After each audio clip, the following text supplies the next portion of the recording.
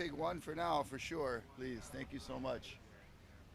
All right. Mahalo, bro. Thank you. Awesome.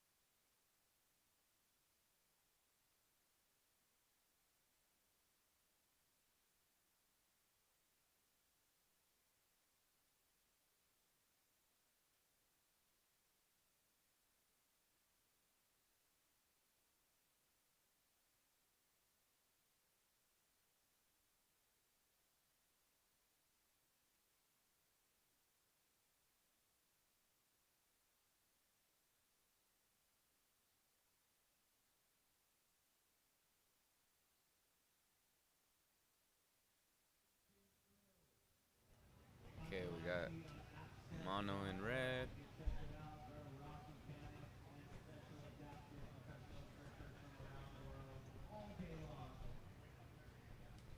All right, good morning and welcome to another day. Look at this right here, Rocky Cannon, Jose Martinez, Yes Way Jose, and we are bringing you live action. It is finals day. Happy Aloha Friday. As I like to say, Aloha Kakahiaka with a double shaka and big mino akas. We are smiling because it is finals day for the Hawaii Adaptive Surfing Championships here at Waikiki, and we're starting off with a banger, Jose. Oh man, it's incredible. We have Mono Stewart with us, Dariel Melendez, Llewellyn Sponge, and Josh Bogle. Man, what a final. These guys, it was not an easy road. There were some tough heats, and, Mono Stewart threw down a perfect 10 yesterday. Yeah, and then Sponge kind of barely qualified in the last wave. I was watching it because I was the heat right after them, and I'm watching them going back and forth. Yeah. And then Dariel's all like, okay, I know exactly what I need to do. And he was the heat right behind them. Dariel was putting it down just as well, dropping nines, Yes. trying to figure out what the judges are looking for. And it's looking incredible. Yeah, and so we had a early start for surfer in yellow. That is Llewellyn Sponge Williams. And he drops a 5.0. So getting started with a mid-range score. So the swell, you were out there for a few heats over the last couple of days, Yes. Jose. Talk about today's conditions. Today's condition is actually a lot better. There's a lot more energy in the wave. It's actually lining up towards having a great finals. It's actually allowing it to swell up. It's actually coming and pumping in, and we're actually seeing big sets. Even the lefts are looking pretty good. I know the judges don't like to, really get those big scores, but today might be a day where we can see a big drop. Well, it does take a little bit more swell for those lefts to produce something. On a regular kind of, 2 to 3 foot day, the right-hander is going to be the main scoring potential here at Queens. But as the swell maybe gets a little more juicy, those lefts can stand up because you want those turns on the outside. The left is giving you a beautiful wall, and from what I'm hearing, it's coming from Tahiti, so it's coming with all that push and energy. And then what you get for the bonus at the left is that connection to Baby Queen. So how much weight of the scoring will be determined by the judges on what Baby Queens will provide. And it's a long distance to paddle back out. So it's a time thing, too, on those lefts. I would tell anybody the last 30 seconds, and if you see it come, go left. Why not? Yeah, that is a really good observation, Jose, because the time factor, if you're under 2 minutes, you see that left start to stack up, and it's going to connect. Yeah, plus, you don't need paddle far after your heat. Absolutely, exactly, And here we go. Josh Bogle trying to take off on the wave. There you go. All right, Joshy Bogle. Oh, beautiful. Lining up, hitting the top, nice. grinding back. Oh, wow. Hit the lip all over again. Dude, that bottom turn was fierce. Joshy. Looking beautiful, brother. We'll give you a round of applause up here from the booth, too. Hey, welcome to all of you joining us on AccessSurf.org, the YouTube channel. And we appreciate having all of our viewers. Of course, our sponsors, huge mahalos. We're going to be giving some thank yous throughout the day. We want to thank our title sponsor right now, North Shore Prosthetics and Orthotics.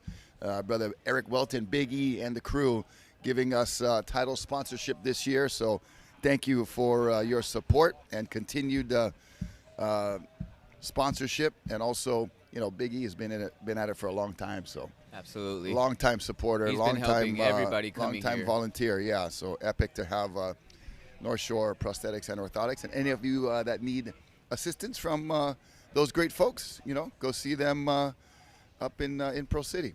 But right now, we're going to get scores on the board. So a 7.33 for Joshy Bogle. And Llewellyn was able to get a little small 1.6. So it is out the gates.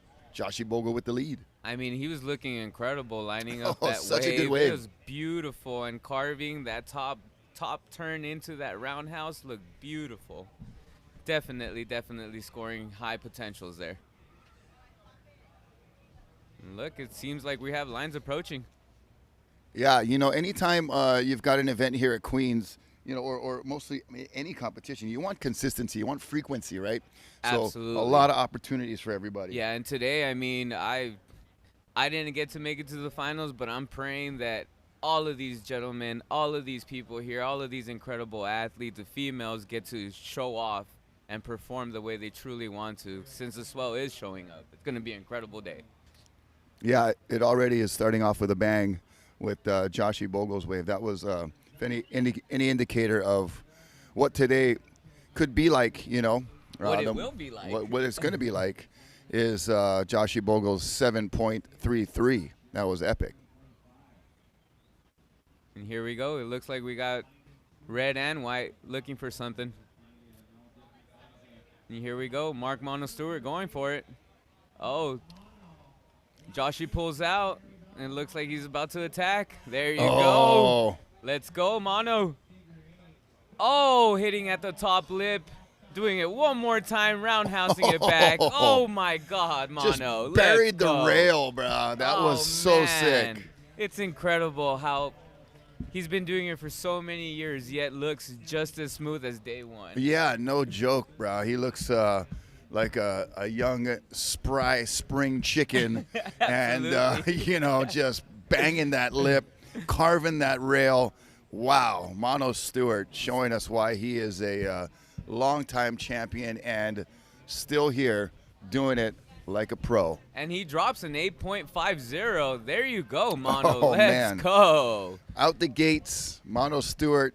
And, I like Joshi Bogle's approach, being aware out there. Yes. We have seen some interferences in different divisions. And, this is the top level of adaptive surfing. So we're at pro status here. Yeah, these athletes know So instantly. They got to pull out. If not, they're cut out. There's priority. There's interference. There's all the things that pro surf events put into the format. So I'm so glad the AASP, Chaka and his crew, have put together such a smooth and adaptable format for these athletes to really compete at a top professional level. I mean, what I like to tell people, it's a chess game. Yeah. We really got to, when it comes down to time, even the priority, how it works, taking the first wave or waiting for the last wave. Right. It's all a chess game, and everybody's playing their own game. And then there's like this misto, from the ocean gods that'll give you a little nudge and a little help here and there. So there's some luck involved too, but man, it is water chess. You're right. Absolutely, and I like to always say the water will always choose its winner. And that's a fair thing to say because we don't know the winner. It could be anyone, and the ocean definitely has a play in that. So, well said, Jose. While we have a little bit of time, Jose, I saw you on the news the other morning, telling a little bit about your story, and for folks who may have missed it or whatever, we can kind of turn back the clock a little bit and talk about you personally.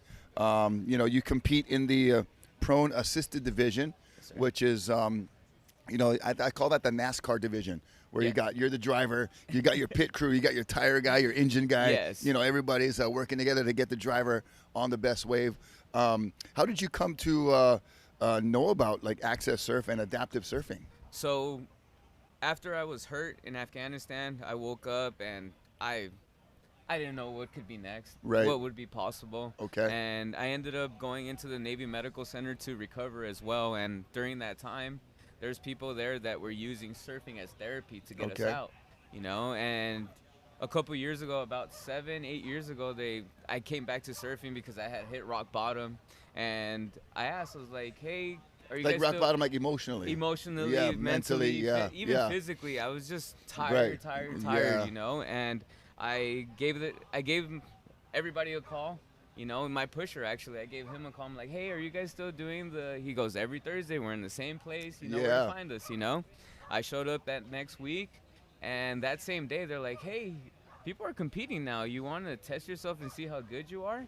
And of course, I have a competitive edge, and then this just sparked something in me, and that's when I met Jesse Bellauer. Then I met Bruno, Mono. I met all of the older guys, and the first time I lost, they're like, hey, mate, and I will never forget, it was actually Mono that comes up to me and goes, hey, mate, He goes, keep your head up. You're going to do great. I Yeah. just need you to continue. Yeah. And when he told me Oh, that, it just man. gave me love. And Pirata did the same thing. All of them just gave me a big hug and just put me into this community. And after that, I never, ever left. Yeah. I've been coming every single year as much as I can, when I can. Yeah. And because of this community, I've lost weight.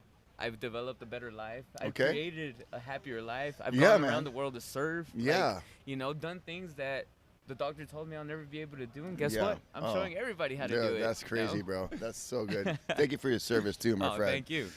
It is truly some special humans that put themselves on the line, you know, for us to be able to hang out and do the things that we do all across the country, you know. Yeah, Yeah. and that's the beautiful part of it, that I want even those guys to know that they can assist in different ways. Yeah. Because the problem with a lot of veterans that we have is that they Yeah. feel like they don't belong or they can't help Okay. anymore. Yeah. And when they see me, they're like, "Oh, dude, I'm gonna go out there." Yeah. I've had so many Oh, veterans man. that instantly You've come inspired people. Yeah, and Yeah. they just come up, now they want to come and help. Yeah. You know, and Yeah, help yeah. all these other people. Right, And be yeah. inspired in different ways. You know, because it does take a lot of hands and hearts, you know, to make this whole engine run. Yes, you know? no, There's so many absolutely. gears that have to get turning, and it's the athletes, you know, that are here, and then it's the volunteers and Volunteers, supporters, sponsors and donors. You know, if you guys are watching out there and may know somebody who, hey, you know, this person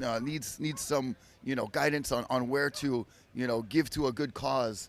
Then, you know, AccesSurf is a great start. This is a great spot. I mean, I've been here with AccesSurf where even after the competition or before, they're like, "Hey, Jose, we can go around the island. We can surf in different spots. Come early. You know, we can push Yep. you into waves," because they know how to help already. Right, You know? And okay. it's just as you're saying, Rocky, if it wasn't for the volunteers, we wouldn't be able to do this. We Yeah. wouldn't be able to show the world how great we truly are. Yeah, You know? So yeah. it's a whole community of things, and it's an ohana for us. Yeah, you super know? Ohana vibes. And we've got a great kind of range of sponsors too. You see up in your right-hand corner, Hawaii Pacific University. They've been involved the last few years now. They've got these couple of majors in their education department that have direct relation to the types of injuries and things that our athletes are going through. Here we go. This Dariel. Okay. Melendez, decided to cool out on that. Oh man, I was watching him yesterday. He's so smooth. I was calling him like the Joel Parkinson of Queens, like Parko from the WSL, just such a smooth Aussie. The way he does his carves and turns, and He has this beautiful, beautiful bottom turn, Oh, and such it a good sets style. himself up just for that top turn. Yeah. It's so smooth and laid back. I mean, it's his Costa Rican style. You yeah, know? pura vida. Absolutely. All right, I think this is Sponge. The spongy and yellow lining himself up, trying to see what he can do on this wave, carving it up on top. A little bit See if stuck he can behind get the in peak. front of it. Oh. You know that this low tide in the morning, the waves are breaking fast on that inside On section. that inside section, yeah, it gives a bigger line and a very, very fast wave. And here comes Dariel Melendez trying to do something on this wave, trying to set himself up. A little bit of just a tricky inside wave there that didn't have that little connection to the reef that was going to set him up with a nice wall. And here goes Joshi Bogle.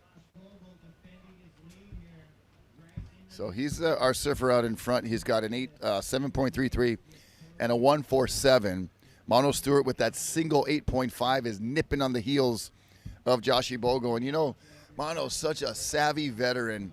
He doesn't even really mess around with anything that's going to not give him an excellent score. Yeah, I mean, he's looking to drop 8s, 9s, and 10s because he knows that at any given second, any of these competitive surfers, these athletes, he knows they're coming for him. So if he lets he's got off the the target gas, on his back. oh yeah, he knows this absolutely, that these young spring chickens around Oh, him yeah. are waiting to take the pecking order, you know? Totally. And it's incredible to see how, and that's what I'm saying, for so many years that he's been competing, he just looks like mastery out there, you know, doing his own thing, Yes. playing on his own game. Yeah, I mean, like the guru, the big kahuna, all those kinds of things come to mind when you're looking at Mono Stewart. He never seems like there's a sense of urgency. He's always like composed Yes, and under absolutely. control. until he gets on the wave, and then the lip is like, oh my God, here comes Mono. That's when he starts attacking. That's Yeah. when you really see his spirit in the wave. You that know? inner warrior. But man, when he's out there waiting for a wave, or he's like, just chilling in the lineup, it is really calm, cool, and just collective. something very, yes, exactly. Took the words right out of my mouth, bro. Perfectly. Jose Martinez, he's going to be featured more on these broadcasts for sure. Well, since we are talking about Mono, he actually asked me to give Deb a big shout out and say how much he loves you. Oh, man, so cool. From what we know, Deb, Mono wouldn't be here without you, and he couldn't do it without you. So he says he loves you, and he's sending you a big hug. Can't wait to see you and take you to Japan with him. And he looks into the camera right on cue of like, yes, is kind of, I second the motion. And yeah, so cool. See them all out there hanging out. Josh Bogle, Dalia Melendez, and Mono Stewart. Mono Stewart, kind of the the leader of this movement, and been doing it for so long. And you wouldn't believe if we told you. We'll let it kind of sneak on the wayside, but we're not going to tell you exactly how old he is. But the Bugga's been out there for a long time. Yeah. And he'll be in the booth a little bit later too, so he'll share some of his story as well, which is all of these different stories I'm getting to learn being in here. My timing and things that I have going on different parts of the island have kind of been not able to work out for me to be here the last however many years. But finally this year, everything lined up. So I'm like getting to learn so much about, and it's grown so much. Oh, this movement, this community, this adaptive surfing professional scene has grown exponentially over the last couple of years. Since the last time I was here, back in 2018, we did a kind of a lower level kind of broadcast way back when, but it was just like maybe 1 or 2 days of competition. Now we got 4 days. Here's Mono. Oh, wow. on a 360. Oh, and he's gonna make Stay it. on it. Oh, wow. He's so wanting to redo that one. And that's exactly what we're talking about. The minute he's on that wave, it's instantly attack. And look at this, the savvy competitiveness of Mono picks one right away. Turns back and wants to redeem himself. Let's see what he can do. There you go, hitting the top of the lip, coming back down. Oh, Mono. Nice. There you go, Mono. Nice, brother. Well, and here comes Dariel. Yep. Looking to paddle and take this one. Nice looking wave. See himself setting himself up, getting that nice carve off the top. Setting himself down. Oh, so smooth, Dariel. Yeah.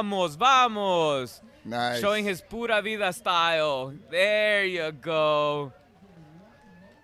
He's going to be happy with that one. Para toda la familia que está mirando a Dariel en Costa Rica, dice que muchas gracias y los quiere mucho a todos. Pura vida. Oh, lovely. Yeah, and Dalia was doing that for Barbara yesterday. Oh, yeah. Shouting out to Mexico. So I said, hey, whenever she comes up, take it away in Espanol and give us the play-by-play in Spanish. So, yeah, feel free, Jose. Hey, where's your home origin?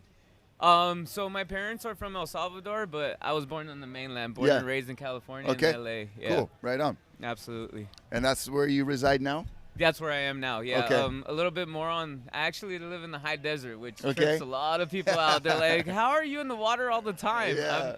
Some people in La Jolla Shores where I surf with my pusher, Darren, yeah, everybody thinks that I'm a local, and they're like, I'm there every week. Yeah, but good, bro. I'm always chasing waves. Like, that's what I'm saying. Like, once you get the bug, bro. Oh, that's the reason why I lost weight, Rocky. That's the reason why I've learned how to read the water better. Yeah. Like, there's times where I don't even surf, and I just read the water just so I can, mind surf. Yeah, that's totally. The best way you can start practicing. Yeah, you know? yeah. Just sitting. I don't know if you've ever. This might be a homework assignment for you from Uncle Rocky, born and raised North Shore. The movie North Shore. Yes, absolutely. Okay. Good. So Chandler and Rick, they sit on the beach, and it's like, that's all. And the wife is like, oh, they're out surfing, and they're really sitting on the beach though, just watching. But that is surfing. That's exactly surfing. What starts at the shoreline. Yep. And just sitting here, some people I got chicken skin thinking about that. Well, people because you said it so perfectly. Yeah, no, people see me sitting here and they're like, "What are you doing?" I was like, timing the sets in my mind. Yeah. I'm like, I want to know how they're fast, if they slow down, Yep. you know, like Yep. I How much want to time see in the between? line. Yeah, Yep. I want to see what sections I can make, you know. True And surfer, my friends. True surfer here. I just got the bug, and Yeah. I was just in Costa Rica with Dariel surfing in Escondida. Yeah. I mean, Right on. Yeah, we were in Jaco surfing. Oh, yeah, dude, like Costa Rica is so beautiful. I'm so blessed to know Dariel and become such friends with him. I mean, Yeah. I know he's from Limon, but he's always in the yeah, he said Pacific he side. said he's Yeah. moved over to And the to Pacific. Jaco Yeah, and stuff yeah. like that, and because of him and even Matthew's pusher Ariel, Yeah. I gave him a call. I'm like, hey, I'm coming through. He goes, come on, I got you. We're gonna take Oh, you some so beautiful good. spots, and I got to surf Escondida. Oh, 3 people, man. 4 people, Oh. A-framed. I'm it was jealous, like, bro. Oh my god! And when they told me that was my favorite surfer's wave in Costa Rica, Yeah. AI's favorite surfer. Okay, yeah. Oh my god! Yeah. It turned mystical. Oh, bro. You know, and I'll Special. continue to live just trying to chase that same day again. That Rocky. feeling, yeah. Oh, I mean, know. Yeah. Look at the line coming out the back. Here we Oh, go. We got some swell for Aloha Friday. Aloha Finals Friday. Absolutely. Here at the Adaptive Surfing Championships in Hawaii. This morning, I was at the break surfing with the guys, and Llewellyn Sponge Yeah. asked me to say a big shout out to Mom and Dad for always supporting Oh, him. so good. And Sarah's mom, Liz, specifically, he says that she's up every morning watching us. He said Oh, this that's is like so beautiful. 4 a.m. time for Yeah, them. yeah, and yeah. here he comes. There you on go, cue, Sponge. bruh. Let's go. Show your family what you're about. Hitting it off the top, setting himself back up again, and there you go. We hear Sarah screaming on the side. She Yeah. knows she loved that. Oh, I Let's can go. hear cheers from Oz right now. And here we go. This is Mono Stewart. Not much wall to work with. Yeah, he's doing He's his going to be best. patient, though. Yep. Oh, here's the wall he's been There it waiting for. is. There. Oh, look at that slash off the top. Oh, one more. Finish it. There you go. That's going to be a big score. He set Nice. himself up great for that. Yeah, nice work.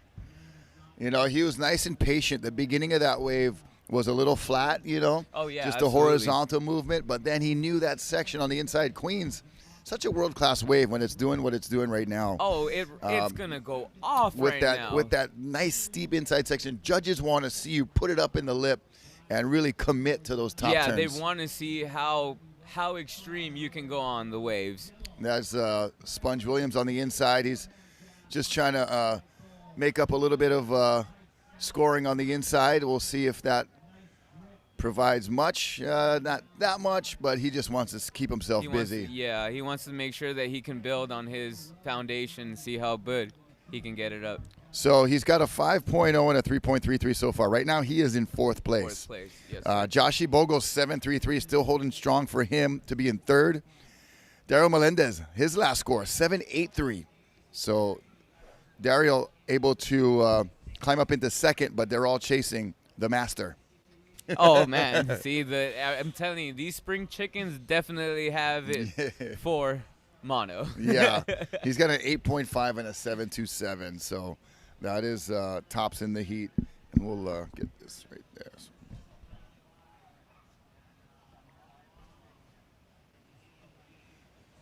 So, yeah, the scores are up on the left side of your screen there. Very great production. Two shrugs. Thank you so much.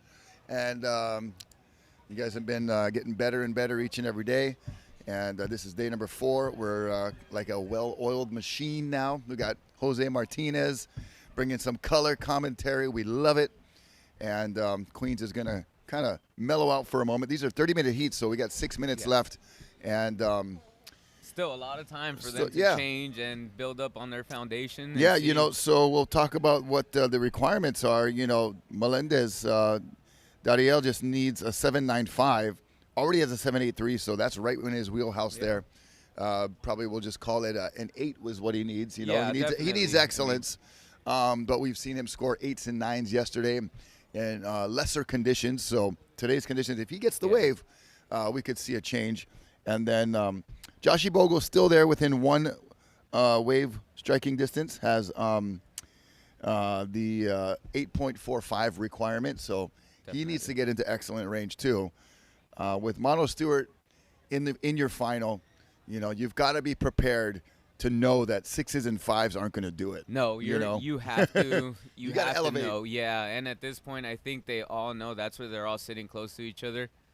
They're all waiting for a set wave. They know they have to go for something big. There's And 5 minutes. There it looks like, as we're talking about it, looks like we have something coming out. And so we don't know who has priority from this vantage point.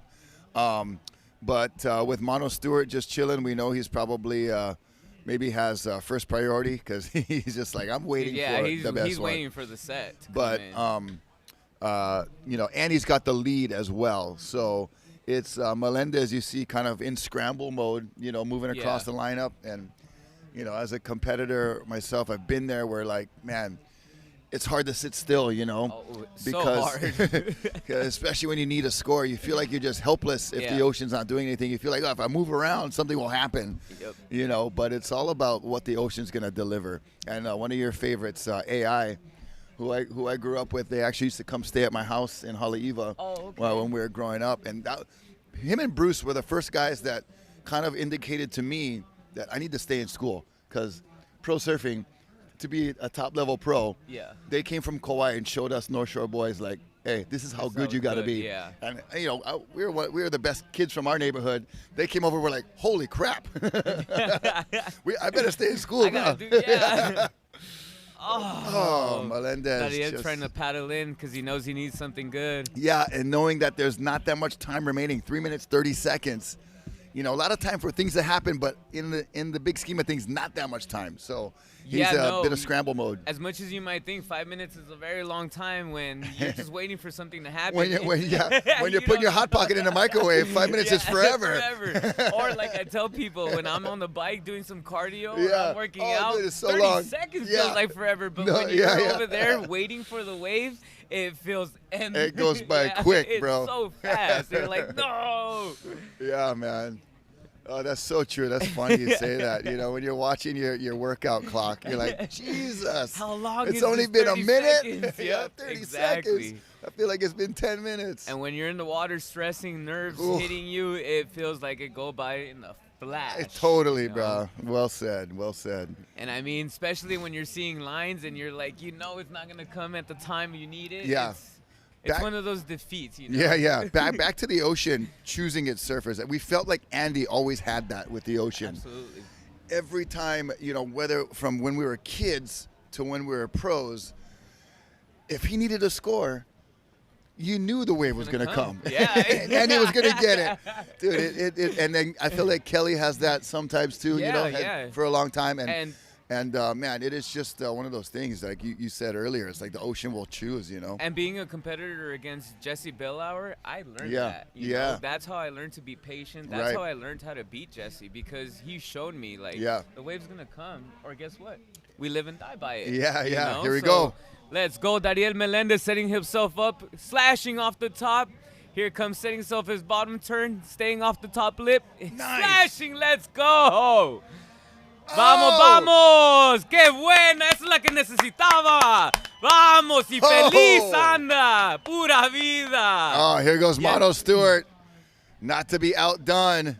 And he knows Mono, they're coming for him. He's setting himself up, slashing off. Oh, what a roundhouse. So not that much on offer for Mono. I'm not sure he's going to better his position. But we'll see what Dariel gets on this next one. So Mono's previous score, 8.9. So that actually comboed everybody. So right now the battle's for second. So yes, Mono did get a big score before that wave. And here comes And right now Sponge currently in second. But it did not set for him. So Sponge with a 6.53, a 6.33 on his last wave, and then a 6.07. So he's got a pair of sixes. But Dario will go to second. Goes into second the with 8.3. So he's got the 8.3. Nice. That would have been enough to take over Mono if Mono had not got that 8.9. And now he's got an 8.6. So he's just pouring it on. He knows they're coming for him. But in order for Dariel to move forward, he needs a 9.2. And here comes Josh Bogle setting himself up on the line. Oh, beautiful bottom turn. Let's go, Josh. He's setting himself up to finish the wave. Ooh. Just a little bit crumbly on that last section. The wave didn't cooperate, but Joshi Bogle did his absolute best with what he was given, you know? Bringing all that Maui love. Oh, yeah. Maui no Ka'oi, number 1. Well, that does it.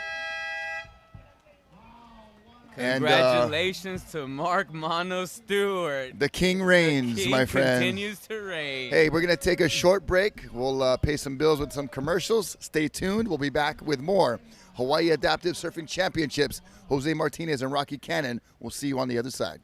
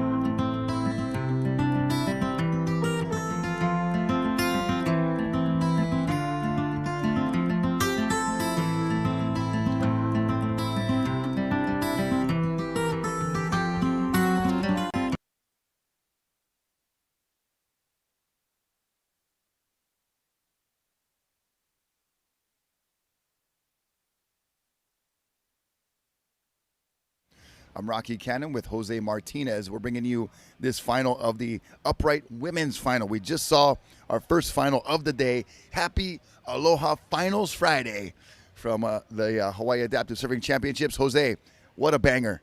Oh, my God. We're setting it off. These athletes are putting on a show for you. If you're not watching, please tune in and start watching it with us. I mean, it's incredible to see what all of these athletes can actually do. Yeah. They're showing off, and the waves are showing up. Totally. Well said, bro. Showing off and showing up. And we're going to be showing out the rest of the day because this is the next division of our women final. Victoria Feige in red, Emmanuel Blanchette in white, Barbara Garcia in yellow, and Meg Severn in black. So another banger of a final. All these competitors have the ability to come out number 1. This is going to be a great one. These women have been going at it for a couple years now. Yeah. They're the top of the top, you know, and for this specific division on the women's, I know Victoria Feige is the reign champion. Yeah. But I also know that Barbara Barbie is looking and coming after, and so are the other ladies. They're actually incredible at what they do, and it's incredible that they're showing up and showing out, you know? Yeah, it's going to be a great day.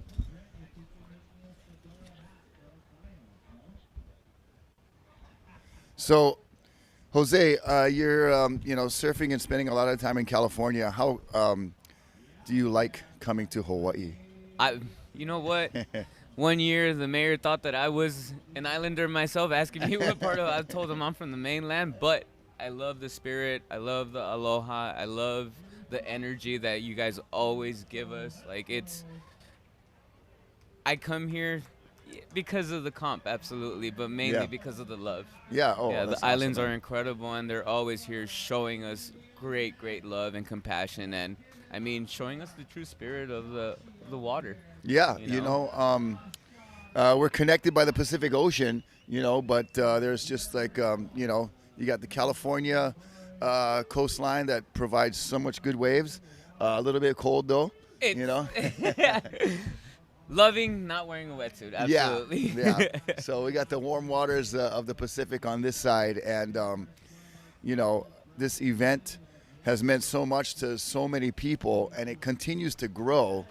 And having the contingency from even more places around the globe now, how do you appreciate the international involvement? You know what? I love it so much because we get to learn from other people how they compete, how they surf, you know, what would work better for this person or that person. Yeah. It's because it's all a community and we're all trying to help each other get better. Mm-hmm. So, having everybody around the world starting to see what the water provides, just like Duke Hanamoku Yeah. showed us since Yeah. day one what Right. the water truly is, you Yes. know, and he's the one that brought it to the international world, you Yeah. know, going to Australia, Yep. showing everybody else how, and being the first one on the newspaper, putting up Yeah. a woman, Yeah, you know, yeah. on the board. What more beauty of life Yeah. in the dance of water that we get to have, you know. Totally. So And yeah. it's absolutely incredible to have everybody here and showing up. I mean, this year, I didn't make the finals because the Aussies came strong, baby. You know? So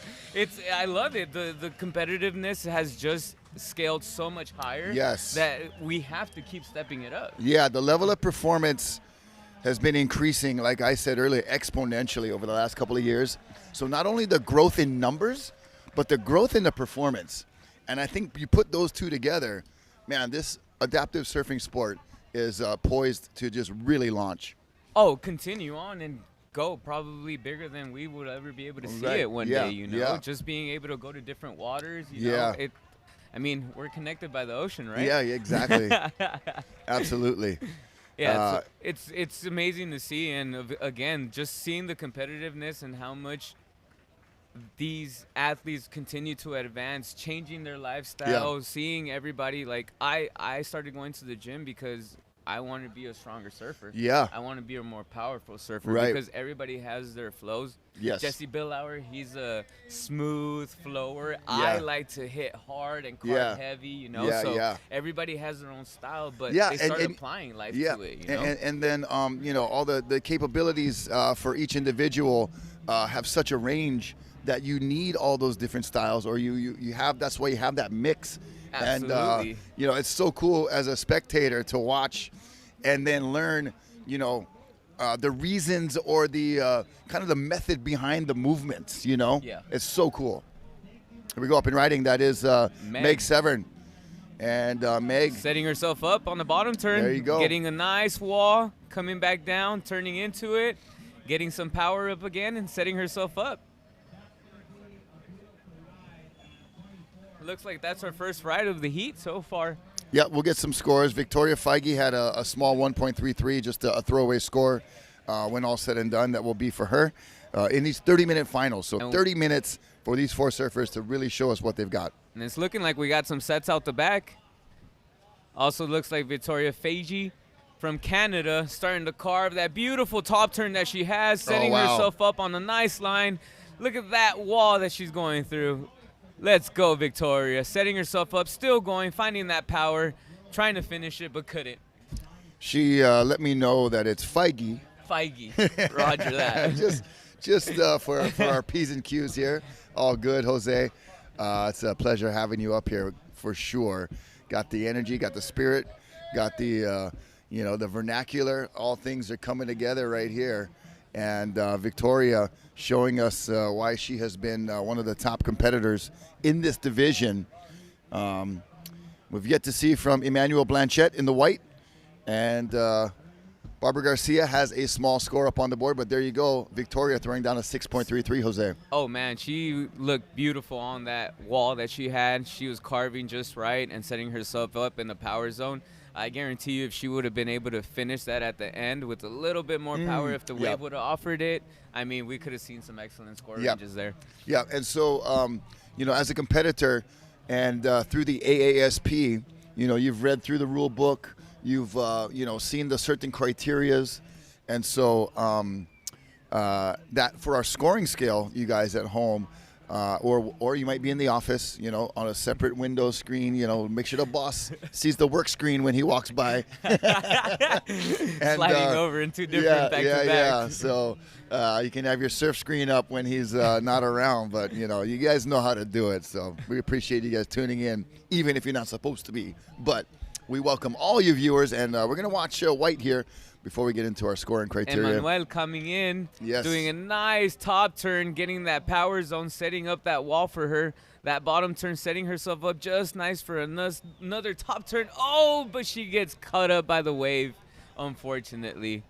It would have been an excellent score, it looked like, if she would have been able to finish it. But Well, and speaking of international, what we have up and riding here, this is Meg Severn. Meg from here in Hawaii, and placed second place last year in this division. And Moku Surf Shop is one of her supporters. She grew up in Thailand, but moved to Hawaii 2.5 years ago, and that's when she began surfing. So look at her, surfing for 2 years, already in competition. Already in competing. Yeah, that's I so mean, cool. It took me all of 10 years to even get close to this, you know? So, I mean, that's the beauty of us being able to showcase this for you guys so you guys can see, because I feel like everybody knows somebody that needs a little, you know, pick me up, and this is the proper way to see it, you know? Like, I tell people, I was like, inspiration and motivation only comes from within. What we can do is give you that spark to show you. Life isn't that bad. Yeah, you can, you know, it's that classic, you know, you can show the horse the water, right? But the horse has to drink it. Yeah. So you guys are, you know, showing folks the water, but they got to come and participate. Absolutely. But at least there's someone to show these folks that might be in a spot where you once were, you know, kind of, you know, down a little bit. You know, you use the word rock bottom. And, you know, if you're even there or close to there and you tune into this somehow, or somebody points you in the direction like, hey, check this out, man, it is so worth it to just take a few extra steps and take a few extra, a little more effort to get out. Jesse Billauer said it yesterday, the four walls are your enemy. Yep. So you got to get outside, get out, you know, whatever it takes. Whoever it takes to help you. I'm going to add to that. Yeah. The four walls within your mind. Oh, dude. Is your worst enemy. You got to learn that you have your own key. And just put it in and unlock it. Oh, man, you're giving me chicken skin over here, Jose. That's so good. That's what the water teaches us. Yeah, man. You know, that when it comes, hey, we got to attack it. When it's low and calm, we just got to go with the flow. Yeah, bro. You know? So the water's constantly teaching us how to treat life in a better way. How to smile through it, enjoy it when we need to, and charge when we have to. You know? No, and it is the ocean that will be like, you know, now's the time to hustle. Now's the time to just chill. You can't control this. You just gotta relax, go with it. But and just like life, if you try to fight it, it's gonna drag you through the mud. You know? Yeah, you're so right, so right. Here we go. Paddling in yellow, no, not quite.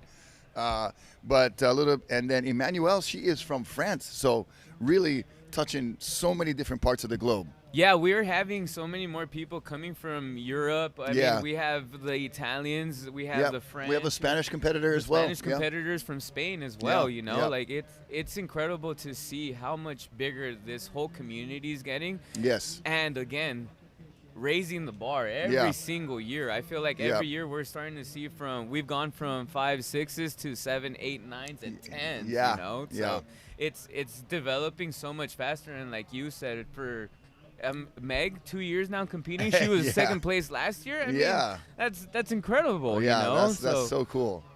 It's just them showing off to us that they got it, you know. We just got to give them the stage. Yeah, and what a perfect, appropriate stage here at Waikiki. With all of our visitors that come down, you know, we're sharing probably so much new information to people that may just be here on vacation, but they have someone at home that could kind of, you know, use some inspiration, or someone themselves who's just visiting. And perfect example, Rocky. There was a lady that came just earlier as I was coming back in from the water, and she was like, what's going on? I'm from Australia, walking in her prosthetics. She's an AK. And she introduced herself to one of the persons. AK's above the knee? Above the knee. Okay, good. I'm learning all of these acronyms as well. Yeah, and instantly, Mono, as he was coming in, he's like, Mono, she's from Australia. Mono instantly grabbed her, started talking to her. So it's just showing more than anything that it's possible that you can get out there. Because when I got that happened this morning. This morning, just this morning. Perfect example of what we were talking about, Rocky. You know, it's just being inspired to see others like, oh, we're in the same boat, and you guys are smiling. What are you doing? You know, So let me show you what we're doing. You know, you know, it is infectious, man, and like she being, you know, having that something that she could relate to, and seeing, you know, probably noticing like There's another one. There's another one. Yep, You know, yep. what is going on here? Her brain, you could probably see the gears turning from outside her head, I mean, right? you can see the smile slowly Yeah. get bigger and Yeah, bigger yeah. because she's starting. Oh, There's a man. big community of people like me that just want to be out and Yeah, do something. yeah. I mean, we all love nature. So You know, nature's it's just the nature's like best. God's gift, Yeah, right? I mean, that's the one thing that we were told we can have. Yeah. You know, exactly. it's the playground. Yeah. You know? Yeah. Yeah. So good. But yeah, so that is a lot of the reason I've been telling, this broadcast has a couple prong approach, First and foremost is to showcase the talent of these amazing adaptive athletes and all what you guys do. Second is to kind of get it on the map and across out to the world that there's ways to get involved and support, and for folks that could be potential participants Participants of to this. come out Absolutely. and get out of the house, get out of your funk or whatever it is, And come out and come show up and show off. Yeah, You know, yeah, that's the most beautiful part is that we actually have a stage where we Yeah. get to compete and show. Look at these out. sets, bro. It's coming in This right now. is All getting these better lines and coming better. from the back. It's gonna be blowing right now. It's gonna be incredible. Okay, now who's in position? Because we got some scores being thrown down. Victoria put down her earlier 6.33. That's the biggest score on the board so far. But Meg, a 4.17, Emmanuel, a 4.27, and Meg with a 2.83. So that puts her currently in second place. They're all chasing Victoria. Maybe no surprise there. But look at these waves as they just continue to build. To build up. Victoria knows this one could be a little whitewater. Take Not off. able to get into it, but it's starting to kind of stretch out down the line a little bit. But sometimes you get that little roll in, that cushion, that chip shot from the outside. That's what Victoria was looking for. Whoever has priority right now could score something Potentially big. decent, but it's going to kind of move on the inside. And Roll on. what this wave does when it gets bigger is it starts pushing over into the channel on the left side, but then it really fades out. So it's kind of tricky. Yeah. It kind of deceives you a little bit So- that it's going to break there. So you got to hold your ground at the peak. like a giant roundhouse was Yeah. what I was told. Because Yeah. if you're looking at your lines and where Yes. you are, the minute you take off, take that bottom turn and go up, you get so much speed that you're so far ahead Yeah, of the wave right. that you have to just grind and Yeah. turn and get that wall to set up. Once you're in that wall, that's when you can start playing around. a There's lot more. that money section on the Yeah, inside. It's and nice and meaty and oh, it gives you totally power. steep. Yeah. Beautiful. I mean, it lines up and gives you that perfect wall that a lot of these athletes are looking for. Yeah, and I think they're just getting a little bit deceived on those outside sets that are pulling them to the left a little bit. So they got to kind of, Victoria's got the idea. She's She got needs to to go a little bit more back towards the peak. Exactly. Yeah, because it will fade and allow you to still make that section. It has a really deceptive kind of a false wall down the line, especially when it gets bigger, it Yeah. looks like it's gonna break a little bit more towards Diamond Head, Yes. but it is not. It's Right. always gonna break at the same spot. And even if it does break, it'll fizzle out. Yes, So and I mean, if you can see and read that, I mean, what a lot of athletes were doing is coming down, that fizzle hitting Yeah. it to get a little bit Right. more of that energy in. yeah, and then kind of go into that good steep section with that speed. Exactly. Because that speed, power, and flow, that's part of our criteria. Absolutely. And then the numbers, excellence is anything from 8 to 10. Anywhere from 6 to a 7.9 is considered like very good, and then or 6.5. And then you have so it's excellent, very good, then average, then fair, and then poor. You got the poor scores way down there in the 1s and 2s. But these surfers are on the hunt for excellence. But so far we've got Victoria Feige with the best score at 6.33. That would be considered a good score. So she's got a good one under her belt. I mean, Meg only needs a 3.5 to drop Victoria into second place. Yep. Emmanuel looks like it needs a 3.4 to advance to first place, and Barbie Garcia is just looking for a 5.97, which is all doable. I Yeah. mean, we've still got 12 minutes left. There's a lot of surfing to still go on. Yeah. I mean, 12 minutes can give us 3-4 more sets, hopefully. Yeah, you for know? sure. And I mean, and with these score requirements, it is anyone's contest right now. at this point, Yeah. the ocean's choosing its winner right now, and it looks like it's anybody's game. So Yeah, we saw the previous heat where at one point Mono had everybody comboed, but then they were able to climb back into that single wave scoring striking distance. So anytime somebody has a combination lead over somebody, that means their lead is so large, their scores are so high that the surfers chasing them need to not even count any scores on the board they have so far and get 2 brand new scores. I mean, pretty much it would probably set waves, and they Yeah. know they have to do their hardest and toughest on Yeah. that wave, you know? Because Yeah. that's the only way they can grab a good high score. Yeah, and so in this situation, though, everybody is still within 1 wave, so no combinations as of yet here for anyone for our leader, Victoria. She would love to be in combo situation, but Absolutely. she'll need some bigger scores. But these Wahines out here are chasing her and want this championship badly.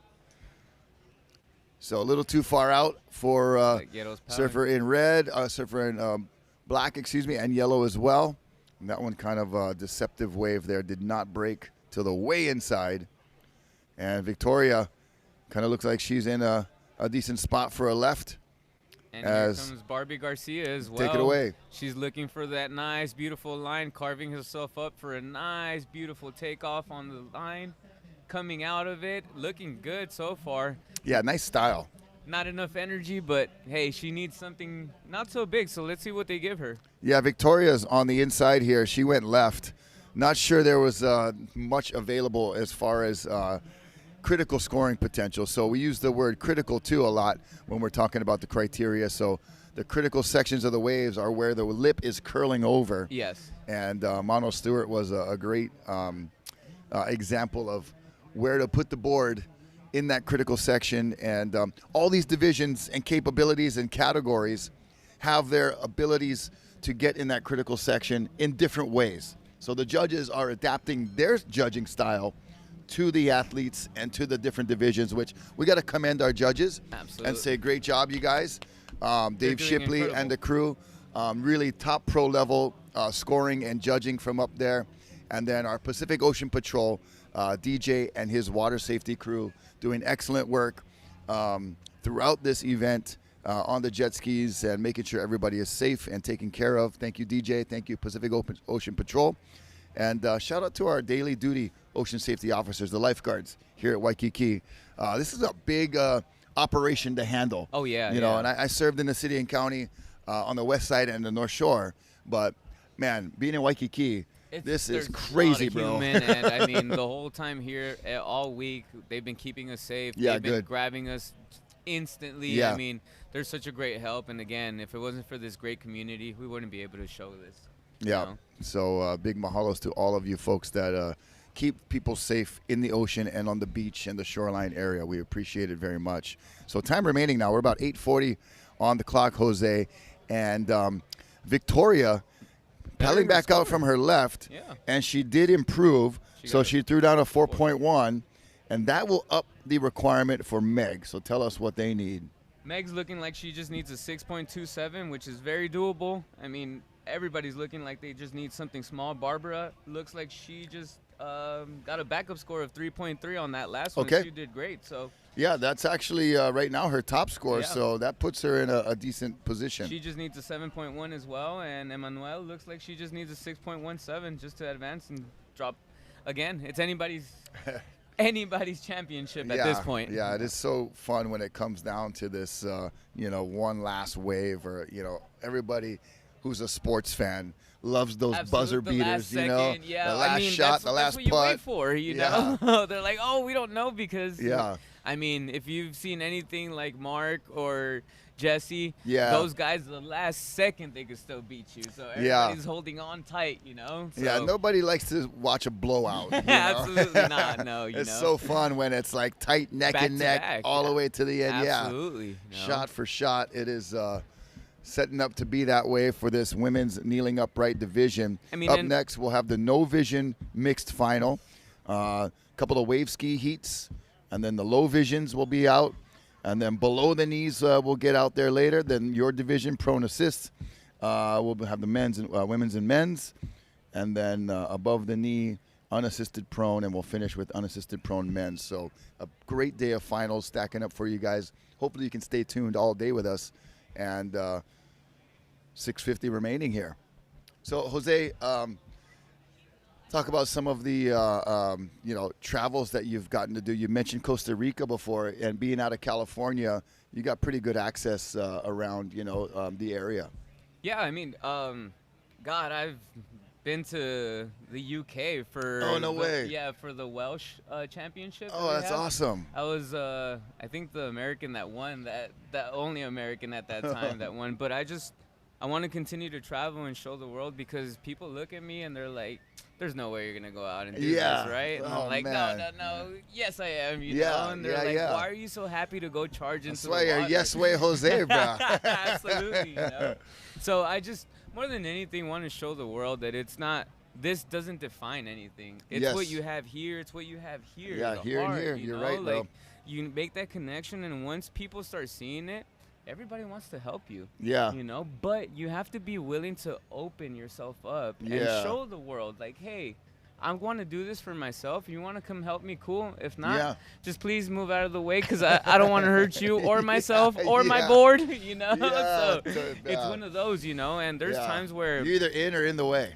exactly, you know. So, and there's a lot of people that just like, I'll be out in the water sometimes, and let's say if I haven't gone out for 2 weeks and I just need to paddle around, I'll go by myself and Yeah. just get on the point, and they're just like, how do you know where it breaks? I was like, I just know. Yeah. You know? I've been surfing from the shore, bro. Exactly, you know, and Right, I go to certain spots, and a lot of people, like, we have specifically for the veterans, that some of them are really, really stuck, Okay. even though they have everything, you know, but they just feel like they're not doing much anymore. Then they see someone like me, and they're like, hey, can I help you? I was like, yeah. Dude, you want to grab my board? You know? Yeah. So it's instantly one of those where they're like, oh, this guy just wants to like have some fun. Yeah. So let's go have fun together. Yeah, you know, yeah. like, so it's one of those where I continue just to show the world. I mean, gone to El Salvador. I'm trying to get to Nicaragua next, because we Yeah. have a awesome surf photographer that lives there. He's like, Okay. dude, come through, you know. Oh man, I've been So- there. I've been there once before. It's so fun. Yeah, I mean, and just trying to surf it anywhere that I possibly can, just to continue to see, experience, feel, you know. The water's different everywhere you go. Yeah, for sure. Different points, different beach breaks, you know. So I just want to see how far I can go. I mean, Yeah. Rocky, to be honest with you, I already have my last day of my life planned. Hopefully it's like when I'm 99, 100 years old. I'm going to wake up to a morning surf, Yeah. have a burger, and then, you Okay. know, call it a night, maybe, you know. So, Classic. but a good 3-hour surf session that Yeah. day. So Oh, man. my goal is to be able to live forever, but physically be able to move and do it forever, you Yeah. know. So Yeah. for me, it's got to take care of my health, got to take care of my body, my mind more Yeah. than anything, you know. Yeah, Got to make it your resilient. mind. Yeah, your you know? mind is in control of everything. You know. Absolutely. So And then your heart is the one that, is just the passion, right? Yep. And that's all I want to share with people, the smile. Like, Yeah. what's keeping you from smiling? Is it yourself? Because that's probably what it is. It's not the rest of the world. 99% of the time, Oh. or almost 100% of the time. It's yourself. Because you can't control Yeah. what's around you, but you can control your reaction. Absolutely, you know, and you can control what you're going to do with your life Yes, more than exactly. anything. Here we go. And- In control, hopefully, of this wave. No, not oh, quite. it doesn't give it to her. Oh, you saw the little frustration there. Everybody from, knows that they're Emmanuel. chasing something small. They just need a good. Yeah. I mean, we're chasing 7s and minutes. 6s, and there's 3 minutes left. It's totally doable. And again, it's anybody's championship at this point right now. Yeah, and we'll see how the repositioning of the surfers as this swell builds. It's not as consistent, so it kind of can pull you out of position. Yeah, you it's know? gonna, like I like So to you gotta say, be able to move around the line. when I'm in the water, I like to tell people, don't go chasing Yeah, waterfalls. And they're like, what? I was Yeah. like, don't go chase, because then you're going to get out of position. Yeah. And when the real set comes, then guess what? We're getting Yeah. washed out, you know? Sometimes if you get So- caught chasing, That's it. Yep, you're here, the wave's there, and Yeah, vice versa. So, exactly. yeah, well said. All right, so down to the wire, 2 minutes, 30 seconds. Victoria holding on to that first place position. I know she wants to throw down bigger scores, but she's got to be happy with the way she is in first at the moment, but knows that can change on a dime. Yeah, absolutely. Oh, and speaking about surfing in different spots, I actually got to surf with Barbie in her spot in Tres M's. Oh, no way. So, yeah. Oh, in Mexico? In Mexico. Oh. Yeah, absolutely. Nice. Yeah, like always, we have to say it, Viva Mexico, as Yeah. Barbie likes to say it. Okay, well, and here she goes. Oh, Oh, almost she on couldn't get cue. into it. Yeah, exactly. Oh, man.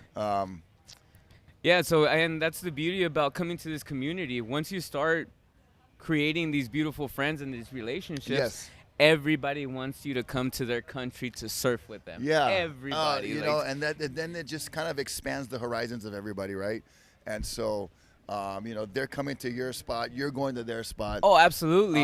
You know, and that's surfing across the board. Yeah. Like when my first travels as a kid to go compete in California, that's how I met Jesse Okay. when we were, you know, like 12 years old. That's the picture you showed. Yeah, yeah. And so that was him and all the other California guys Showing.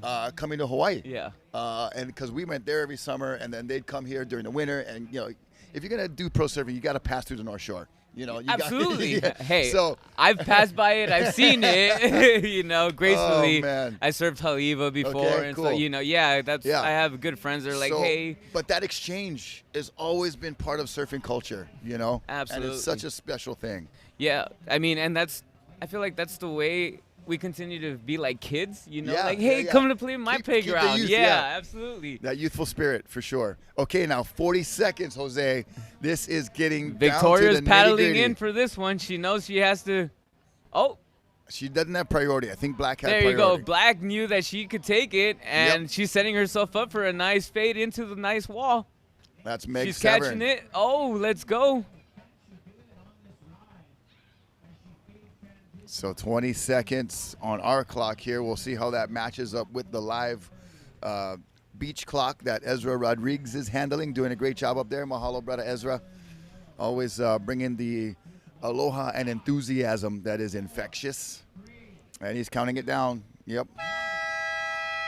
So that ends our second heat of Finals Friday here at the Hawaii Adaptive Surfing Championships at Waikiki. We're going to take a short break. We'll be right back with more finals action.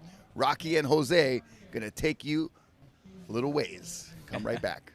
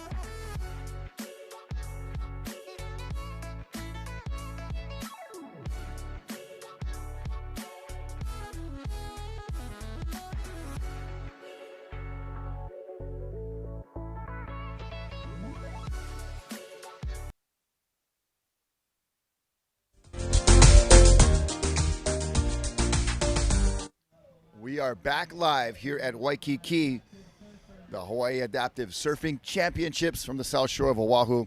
It is May the 8th, and we are celebrating Aloha Friday Finals Day here for the Hawaii Adaptive Surfing Championships, brought to you by North Shore Prosthetics and Orthotics. I'm Rocky Cannon with Jose Martinez. We just had a banger of a final with the women upright kneeling division. Now we're into the blind no vision mixed final. So we got Kirk Watson in red, Thomas De Silva in white, Steve Fox in yellow, and Marta Paco in black. So 3 men, 1 wahine. That's why we call it the mixed. And you ever tried surfing with your eyes closed?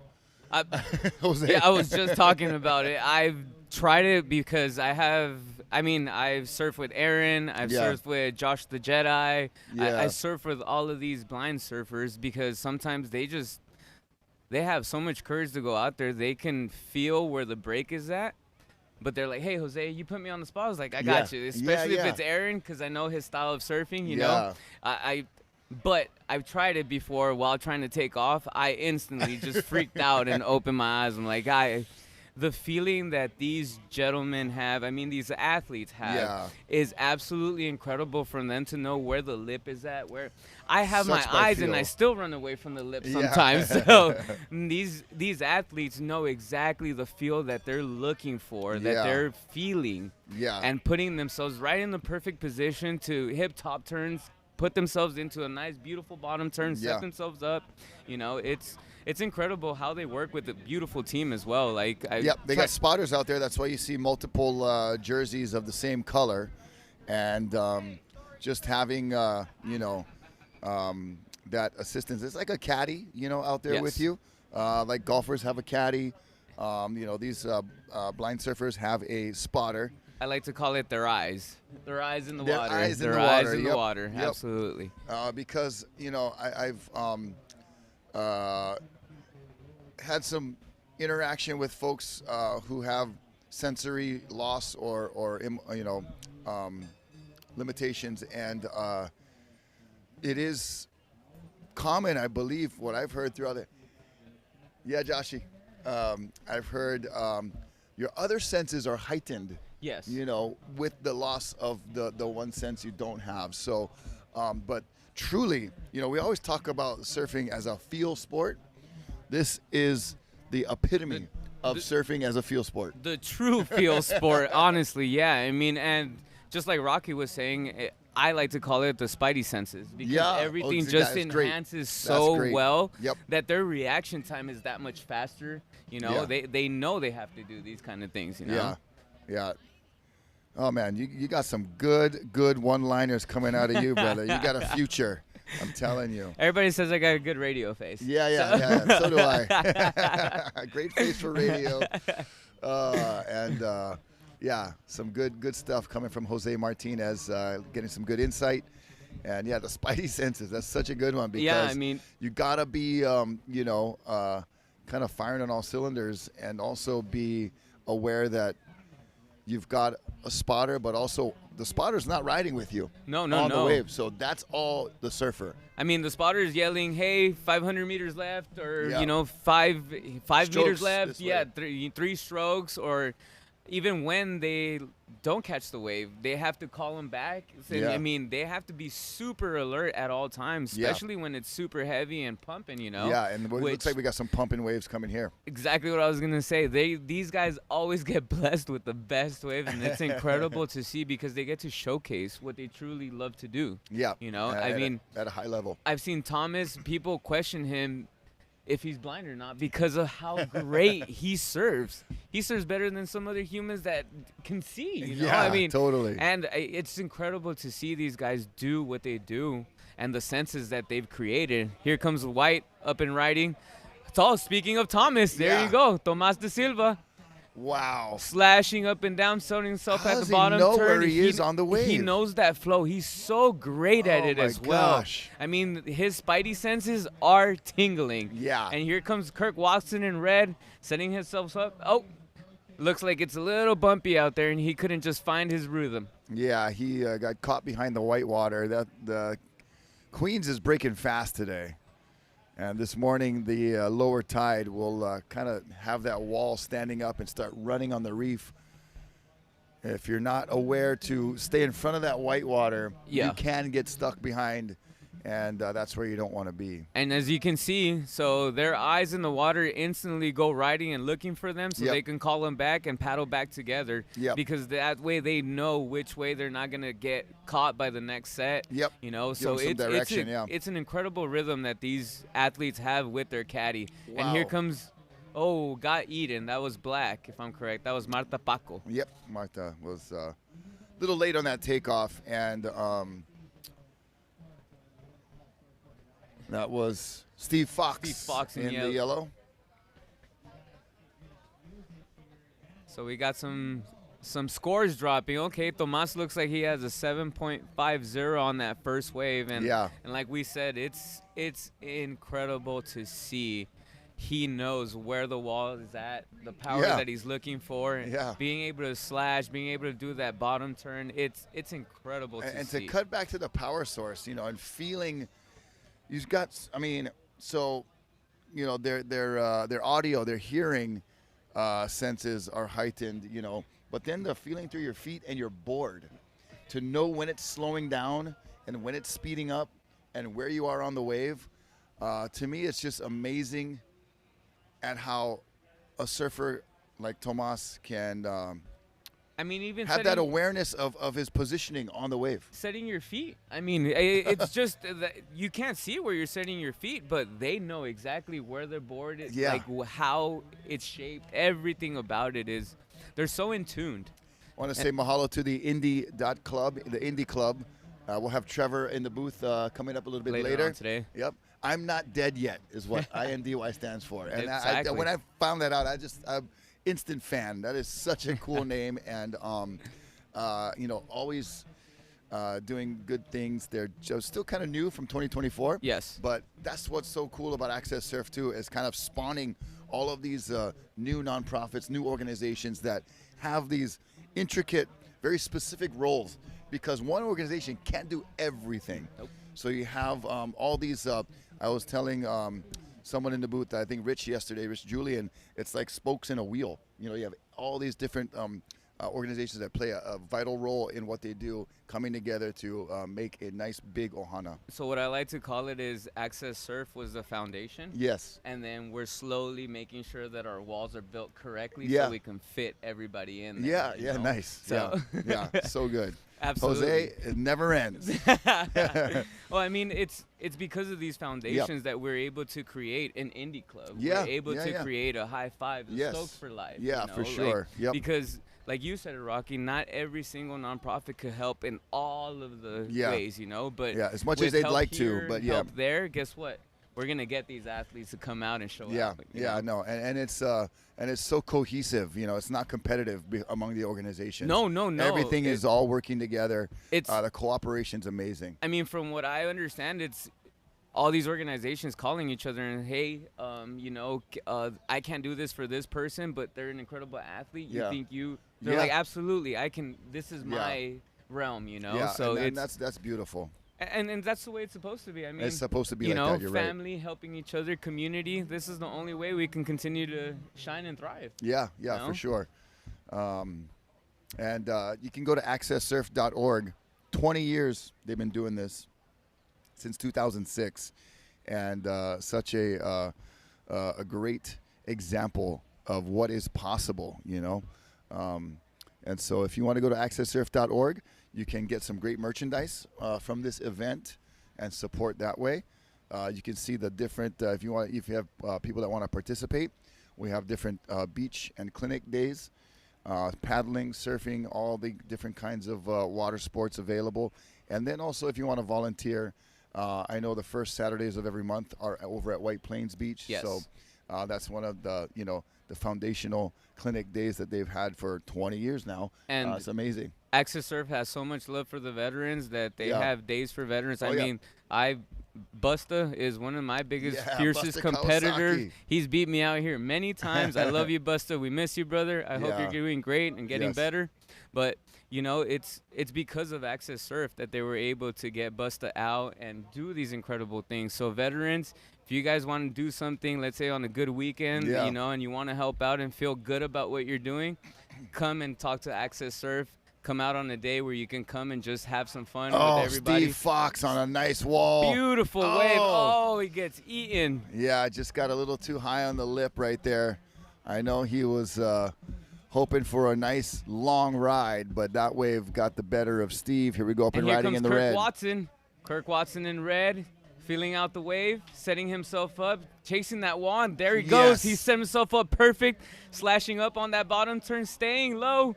Let's go, Kirk Watson. For all the Yeah. Aussies watching out there, we love you all. Thank you all so much Yes, for sir. allowing us to be part of this as well. Yeah, the Aussies super, really competitive, but but very enthusiastic They bring the community. stoke. The Yeah, the they bring the enthusiasm stoke. is the Stoke blokes. That's Definitely. for sure. Our mates. Yep. Oh, here we go. Look at these sets on We the got outside. some lines coming out. Oh, man. Queens is coming alive for the finals day.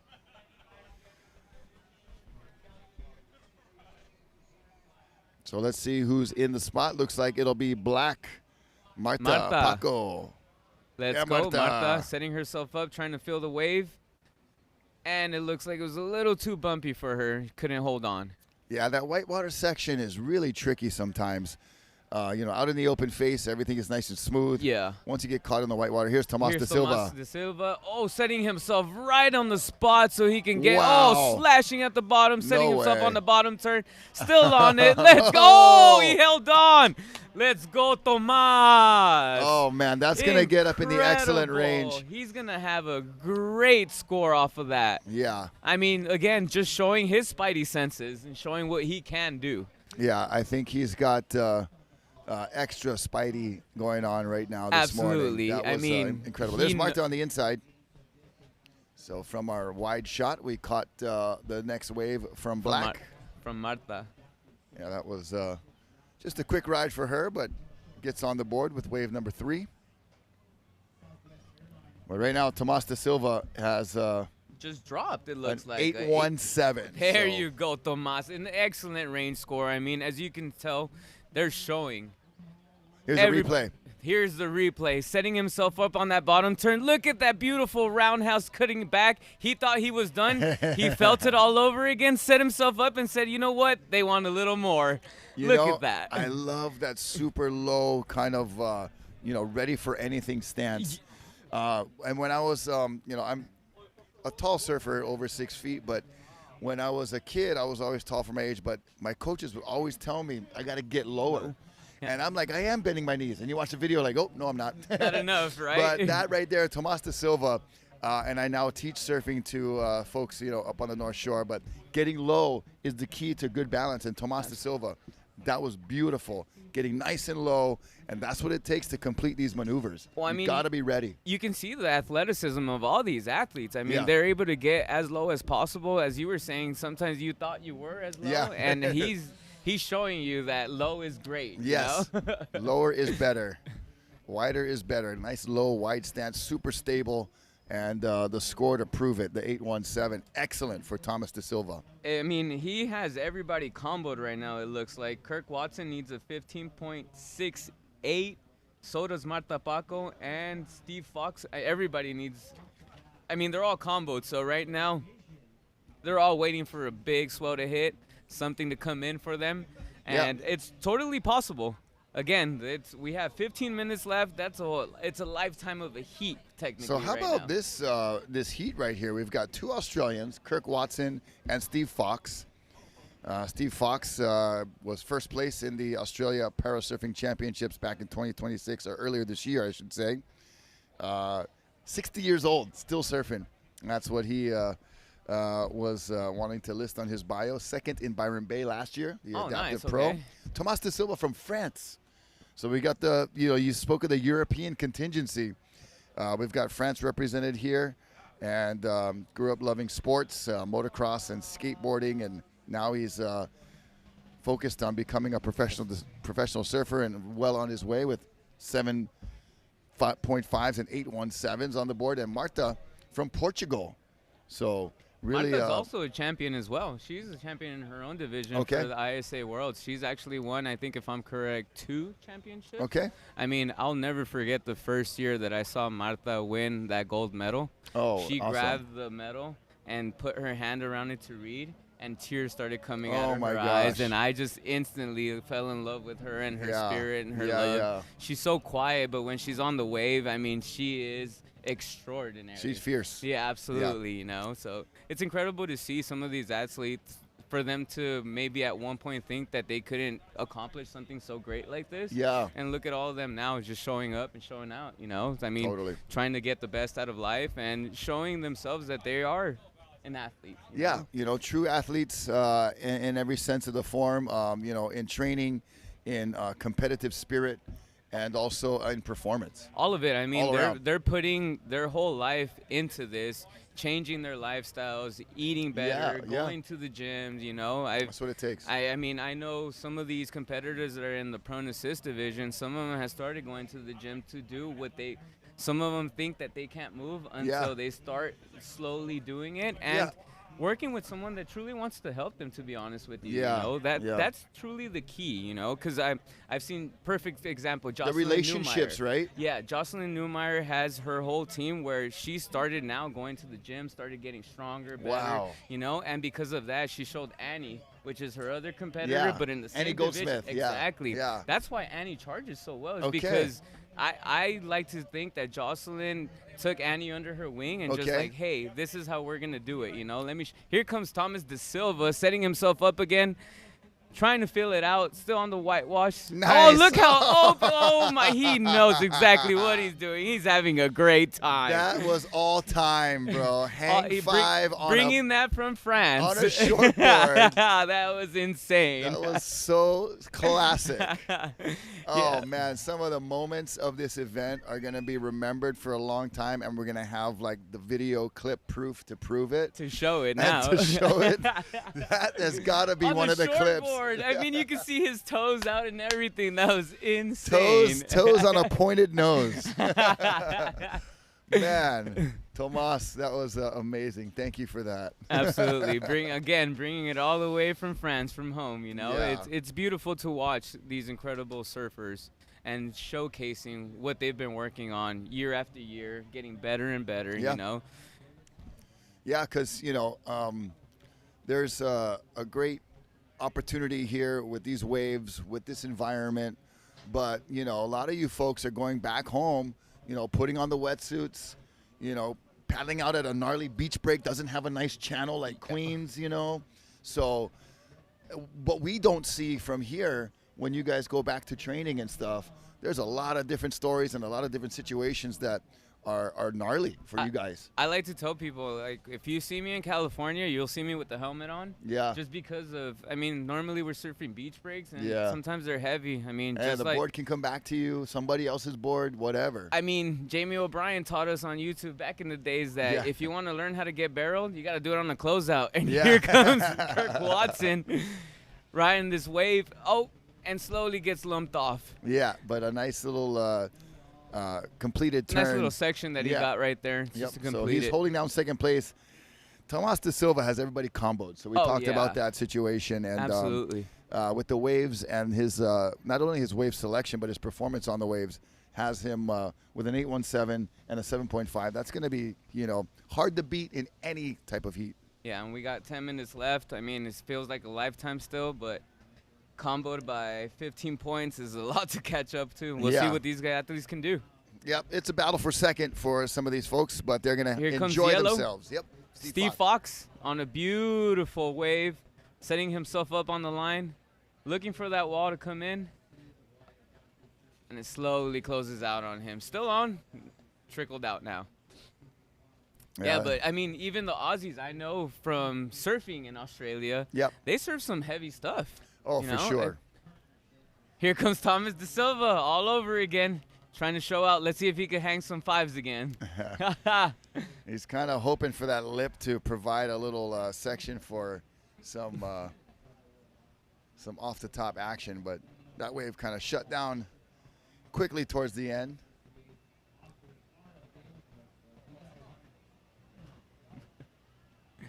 Oh, and here comes a set. It looks like Marta is trying to paddle in and see what she can get off of this. Yep, she'll be She up and got riding. in. Let's see. She's up now, trying to fill out the wave. Get some of the, and slowly gets trickled out. Couldn't hang on. Yeah, we talked about the difficulty sometimes in the whitewater, and especially, going about it, in with total blindness.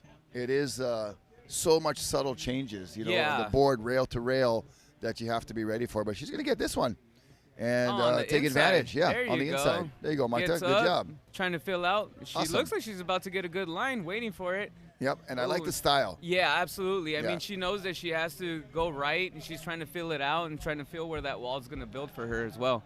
Definitely has that, kind of warrior karate ninja style. Yeah, with the yeah. hand movements. That's what I love about surfing in any type of discipline is the different styles that wave riding brings about. Absolutely. Because it's there, and then surfing kind of blurs the line of sport and art, And so this is the canvas.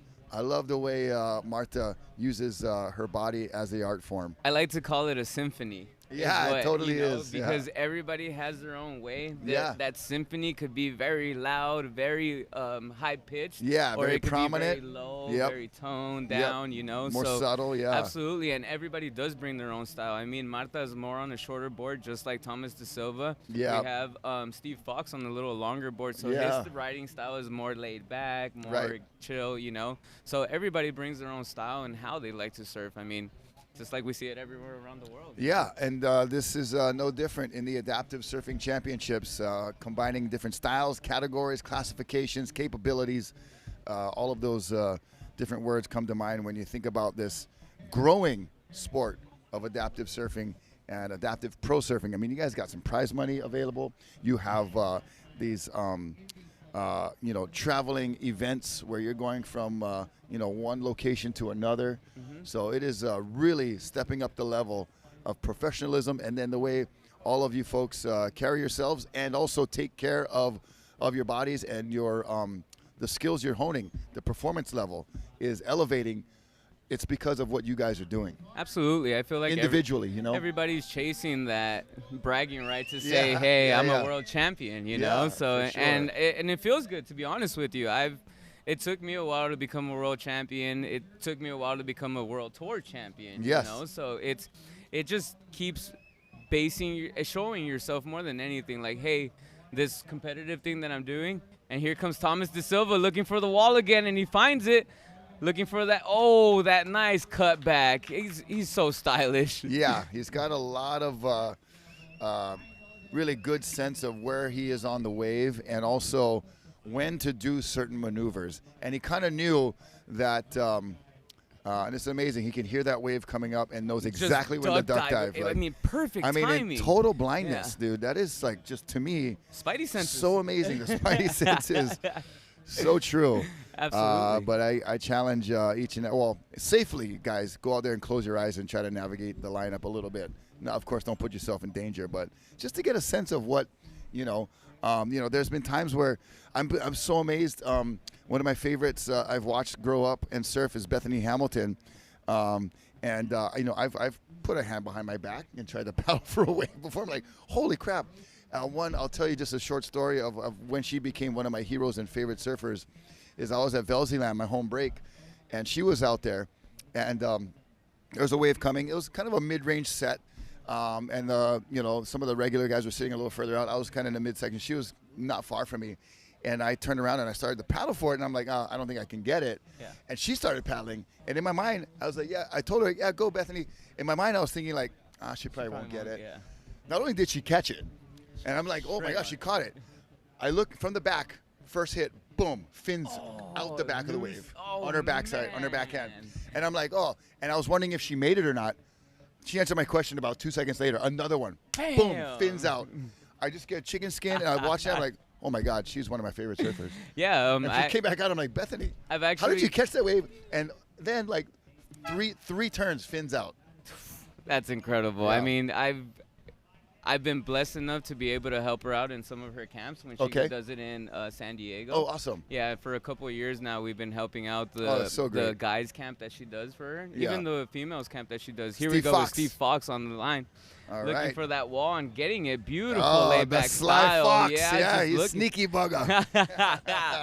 Absolutely. I like the wings on his board right it's there. Beautiful. Yeah. I think he's on an IPA board if I'm correct. I was going to say, that is Barry Ben IPA. Good call. I have an IPA board, so I know. Okay, takes one to know one, bro. Yeah, absolutely. Yeah, I'm working. And here comes Thomas De Silva all over again looking. The fact that he can stay glued onto his board, still bending all the way down, it is incredible. These athletes are so athletic. They love what they do, and you can really see it when they're on the wave. Yeah, and we're talking about these surfers that have no vision. They've got 4 minutes remaining, and then different surfers with other situations going on. But it is interesting sometimes when you're like, okay, I'm going to try to paddle with one arm like Bethany Hamilton does. I'm going to try, this, that, just to kind of get a sense of like more of an understanding of what these folks are, how amazing it is to do for you guys to be doing what you're doing. It is for us folks that are watching, from the sidelines to just like really get a feel for it, and appreciate it even more. Absolutely. I mean, when I'm free surfing, normally I don't have a catcher, so that's the reason why I go to the gym a lot, so I can actually have more surf time to be able to paddle myself back out on the breaks, Yeah. So a lot of guys are like, there's no way that you're going to catch more waves than me, and I'm like, look, bro, I got no drag, and I'll pick up my nubs, and they start laughing. They're like, oh, of course, that's why you're faster. I was like, yeah, bro, no legs, no drag, so. Yeah, talk about just silver lining positivity and like on point with like the quick wit that you got, bro. Oh, I mean, why? So everybody's classic. gonna catch waves. Everybody's gonna have a good time. Good. But if we're so smiling and like cheering each other on, it makes it just that much better. And no matter what, I think the human quality. I'm trying to teach my daughters this too, especially my older daughter. She has a hard time laughing at herself. Okay. Yeah. You just gotta if you do something that's like oh gosh, I just like screwed up that right there, and she likes laughing at other people or laughing at her sister, but God forbid, a hard time God forbid we turn herself. it on her, So teaching that human quality, like we all got to be able to laugh at ourselves and kind of make light of whatever situation it is. And some situations are heavier than others, or have more weight, in whatever you want to compare it to. Yeah. But everybody's dealing with something, right? And you always got to be able to just kind of turn it inwards and be able and chuckle at yourself or laugh at yourself, make fun of yourself, because and innately I think that's a hard thing to do, especially for kids. So that's what we're trying to, and that's a good quality that a lot of people with high spirits and positive spirits have. Yeah, no, definitely. And I tell people, I was like, look, if we're not making fun of each other, we're not friends. And they're like, right, what? I'm totally. like, yeah, I mean, I have a little brother, I have a little sister. That's all you do is talk smack to each other, make fun of each other, It is, and it's one of those things that's how you become family, because you feel comfortable. You're not. That's a level of comfort. Yeah, and I tell people, because people come up to me, Rocky, and they're like, hey, Jose, he goes, I can speak to you, right? And I'm like, absolutely. And they're like, what's the question that you have? And they're like, how can I be more okay with helping people? And I'm like, look, as long as it's from the heart, there's no mistake you can make. Yeah. There's no mistake. Now, if you're looking to take a picture and, show off the world that you did this for them, then that's a little different. Like, that's not truly wanting to help. That's not genuine. But if you truly just, hey, sir, hey, ma'am, how can I help you make this little debacle, whatever little better, it is, whatever it is, a little easier, a little better, a little anything. And I always tell people, approach them as you're looking at their eyes. Don't come from the back either. No one likes to be approached from the back. To make it easier. Life is easy. Yeah. Yeah, and there's just a couple of key points Jose and I are pointing out that, there's a little, a blueprint. And if you follow that, you should be all right. Oh, again, if your heart's open, you can never head go and heart, wrong. Mind and heart in the right place, well said. As we're going to count this heat down, and it looks like Tomoki D Silva will come out victorious once again. He will be your champion for the So we're blind going to division. take a short break. We'll be back. We got one more heat with Jose Martinez. We're going to cherish that for all we can.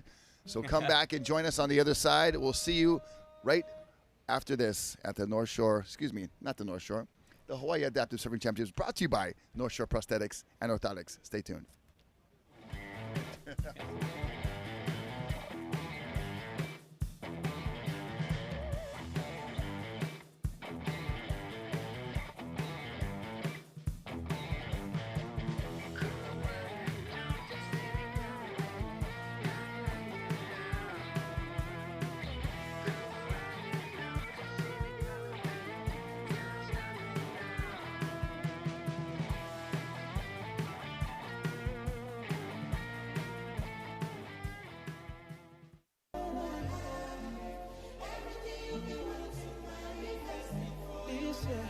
Blessing, money, testimony. Go to follow you they go. This year, good news, giant plenty burning. Go to follow you they go.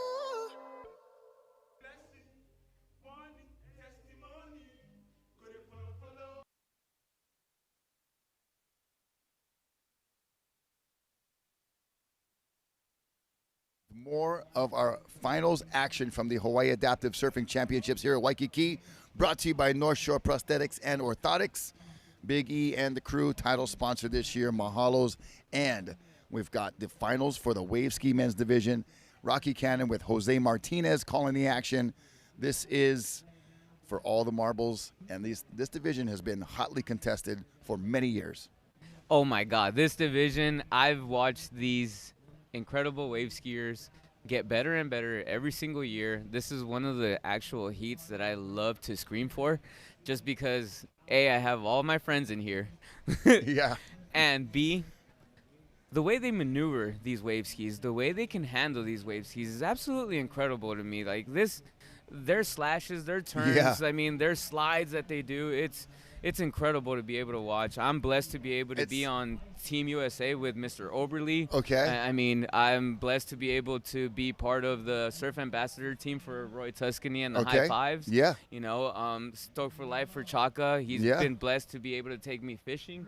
You know? No way. So, oh, absolutely. And Juan Camacho in Costa Rica always invited me to come out to his break. That's As awesome. we see Mr. Oberly looking for that wall, riding that beautiful little wave, just trying to get these guys started, because he knows the one thing is he likes to do is build on his foundation. Yeah, and I feel like almost every heat that we've watched Chris Oberly, he's either had a wave during the commercial break, you know, already getting started. We come back to break like, oh, he's got a wave already, and or early on. He likes to get a good early start. Yeah, he likes to build on his foundation, knowing that maybe something might or might not come, and he might only need a 2 or a 3, maybe even a 1.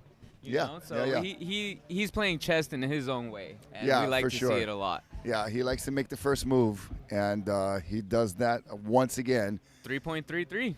Yep. Just to start off the heat. Yep, just a little kind of mid-range fair score right there. Nothing that he'll probably end up keeping in the big picture, but he does accomplish what we think is his strategy, is getting that early start. And up out in the back, we've got more sets approaching. Beautiful We've waves got coming Chaka in. Webb, the founder and kind of spearhead of the AASP and the scoring systems and what makes this event professional. And looks like A-frame peak for both Camacho, of them. yeah. Here comes Chaka slashing. Oh, keeping that line, trying to come up so he Looking can for the come back. barrel. There you go, Chaka.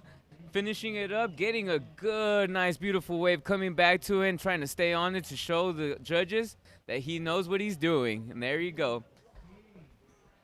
And Oberly on the outside. Camacho went left on that wave with Chaka, and Oberly, good roundhouse Ooh, cut that back. bottom turn looking beautiful. Oh, and then gets swallowed up in the inside. So we were talking yesterday with Elena about Chris Oberly's ability to keep that edge. Just got tripped up there.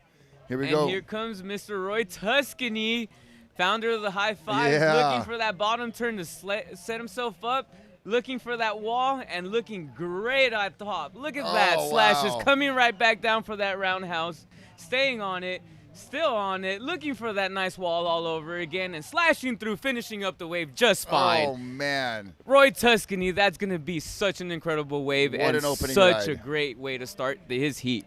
Still going. Looking for a there little you inside go. section. Let's go. Finding a little section at the end. That was almost perfectly ridden as far as the wave is concerned at Queens, you know. He's not going to get a perfect 10, I don't think. But as far as perfectly ridden from point of takeoff, across the wall, hit the reform, come back to the left, and finish right there.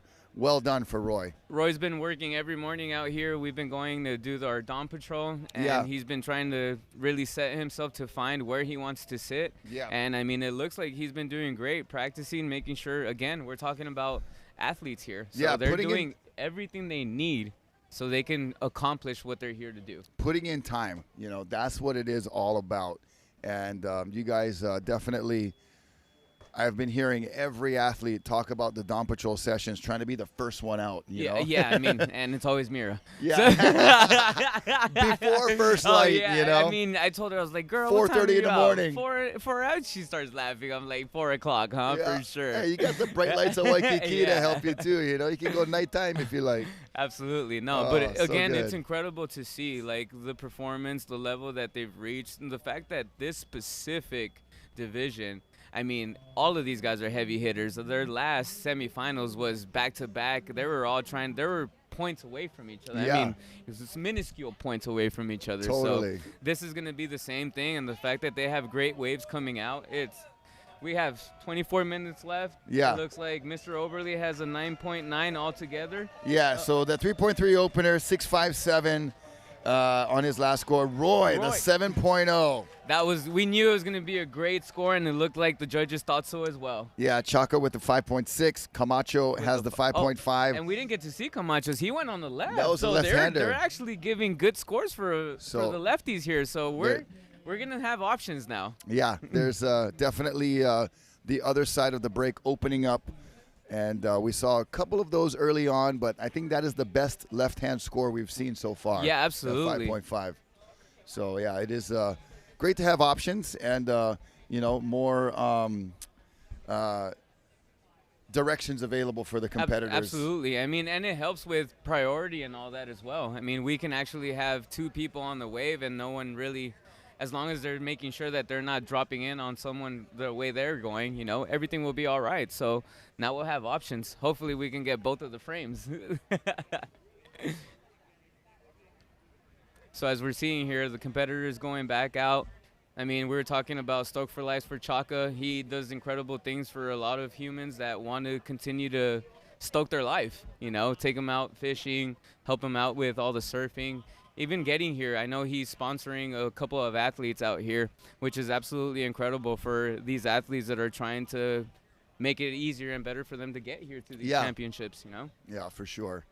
And then, Roy and his enthusiasm and his personality, having him here in the booth couple of times was really fun. And you can tell, he's got such passion. And, of course, being partnered with Elena, they just make a great dynamic duo. You know what? And it's so fun to hear their stories and, the High Fives Foundation and the different kinds of activities that they provide. Yeah. It's so amazing. I mean, he creates a community for all of us to know. Like, if something goes awry for us, we hit rock bottom, hey, we have all of these other friends that we've built a community with through Roy, So it's absolutely incredible what all of these foundations are doing, just like High Fives, just like Stoke for Life, AccesSurf, it's like we were talking about earlier, this is the only way we can continue to thrive is by having different parts of different foundations to help in different ways, Right.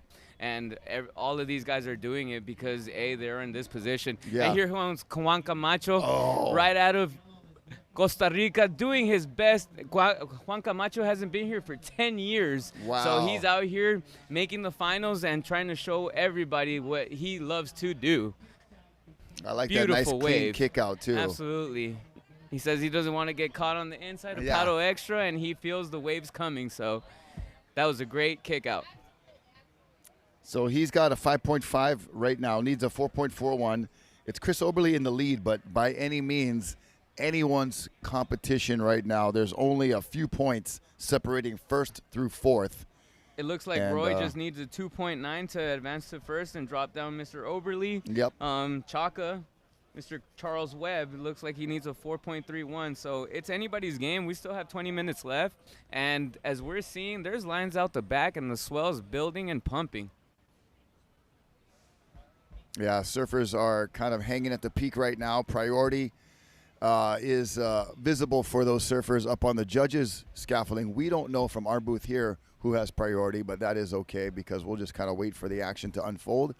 And when they catch their waves, we'll be sure to make the call. Jose Martinez in the booth here with Rocky Cannon, bringing you this action 4 heats into our finals day, Aloha Finals Friday, here at the Hawaii Adaptive Surfing Championships. I'd like to say thank you to our sponsors, North Shore Prosthetics and Orthotics. Southwest Airlines, they've been doing a lot with our inner island help here for AccesSurf, and also the Koyoya Hotel Group. They've been doing so much with accommodations, not only here but around the world, as well as the Hyatt Regency right here, the best real estate in Waikiki. Richard Taylor, the GM, was here with us yesterday. Shout out to Richard and all the crew. Mahalo to the Hyatt Hotel as we watch Surfer Juan in Camacho. Yellow So Camacho taking the lead. He moved up. He dropped to 6.13. Again, showing everybody it's been 10 years, but you can't count this man out. Oh, man. He loves to surf in Costa Rica. I mean, he asked me to give his family a shout out. So a la familia de Juan Camacho, dice que pura vida y muchas gracias por todo el amor. Y a los sponsors que tiene, muchísimas gracias y gracias por seguirlo apoyando. So you learned Spanish from your parents? I was forced. So even though I grew up in Los Angeles and grew up all over LA, my mom, back in those days in the 90s, you were still able to put your child in to learn Spanish first. So my mom put me in school to learn Spanish because she knew I was going to learn English no matter what. Yeah, for sure. Okay. You know, and it worked in her favor. Yeah, good on mom. Oh, look at Chaka trying to hold on to this. He knows he has to hold on, and he gives himself the line he's looking for. Oh, beautiful. He's looking for that line to cut back and get some good energy going out. And still holding on. It's a fast wave, speed. Getting a lot of meat in that. Let's go, Chaka. Holding on for dear life. So you see the techniques of even, using the arms to kind of brace the rail there. Yeah. Letting go of the paddle. And I saw a few times down the line, the adjustments to get your board to do what it wants to do. It's so amazing, all these different adjustments that go on and things that happen down the line that are impressive. And here comes Juan Camacho fading that, setting himself up, slashing back, looking for the wall again, getting it. Getting that meat. Oh, let's go. Kicks himself out. Wow, he's really got maneuverability on his side, that's for sure. Absolutely. He's very, very good on this wave ski. I think this is his passion and love. He found it and eventually found us. Yeah, so loosey-goosey is Juan Camacho. He's got that swivel hips going and moving that wave ski in different directions on a dime. It's not easy. No, not at all. But these guys make it look easy. Yeah, he does. We'll get you caught up here. Chaco Webb's got one more score to drop. Needs a 6.04 to go from 4th to 1st. Entirely possible. Roy Tuscany still sitting on that one-wave score, a strong score, 7.0, tops in the heat. So he just needs a 4.63 to go from 3rd to 1st. And Chris Oberly, a couple of mid-range, actually a lower 3.3. He'd like to get rid of that. The 6.57 right now is carrying Chris Oberly, currently holding on to 2nd place. Only needs a 5.06 to overtake Juan Camacho, but I think Juan maybe has another score on the way. The 2.77 is something that he'll not be counting. You can see those scores on the board. So there's Camacho's score coming up 4.60 as a 4.60. That will not be one of his top 2, so he did not improve his lead, leaving him vulnerable for these scores coming up and potential scores from Roy, Chris, and Chaka. Absolutely. With 16 minutes left, I mean, it's still anybody's game, and it looks like here comes some waves. So we got a set coming in. We have Roy looking to just get another wave, and I'm sure he's going to sit and wait for that right one. He already knows he was able to put down a 7. Puts down another 7. He can be sitting very pretty. Yeah. Oh, man, he would be so stoked to be able to come away victorious here. He's been chasing this one for a good minute now. And I mean, every year he's been getting better and better, and we've been practicing with him. He's been doing so great at learning how to read the wave even better and being patient with it. I mean, as you can see, he's not caring about what anybody else is doing. He's doing his own thing and playing his own chess game. Yeah. Here he goes paddling. Looks like it's just going to roll out from him, but we got some lines out the back. Yeah, sometimes queens can be a little deceptive as far as exactly where it's going to break. We talked about that a couple heats ago, and Roy getting a little bit kind of lured over to that diamond head side of the peak, as you said earlier. And here comes Mr. Oberly in red, slashing back, trying to set himself up, finding that nice big wall, and here it is, finding it on the inside. Getting some speed, slashing back, setting himself back up again. Look at that beautiful bottom turn that he's about to give us. Oh, and decides to kick out. Yeah, it looks like he was waiting for that lip to kind of stand up so he could get one good crack off the top, and it never really did. So I know he did well, being patient for it. But sometimes the wave is just not going to do it for you, and you can't force it. Because it just doesn't look right. Absolutely. So you just kind of got to go with it, kind of accept what it's going to give you or not give you, and then, kind of get back out there for another try. Juan Camacho, here we go on the left. Let's see what he can give us. Trying to set himself up. Oh. And gets, holding himself. Wow. Then gets swallowed. That was impressive to not go down on that original. Keeping that balance and himself up. Those little paddle stabs and jabs, Yep. I've learned are purposeful for keeping their body upright as much as possible. And Absolutely. the wave sometimes it's going to grab you, and it's, you can try your best to match it, power for power, but 9 times out of 10, the wave is going to be victorious, and that was what happened there. See, here comes Roy trying to paddle into this one. See if he can set himself up right. Oh. And he just can't squeeze in. You can He see knew the it. frustration there, and then the priority might have changed as well. So that's going to be interesting to see how that plays into this next couple minutes of strategy. So, you lose priority, and gosh, that's got such a deflating feeling, right? It is the worst feeling, especially knowing that now you're the last one to be able to take the set wave. When you needed something. Absolutely, I mean, right now, Roy's just looking for a second wave, and he's doing great so far. He's dropped the first 7, but knows that being last in priority now has some type of deflation. Yeah. And he has to slowly just take care of himself and make sure that he doesn't make this mistake all over again, because he will have priority. There's 15 minutes left, more than enough time. Yeah. Gracefully, these are 30-minute heats. Yes. So it's anybody's game still, but priority does have a big play in it, and they all know it. Yeah. Chaka Webb further towards the diamond head side of the peak. And so Will not be tricky able to sometimes. squeeze I think he in, thought yeah. it was going to stand up really tall right there, and it just didn't do it.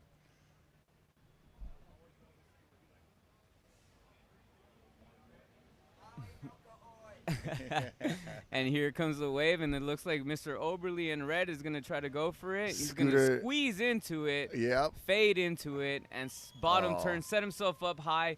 He's trying to and sets himself up just right. Let's see if he can get the lip. He's right in front of the face all over again, and this is what he was waiting for. Oh, let's go. Oh, trying to squeeze into that. Yeah. Having thought some he, fun. thought he Look might at him. see a barrel. Very close. Definitely a lot of speed down the line. That Queen's wall, once it hits that inside section, if you get the right one, it'll just send you going, Mach 20 down the line. We'll get a replay of Chris Oberly right here, and just how close he was to getting behind the curtain in the barrel. I mean, that inside section, the minute you set your rail and you hold on, it's going to take you. Yeah, Mach 20, yeah. like you were saying, Rocky. So here we go on the outside. Roy Tuscany. Or trying to squeeze in. The plague of trying to find a backup score. Here comes Mr. Oberly's The wave replay, in yep. red, setting himself, looking for it. It almost looked like he wasn't going to make it, but then got that speed, Yeah. and looking for that cover up. Almost had it. He's smiling, too. I know Just it to in keep there, his yeah. rail there, too, though. The fact that, it didn't toss him over, it's incredible to see these guys on the wave ski and see how beautiful they work the wave. And the critical sections they can get these wave skis into is also just one thing that you really appreciate about the craft and what these guys do. Okay, Roy with a double up. Trying to squeeze in No, there. but I think we got Chaka Mr. on the Chaka end Webb there. On the side. Oh, there he goes, setting himself Oh. up beautifully inside that chunky section. Oh, getting that beautiful section, sliding back in, and trying to finish. Oh, getting another wall, finishing up the way. Oh, man. and gets swallowed at the end. Gets destroyed. But he is all good right there, swimming back to his wave ski, his board, and Roy still on the hunt for wave number 2. He Looking could for have that it another here. Wave. This one might be it. So this one could set up nice for Roy. Let's go, Roy. So there he goes. He's going to go left. Decide to go left. Let's Oh, go, fading Roy. right. Oh, and fading himself into that beautiful wave. Let's go. Finding the wall section. Going up, slashing it, staying on it. Let's go. Chasing the front, coming back into it. Nice. Setting himself Oh, up all over wow. again. What a wave. That's the one he was looking for, Roy. And he knows it. Said, let's go.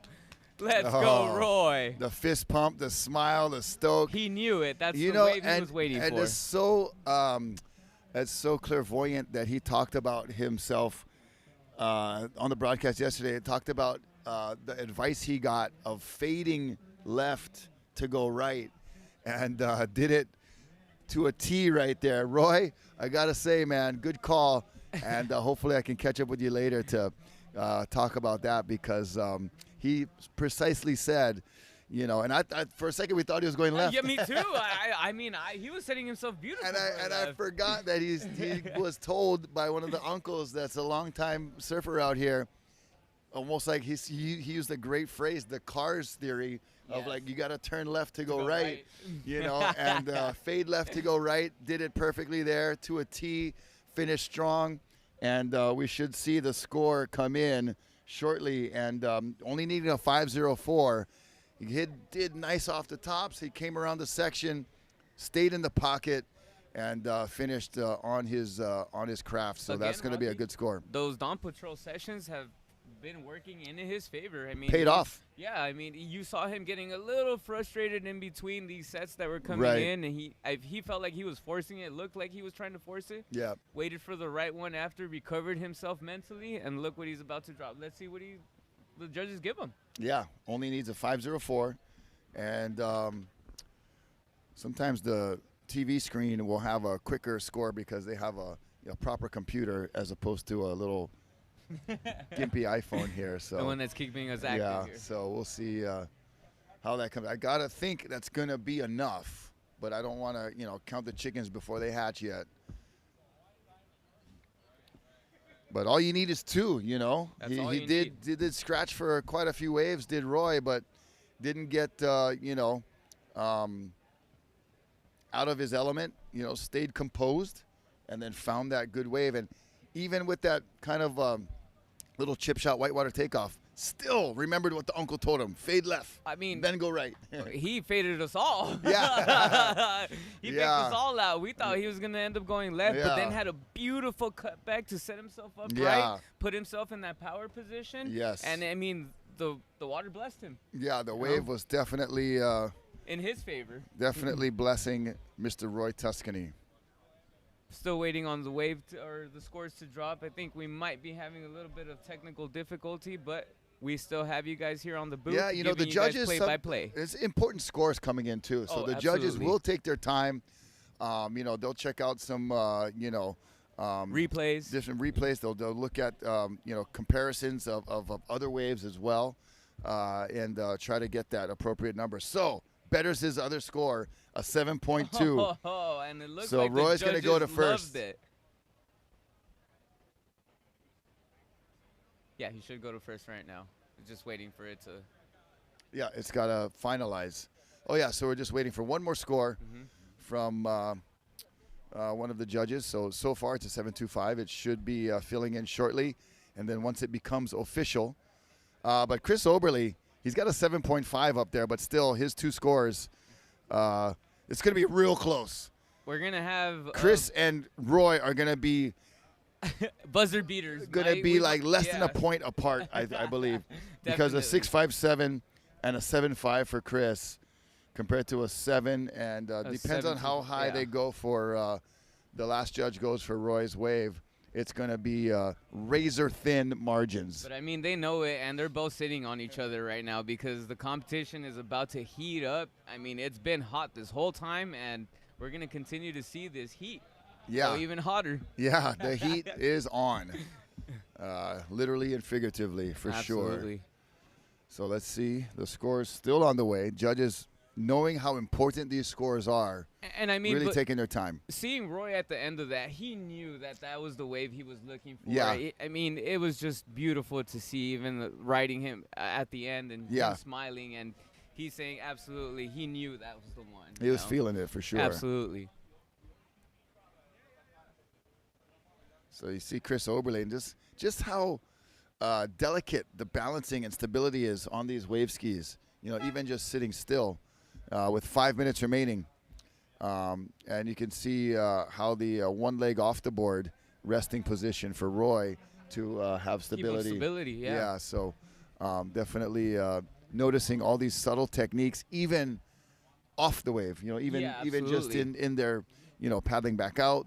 Oh, the here comes Juan techniques. Camacho fading into the left, going right, setting himself up. Beautiful carve off the top, setting himself up again. And Yeah, just a little bit too far in for anything significant to develop for Juan Camacho, and without priority, just trying to work on the inside and see what he can find. You know, sometimes you never know. Some of the best scores can be attained without priority. And Charles Chaka Webb on the inside making his way back out.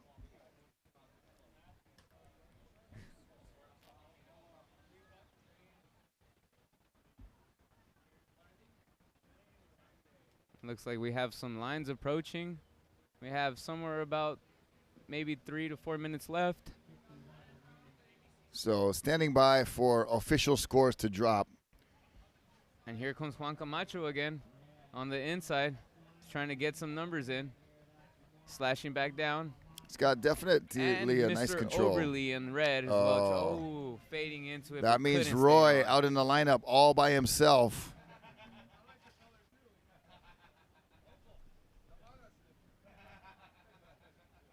So we've got all kinds of scores spinning right now. Oh, yeah. We have the infinite spins right now, trying to get all of these guys set right. Yeah, the numbers are still filling in officially. So just heard minimal 3 time minutes remaining. Yeah, I don't know. Our clock is off here too. It's showing more time than they have. I'm gonna just try to refresh here. See what happens when we refresh things and come back to this. Okay, so Roy's in the lead. So look at this. Win by 0.01. Oh my God. So a 14.27 compared to a 14.17 for Chris Oberle. I told you, razor thin margins, minuscule points separating tenths of a point. We told you guys to stay tuned. It was going to be a heater, and here it is. This is amazing, and what a performance by Roy Tuscany and Chris Oberle. Chaka Webb right there just needs a 7.77. Excellent scores required for Juan Camacho. Needs an 8.14, but not out of it yet. But, man, 7.6 for and here comes Juan Chris Camacho all Oberle. over again, setting himself down, trying to get something going.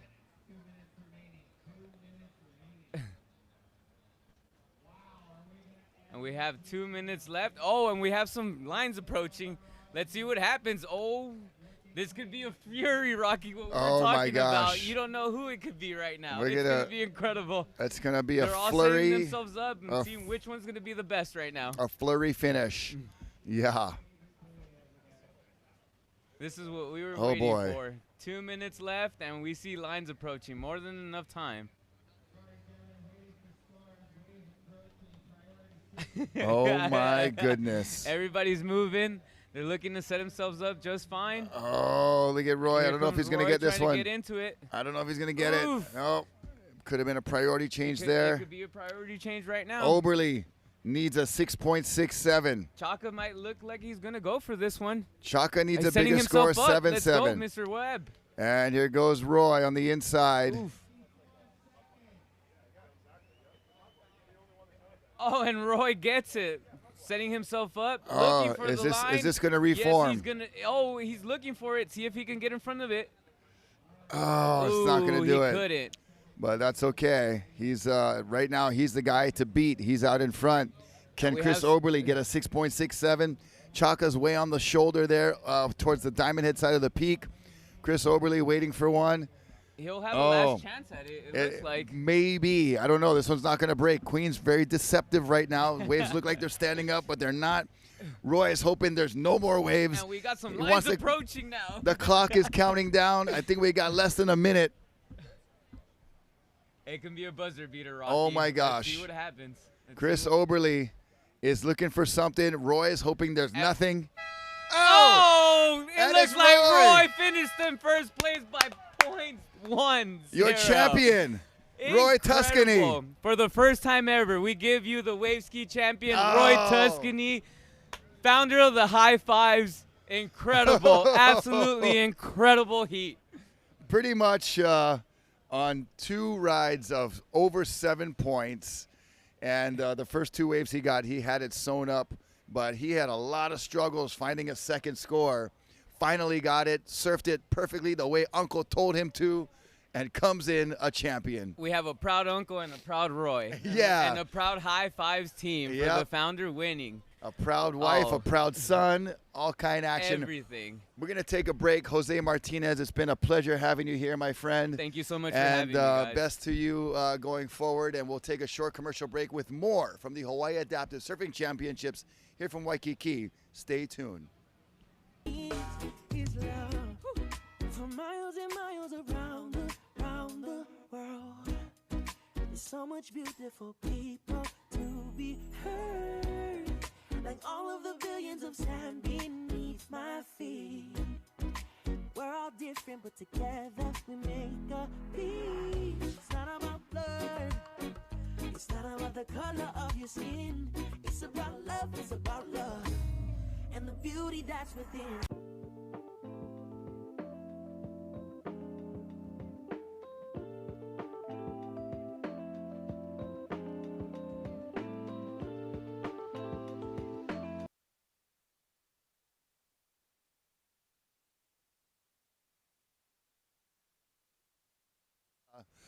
We say aloha to Jose Martinez. What a great time having Jose in here, giving us some play-by-play and some bit of his story as well, and how he has been introduced and progressed in adaptive professional surfing. And then we bring in say aloha and hello to just our newly, once again, crowned champion, Mark Mono Stewart. Mono, what a great performance out there.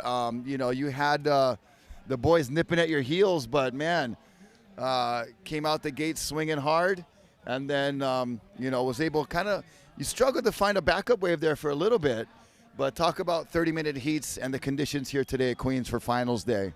Look, mate, this is my 10th year here now, and mate, I think this is some of the best surf I've seen for the finals. Okay. It's amazing. A little bit inconsistent, Right. But man, when they come, it's just beautiful queens. 2 to 3 feet. Yeah. It's like perfect for competition, and yeah, mate, I'm stoked. Like the old blokes, pulled it out of the bag. Yeah. But Yeah, we kind of kept it secret on how many years you've been doing this, but as we watch the women's wave ski now, let's get back to the action in the water. We've got red Elena Nichols out there. That's white Mira Nelson, and we've got Alina Garbuzov out there in the yellow, and Andrea Nelson, Andy Nelson, as Roy was calling her yesterday, in the black jersey. So very hotly contested division here. The wave skiers always come out with their blades swinging. oh yeah, and the Queen, to see the Queen in the final again. Yeah. And I've been coming 10 years, and I've watched her, and she's the heart and soul of this event for me. For sure. Her mana is amazing, and she rips. Yeah. She's such an inspiration. Yeah, so she's on a board that Roy had made and then let her use to see if she wanted to maybe take over payments on it. and she said she got a wave the other day, smacked it vertical in the lip, and just felt that. When you get your magic board, right? Yeah, oh, yeah. And you have that magic moment with the board. Yep. And you're like, that's what I've been looking for right there, that particular thing. Yep. She says that made it the decision for her the other day. She's looking really fit too at the moment, Yeah. Rocky. She's living inland somewhere now, Yeah. and Idaho. she's right into the alpine, not alpine skiing. Yeah. That the hardest one where you Yeah. actually got to push yourself over flat snow. Yeah. I'm not sure what that's called, but The cross country. Yeah, and she's Yeah. looking super fit. Yeah, and here we go in the yellow jersey. That is Alina Garbuzov. And Alina on a board, I think, also from the High Fives Foundation. So Roy and Elena doing so much for the sport. Bringing yeah. in new talent, Yep. supplying equipment. All those things are really important to grow the sport and to kind of see beyond yourself, because you're only here for a finite amount of time. And you have such passion and such, love for what's happening. You want it to keep going and keep growing. Yeah, no, and that's the bonus of foundations like High Five, Yeah. And Roy and Elena are just, they support me. Yeah. it's it's amazing without that, without their support and their financial support as well, which is huge. For them to send a team to an event costs a lot of money, and we really need to support these foundations. I know Roy has a lot of big fundraising nights, and whenever you get the opportunity to support hear he's them, quite the look auctioneer. At this Okay, here we go. This is Andy Nelson, also one of the high fives Ohana. And Andy, a lot of speed down the line. I like the way she's staying right in the pocket, keeping herself in that critical section. Yep. The judges like to see you kind of hanging in there, not getting way out ahead, not getting stuck behind. It's that kind of that perfect positioning. Yeah, no, she did really well then, and it's hard on a ski. I've tried it, man. It's not easy. It looks easy. You think you got to paddle, and but mate, it's so hard. That's it. They're big boards, even though they're not big, but they're hard to maneuver and keep stable, right? Yeah, like it's very difficult. But actually, one of my sponsors, Wave Ski Adventurers, they help me support me, and eventually one day I might end up on a ski. It depends. I'll see how I go. Yeah, it seems like you're looking still quite comfortable on your surfboard, on your shortboard, which is your first passion, right? Yeah, this is one of the first years where I've actually come over here and felt really good. No niggling injuries. I felt good all week. Okay. And speaking of Old Faithful boards, the board that I rode, Dave Parks just shaped me a new one not long ago, and it's a beautiful board, but I stuck with Old Faithful all this week. And like we said, the magic board, right? Oh, yeah. Yeah, no, it's important to have those magic boards. Yeah. Like, I think I've had this board now 2 years, which is a long time for a board. Yeah. And I've had, I think, 3 or 4 in that period, but I keep going back to Old Faithful. And that's so funny how that happens. Yeah. My favourite board that I'd won so many championships on, and I was surfing in the wave pool down in Sydney, and I snapped it, broke it. Oh, no way, in a wave devastated. pool. Oh, gosh. Devastated. Yeah, just your heart breaks along with it, right? Man, it was on barrel settings, and I pulled into this really good barrel. And, Wait, the wave pool has different settings like that? Oh, yeah, man. That's so wild. It's like full barrels, like seriously, serious barrels. Yeah. And, I pulled into this thing, and wiped out and came up, and the board had a major crease right through the center of it. Yeah, Such a bummer. I was devastated. But it's so good to see Queens on fire today, And it was good, Rocky. I just went and got changed and came back, and there's a really good crowd up the beach. Oh, awesome. Lots of people watching. I can hear all of the cheers and the applause, and then I'm sure we've got a good contingency online from all across the world. We gave a shout out to your Ohana and Sponge's family, and it's so good to know that here we go, people are Elena. able to watch even though they're not right here. Yeah, here we go. Elena's working into this. Great job to get into that. Yeah. Oh, how's that off the top? Nice. And the bottom turn, again, that bottom turn just sets her up every time. Look at that. You can see the skeg. It's so sharp on the rail. Yeah, that was a sick wave. When you can see that fin appear. Come on, Elena. Oh, just didn't give her that finish on the end, but, man, she got 3 or 4 great turns in there. Yeah, that's a good opener, just something to get started. Yeah. She actually has a 2-1-3, so some of these surfers may have caught a wave during the commercial break as we step back in, a minute into the heat. Mira Nelson, here we go in the white jersey. So far, just a 2.5 on the board, but look for her to get busy on this inside section. Oh, again. How's that bottom turn, top turn combo? It's just beautiful. Yeah. She'd like another connection on the inside, but makes it work. You see the fist pump there? She's stoked. Oh, yeah, she's happy. She's stoked. And it's most of the comps we go to, particularly here in Hawaii and the States, it's them two battling it out, Yeah, Alina and Andrea are kind of the newcomers to the sport. Yep. But here they are in the final up against some wily veterans and big holding their hitters. own here. Yeah, they are, definitely. And it's great to see, Yeah, here we go. This is yellow, Alina Garbuzov. Whoop. Just caught a rail there as she tried to get into that one. It's a bit tricky out here. Sometimes it's advantageous to sort of take off going left and then swoop around into that next section. But well, we saw Roy Tuscany in that last final. Super exciting final. It was a 14.27 total to a 14.17 total for Chris Oberle. So that's 0.1 separating first and second. Talk about razor-thin margins. And Roy took off with that nice fading left and then came back right for the double-up kind of inside runner section. He said one of the uncles told him to do that. You got to go left to go right sometimes out here. Definitely. And followed that to a T, and I know he's going to be giving big hugs to uncle that gave him that advice. Oh, there'll be a party tonight now that Roy's won. I tell you, I'm so looking forward to that. That'll be awesome. Oh, look at this set coming out the back. Or is that my eyes playing up again, or is that? You know, Queens, we talked about that with different athletes, and Roy and I did too.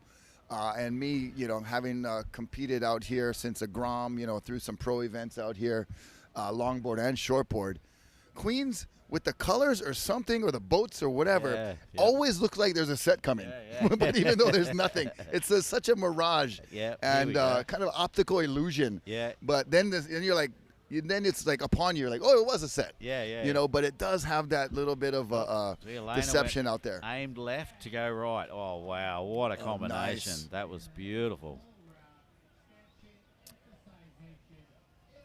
See the way she's moving her chest forward and then sitting back. And emphasization, I heard Ezra say. He's just making up new words up there. I love it. His enthusiasm and his aloha. Ezra, thank you for what you're doing on the beach announcing. Excellent job. Got Mono Stewart here with Rocky Cannon. Mono just taking the win for the kneeling upright division for the men's final. First heat of the day got us started, and man, you guys set the tone. Yeah, no, I'm stoked, man. I'm more than happy. And it was a little bit deceptive out there, you know. We've seen a lot of waves before the heat, but here we go. Is this? That looks like paddling? Black. That's Andy Nelson. Not quite going to get into that one. You can see just that wave. Yeah, that's little what deceptive. That happened this morning. You know, you'd see a big set coming, and a little secret, the first wave in the set seemed to be the better wave.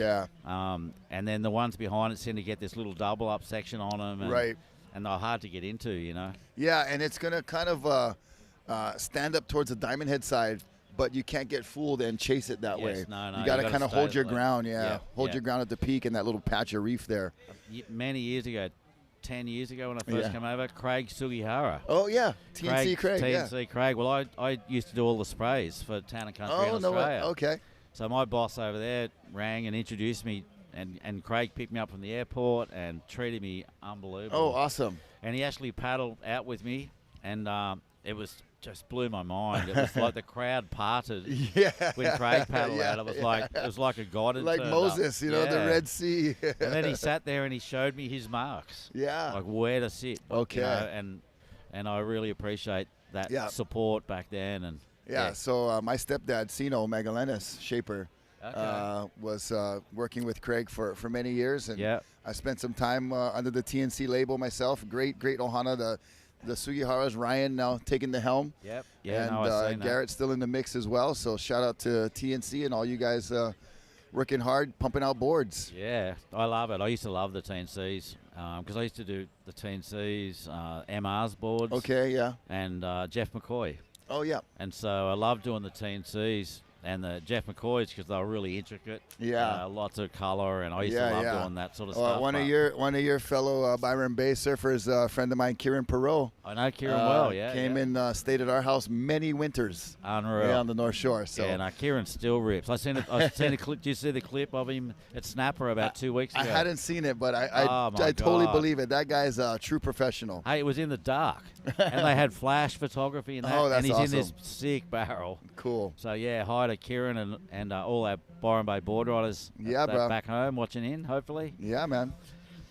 So we got scores coming in. We'll get everybody updated here. Elena, that's 7.77. Beautiful carving turns, that hard bottom turn. And we talked about it the other day, Mono. The bottom turn goes so unappreciated and underrated as the most important turn that you could learn as a surfer. Yeah, no, it's critical.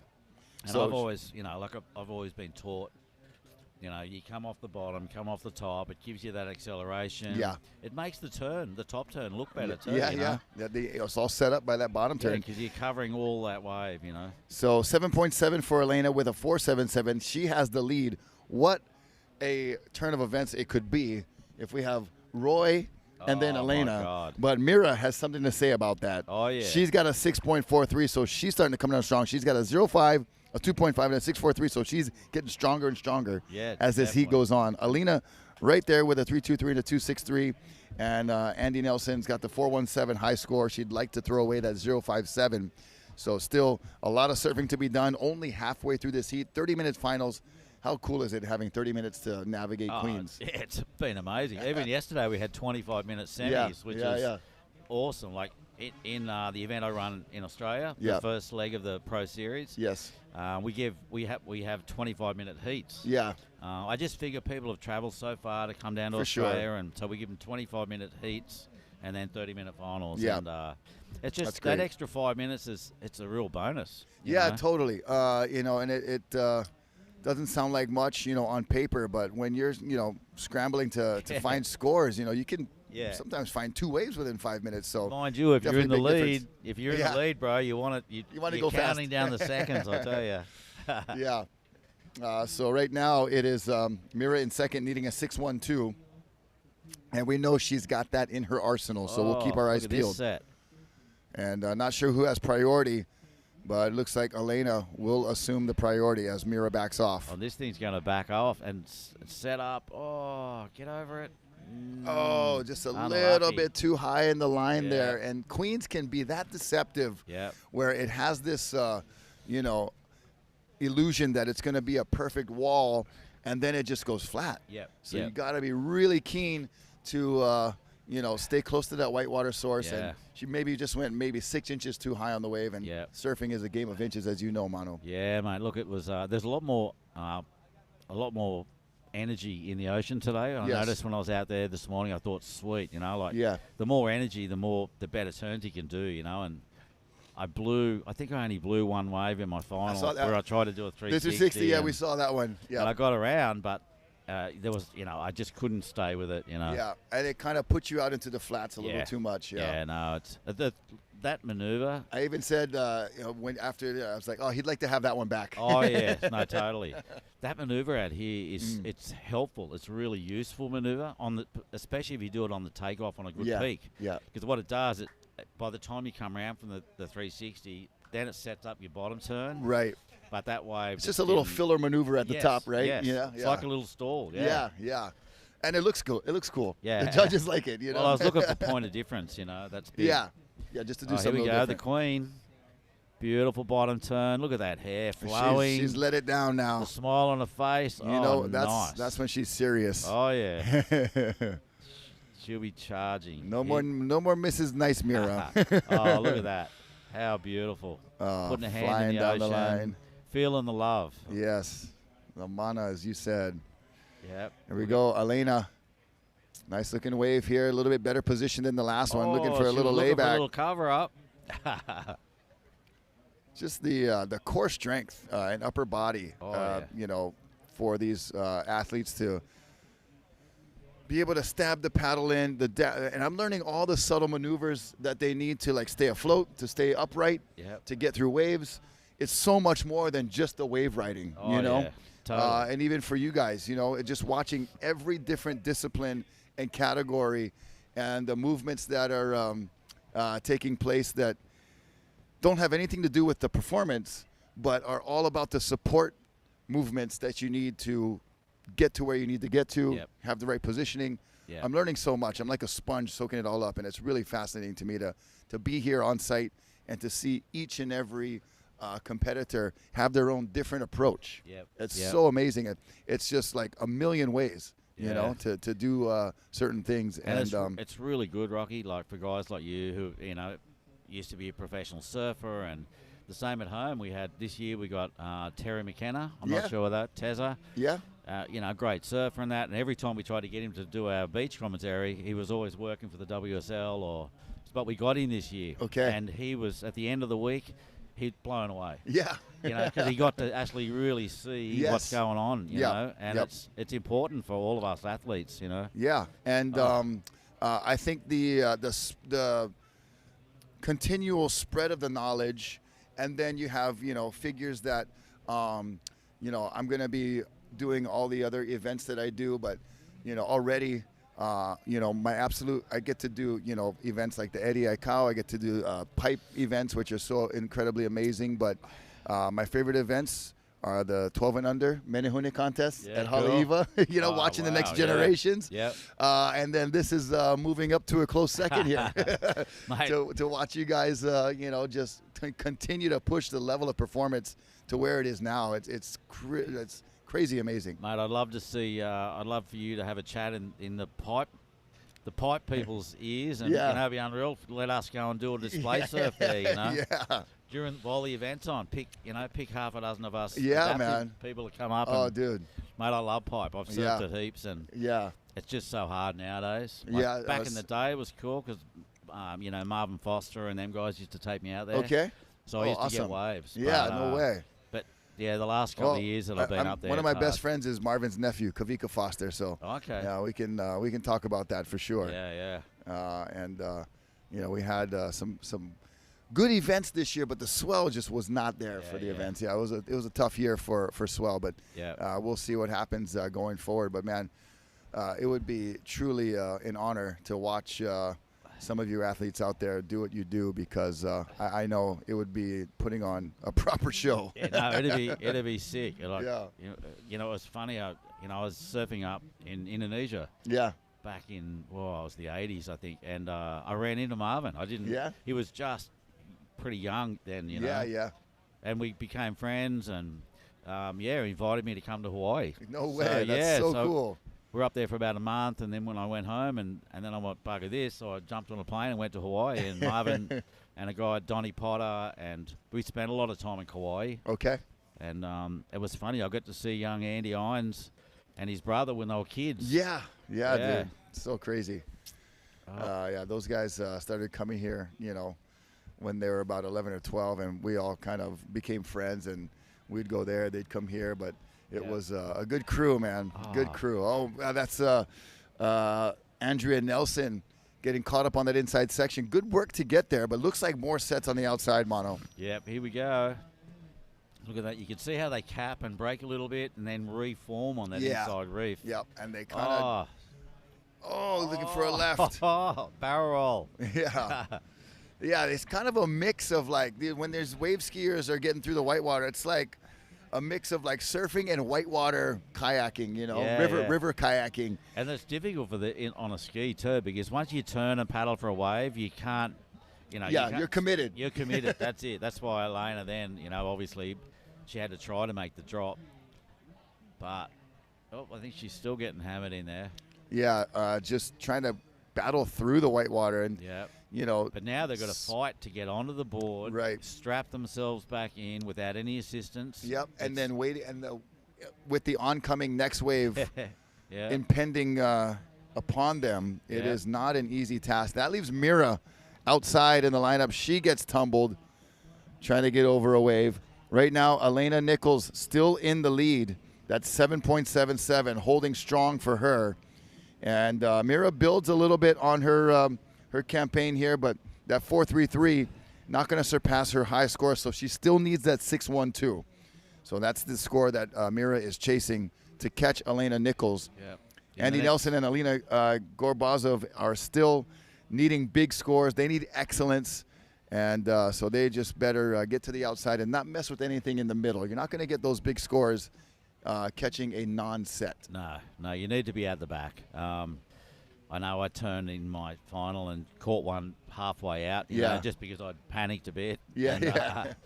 But, you know, it's important to get at the back and get the sets. The judges are really scoring the sets. Yeah. And you know, particularly if you can get up into that pocket and be on that beautiful green face. And that was funny. I felt a bit clunky out there today. You know, every time I did a turn, I just felt a bit clunky in my turns. And I don't know whether it was hesitation, you know. But anyway, I didn't think I surfed that good today compared to what I have been anyway. Right. Yeah. I mean, you had a 10, so you're always chasing that, right? Yeah, but I felt good on that wave. Yeah. You know, that's the difference. Right. We see yellow up there. Well, I mean, just you know, all you competitors up against Mono, he didn't feel that good, and he still beat you. No. Oh yeah, no, that's not. But, I'm totally poking fun at you. But talk about some of the kids coming up. Dariel surfed very well. Oh, he was right there. Yeah. And then Joshy Bogle, he had the lead was right on your heels for a little bit. Even Sponge was right there as well. So they kind of were exchanging second place position. I think you had a good score right out the gates that set the tone. But after we watch Elena here, maybe talk about some of the talent coming up and how you feel the sport's doing. Yeah, look, it's there's some new faces about to come into it too, because some of the guys that were in prone, are getting better. Yeah. And so they're, through their physiotherapies and stuff, and they're learning to, not walk, but be upright. Be upright, carry their own body weight and stuff. So classification-wise, I think they'll be moving up into the kneel division. Okay. And so imagine seeing guys like Kai Collis and or Joel Taylor, them guys in a kneeling division.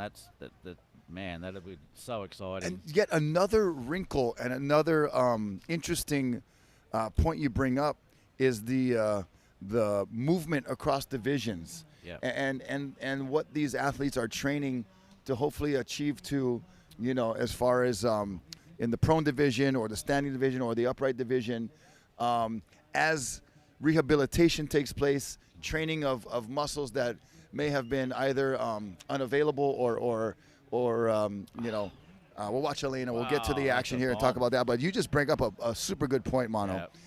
Elena just really carving this wave up, looking like Thanksgiving with the turkey and the knife right there, bro. Just carving it.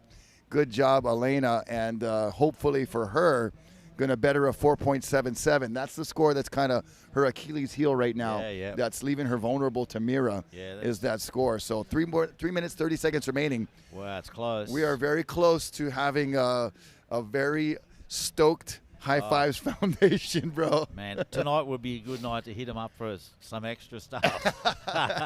Right. Good moods and good vibes, bro. Yeah. Good juices flowing in all forms. Yeah. Guarantee. Oh, that but it's so not good. over yet. Mira has something to say about that, and she will be putting this event to the test here and see what she can do. And I'm sure she'll be sitting out there right now talking to the Duke like I do. Yeah. I do that every year. I have a good chat with the Duke. Oh, that's awesome. And I reckon she'd be out there right now chatting to him going, come on, brother, send me something. This need one. So we'll stand by for the score of Elena, and she's got 9 waves already, so she's definitely taking a lot of swings at it. And making up for the other day when yesterday she had one surfer but no waves. Yeah, that heat was. I watched that. That's crazy. It was crazy. Yeah, the waves just stopped. Yeah. Look at Mira. She's psyching. She's paddling. She can see something coming. With only 2 minutes 20 to go. seconds. Yeah.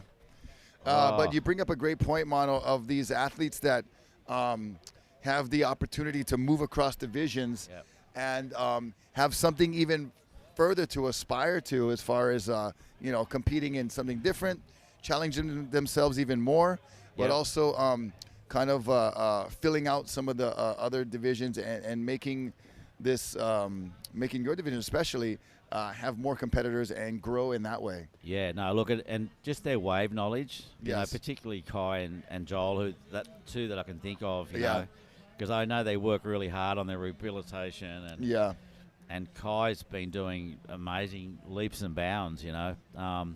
At the moment, he's training for Flatwater Paralympics. Okay. And so that's why he's not here this year. Okay. Oh, Mira's looking for that 6. Oh, whoa. Come on.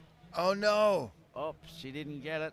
Oh, Still gosh. a minute and a half to go. Just got a little bit out of position on that diamond head side that we talked about, chasing that shoulder. Yeah.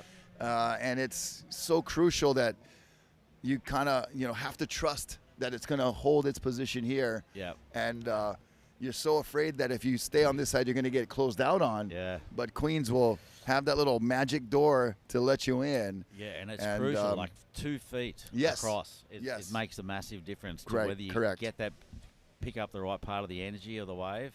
Yep. And Samir will lose any priority as well that she had for that now. And look, here's Lana's stroking into a double up. Oh, she's going to like this one. Into it. Oh, yep, and beautiful. properly. She's on fire. Oh, look wow. At that. That's beautiful. Oh, no. Oh, man. That. You can hear the party starting already. Man, that was beautiful. Oh, great wave. Yeah. Sliding out a little, but getting back to the open face, carving back to the whitewater. And a finish on the brakes. Oh, my gosh. Wow. Amazing. Oh, man. That's it, Elena. Put a smile on your face. You've done 15 seconds. Is there something left for Mira Nelson? Oh, man. Yep. The beach is going to erupt here. The calm before the storm. Oh, yeah. You hear the silence on the shore right now, but get ready as this counts down. Oh, yeah. She's oh, man. When she hits the beach, it's going to erupt. Yeah. You said it, Mono. That's amazing. Oh, wow. So it is Elena Nichols taking the win, our new champion here at the Hawaii Adaptive Surfing Championships. Yeah. Oh, man. So right after her husband, Roy Tuscany, takes the title. Husband and wife, champions here. Wave ski men and women. We'll be right back with more action from this Hawaii Adaptive Surfing Championships. It is going to be a great finishing day here. Finals Friday. Aloha, Finals Friday. Come right back. We'll be here. We'll see you on the other side. The Challenge Athletes Foundation's goal is to bring people together for them to understand what's possible.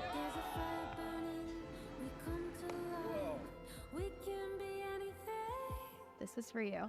Oh my God.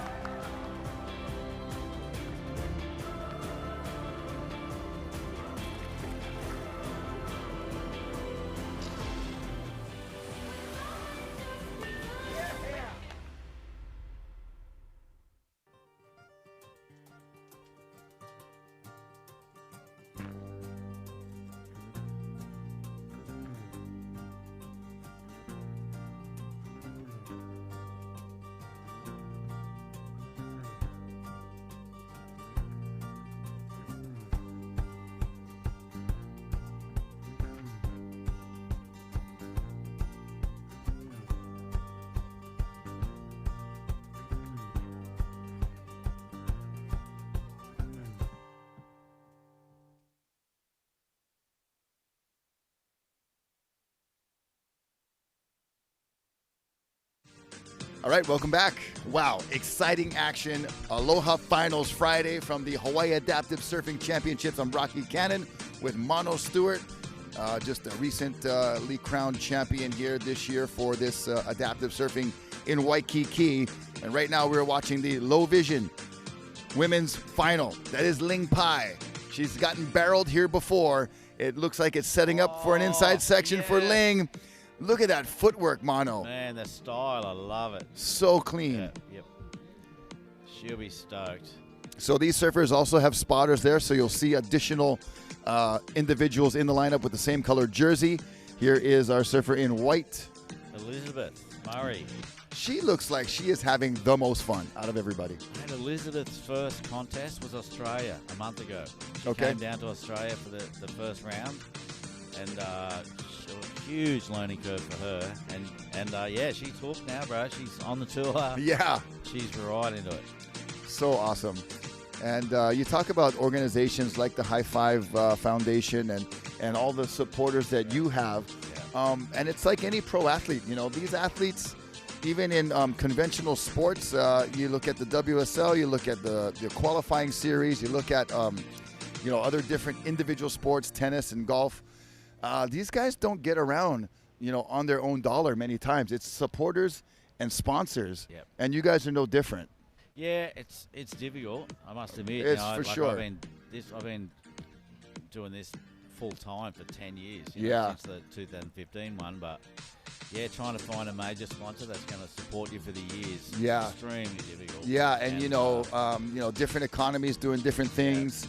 It is always, kind of, I call it connecting the dots. You're just trying to go from one to the other. And, when one opportunity kind of starts to fade, you got to start looking for that next rung, next rope to grab onto. Aleli. Beautiful. Oh, wow. She's got a really nice, aggressive approach to her surfing style where, this division features different types of boards, long board, short board, everything in between. So the judges kind of adjusting their criteria to fit each one and try to, just kind of award the points appropriately. So the difficult job for the judges, but I appreciate the job they're doing. Yeah, no, and these guys have been doing this for a long time. You know, and we've got some pros up there. Total pros, They know what to look for, and and I mean the whole talking about the the backing and sponsorship stuff. I mean, I sort of look at us now. We're in where women, pro women were years ago with Pauline Menzer and that era. I find we're in that position. You know what I mean? Like, it's kind of that right about to really launch. The bud is about to open. It's budding, it's growing, it's on the stem. The flower is just about to bloom. And these bigger companies, I think they start to realize the value they can get out of adaptive surfers. Not only the straight up just athletic performance value, but just the community that you guys represent, and also the infectious vibe that you guys just put out. Jose was telling me this morning there was a visitor from Australia just walking across the beach with her prosthetic. Tell us a little bit about that, because he gave us a little intro and then said you were from Australia. You kind of picked it up, and she was like, "What's going on here?" Yeah, she was here for holidays. And apparently in the airport a couple of days ago when I was here with you, Rocky, she said, I was actually watching you do the commentating, and she said when she was waiting to fly here, so she thought she'll come and have a look. Wow. And this morning somebody came and introduced her to me, and she's from about 2 hours north of where I am. Okay. And she's a ex-Paralympian in swimming. Oh, got it. Yeah, so she's super keen. She's been in the surf before, but not surf by herself. She's gone out tandem. And so, we're going to hook up when we get home, and we'll get her into the ocean. And we got lots of groups at home now, too, where we can do that. Yeah, some clinics and some groups. Some days at the beach. Okay, here we go. Elizabeth Murray. Oh, man, see, I love her. Jerry Lopez, kind of Duka Hanamoku, Rail Sun, too. Yeah, no, you called it back. That's my age there. Great call. No. Auntie Rel, we miss you dearly. Oh my gosh, and what a great example she has been for women surfing. And these wahine right here just kind of carrying the torch on. That's Ryoko Nishikubo, so our Japanese competitors really coming on strong as well. And I love in the women's stuff. I love seeing that style, bro. It's like, I think it's important that women, show their femininity. I mean, they rip. Yes. It's, to see the little added bits like that soul art. The grace, So beautiful. We're probably from the camp of the men and women, the different qualities and different approaches and things that they can do that we can't do to the fullest extent. Moms, we love you guys. Mother's Day is coming up. Happy Mother's Day to my wife, to my mom. You guys are amazing, and we would not be here without our moms. None of us would be.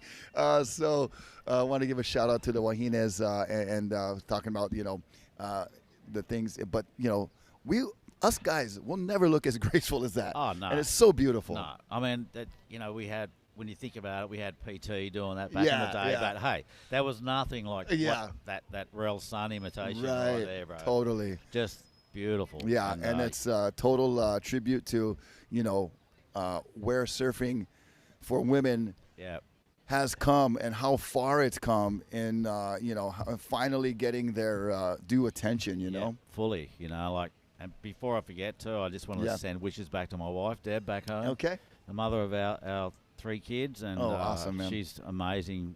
She's always been an amazing mum, and my mum passed away with melanoma about 2 years before I won my first world title. Which was pretty devastating. So she never got to see. Not from here anyway, but she saw. Well, she's watching. Yep, that very first year in La Jolla, I reckon she was looking down at me. Yeah. And she, sent some energy your way, huh? Yep. But no, sending much love to my wife, Deb, and she's coming to Japan. I'm flying home, pick her up to go to the Japanese contest next. Yeah, okay. So that'll be great. Is that's the wave pool? Yeah, at the wave pool. Oh, cool, man. Right, the one they built for the Olympics, and they never used it. Yeah, it's a great pool. I've been going now 5 years, I think. All right. Man, it's a great wave. Oh man, great atmosphere. What town is that? Shizunami. Okay. Yeah, okay. the Shizunami wave pool. I might have to put that on my list because wife and I are planning a Japan trip for us later this year. So here we go, up and riding. This is Aleli Medina Suarez. Whoop. And just not finding the right connections here. You know, she surfed so well yesterday. Oh, yeah. Every day she surfs, she rips. Yeah, she's been having some really good heats, but the final right now, 2 waves and 2 low scores. I know she wants to do something better. Yeah, it's uncharacteristic for her to fall like that. It's pretty rare. She's normally really stable on her feet, and her dad gets her into beautiful waves. And, yeah. Still plenty of time left in this one, Rocky, with 21 to go. That was Elizabeth Murray there. Yeah, lots of time. The 30-minute heats here for the finals, giving surfers that extra 5 minutes from their semifinals to find the best waves. And, you know, I think that's pretty much the standard across pro events, even when we do our, you know, North Shore pipe events. And, you know, finals are minimum 30 minutes. So this is stepping it up thanks to the AASP and Chaco Web and all of the, you know, compilation of rules and format that, you know, it looks easy on paper, but, man, it really does take a lot of influence. And I know you're part of that as well. To kind of really dial it in because you're thinking of this, like, wait, we didn't think of this part. You know, what if this situation? So it can just get deeper and deeper and deeper. You kind of cut away the layers, and it gets really intricate. No, when I started the first contest in Australia 3 years ago, you know, I'd been competing so much, and I had a book of all the things that worked and all the things that didn't work. So our first year was successful. You know, we didn't have too many errors, and here we go. Aleli's having another look at this one. All right, so she's got a little bit of a wall to work with here, and hits it off the top. Just can't find it back into the wave. So she's having a little bit of a little bit of a funk, I'd say, right now. She needs to sort of get out there and get a fresh, you know, thoughts in her head and restart this final. You know? You got to recalibrate sometimes, and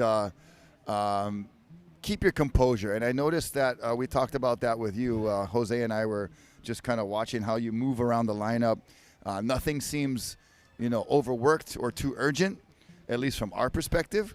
And so I think Lele right now needs to take a page out of the Mono Stewart book of competitive savvy and just kind of chill, regroup, don't get too frustrated, and try to find something like sometimes if you watch basketball and somebody who's a really good shooter can't hit a basket, but they make it to the free throw line and they hit an easy one, that kind of can sometimes get the juices flowing. So right now she needs to find something that will allow her just to complete a wave, you know, and get that good feeling back. No, for sure. Once she gets her first good wave, she'll be back in the groove, you know. And like I said, there's only still almost under 20 minutes left, so she doesn't need to start panicking yet. I mean, I've seen, you know, people get 2 good waves in the last 5 minutes. So. And in my heat, I might look relaxed, but mate, I got to admit today I was really nervous. And a few times there, I tried to pull the other athletes out with me. I tried to get them out too far. Knowing that, you know, kind of bait them a little bit of a tactic. For sure. And but they were too savvy. They were onto it. But I just they didn't take the bait. And it's hard. It's critical out here because you really need to be aware of priority. You know, and I've seen some close calls the last few days, and the last thing you want to do is, you know, get an interference or a priority issue. So, you know, just move away from them, sit inside of them, you know, if you're last priority. Try to find your own space a little bit, you know. Even though it is a tight lineup, there is a way to kind of separate and be patient, you know, especially when you've got 17 minutes and 50 seconds remaining. But, all things that are, you know, coming from 2 guys up here that have done a lot of heats, you know, in the water. You're not wrong. But still love it, mate, don't we? Still love it. It's been a while since I put a competition jersey on, and but you know, just stepping into the role here, still being a part of it, and you know what I don't miss is that I towards the ending part, and I don't know if it's age or whatever it is, or just, whatever, but the pressure, and a little bit anxious, and I had to step away. And not only that, is like, there's so much young guys coming up that are so hungry and kicking butt that, the time you can put into it, and you just don't want to participate, right? You're in there to win it. You're in there to advance. You're in there to, get to the money round, whatever. You're trying to get this, to be something meaningful for you. And if you're just going out there just to be out there, it's already, maybe time to hang it up. And I felt, there was another chapter for me, and I was like, and I'm just like, God, I feel so much pressure right now. I don't like it. So, oh man, I don't miss that part, but there's times I miss being out there with just 3 other people. Yes, definitely. Oh, there it is. Beautiful top turn. That's the one we were looking for. This is the one she needed. Yes, sir. Beautiful. That'll give her real confidence now. Yep. So that was the one that we just talked about, right on cue. Aleli, good job. Yeah, well done. She'll make her way back out. She's still got plenty of time. And yep. Yeah, no, the pressure's always hard. I mean, I'm in a situation where I've been doing it that long, that it's sort of winnings, And I remember MR when we used to still work spray for his boards. I had a talk with him, and he just said to me, and he actually signed a poster. Okay. I think it was on my 3rd world title or something, but he wrote on it and then said to me, look, the more it's really good to win, but them people who really cheered for you the first time, they get a little bit less the second time, a little bit less the third time. Right. So, and I do feel that. I feel the pressure on me to win all the time. Yeah. And I know people are cheering for the underdogs, and that's that's great. That's natural. I love it. I think the natural progression of any sport, right? Yeah. And it's good, like I just lost the Australian champion in my home break. To Spongy, he surfed unreal, and I'm comfortable where I am now because I feel I don't have to prove anything. Yes, absolutely. As much anymore. I and that's love a good competing. Place to be. Yeah, and I'm stoked I won. Don't get me wrong, and I really wanted to win. Yes. But you wouldn't be here. Yeah, I'm just comfortable where I am, and I love coming to the events. I don't think I could come and not compete. Oh yeah, that'd be tough. Yeah, that'd be tough, but it's so good to be here and see our community again. It's like a giant family. And that's what Mira talked about coming back from Idaho. Being here is like seeing my ohana again. A big reunion, and that's the first thing is top of mind is reuniting with everybody, and then it's like, all right, time to kick butt. Yeah, time to go to work. That's it. It's like I said to you the other day when I had that bout of cancer. The last one 3 or 4 years ago. To come here was the turning point. It was, I felt the mana, the love, the community, and we, that 1 week changed my life again, and put me in the right direction, and we went kind of enabled you to still be here. Yep. Yeah, no, for sure. It's sort of weird. Oh, here we go. The Style Master. Yeah, Ling Pai. Ling. Beautiful. So she's got Chris Oberly out there, her husband spotting for her. So kind of fun to see the family duos. You got father and daughter out there. You got husband, wife. The wave ski champions newly crowned, Elena and Roy. You got Ling competing here, and her husband Chris, runner up in the wave ski. So definitely putting the actual ohana to true meaning here. Yeah, well, I think Roy and Elena met through a contest too. I think. Yeah. It's great to see the relationships, and I love seeing the families. Like you'll see in the men's visual impairment coming up, the young guy Finn. Yeah. He had his first competition in Byron. Okay. But his dad, he's been competing against able-bodied for years. Yeah. And he rips. This kid rips. Yeah. Anyway, we got to see him the other day and was really putting on a good performance. And so he'll be coming up next. His dad and him have a really good relationship, and they're here together now, and I love seeing it. And that's what parents want to do for your kids, You want to look after them and give them every opportunity. And I love seeing that sort of thing. And same with Kai, you see his family support him and take him everywhere. And here goes Aleli, Medina Suarez. And that turn, beautiful. Nice cut back to the whitewater. Looking for more down the line. Oh, beautiful carve. Snapping, just How much spray comes off the board Yeah. when she turns on that rail is really impressive. Yeah, and I love the way she pulled off then. I mean, I try to, when I'm training people and trying to help people, I say to them, don't just fall off. Yeah, the exit is the last thing the judges remember, you know? And, pull off. Don't just fall off. Yeah. If you can't finish the wave with the turn, do a turn to come off. Yeah, a proper exit. Yeah, it's for just sure. little things like that. Yep. People will pick, the young people, you need to teach them. I know that they minor, but it could be details, half a point difference. The details, yes. Yep. And you've seen today, we've had some super close finishes. Yeah. So those extra couple of points are, really important. Yeah, so good words of wisdom from a very experienced competitor. That's all we'll use that word. We'll just say experienced. Good stuff. Yeah, my 10th year here, and I think I've won it 8 times. Yeah, man. I remember Parada, who rips, still rips apparently. Parada was always a big, a real hard bloody competitor, and he got me here at least once, and Spongy's got me here once, and but like I said, this is some of the best waves I've seen in the 10 years I've been coming. Yeah, today we're treated with a little bump in the swell, a little more consistency, and that that juice that brings in the extra kind of power in the wave that you need for those bigger scores and those better opportunities. The judges will adjust the scale. Yeah, we'll look at Alina's scores, Aleli's scores. So 5.9 and 6.7. Yep. Those last two are her best ones. Yep. She's found the groove. Yes, she's back. She'd be looking for a set now. If I was her, I'd be sitting out there, try to hold on to priority. Yep. And just if one of those special sets come, because that's what you need to get that next level of points. You don't need another 6. No. You want to step it up and try to seek out that excellent score. Because right now you got a good foundation and you just want to keep building. And avoid an interference. Oh, yes. That's critical now. There's up and riding in the white. That is Elizabeth. She's on a different board. Yeah, she's changed boards to a short board. Wow. Look at that. She might have had her spotter bring out a different board that she was going to jump on with the plan of, hey, if I feel it, I want to get on something shorter. Yep. What a nice form of savvy competitiveness there. Yep. And just for those who don't know, we're allowed to change boards.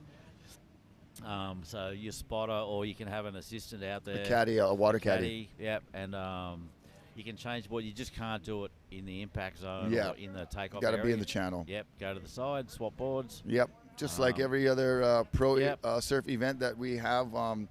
Especially at Sunset Beach, that's where we're most famous for the water caddies so far out there. But I like all of the intricate, like we said, the AASP and the development of this Pro Adaptive Surfing Association has really gone in and thought of every detail. A lot of us that are on the committee have been around a long time. You know, and we know what works, what doesn't work. But at home, for example, we have a really good committee. It's mainly my wife and I, Deb, but we have other committee members that come in.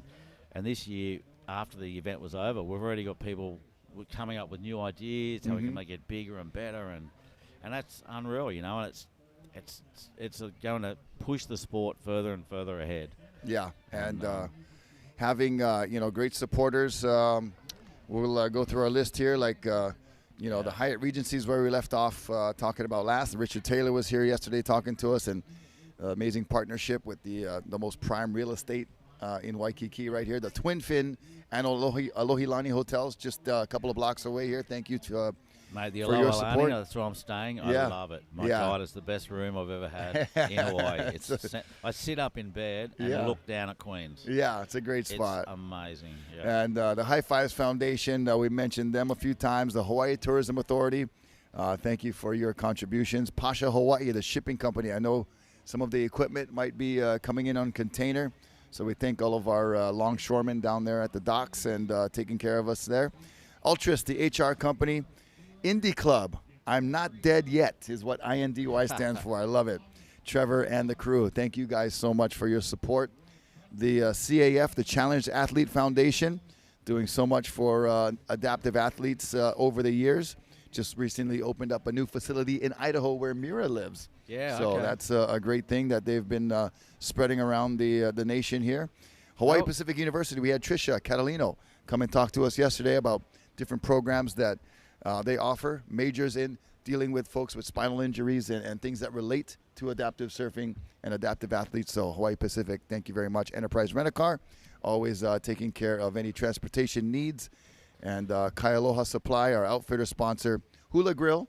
We've been having breakfast and lunch every day, Mono. It's been super delicious. Thank you. Yeah. And Two Shrugs, our live stream. That's the name of our company doing our production here. So Two Shrugs, thank you guys.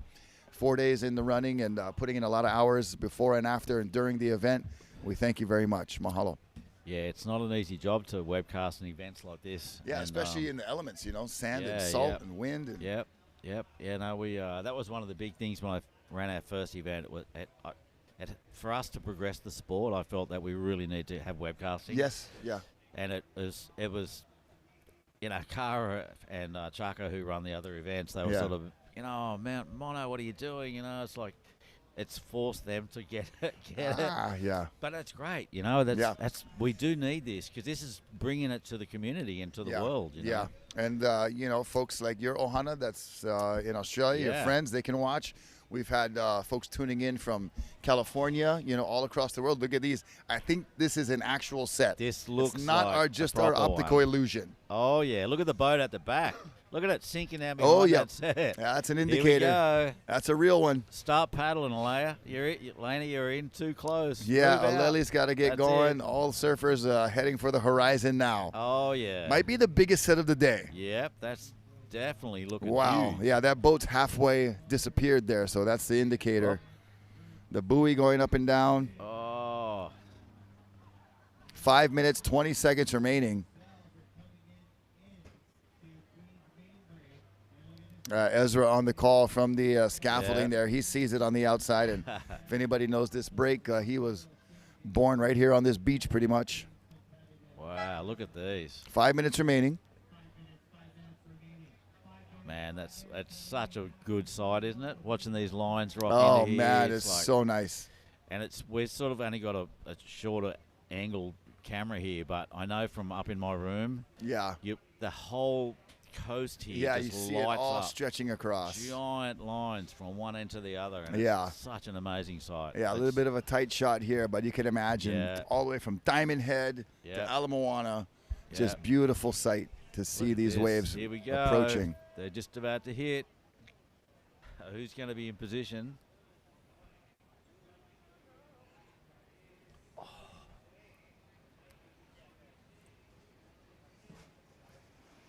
Elizabeth paddling. Oh, wow. That one nearly broke on the buoy. Yeah. That's It was stacking up out there.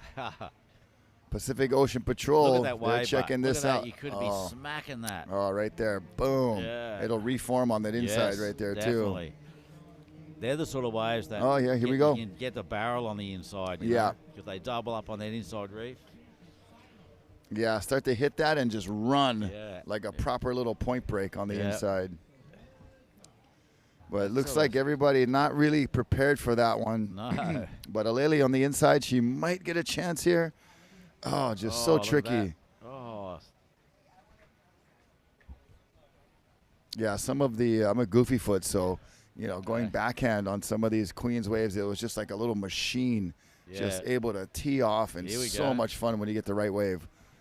So Aleli's going to rely on the reform here. Nope, not going to get it. There's only just over 3 minutes remaining, so they'll be all looking for their last wave, and it's still really close. Yeah. Red and white, there's only 12.6 and 11.4, and Ling Pai's within range too. She's got she's total of 10.87. Yeah, just needs everybody's still within one wave striking distance. So Aleli has not been able to put anybody in combination. So, but a 6.11 and a 5.67 for Ling and Elizabeth, the requirements respectively, those are very attainable scores. They've already got scores above that in their campaign, so that's something they've already proven they can do. So Elizabeth Murray needing a 5.67 on the shorter board. She got a 4.5. on her previous score a couple of waves ago. Opened with a 6.93, so she's definitely hanging tough and I think with Aleli Medina. 6.93 the Soul Arch? I think that was her opening ride. Yeah. So she definitely was putting style points on the board. Well, looks like we may have a little set coming out the back here. Hopefully it gets here in time with just over 2 minutes left. Yeah, sometimes it's hard to see exactly where it is as far as distance. Yeah. And then the timing of if it's going to get here in time, because right now we're kind of all attention on that clock that is under 2 minutes now. Yeah. I know when you're sitting out there, well, today anyway, those sets that came to the left of screen they weren't the best waves. You know, I found the better ones were the ones that came on the right-hand side of the screen, just out of view at the moment, but you could see them build up out there, and then they're the ones that really peaked and that gave you that longer wall to work with. Oh, Ling's just tried to scrape into that one. Yeah, she knows she needs a score. You know, I'm sure. How was the hearing out there as far as beach announcing? Yep. So you could hear priority, you could hear scores. Yep. Oh, good. Yep. Good. It was you could hear quite easily. It was good. It was really good. Yeah. So everybody's aware of what they need and what's going on. So that is that's the part of competition when. You know, when you first started, it was like you go out and surf, pencil and paper. Yeah. You don't find out till like 2 heats later after the tabulation of what you actually got. Yeah, what happened. Yeah. So talk about the treat of having live scoring, man. Oh, it's amazing. It's, and the technology is changing all the time. Yeah. We use live heats as well, and we're really happy with them. And to be able to have that up-to-date, instant, And for strategy as a competitor, yeah, you kind of know, and that was, and we grew up under the judging tutelage of Jack Shipley, the great Jack Shipley. And he was so awesome. Like, he would hold clinic days for us and our parents to come out to the North Shore. Yeah, right. We would run these mock heats, during a free surf session. Wow. Okay. And then, he'd have the parents with a pen and paper. Like, let me see what you're, oh, that's your son? Oh, of course you gave him an 8. Yeah. But it was a 5, bro. Come on. Yeah. So Jack had to bring a lot of our parents, back into reality, and so it was so good to have Jack do that for us. Dave Shipley up there doing a great job. Our low vision surfers is complete.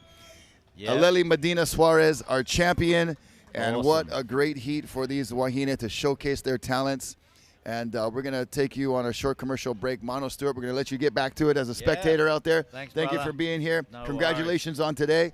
And we'll see you a little bit later. We're going to bring in Eric Welton next. We'll be right back after these messages. Stay tuned for more action at the Hawaii Adaptive Surfing Championships here at Waikiki.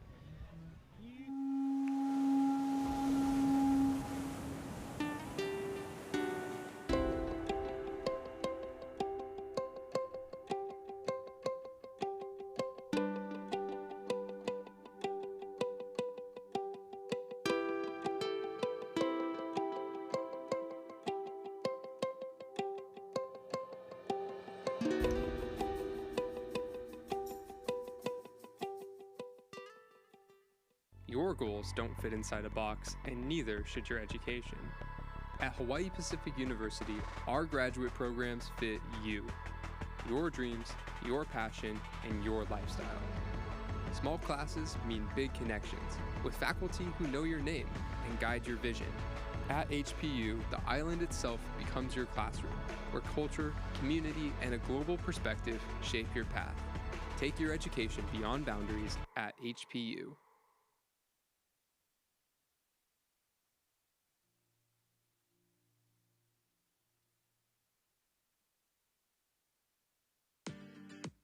Back. We've got extra special guests with us today. We got Rocky Cannon, we got Eric Welton, and we got Rocco. Rocco Welton. Yeah, Rocco. Oh my gosh, what a cutie. He's a good boy. Okay, so this is the Hawaii Adaptive Surfing Championships brought to you by North Shore Prosthetics and Orthotics. And title sponsor, Mr. Eric Big E right here.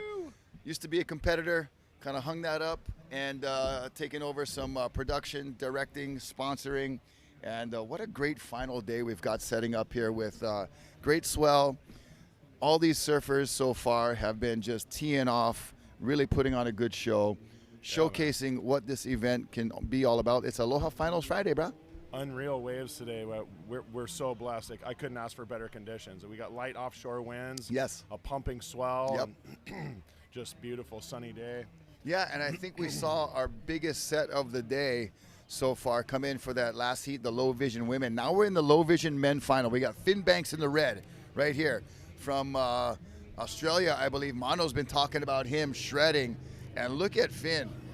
He's only 15 years old. So cool. His dad asked me what the wave limit was for the heat, and it's 15 waves for a final. And he said, okay, I'm going to have to rein him in. Yeah. I said, well, just tell him you don't need 10 twos, you need 2 10s. Yes, absolutely. Aaron okay. Polk shredding this one apart, too. Oh, wow. Aaron Out of also Maui. Very hard worker. Yeah, works hard to keep his skills he's constantly in the water, tune. this guy, yeah. Alexander Shub out there in the yellow. So it's a 3-man heat. Finn, Aaron, and Alexander. And I'm going to step away for a second. And Big E, Eric Welton's going to take you on a solo ride with Rocco. All Actually, right. Rocky's going to step out, but we got Rocco. We It's got okay. Rocco. All right, yeah, I'll be right Rocco. Say hi to everybody, Rocco. Right on. Just unreal conditions today. Welcoming all of our champions up the beach. Gets very exciting. Hi, guys. Welcoming all our champions up to the beach is always a pleasure. Trying to save a little bit of my voice for the closing ceremony this afternoon. A couple years ago, I yelled and shouted so much and all the excitement, I pretty much lost my voice and had to do the closing ceremony with a whisper.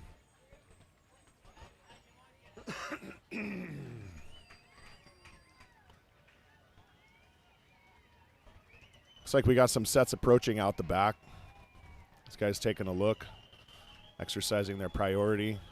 Alexander still waiting on first of yellow. Oh.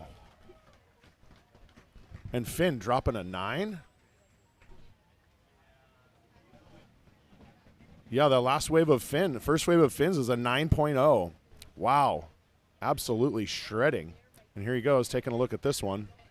Aaron Polk with a 7.83. This division's really stepping it up this year. We had 5 women in the blind low vision division, which is a record. Definitely one of the faster growing disciplines. And here goes Finn looking at that one again. Yeah, his dad was right. He might exceed that 15 wave limit in a 30-minute final. Here he goes, looking at the left on this one.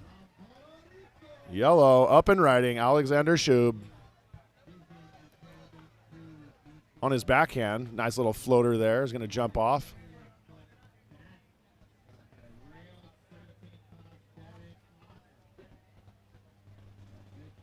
See what the judges think about that one.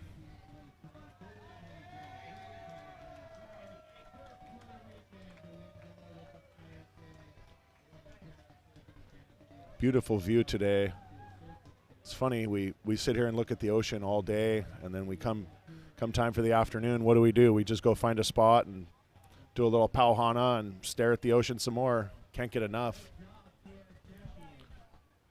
All right, waiting on last of yellow. Okay, looks like we got scores. Wow, a 5.0. 9.0. Yeah, 9.0 right out the chute. From Finn Banks. That is near perfect. Well into the excellent range. I'm losing my voice. You know, it's day number 4. We're all getting a little bit raspy. It's been a great run of nice weather, of course, here in Hawaii, the south shore of Oahu, Waikiki. It doesn't get much better than this. I know, I can't believe it's almost over. Yeah, so the waves have produced, gotten better each day. We had a couple of funky wind days, but, it's so great when you have your finals be the best conditions. You can't kind of script that any better. Oh, it was you perfect. can't ever predict what the ocean's going to give you, but, man, talk about scoring and dialing it up. Just like I said, you can't script it any better. And there was only 2 heats yesterday that were a little bit questionable. Yeah, and where it was luckily one about of them 14 was, or 15 minutes. Yeah, luckily one of them was the heat where there was only 2 surfers. Yeah, 2 surfers. So they weren't missing much, and they were going to pretty much advance anyway. But and also they were in the round robin as well, Yeah, so so it you didn't still hurt get that 40-minute time period Yeah. in the ocean to get your 2 scores. Yeah. I just heard an interesting story from our surfer from Maui, Scott Metcalf. Yeah. He was having dinner at Denny's last night. Okay. Saw somebody choking and turning blue. No way. Went over and gave the guy the Heimlich No way. and saved his life. That's freaking amazing. Literally. dude. He said he couldn't get to sleep till 4 a.m. because he was so fired up over it. But Yeah. Wow. there we are, just doing good in the community, Oh, literally gosh. saving lives. Yeah. Not just emotionally and spiritually. Wow, look at that hack off the top there. Yeah, that was an incredible climb up that kind of late section there. Just to get the board up and over was already Good snap. an interesting accomplishment there, but couldn't quite complete it. But Finn already with a 9.0. He's just kind of going to work. He's got a 4.77 to back it up too. So right now he has got Aaron Polk and Alexander Shub on the ropes. We'll see if they can Yeah, he pull does. away here. Oh, Rocco's just asleep in Daddy's arms. No better place he'd rather be. They're bred to be lap dogs, and that's Yeah. where he wants to be. I've got a 60-pound lap dog. It works out sometimes, but sometimes Works out for him. I'm on his lap. Yeah, it works out for him, huh? Yeah. I've got a big old neck in my face. Here we go. Look at these on the outside. There's some potential here, Eric. We'll see this swell hopefully continue to get a little more frequent throughout the day here. Some corduroy lines on the horizon. Yeah, we like to see that.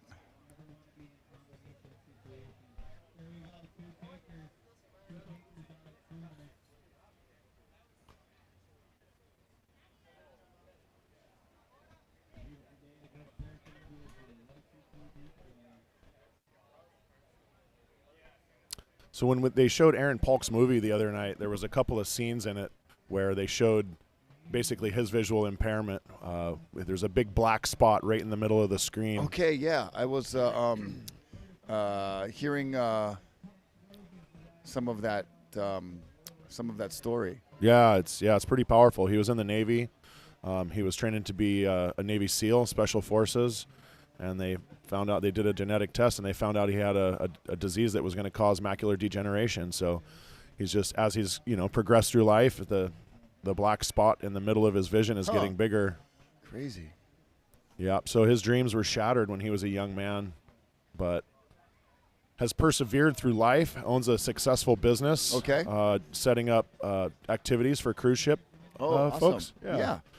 Hey, I'm in that line of work too. There's so many people that come to, different places looking to have fun. you Yeah. know, and to get to set that up for them Yeah. is such a cool thing. So he vets them all. Okay, up and riding out the back now. Oh, in and out.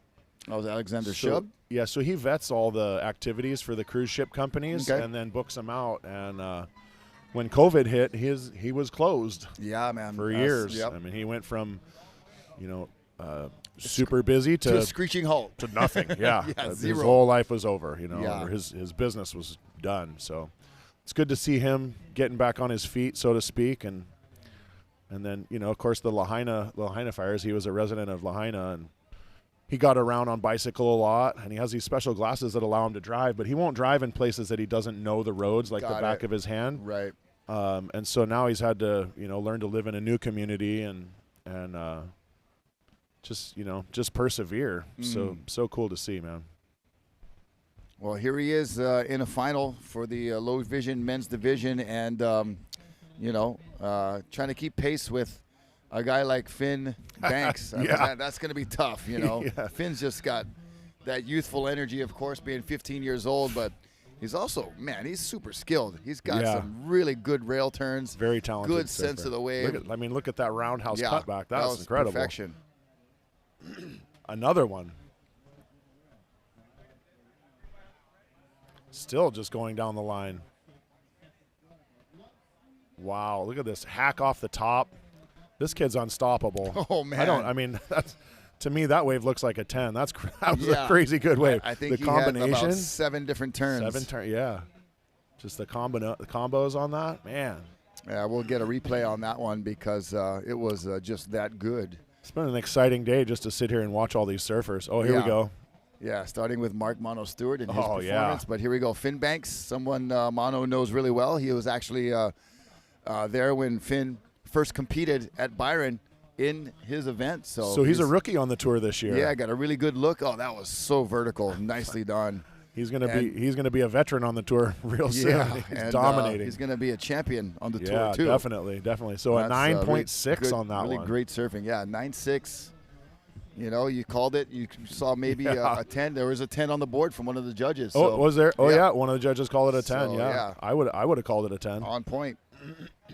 Big E on point. So Rocco he's got on the lap. He's got the field comboed. Yes. Rocco's got me comboed. I can't move my left arm. He's got his head laying on it. Yeah. Oh man. 9.6. The best combo ever. So he's got Rocco the and field Big E. comboed, which means both the other surfers need 2 replacing waves. Yes. So they can't use any waves that they have on the board right now. They've got to hunt for 2 brand new scores. That's what the combination means. And here we go up and riding in the yellow. That's Alexander Shub. Just getting a little bit Just getting a taste of it. Tricky with the Queen's inside sometimes. It's so kind of deceptive. It's a little shifty the way it kind of curves around on you.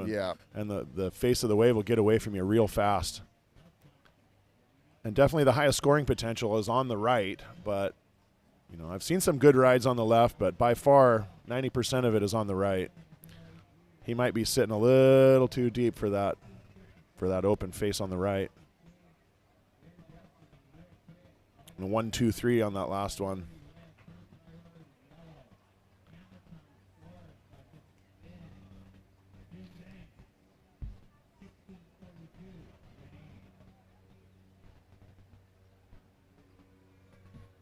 The Mai Tai catamaran out there in the back. Oh, yeah. These guys are crazy. They land on the beach. Yeah. And it doesn't matter. They're going. If the swells are up, they're riding them in. A lot of bravery in those captains. A lot of talent.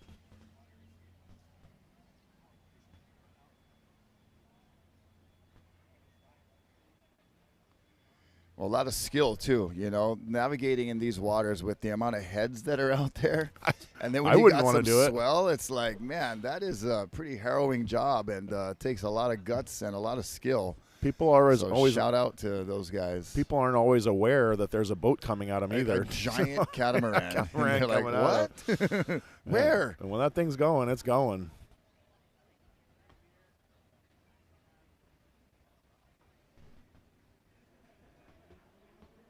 All right, here goes Red again. Going for the left. Okay, so switching it up a little bit. Wow. Oh, man. Cutting back Good into it there. connection right there. Floater. Wow. He's working this one for all he's got. Yeah, milking it like an Indiana Holstein, let me tell you. Holstein's that black and white cow. That's the good milk. Yeah. Indiana, where my wife's from. Oh, there you go. Got connections everywhere. And Finn Banks working on that combo. Man, he is 2 9s on the board, a 9.0 and a 9.6. Wow. Unreal. Yeah, and there's no way you'd tell him, hey, you can just come in. There's 15 minutes left. I'm pretty sure Aaron wants him to come in. I'm pretty sure he could come in. Yeah. But his competitive spirit and his just stoke on surf will not allow that. I'd love to be out there with only 2 of my friends surfing too. Yeah, and just trying to build on 2 9s. Oh, man. There was the crew of the Bologna Standing Men came in yesterday, and they said all 4 of them were just surfing just for fun out there, calling each other into waves. And one guy came off his board, and his leash broke, and his competitor came over and grabbed his board and was pushing it over to him. And, Kenji was helping out Scott. Yeah. And Scott was like, "What are you doing?" And Kenji's like, "Get your board, get your board." Yeah, Scott's like, "Get out there, man, get out there."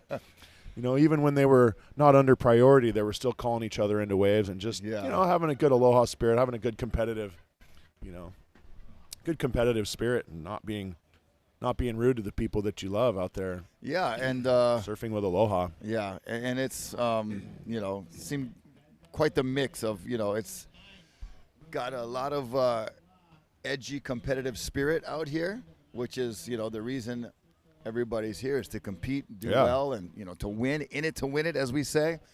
But also the love and the aloha, the sharing, the camaraderie is all kind of mixed in the same bowl, and it makes a beautiful batch of really good stuff. Yeah, and just understanding how blessed we are to be able to have this break, Yeah, totally. Blessed to have the event, have the break. Just a few of our friends out there, Yep. So you'll see the last of spotters out there. Last of red, the 7.5, and he got that on the left as well. Yeah, and he'll be throwing it away. Yeah. Nice to not need a 7.5, right? I know there's a lot of heats that I surfed. I could have used a 7.5. Totally. Yes. Yeah, that's so true. I could have used a 6.5. But, Finn Banks showing why he belongs in this event, and probably, going to be taking the win here with even with 12 minutes remaining. 12 minutes. You can do a lot of damage in 12 minutes. 9.0 is hard ground to make up. And when you just look at the skill level of Finn Banks, you can tell he's been at it for a while. And he's also got this really kind of a smooth but aggressive approach, mixing in the two. So he knows when to get aggressive and smack the lip, but he knows when to back off and chill and then do some rail-to-rail work. Do those rails, yeah. Having that balance, I think, is really important to be in the total package of a competitive surfer. Yeah, and I feel like when you're young, you just learn so quickly, Well, and he's also, you got to be willing to learn, right? You got to be disciplined enough to know that you don't know everything. As a teenager, you sometimes think you do, but to be able to soak in and be coachable, that's important. Here he goes again. This kid is unstoppable. Yeah. He's a wave machine. So much energy. Oh, there he goes. Yeah, being 15 helps. Yeah, you're just rubber. You bounce back. You know? You fall down, you get back up. You don't even feel it. Yeah, and when you get to be my age, you take a good beating, and you feel it. Yeah, you're out for a couple days. You're like, oh man, I gotta let this one marinate a little bit. Just gassed getting back out too. Like, I'll sit and let a set go by just so I can catch my breath. No joke. Not this guy. Yeah, even if you wanted to go, you're like, oh, my lungs, my body just won't let me. Oh, it's so fun getting old. That's what Ezra was saying. He's like, oh no, I let the old man in this year. Yeah. He's like, I don't dawn patrol as much anymore. Yeah, I let the old man in. Yeah. Oh, I love Ezra. He's got the enthusiasm and the aloha that brings so much to the production here, the production value, and then when he steps into the broadcast booth here, so glad to have his presence here and his knowledge. Yeah, endless knowledge. This is my first time doing a live feed. Hey, Eric, you're a natural, my friend. I was a virgin, Rocky. Yeah, so you got me. I'm glad to bring you in and hold your hand along the way. Hey, thanks, bud. Got to stand on the shoulders of giants. Yeah. We got Rocco lapdogging it up here. Rocco, he's sacked out. So cool. Yep. He's been running it hard for 4 days. What you call sensory overload. Oh yeah. Yesterday he was over it. Being a North Shore dog. Here you go, coming Finn out here. again. Oh, Finn bearing the nose. Can he complete it? No, but that was so good. I like where his head was at, just really teeing off on that backhand lip smacker. Put the nose in, looked like a little Johnny Boy Gomes backhand action there. A little flash from the past. Yeah, this little dog yesterday was not having it, man. Oh, yeah. All day he was just could barely keep his eyes open, head falling over, just looking at me like, Dad, when are we going to go home? Yeah, this is too much. I've only had him, so what? We will have been here for 8 days, and we spent 2 days at Turtle Bay, so that's 10 nights in a hotel. Oh, man. And we've only had him for 20 days, so the poor guy is like. Oh, he's like, is this what you guys do? Yeah, he's like, do you people ever stop? Like, what are you doing with me? He grew up in someone's backyard in suburban Arizona. Oh, no way. He came out here. Now he's at a different beach every day. Yeah. 5-star hotels on the North Shore. Yeah. Moana Surf Rider down here. Living it up. Oh, so classic. Yeah. Pretty happy with the temperament of this little guy. You're supposed to introduce him to 100 people in 100 days, and I think we got about 500 in about the first 10 days. So. You're ahead of the curve. He's socialized. Now if he can just get his dad to behave. Yeah. Well, it's a whole nother beast, as they say. Yeah, he's going to train me next, I think. Yep. That's how it works. Okay, so Finn, you called it, man. He's got 7 waves 4, 5, already. 6, 7 waves, yeah. So 8 minutes and 30 seconds remaining. Well, he's not going to reach that 15 wave mark. Yeah. I think we have actually had somebody, I think that we raised it from 10 to 15 because we had somebody catch 10 waves in a final, and we had to tell them to come in. Yeah, Elena was almost there. She had about 9 waves this past final. How cool is it seeing Roy and then Elena back to back? In the next heat, the next heat, both champions, husband and wife. Roy High coming, Fives Foundation. Roy coming from behind, too. He just eked his way into there in the fourth place spot, made it into the final in the closing seconds of that last heat. Yesterday, yes. I had the pleasure of calling that heat when I was up in the judges' tower at the end of the day. I called that heat, and oh wow, yeah, it's just pretty special, man, to like have him and Chaco.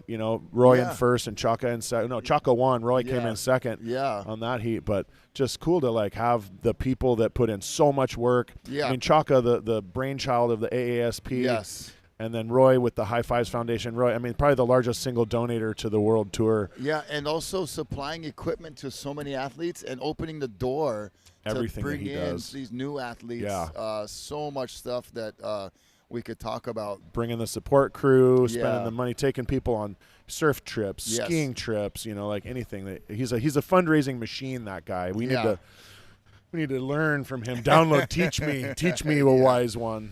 Yeah, for sure. And to see him come away with a victory, and dude. And they did the Queen's carry too. They about 8 guys went into the water and carried him out of the water on his wave ski. Yeah, Josh.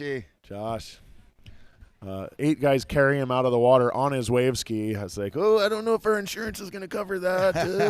You guys be careful. Yeah, well, we got the hands, we got the hearts. We got the Everybody's hands, contributing. Speaking of hands with hearts, we've got those folks here doing some physical therapy on the beach with massage therapy and different needs for different athletes. So chiropractic adjustments. Cool to have these folks here taking care of us. Speaking of hands with heart and Roy Tuscany, he's laying on the bed right now. Oh, Roy is. Got a little towel over his eyes, having a snooze. Yeah. Getting some energy work done. Well earned. Yeah, that Hands with Heart, you got to get here early in the morning to sign up for that. Sorry, Rocky, you're stuck here all day. You can't go get a massage. That's okay. They put out their little whiteboard in the morning, and you got to get on it because it fills up every day. Oh, I'm sure it does. And to have them send folks here to take care of the athletes and our staff here is really those guys amazing. they're volunteering. We've found ways to fundraise and take care of their plane ticket, and we put them up in a hotel. Who do we got here? Alexander. That's Alex Shub. Doing another in and out. He's going to have to. Having a hard time finding the open face here. Yeah. It seems like he's looking for the left because that's the last couple ones. He's just kind of done that drop in, kick out. Yeah. Hands with Heart. So we've been able to fundraise and get their plane tickets and hotels covered through our partnerships with hotels and whatnot. But they're volunteers here. They come from Italy and Spain, and they come to volunteer. And here goes Finn again. Oh, on the left. Oh, look at that thing. Oh, wow. Oh, Finn's free. Yeah, Finn banks for the Finn's free. Finn's free. Hack off the top. I thought he was going to land that one. Yeah, that was so close. close. That was almost a 360 there. This kid. I like where his head was at on that one. Yeah. Too. He's gonna be a formidable competitor. Yeah, already is, right? All right, in the 5-minute warning. He's got a bright future. Yeah, he does. In this adaptive surfing, and he's going to most likely come away with the win. 18.6 total out of possible 20. Taking a page out of the Mono Stewart handbook. Yep. Mark throwing down the only 10 in the competition so far. Isn't that right?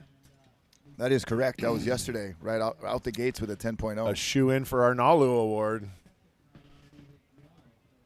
I mean, that just goes to show you the judges aren't just handing out 10s. You gotta earn it. Yeah, that's what I like about the criteria, the ASP, and what Chaka and the committee has really put together is there's no charity in the scoring. There's no in the criteria. It is the same expectation as pro level. Yeah. Top pro surfing. And we have WSL judges up there. And we do have the best in the business up in the tower, so they've WSL got the experience. Equipment. Yeah. So okay, here's Aaron. Yep. Still in a combo situation. We'll see if this wave gives him something to do. It's definitely working it. Couple of nice snaps right there. Yeah. Yep. Good, Send good some spray. Yep. Oh, And, staying with it. Is he going to connect into the inside there? Time to kick out. And out the outside. Guess who? And there, yeah, guess who? Finn again. We should call him Finn again. Finnegan. Finn again. Finnegan Oh, look who's Banks. surfing. Finn again. Again. What is that? Is he 10 waves now? Right about there. Yeah. Oh, so it shows 8 number on 9. there. 9. Yeah, so that's 9 waves. 9 waves ridden. 3 minutes, 20 seconds. He might get to 13. I think you'd be hard-pressed to catch 15 waves in 30 minutes, though. Yeah, I mean, especially at Queens, you know, Yeah. it's just kind of a break that doesn't really have the reputation for being like frequency unless it's really pumping.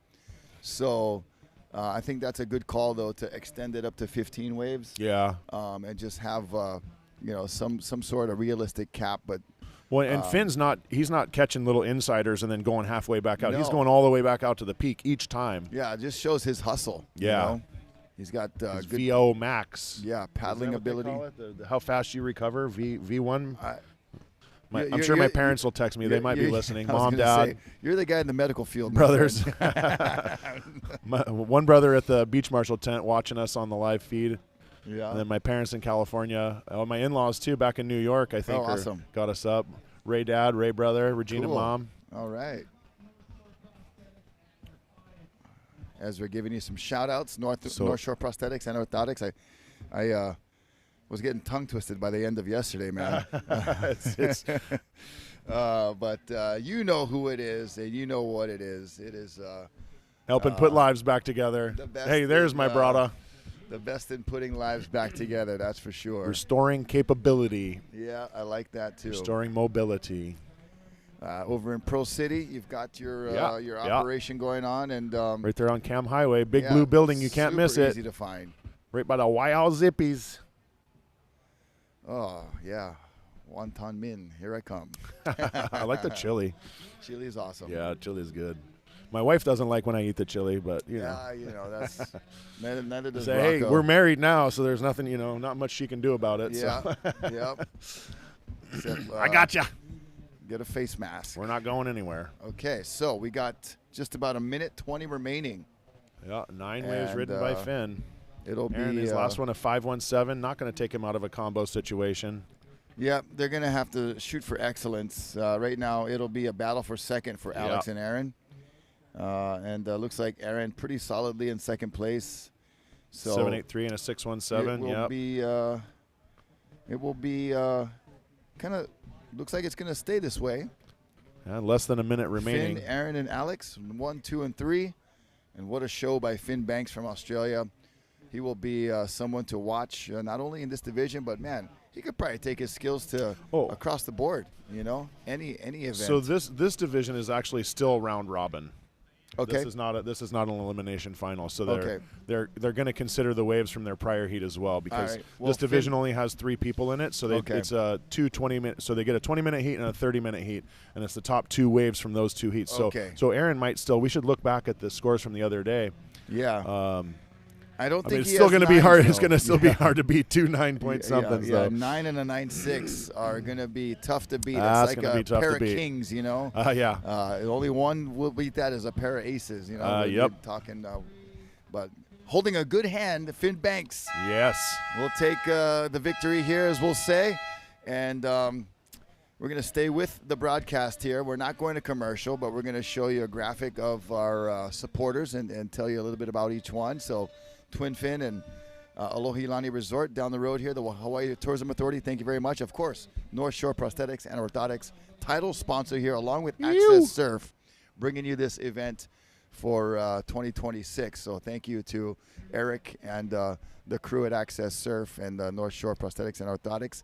Kioya Hotel Group, Southwest Airlines, they do so much for our inner island travel. Yeah, they do. And, you know, equipment. Don't they have free boards, too? Yeah. Inter-island? Free boards, inter-island. So moving equipment, moving humans. Oh, man. Southwest Airlines, Yeah. connecting our islands. Thank you very much for adaptive surfing. Ultras HR, Kaialoha Supply, Hyatt Regency, the best real estate in Waikiki right here. Richard There you Taylor go. and the crew have been here to talk to us as well. Hula Grill. Yeah. Breakfast and lunch. Breakfast and Pasha lunch. Hawaii Pacific, CAF, the Indy Club, and more. as we bring you back to live action here at Waikiki, the Hawaii Adaptive Surfing Championships. Who's up next? We have the baloney standing men. Yes. This will prove to be an interesting heat. Yeah. Kenjiro Ito yes. in the red is just a powerhouse surfer. Mm-hmm. I think this guy surfs well enough. He should be in just regular. He should just be on the regular surfing tour. Yeah, he's a really talented person. Evan Strong. I'm pretty sure Evan used to live on Maui or does. I think he splits time between Maui and Florida. But okay. Yeah, another power surfer, that guy. In white. In yellow, Bruce Campbell coming from New Zealand. Yeah. For the first time competing with us. Yeah. And we were checking out his leg the other day. He's the one that's got his front leg like super internally rotated. Okay. Yep. And that's not something that I see on any other. Yeah, little innovations, little custom styles, little adjustments that these athletes make is so interesting to learn all of that. And that just kind of, the amount of wrinkles that you can kind of stumble over of these different athletes and their different techniques, capabilities, categories. It is just never ending, I feel like. And it just shows the innovation, and just experimentation and the just the willingness to see a problem and try to change it, fix it. And then another Aussie, I think, Shawnee Whitaker. Shawnee Whitaker, no, he's from U.S. He's in the U.S. Okay. Yeah, he's from the East Coast. Yep. Nice. FaceTimed with his sister the other day. Cool. He was showing her around, saying hi to everybody. Oh, right on. Shawnee Whitaker's lost about 50 pounds recently too. Really? And you always got to be careful when you say, "Hey, you look like you lost a bunch of weight." Like, "Are you healthy?" And he says, "Yeah, man, I'm eating well and I'm exercising." And here goes Kenji. Oh, Kenji starting Ito. it off, big, powerful turn off the top there. Yeah, and we Face talked getting about away the from him a different the different leashes on different legs. Yeah, depending on what, and he prefers the back leash. So he's got it right on his prosthetic. Yeah. Yeah. I think we'll see. I think we'll see Evan Strong. He'll be having it on his front leg, his intact leg, and Bruce Campbell out there in the yellow, Sean Whitaker in the white. So cool to see have our New Zealand competitors from the other down under. First time, bringing the Maori contingent. Yeah. Beautiful place. I don't know if you've been before, but yeah, I went to New Zealand once with my family. I've been there once too. It's so amazingly beautiful. Yeah, we just trekked around and we had a caravan. Yeah, us too. You just pull up to the caravan parks, man, and it's so beautiful. Bust out your little burner. Yeah, and, exactly. Fold down the bed. It's so fun. Yeah, that was great. And my little brother Brecken stayed for about, I think he stayed for a full year, and he started out woofing, and then he made his way to Raglan. Okay. And he wasn't working on organic farms anymore. He was just cleaning up, helping out at the hostel for a little bit for a free place to stay and surfing every day. That's all he did. Yeah, getting super long lefts. Oh yeah. To his heart's content. Yeah. Yeah, he came back. He had dreadlocks. No way. That's funny. And he's a white boy. He doesn't have hair. Yeah. Like right kind of hair for dreadlocks either. But, all you got to do is not wash it. Yeah. So. And I think that's what he did. I don't know. I hope he's listening. Love you, brother. Oh, yeah. Awesome. So Kenji Ito with an opening ride of a 7.0. 7.0. Very good. 3.17 backup or opening ride for Evan Strong. That might have been during our commercial mentions. So we've had these little snippets of time between heats where we come back to the action. It's like a minute or two into the heat, and then you have got to catch up these there. little Yeah. waves written, yeah. Two Shrugs production. Thank you very much. There we go. Two Shrugs. Yeah. Thank you job, guys so much. Giving us an amazing deal on this live feed. Yeah, and taking it around the world, and it's so important to not only showcase these athletes and what they do, but also getting the word out that Here this goes is Shawnee. a growing Wow, sport. look at that pop-up, dude. Yeah. He just flew to his feet. That's where I struggled the most, is on my pop-up. Yeah, and it's different than having, your front leg versus your back leg, Yeah, right? true. Yep. Yeah, definitely. And then here we go. Bruce taking a look with that internally rotated leg. It's working for him. Look, he's got full contact on that board. Oh, you see when he goes, you can see his toes lift when he goes to cut back to his backside. You can see his toes lift, and that's challenging. Yeah, and that's something that we just continue to observe with these different situations for different athletes. And you see how loose he is once he's on his feet. Yeah. It's pretty. His board looks really, really in tune. I think he was saying was he going to take the center fin out yesterday? I forget. I think he was going to make an adjustment to his fin setup, though. Okay. Because he knew it was going to come up today and be pumping a little more. Yeah. Well, definitely the most energy of the week right here. Oh, yeah. Just in time for Aloha Finals Friday. And it is the final day of Hawaii Adaptive Surfing Championship, brought to you by Mono Stewart, Prosthetics, and Orthotics.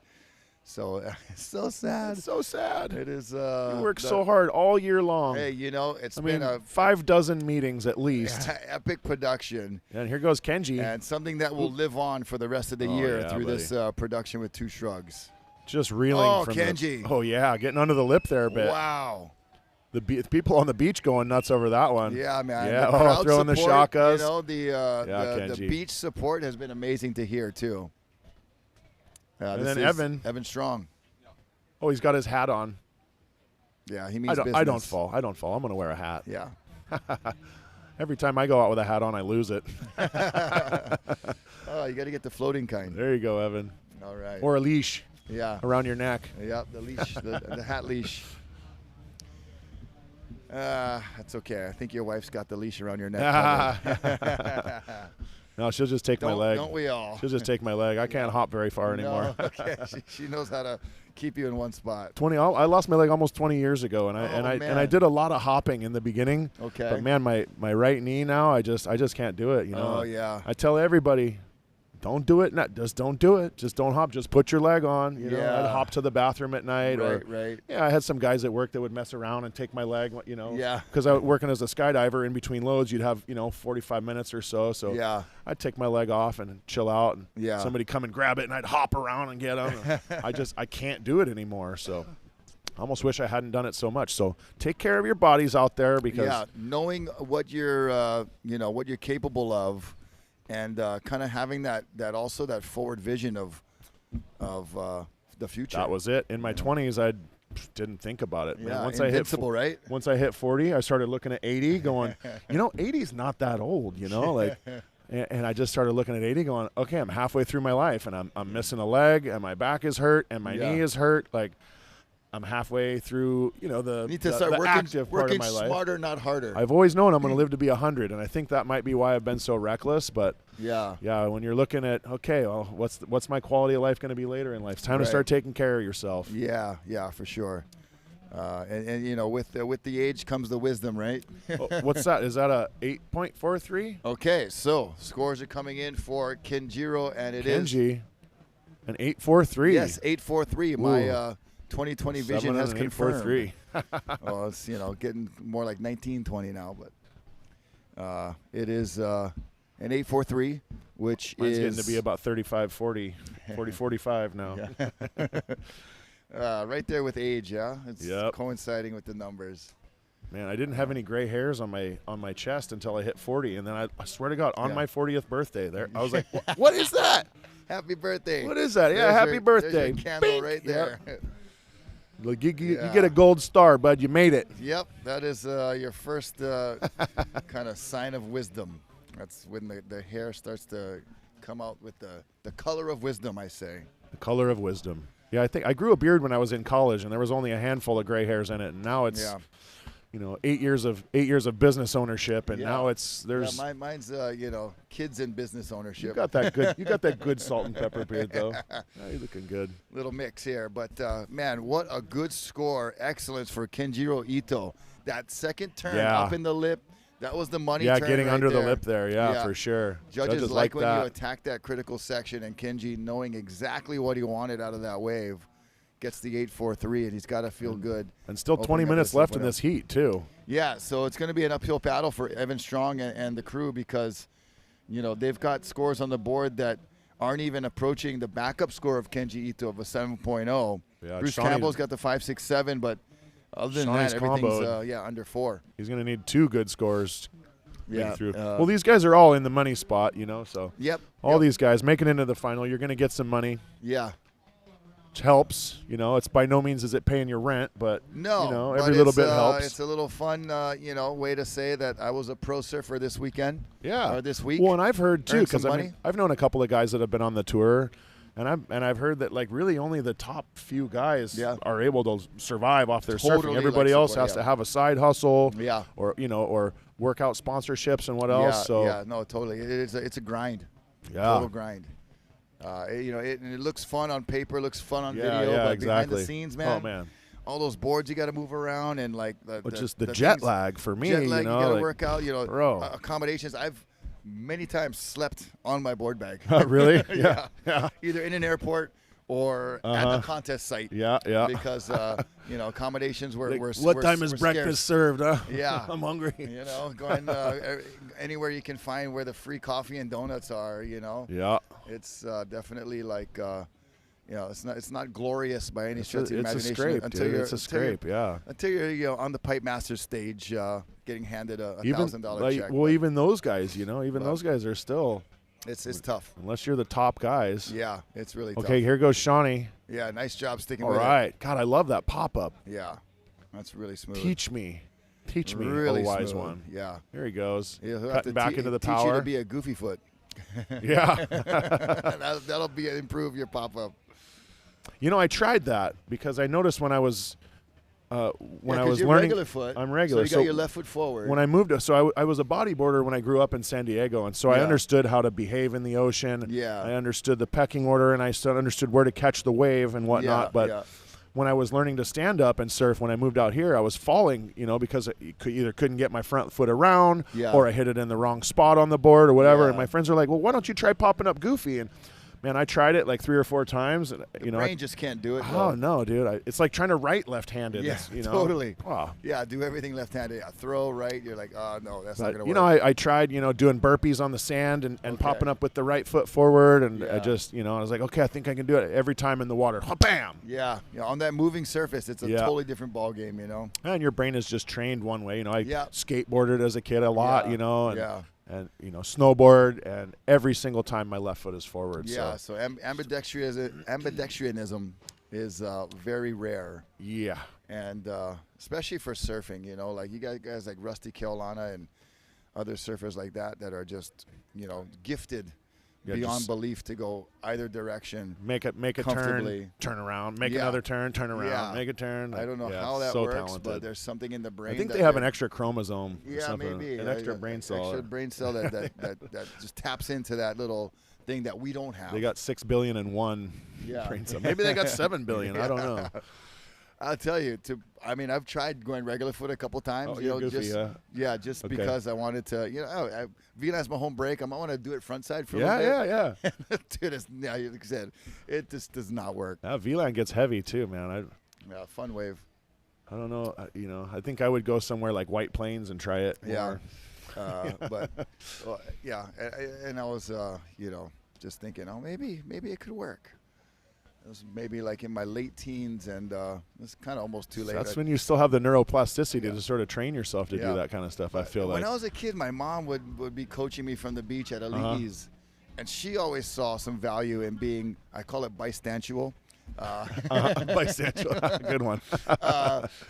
To be able to surf either direction. And Turn around, boy. You don't get dinner. Yeah, and so she would do this, this motion of like, okay, I would be surfing. I'm like, now it's time to switch Now it's stance. time to switch. Yeah. And she made me catch at least 2 or 3 waves regular foot, but never stuck. And So you were popping up regular foot, or yeah, you're just switching? I was popping up Oh, you were regular popping foot. up regular foot. Yeah. Okay. Yeah. and Well, just like Finnegan, when you're young, yeah. it's so easy to learn that stuff. Yeah. All right, but and paddling. I wanted to maximize my session out there, and Yeah. knowing Goofy Foot was the way I could really work on my Yeah. stuff.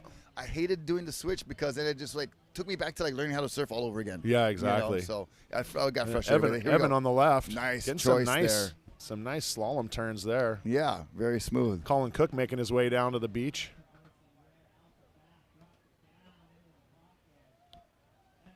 He really milked that one. Yeah, the lefts are starting to provide a little bit more than they did in previous days. Here's Kenji. And here we go, Kenji in the power. Oh yeah, nice one. Just Good throwing it turn. on the rail. Yeah.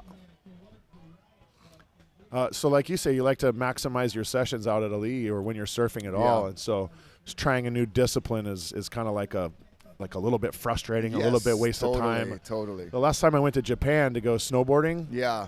we went for a week, Bruce Campbell. And here comes Bruce again. Out of There, New you see Zealand. him reposition his leg. Oh, and just kicking caught out the the rail. back. Yeah. Yep. So my wife is a skier, and I'm a snowboarder. Okay. And we said, okay, we got 5 full days on the mountain. Nice. We're going to rent both the snowboard and skis. I'm going to learn to ski. She's going to learn to snowboard. You know, and then after the first day, we were like, all right, tomorrow we're going to do it. And then we just got up and just stayed with the discipline we did, you know, because I was like, I don't want to waste a day potentially or try and learn a whole new skill. It is like back to the beginning, you know. Yeah. And when you already know how to do something proficiently, it's easier to stay with it. It's hard to go to something where, you know, it's like learning all over again unless it's absolutely not unless you got like a movie role to be like a skier. There you have like, yeah. I'm doing Okay, it, all right, I got to do this. This Yeah, doesn't matter. I got 4 days, you know, I got a limited time here. I'm not going to waste it trying to learn. I want to go shred. Yeah, you know? Exactly. So, I got to say, hitting the onsen after a day on the slopes oh there. My gosh, I was never even sore, not once. Yeah, wow. You know, like usually day 2, you're like, oh, Yeah. and by the day 4, you're like, I can't even go. Yeah. Man, you hit the onsen, get a good onsen, soak. Yeah. Get a good soak, and luckily they allowed people in with tattoos there. Oh, really? That's a little bit of a no-no. Yeah. Usually in Japanese culture. They thought you were Yakuza, maybe. Yeah. I hope they don't. I'm a nice guy with scary tattoos. So cool. Yeah, we'll bring it on, man. Thanks, Guido. Hula Grill. Oh, Hula Grill, Guido bringing it. What do we got? Meatloaf today? Oh, right. yeah. Mashed Mama's potatoes, meatloaf. Oh. salad. Oh, thank you, my The meat friend. and potatoes, bro. Oh, baby, that smells good. This is where it's at. One's probably good. We can pair one. What do you want? One's good. Oh. Thanks. Me making it difficult. Thousand Island Ranch. I'll take 1,000 ranches. And the last wave for Kenji is 713. Still a solid score, but not one of his top 2. Yeah. Again, another surfer throwing away a 7-point ride. Can I take that to go? How luxurious. Can I get that to go, please? So we're just about 12 minutes remaining here in this below the knee standing men final. Coming up next, we'll have the below the knee standing women final, and then get into our prone assist divisions, women and men, and then our above the knee standing men final. And Prone assist, another division that's just stacked with so much talent. Yeah, and you know, and a lot of competitors. A lot of competitors, the number of competitors, the talent of the competitors. Yeah. I call that the NASCAR division. Yep. You know, you got your driver, you got your pit crew, you got got your tires, your engine, everything. You got your pusher, your catcher, your safety Pacific person. Ocean Patrol out there picking them up in the lineup. Yeah, no, Man. that's so great. DJ and the crew doing excellent work all week. So glad we're able to do that, because if we were to have to wait to, you know, for the pusher to get him back out to the, or for the catcher to get him back out to the pusher, it would just waste so much time. Yeah. And so by having the jet skis picking them up, we just get to see so much more surfing. You know, it's like, I'm not here to watch people get pushed, you know, back out. You know, I'm here to watch people surf waves, and that's where they can shine. You know. Yep, and just making the most of the time here, right? Yeah, exactly. So that's been a great addition across the board, I think, in surfing in general. That was a decision that was made by the AASP. I sit on the competition committee with Chaka, Roy, Rich Julian, and Chaka's brother. And that was a decision that we made, was to allow people to advance in that prone assist division, to allow water safety to help them advance back to the break. That was, in the beginning, we said, no, absolutely not. Water safety is allowed to stabilize you, get you back on your board, and then you have to stay right there. We cannot advance you back out towards the break. And then we all sort of had a conversation and said, hey, listen, I'm here to watch people surf. Yeah, for sure.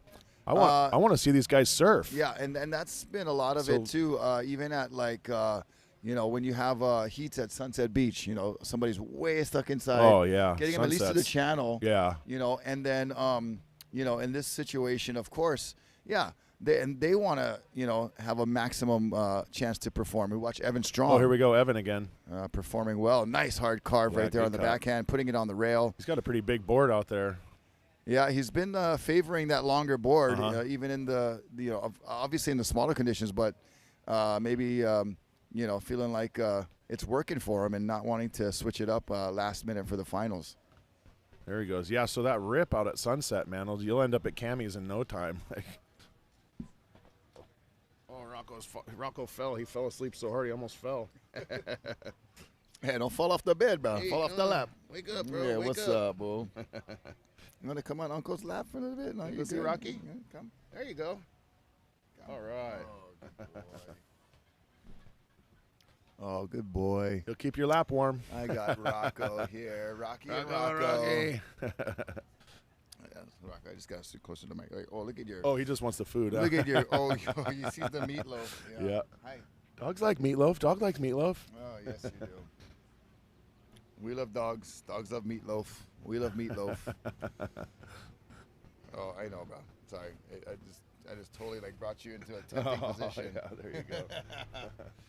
There he is. Rocco's gonna come. Your cameo. Okay. He's gonna What do you come wanna join say? us. And then he He's cuts gonna off. come join us at Cavella Bay for some famous now, bro. You're for some famous. board time.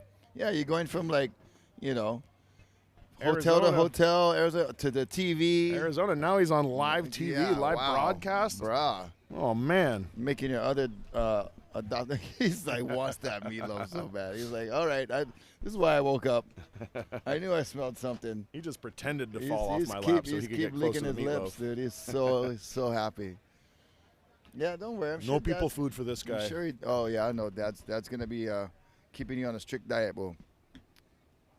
That's good. Only pup food. Yep. So we got one more dry heat food. here with Brother Eric. We're gonna bring on. I think who we got coming on next. It was. I think it's Dario Melendez actually coming up buddy. next. And we were supposed to have Brother Trevor from Indy, but he's busy and loving what he does with the I'm Not Dead Yet group. Indy, that's what it stands for. Oh, is that what it stands for? Yeah. Oh, I didn't know that. Yeah, I found that out the other Oh, day, okay. and I was like, dude, I became an instant fan. Oh, cool. Indy, I'm Not Dead Yet. Oh, that's great. Yeah, so 2024, a new foundation, but doing big things already and contributing here to the Hawaii Adaptive Surfing Championships. So, Trevor, thank you for all you do. We'll miss you here on the Yeah, buddy. broadcast, but we'll watch Bruce Campbell up and riding on the left. There he The goes, on New his Zealander, front nice side. carving turn, but just gets Another tripped up there. He's got a great pop up too. Even getting that front leg around. Yeah. Like that. So 7 minutes, 30 seconds remaining. Kenji with an 8.43, and last score was a 7.13. So those are his two top waves. Evan Strong in second. His last score was his best wave, a 6.1. So he is kind of nudged up to Kenji, but still, everyone's chasing Kenji right now. Needs either a 9 or better or a combo. Or a combo. So, You know, I've been in that situation in a heat, and you're just like, have fun. come on, with Mother what you Ocean. got. Yeah. Yeah. Come on, Mother Ocean. Give me something. Something I can work with. Or stop falling. Oh, I guess, no, Yeah. remember, I don't fall. That's don't right. fall. I forgot. You never fall. I'll have to remind myself that. You Yeah. know, it's the story that you tell yourself becomes your truth, you know? Yep. And I believe, that's so much can be applied to many situations of the athletes here, that had to kind of stop telling themselves Yeah. that there's no more left Or that there's a disability. or you know, there's something I can't do. No, there's an ability. You have to really, really get your mind out of that. You can do that it. prison, You just got to change the way you think about it. You Yep. can do it. The mind is a powerful thing. Well, and the aroma of meatloaf right now is a powerful thing for Rocco. And his dad, too. Yeah. Big E's going to take this off screen and devour it. In I about can tell 12 already. seconds. Yeah, it'll be inhaled. So we'll come up to the 5-minute mark here for this below the knee standing division. Oh, and you get an upgrade on your co-announcer, Dario Melendez. Oh, bruh, so good. Man, this kid, he's got one of the greatest attitudes of anybody. You know, he's Yeah. always got a smile on his face. For sure. You know, I'm sure he wants to win, but if he doesn't win, he doesn't care, man. He's here to have a good time. and- Yeah, exudes positivity. Yeah, man, the stoke of this kid. Oh, they showed his movie last year, and Okay. I'm trying to remember the details, but I think that he was being robbed, and he was trying to get away, and he got ran over by a train, Oh, my gosh. and that cut his leg off. And up and riding out Bruce the back. Campbell. There he goes, doing the Huntington hop, trying to stay in the power. Yeah. The Kiwi shuffle. With the Kiwi shuffle. With the 5-minute mark there. Yep, out of New Zealand, But Bruce Daryl, Campbell. I mean, I can see him right now. He's just a big old smile on his face. Yeah.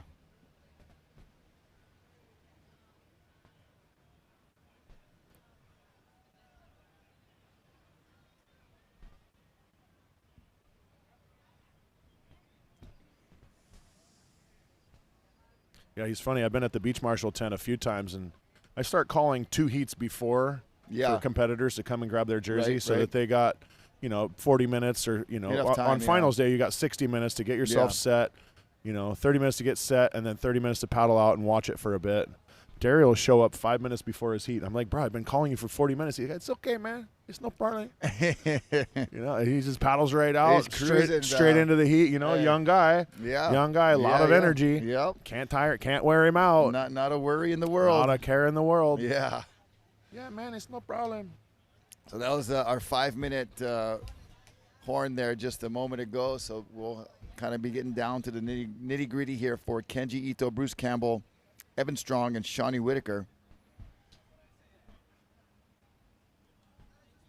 And these guys did have their 2 round robin heats already, so this is the final. So these are the scores that they'll be sticking with. This is for it. This final. This is time to put up or shut up. Yep. Time to get paid. Blow up like the World Trade. Okay, sorry, getting into some Biggie Smalls there. That's okay. We'll allow it. Just this once. Just this once. Okay. Yeah. Speaking of blowing up, these guys are just totally here to put on a show. We'll kind of go through the bring you up to speed here. It was Mark Mono Stewart blowing up to take the win for the upright men's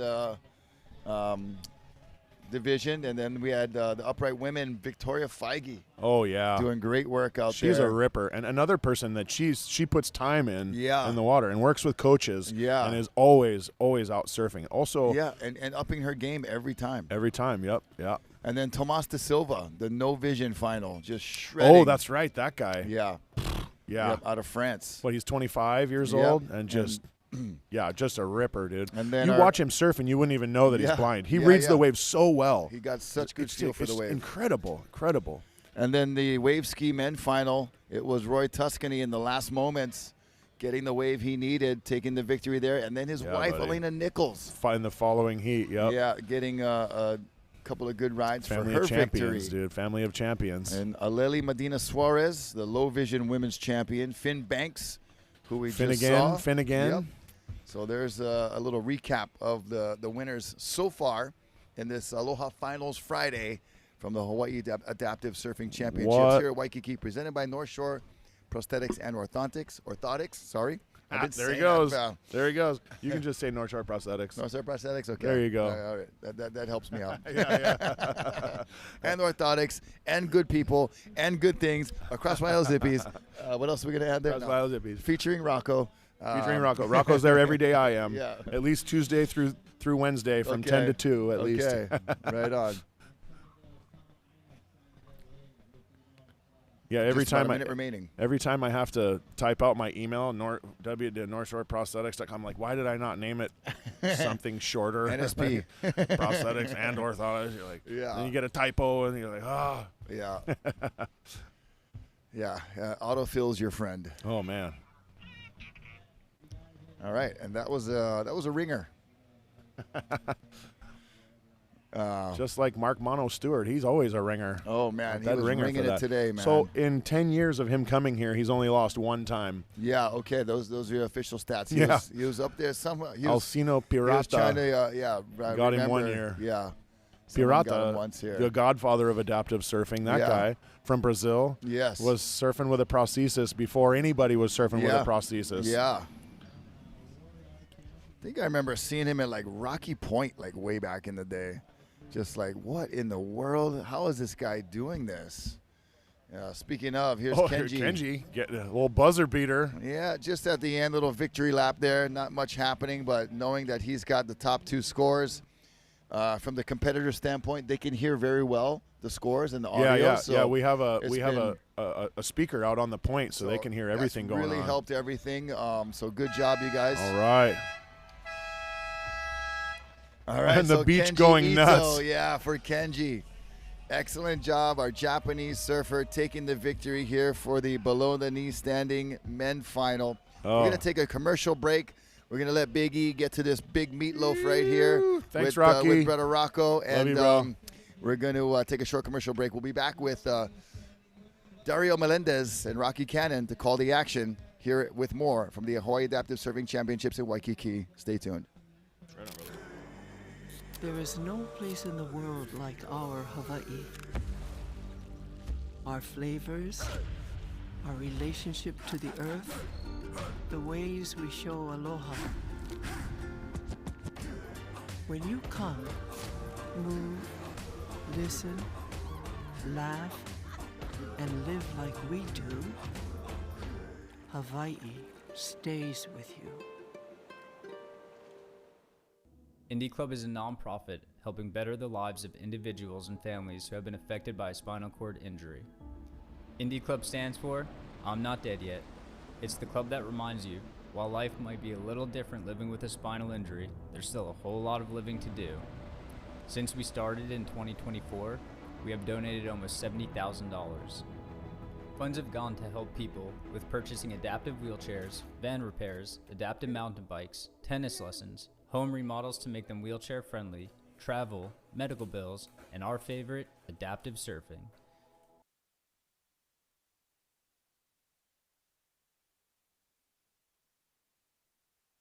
Hey guys, welcome back.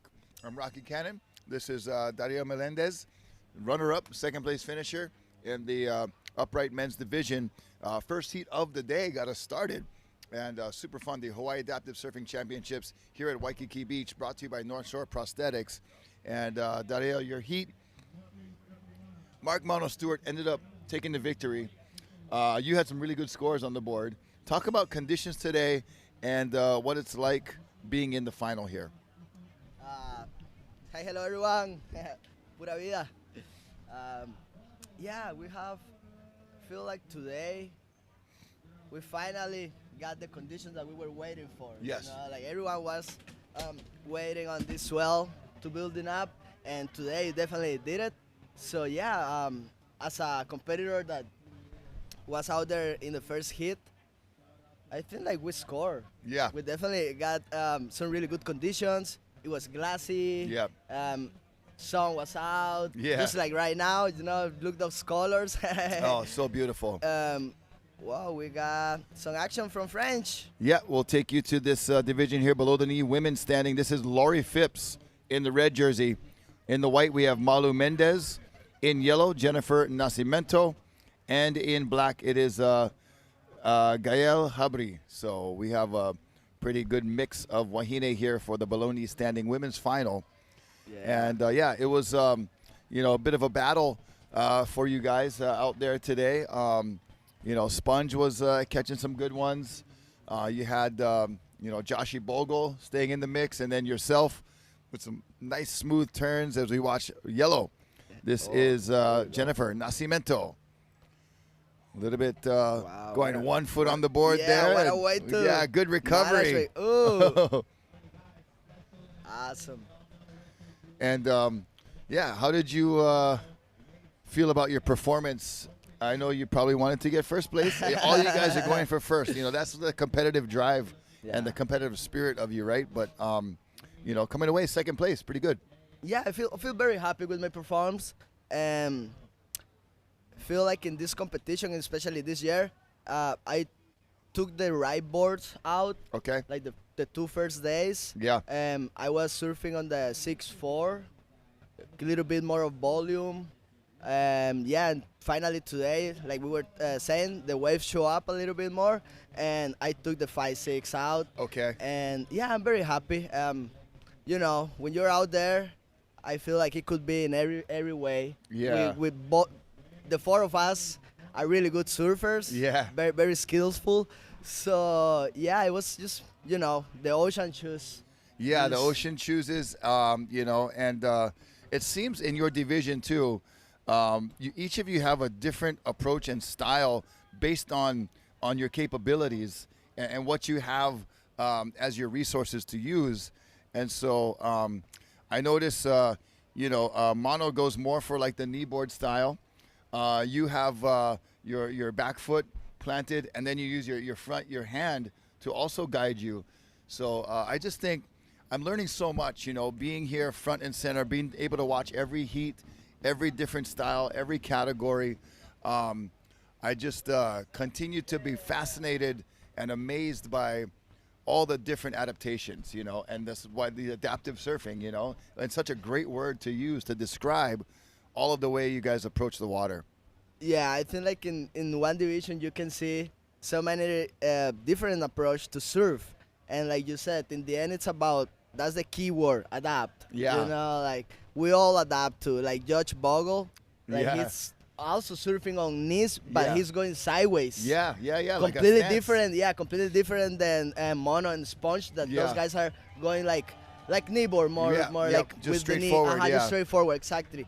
Meanwhile, me and Judge, we got kind of like this regular stand, and then if we go left, it will be like backside for us, you know? Yeah. And it makes, everything, more different and also more competitive, so I feel like. Yeah, and so those different styles, you can see how each competitor uses that different approach. And it just, like I said, from a spectator standpoint, and to learn all the different little things, there's so much, I've been calling it wrinkles, there's so much little things and offshoots that are like, wow, I didn't even think about that until you see it. Like I'm looking at Bruce Campbell here, his prosthetic, he turns his foot a little bit more inside on purpose to have a little more drive, have a little more, of his foot being able to plant on the board. So just all those things. I think Kenji Nonaka has the prosthetic a little bit shorter, so he can lean a little bit more. So it is just crazy how all the different adaptations are coming into this surfing sport, and the way you guys use them to your full advantage.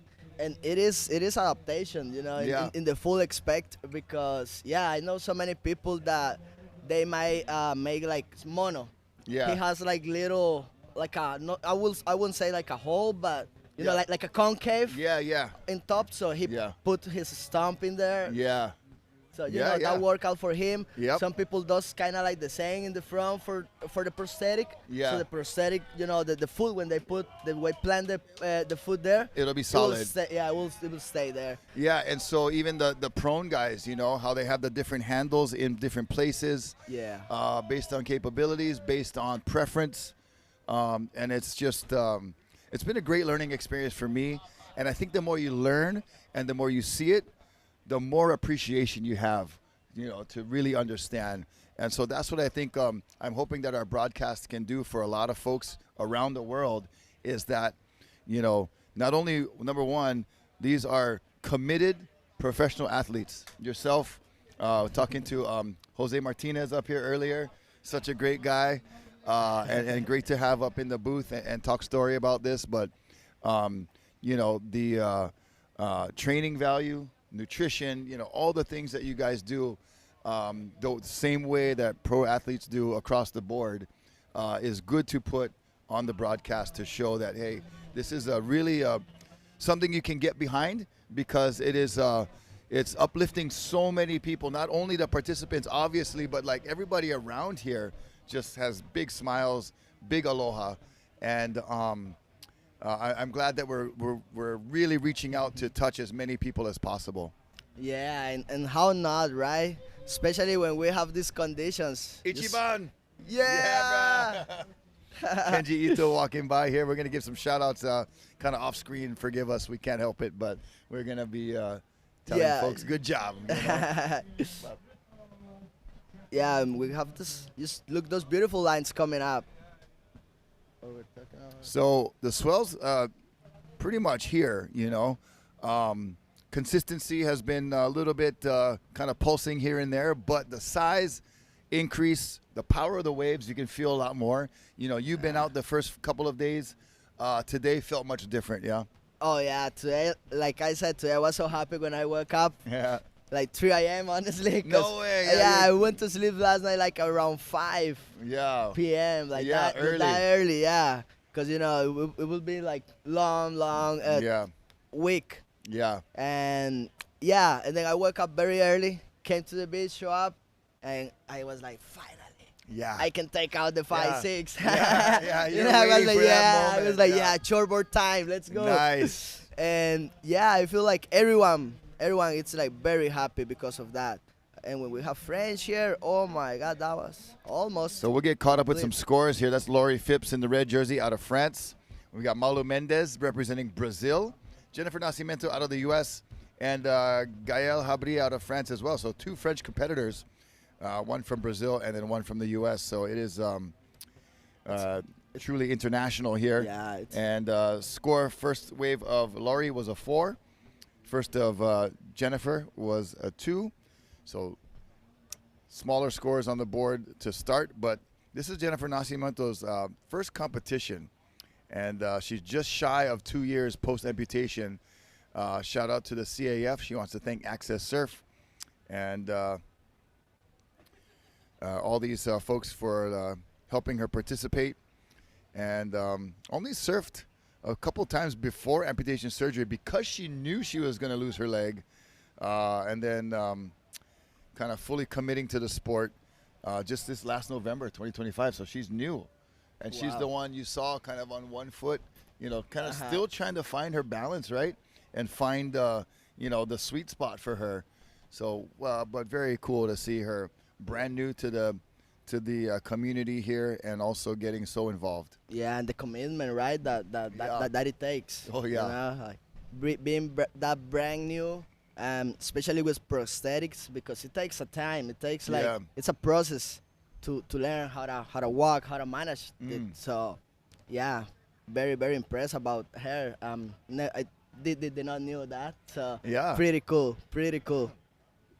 Yeah, it's really special, especially when we see the surfers here that are new to it. That really gives you a good sense of place of being, that it's growing, and that what you're doing is, you know, has some purpose, has some meaning, not only for yourself, but it's getting out there to folks like Jennifer who might not have otherwise, you know, been able to, you know, commit to something like this or have a way to express herself on the waves with, you know, an event like this. And what experience also, you know, like being out there Waikiki during Queens, surfing by yourself with a couple friends. Yes. We cannot go, that cannot be overstated, is how special it is to be out there with just a couple of people out at Queens. So cool. When here he goes. Yes, Jennifer. Operating. Nice. Nice one. That was a nice wave for her. Just, you know, just getting up to her feet and getting her placement on the board and staying very active also in the competition side. Yep. So that's her third wave. So staying very active. She's in second, sitting in second right now, with 17 remaining. Let's see. Yep. And just only a couple of points behind Laurie Phipps. So. Laurie's got another score coming in. However, you see it about to fill in on the screen there. So we'll stand by to see if Laurie can, well, she's going to add to her total, being her second wave, that's for sure. But we'll just see by how much. Because right now, Jennifer is right there. But Laurie will put in another score on the board. And coming up next, it'll be our prone assist division. So one of the more competitive divisions. Yeah. You know, we'll see the women's go out there first and then the men's, but that's our kind of our, I call it the NASCAR division, like the pit crew. You got everybody working hard to get the driver on the best wave, and the driver performing down the line on these waves will be exciting to see. And I know we've had some people passing by on the beach that didn't know what was going on, and then they come and see this. And, you know, they look around like, wow, what's happening here? I see all of these, you know, people that appear to be, you know, somehow, you know, disabled in some way. We'll use that word just for that. But then they realize what you're actually doing, what you are doing, and they're like, oh my God, this is amazing. So just to see the different people on the beach realizing what's going on, and then having the ability to learn and find out more information, that's great that this event does that. Oh yeah, it's been pretty cool to see the crowd at the beach. Feel like everyone that is around is being, cutting the tension because there's no way to, miss this event and the vibe. I feel like that's the more like important, and that is what is attracting all these people around, that they hear the announcement, they can see like surfboards, the jet skis. Yeah. They're like, hey, what's going on here? Yeah, and then they see all the smiles and the vibe, the aloha. You can feel it, Yeah, and then I cannot imagine what it is to be as a tourist, and then you're just visiting one town, not even knowing that a world-class adaptive surf competition it's about to happen, and then you show up to the beach, and just what experience again. And big shout out also to the locals. Yeah, I would like to say that, because the days before the competition and even the hours before, they are out there. Right now, I just can't think in Uncle Keo. Yeah, he has been just such a good help out there, like showing us the break and like where to see the spot exactly. And that's always something very special, because when you travel from so far, and you don't know the break, it's very. We really appreciate that, We really appreciate like that local. It's a lot of value there. And it's very like meaningful that you can feel the aloha, you can feel that cheering spirit in the water. Yep. And just big shout out to all the locals. Yeah, that's important. It's It's important that you said that. I appreciate you bringing that up, because that goes a long way, and any little bit of insight that you can get from somebody who knows the waves so well, to pass that knowledge on, that's going to be a big help. And I'm glad that you took the time to say thank you to the local boys here. Yeah, and also I know there's a lot of like locals that are like, hey, maybe we don't go to surf, this week because the competition is going. Yeah. And that's another like cool thing. Like, we feel like this year we have a lot of space to surf, and just. Oh, that's good. And just again, very, very thankful. Yeah, and that's good to see that you still have that that appreciation. Especially for just fellow surfers, and then sharing different cultures. That's also really cool. That's what I really like about the international, the reach of this event, going global, bringing all of you folks here from different places. As we saw a little shot of the beach right there, the entrance to the ocean, and the pathway for AccesSurf, using that area there to get our athletes down to the ocean, and all the volunteers and helpers that are there supporting. It's so great to see this family come together. All right, Lori Phipps. All right, it's a beautiful wave. Yeah, nice style there. A lot of speed. There we go, now coming back. That's going to be a big score for her. Yeah, that was really nicely done. Good positioning on the wave, and staying right in the pocket. Yeah, let's see what the judges think about. When we have 12 minutes remaining, and Jennifer Nascimento in second. Yep, the brand new competitor right now in a good spot. The underdog, I will say. Oh, awesome. So still no waves yet for Malu Mendez, and for Gael Habri. There's Malu in the white jersey, patiently waiting. Patiently waiting, Saludo a toda la galera allá en Brasil, apoyando a Malu, pura vida. All right. So Malu Mendez, she's a 3-time world champion for the AASP.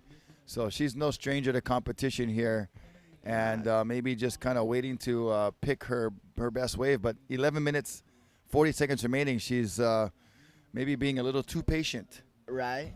Yeah, we know Malu. It's very sharp in his turns. Yeah. She's definitely dangerous as soon as she's up in the wave. Yeah. So yeah, it's definitely no lacking talent. It's just about the wave, right? Like you said, she's been very patient, and we got 11 minutes. Yeah, so maybe she better be on the move. Yeah, maybe it's time to change the strategy.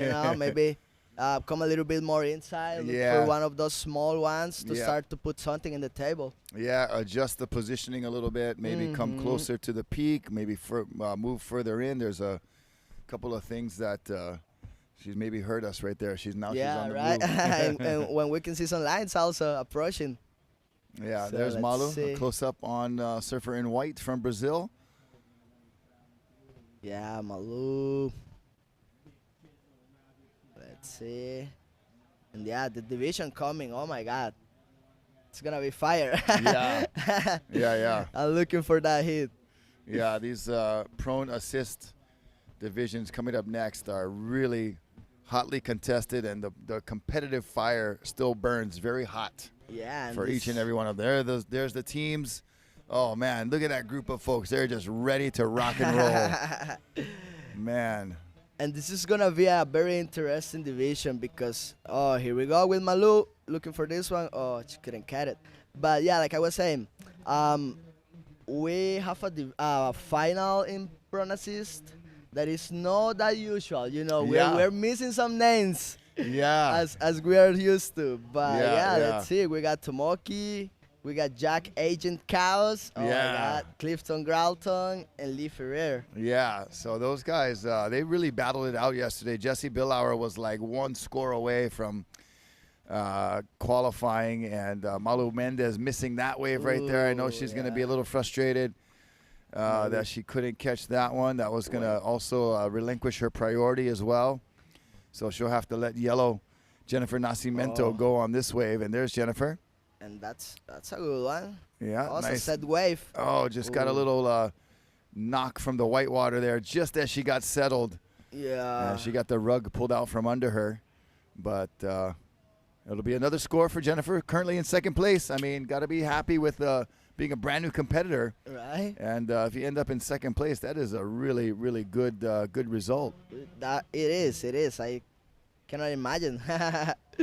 Well, when you were first starting, you talk about your first days of competition.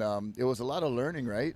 It was especially before I had to compete against Pirata. I don't know if you had met Pirata. Yeah, I've heard of him. I've seen him surfing North Shore before. Yeah, such a good surfer. I had so much respect for him. He really pushed me, he really inspired me to keep surfing. Okay. And yeah, we used to compete against him, and just, how can I put that? Like, well, it was a learning process, For sure. And he was getting first all the time, and we were like, okay.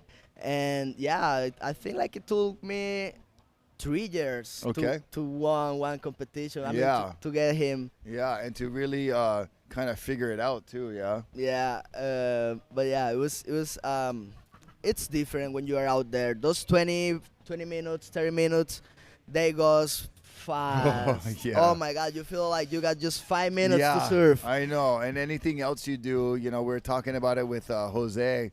You're training or you're doing something and you see like it's only been 30 seconds. It feels like forever. But then when you're in a heat, 30 minutes feels like it just went by so quick, Exactly. And you gotta like learn how to manage that, how to play with that also. Yeah, keep your composure, right? And not get too stressed out. Yeah. And I feel like that's, the competition game. When we got Red here looking for this one, oh, that's a beautiful wave. Yep, that's Lori Phipps. Lori. She might have, did she jump on a different board maybe? It looks like, right? Like, yeah. We had a couple competitors was a beautiful switch boards out there. So you can bring a caddy, right, with a different board. So another great advent of the AASP and the way they're thinking of making this to be the utmost professional event possible, or the professional tour, is that you do have the ability to have different equipment available for you. Right, because in the end, the goal is to have an athlete that perform the best. Yeah. Right? And if that requires to change a board, like we just watched from our friend from French. Yeah. And seems like it worked out very good for her. Yeah. Like, I'm pretty sure that's gonna be her best score. Yeah, she was able to maneuver the board a little bit better. Yeah. It's going to be close. It's a 3.9. Her best score is a 4.0, so she's still not as good as her first wave, but that score is going to be a keeper for her right now. Yeah, she just improved her. Yep. Her position. Yeah, and now Jennifer Nascimento, instead of needing just a 2-point ride, she needs a 5.7. So that was smart surfing from Lori Phipps. Yeah, our French surfer in the red jersey. I will put some pressure in, you know, yep. Jennifer and Malu. And yeah, no waves yet from Malu still. Yeah. Here we go. Maybe this one? No. Okay, we're going to look at the replay of the last wave. Thanks to Two Shrugs Production, getting us some quality coverage here for this Hawaii Adaptive Surfing Championships presented by North Shore Prosthetics. And how cool is that? You know, this morning, here we go again. There's a replay. Oh, that's a replay. Yep. You see? He's coming all the way to white water. Yeah. Gets spit again, went all the way back again. Yeah, nice control. I think she, appreciates that. Oh, the leash was around her foot. That's why she lifted up her foot to try to get it on the other side, but then came down a little bit misplaced. So just a little insight to the last wave of Lori Phipps right there. But she's in the lead and looking pretty strong right now. Yeah, this hit is getting some fire waves right now. Maybe Malu will have a look on this one. She can do it with one score, you know. She gets one good wave. Oh, here we go. Malu, she's up and riding. Ooh, when we can hear the galera. All right. Wow, that was a nice turn. Oh, just got a little bit off the board, over the heel side. Yeah. So important to have your center of gravity remain over the board. Once you get extended away from it, it's going to be hard to hold on. So got a little bit extended there for that last turn. And, playing in the reef. Yeah, just right there. Ooh, watch out. And, we can see the commitment of these athletes, not being afraid of step on the reef. Just going for everything. Yeah, here we go, replay. Yeah, nicely done right there off the top. A lot of speed down the line, and then right there just got a little bit tall in the stance. Yeah. And not able to hold on, but that'll be her first score. 3 minutes remaining. Now she's going to get something on the board that will be a few points probably. There's not a huge lead by Lori Phipps. So Malu Mendez still in this event for the first place finish, not done yet. Yeah, she's still on the competition. I feel like the hit's still pretty open. Yeah. Like with 3 minutes remaining. Yeah, if she can get out there quickly, get herself in position with her skill, she could pull this off. Especially with these lines approaching. Yeah, these girls, sets. Yeah, they have been very blessed. And yeah, like I was saying, how cool is that we have the transmission? This morning I was talking with my mom.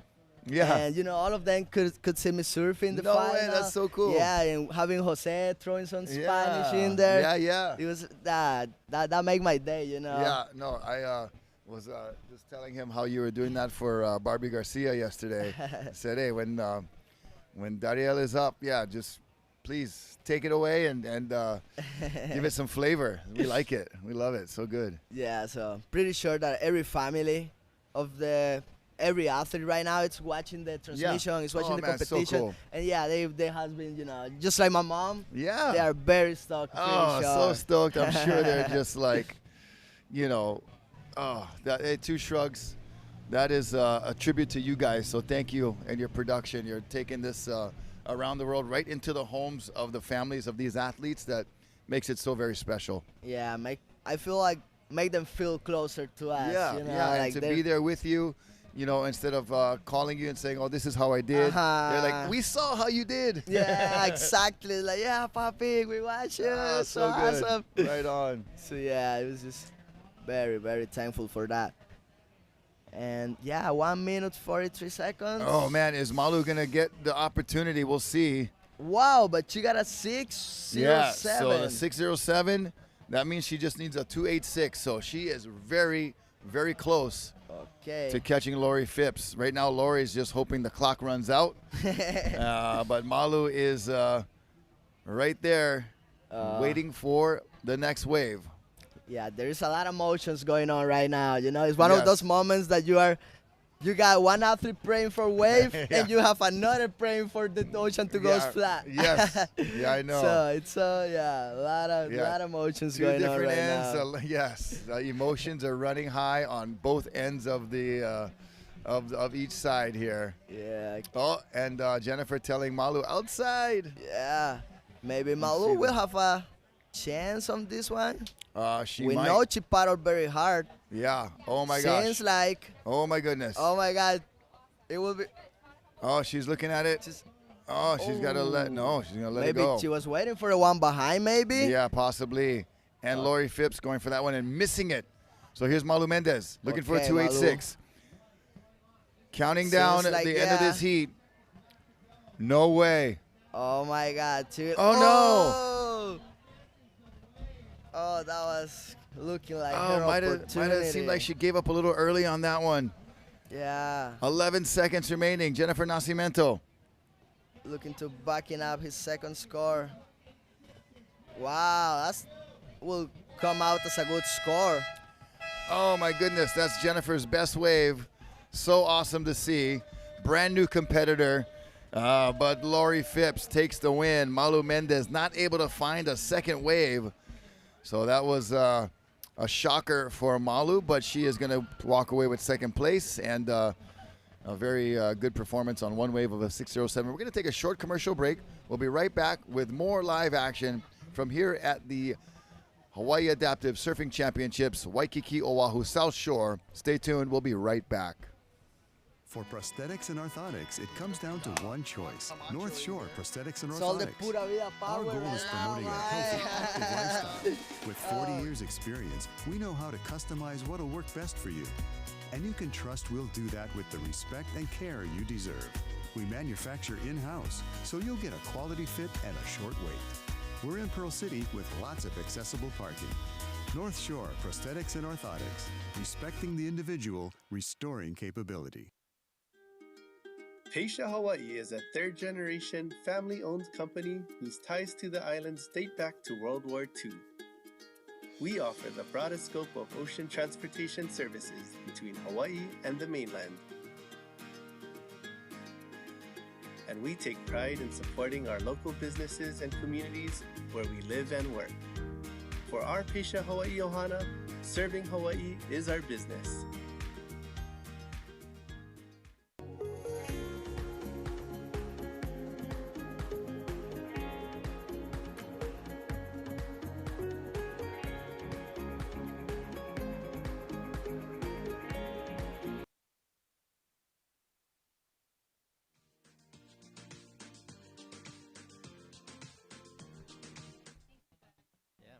All right, we are back with live action here, the Hawaii Adaptive Surfing Championships. And this is our next division. We're now into the prone assist division. Some of our most fierce competitors are these folks with the teams of helpers around them, the pushers, the catchers. This is like the race car driving division where you've got your person watching your tires, you got your engine person, your exhaust person, and we'll scoot you more forward here, Juan. I'm Rocky Cannon. We got Juan Camacho. Hi, how are you guys? What's up, brother? So how you doing? Being here with you guys. Oh man, so cool. One of our wave ski finalists here, and talk about. Well, we're going to introduce the heat first. We'll tell you who's out there for the women's final. We got Annie Goldsmith in red, Celine Riyad in the white, Sarah Almagro from Spain in the yellow, and Quinn Waitley out there in the black. So we've got truly a international representation here. Incredible heat over there we're going to have. Yeah, and so you were out there in the wave ski division. You made the finals. Yeah. And I heard it's been a while since we've seen you here. Yeah. So what's been going on? 10 years ago. Okay. I was here, so it was really, I don't know. I was so stoked to be here. All my surfing changed a lot. There's a surfing coming. Okay, yeah, we'll watch the action. Good call. This is white Celine Riyad out of France. And these prone women, just so cool to see the different board styles, different variations of weight distribution, the handles, everything that goes into a good performance for a prone surfer is so many different ways to do it, right?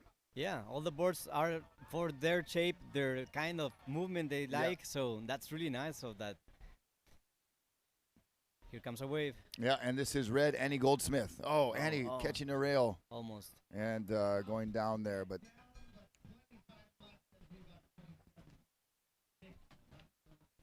yeah, so Annie's out of Australia. Australia, yep. And then we've got Celine out of France, who we saw, and Quinn Waitley out of the U.S.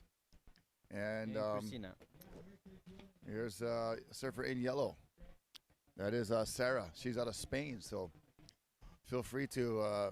We've been having Dariel and Jose Martinez speak Spanish when there's Spanish surfers up there. So feel free if you like Juan when you feel like it. But yeah, she's one of our European competitors. Yeah, yeah. So how did you adjust your style? You know, you said it was 10 years ago you were here, and now you're back. And what was a big difference from then to now for you? Well, here comes a wave again. We'll watch red. Yeah, we'll get back to that. Annie Goldsmith on her second attempt, a little bit better this time. Gets around the section and working it back towards that open end of the wave, and you see the catcher swimming over right there. So great to see all the help, the kukua, the support in this division, and then Water Patrol helping out, getting them to the lineup. Yeah, they have to be so fast to get to them. Yeah. And have the help they need, but what they really need is to go really where the waves are again. So. Yeah, yep. So we'll watch here. This is Quinn Waitley in the black jersey, in the spot, in position. Nice. Gets a good push and drops in nicely.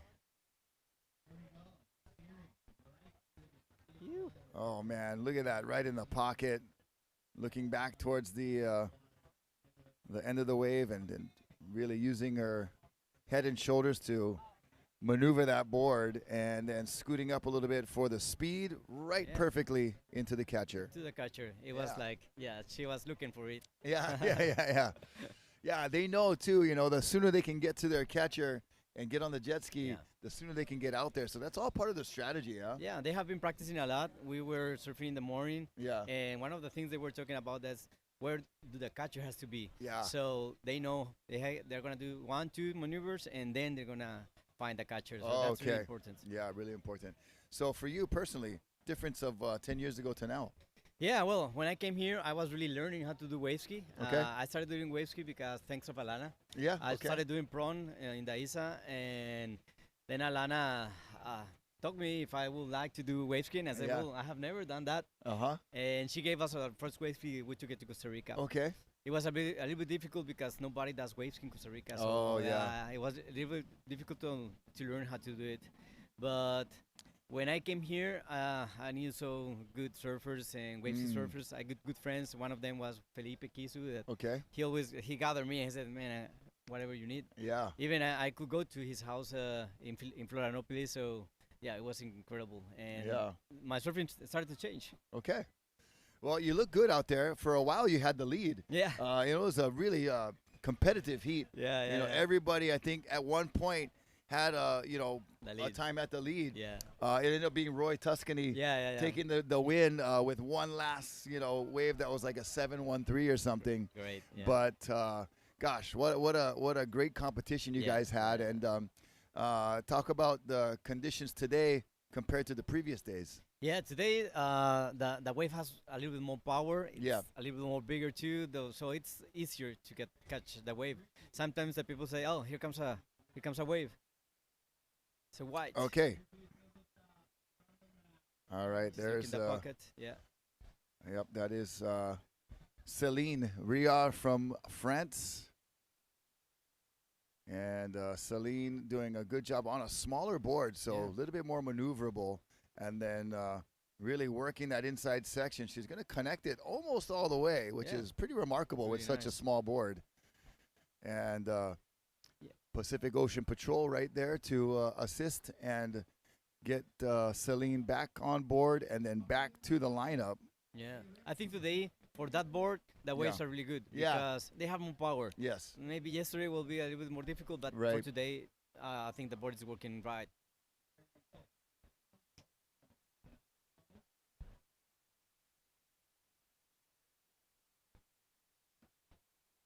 Yeah, and I was telling you about the wave ski. Yeah, so in Costa Rica, nobody does wave ski. So, I had to look for some kayakers. And they started helping me. Okay. And then I went to Florianopolis. Where Felipe lives. Okay. And I started to grow and grow in my surfing. And now, I have been in the last 4 or 5 years, always in the 3-4 position. Yeah. So that has been really good for me, and I love doing wave ski in Costa Rica. Yeah, gosh, there must be some great waves to surf. I've been there one time a long time ago as a teenager, but it's a paradise. It reminds me a lot of parts of it remind me of Hawaii, you know, in different ways. But how did you get involved with AccesSurf or adaptive surfing? Well, AccesSurf originally from here. When I came here to Hawaii, I knew all these people, all these lovely people that you really feel like home. And I don't know, when I met Cara, it was like love for the first time. You know, she was so nice. Yeah. And I really since then we have been trying to be talking and everything. Just I was talking with her, and she said, "I can believe you have 10 years not coming. I thought you came last year." And I said, "No, Cara, I have 10 years." Yeah. Oh man. Well, glad to have you back. That's for sure. Thank you. Thank you. And AccesSurf has done so much for this sport. You know, they've really been a big promoter and main driver of the spread of the sport, and then taking it to a pro level. And we're celebrating 20 years of AccesSurf. You know, that's pretty amazing. It's incredible. And here we go, up and riding in the white. Yep. That's Celine once again, our French competitor. She is definitely working on her wave count, getting lots of waves, making it back to the lineup quickly, and just goes down right there. We'll see support start to swarm in for Celine as she resurfaces. In this moment, she's leading the heat. Yeah, and so she is in first place. She's got a 5.33 and a 5.5. Thank you for pointing that out, Juan. And, you know, still early on in the heat, 19 minutes remaining. Look at these sets on the outside. Wow. That's such what good I was waves. talking about. Yeah, look at that wave. They're really nice, and they're open. They're all open. Yeah. This wave at Queens, you know, sometimes a little bit shifty, right? Yeah. And you have to be really disciplined at staying in that one spot where you can catch it, just because it can be a little deceiving, chasing the peak, you know, from left to right. Sometimes it moves because of the current. Yeah, so, a little current, little shelf, and then shift in the depth underneath, but really a solid wave. When you get the right wave here, it's so fun. Yeah. Yeah, yesterday I got a wave. It was an 8 point something. Okay. And, it was so good wave. I was loving it, Even surfing that spot without people, that's so good. So good.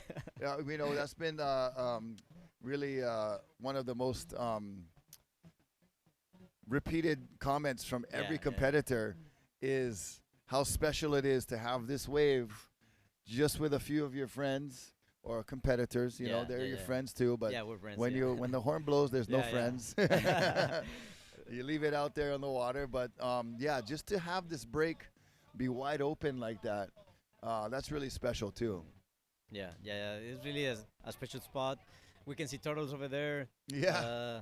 There was like a big seal today in the morning. Oh, really? Yeah. So. Oh man, that's so cool. This is really a beautiful place. Yeah, and it's surprising that these animals still come around with so much people around. To me, I feel like they would prefer, you know, to go someplace where there's nobody. But I think sometimes they know, like, people will appreciate seeing me, so I'm gonna come in to make an appearance, like a celebrity, you know, comes to walk by. We were talking about it because it was a big seal. So we said, well, but she was really like calm and oh, here comes a wave. Okay. Spain girl. Yeah, Sarah Almagro.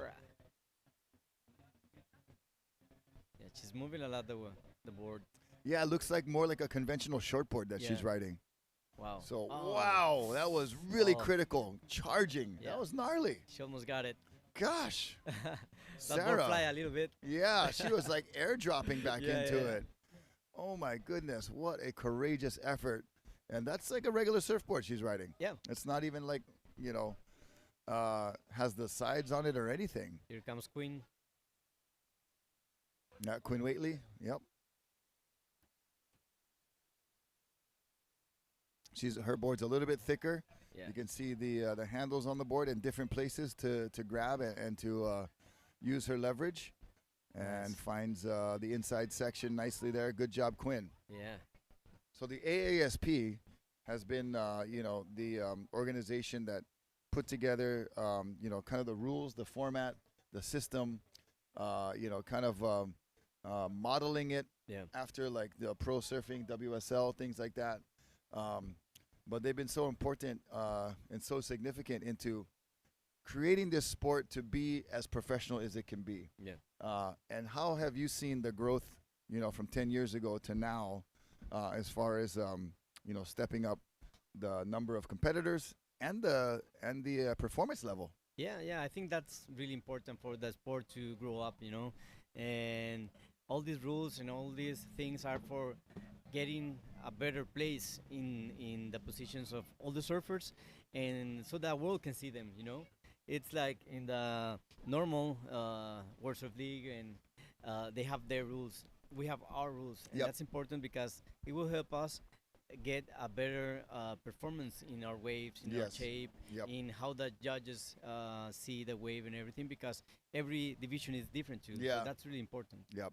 And so our judges, they have to be, you know, we've been using the word adaptation and adaptive and adapt so much because it applies so appropriately everywhere. And the judges have to adapt their criteria according to each division. But I really like how these athletes and you guys, the athletes, are not wanting to be, you know, gifted any scores. You really got to go out there and earn it. And, you know, to get a proper 8-point ride, you're going to have to perform at a top level. And it's not going to just be like, oh, here's an 8 because you're so cool. You know, it's because you performed so well and really earned it. So I really like that part of it too. And that's the important part of the rules too. So they understand how a wave ski moves and how an assistant prone moves, and because it's different. You know? Totally. Different board, different style, different kind of disability. But everybody's surfing the same wave with the same possibilities. So that's the important thing. Right. The wave is the same. What the characteristics of the people change and of the board change. Yeah, and you know, the common threads, you know, the speed, the power, you know, that you're putting into every move. You know, these surfers, when they crank a prone cutback, there's a lot of power there, you know? So, and then the speed that they can generate, you know, all of those things can apply equally across the board for every division. So I like, and then being in the critical part of the wave, you know, there's always a way to put yourself in the critical part. Like we saw Sarah. That was critical, you know? And then now we have Surfer in Red. I believe this is Celine, our camera catching up to her right there. But, you know, and you're not going to score a lot of points in the white water like that. But still, these surfers, you know, also going for the length of ride, which is part of the criteria. But look at this, Quinn Waitley on a screamer. That's a good way. Oh, man, it just kind of breaks ahead and not able to make it around that section. But we've seen some of the prone division surfers, like Tomoki yesterday, his floater off the lip. That was crazy. My God. Everybody was cheering in the beach and then, what? That was crazy. I was really impressed with that, and that kind of you know, aggressive approach and, you know, kind of fearless, you know, going right at it. That's surfing all the way around, you know, no matter what type of board you're riding or what style you're using, that approach is going to be appreciate no matter what. We're trying to get to the peak always. You know? That's the important thing. Trying to get to the peak and hit it hard. And that doesn't care in which division you are. So get to the peak and hit it hard. That's well said, Juan. With everything. And with everything you got, you know, and any division can approach it that same way. So that is really a good insight from Juan Camacho here out of Costa Rica. He's joining me. I'm Rocky Cannon, bringing you the broadcast and live action from the Hawaii Adaptive Surfing Championships. I'd like to thank some of our other sponsors, our Hands with Heart folks here that are giving us some great physical and therapy on the beach massage therapy. Route 99, they're making the competition hats and merchandise. Also, thank you to Elite Parking, the Orchid Lay Company. They'll be an important part of our awards presentation. The Tag Aloha custom backpacks for the athletes. You've been seeing those around on the beach. Those are a hot item and really cool for them to provide that. Pepsi Hawai'i. We enjoyed some of those ice cold Pepsis earlier yesterday. We'll maybe get some more over here. The Aroma Cafe hosting the Pauhana party for the volunteers and athletes. The Moku Surf Shop providing boards and equipment. Kokua Foundation, our water filling station, so important that we limit the use of our plastics and things down here. So thank you, Kokua Foundation. Bottles for College, collecting recyclables to fund college and potential college students. You know, there's 5 cents here, 5 cents there. You add all that up, there's a lot of stuff lying around that we can help get kids through to their education. Parley for hosting a pool party with the Indie Club. Indie stands for I'm Not Dead Yet. Yeah. That's so classic. Trevor, brilliant, my friend. Sad we couldn't have you on the broadcast today, but I know you got big things going on. So mahalo, Trevor. Thank you to the Indie Club. And Aloy Up Sunscreen. They've been around for decades. I remember as a kid seeing Aloy Up and eggs and things for coffee on every competition day. And then Menehune Grill, Big Kahuna Pizza, and the Garden Boardroom. And also we got some banana treats coming later today. So thank you to all of the sponsors. Southern Glazers, right there, your top right hand of your screen. Wine and Spirits. We love those guys too. Of course, AccesSurf and North Shore Prosthetics. Big, huge contributors, title sponsors for this event. And just cannot say enough mahalo to all of the support. So, Juan, you're down in Costa Rica. You made it here, finally, back again. Yeah. Are you going to be back next year? Well, I hope so. Yeah. I love being here, really, but, well, it's a little bit expensive for us. So, we have to be moving a lot of things to come here. But, yeah, for sure. This is really elite competition. Okay. With all these sponsors, with all the people, all the work they're doing, all the staff. Yeah. All the people in the water. It's incredible. Really, you are feeling like in the really big spot of the world surfing. So, yeah, it has been really good. Yeah, you know, I also can agree with that. You know, the production value, the crew that's here, the sponsors that are contributing. You really do feel like a true professional. Yeah. And you guys have definitely earned it, you know, all the way. And, you know, you guys are training like pro athletes. You know, you're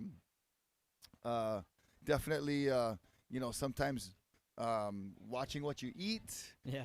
Watching, you know, your activities and what, you know, energy you're putting in what you're doing. You know, you're not wasting energy doing things that are, you know, not relating to the sport that you're doing. It's very rare.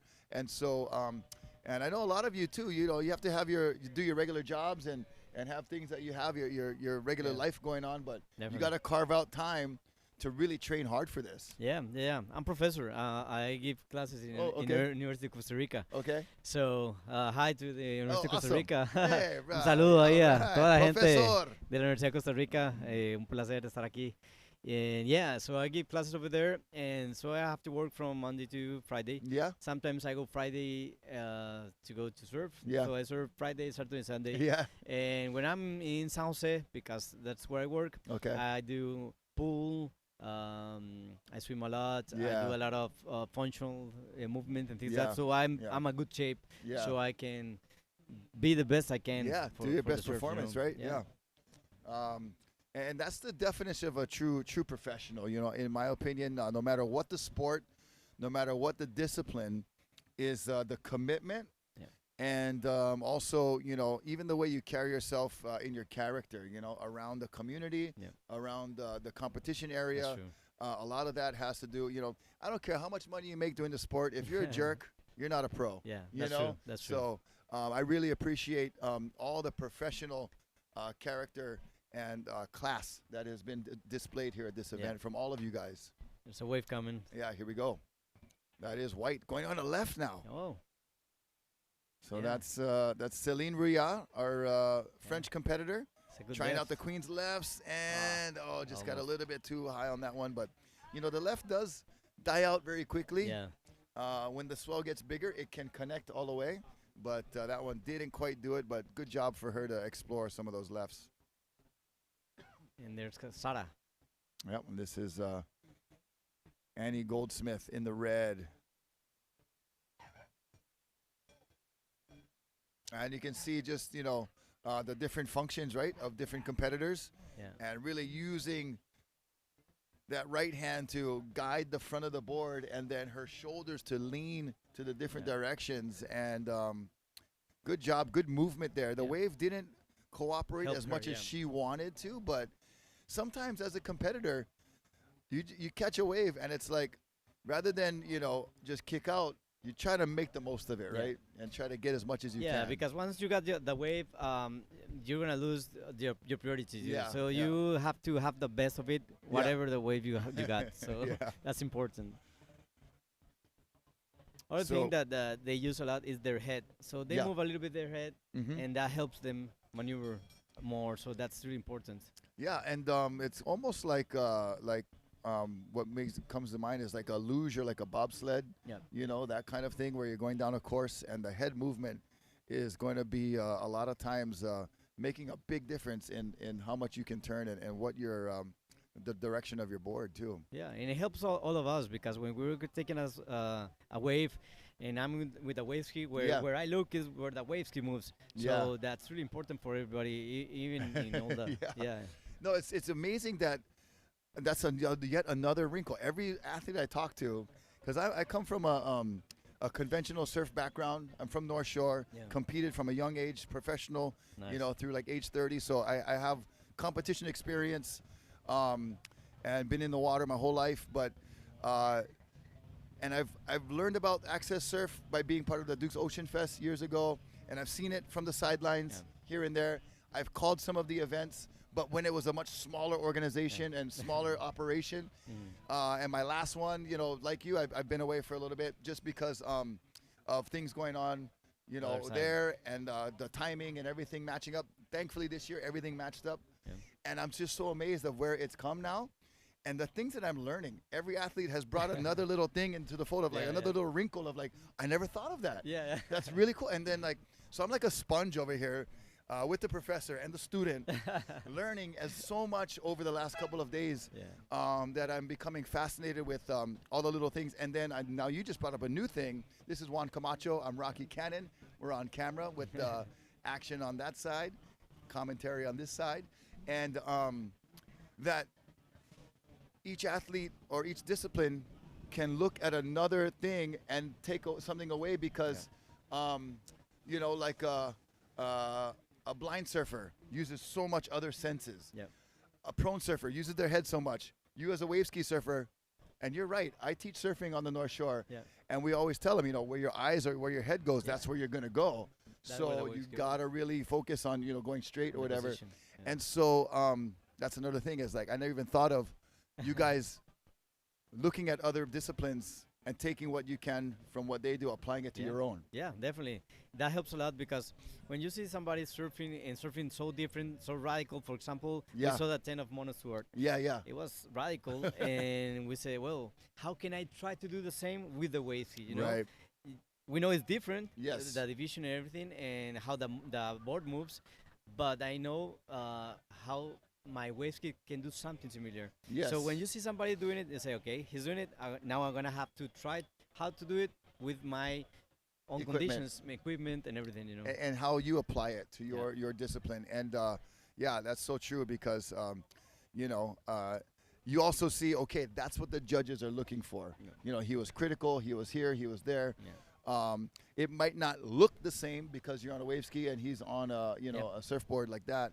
But at least you have the ability to know that, okay, I have some kind of measuring, some standard to look forward to or look up to, and how can I use my wave ski to get the most out of this wave, similar to what he was doing, and that's a great point. Let's see if Quinn got a wave. Yep, there's Quinn.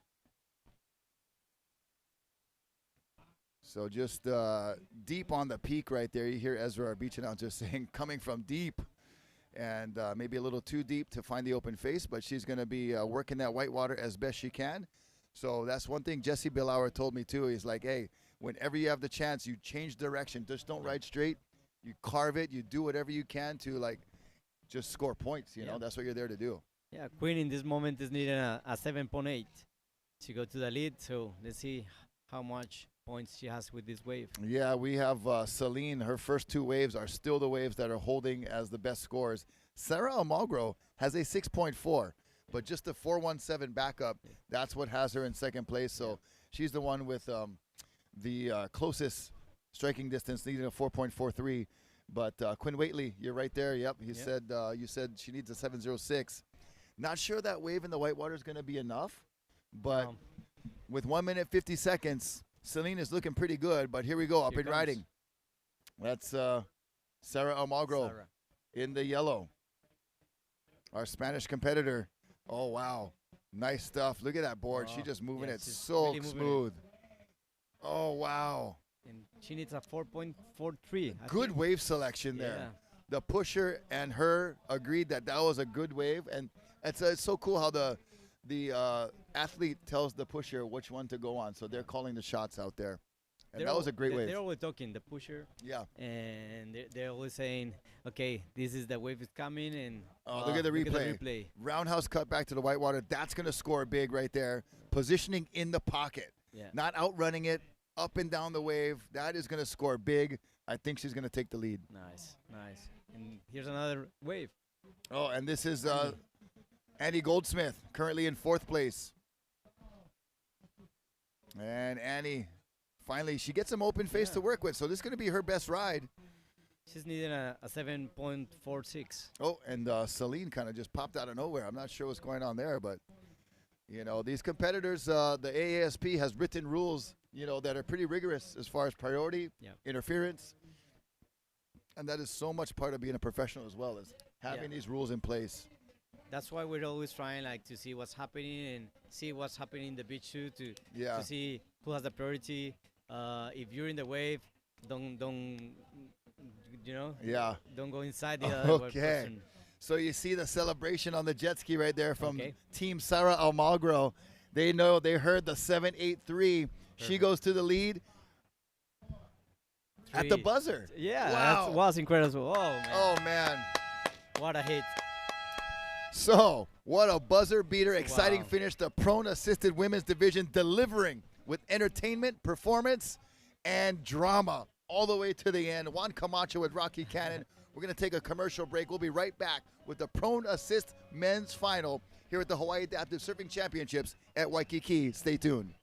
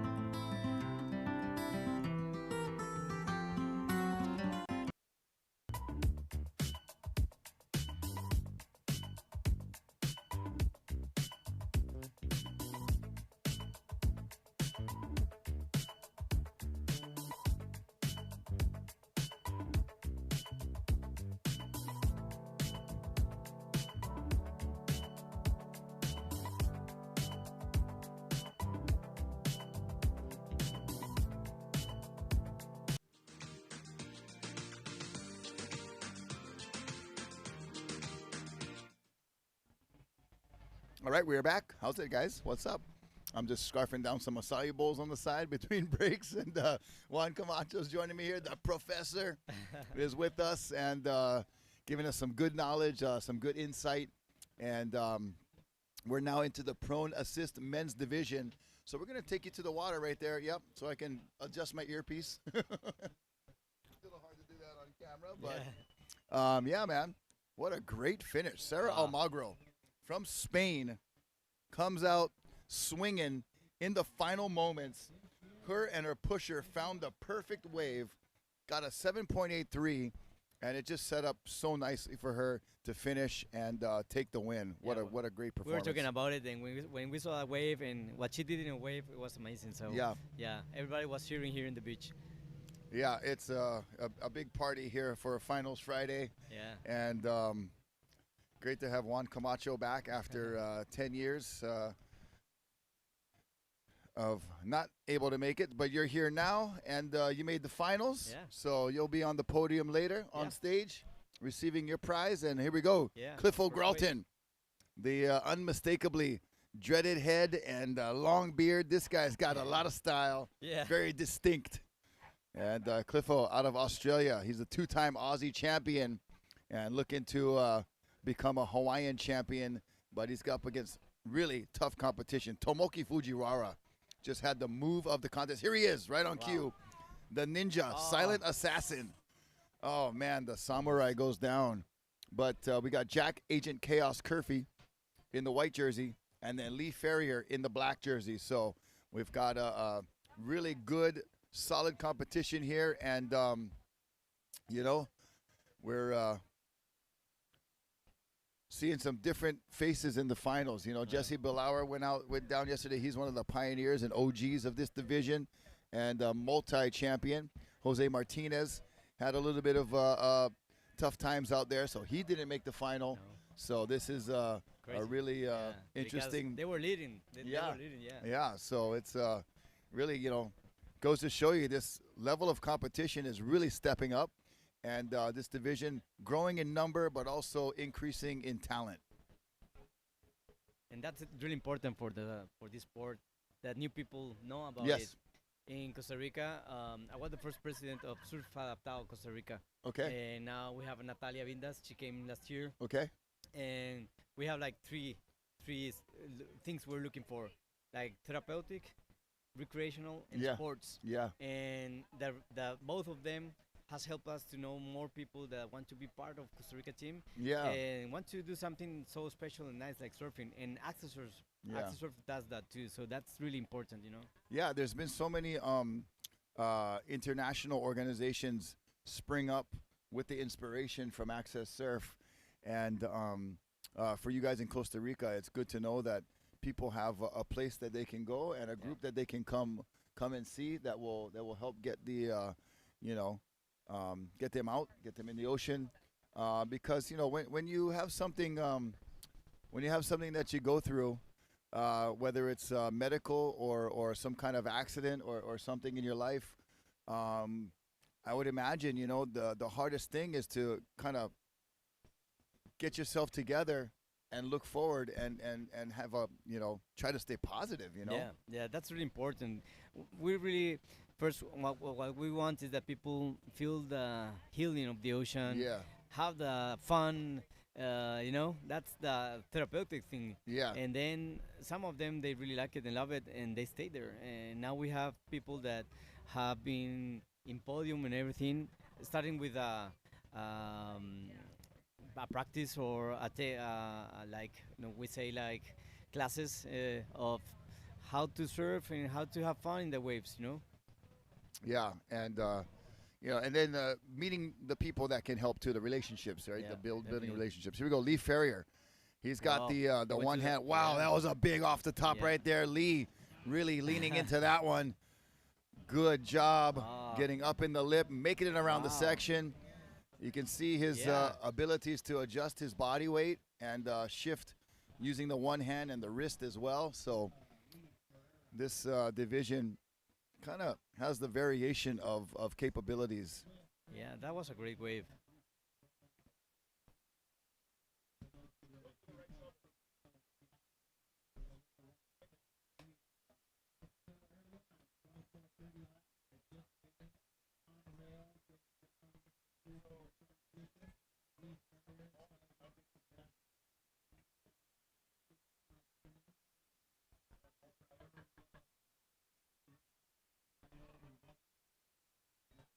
Yeah, it was a great wave. Let's see how many points they put.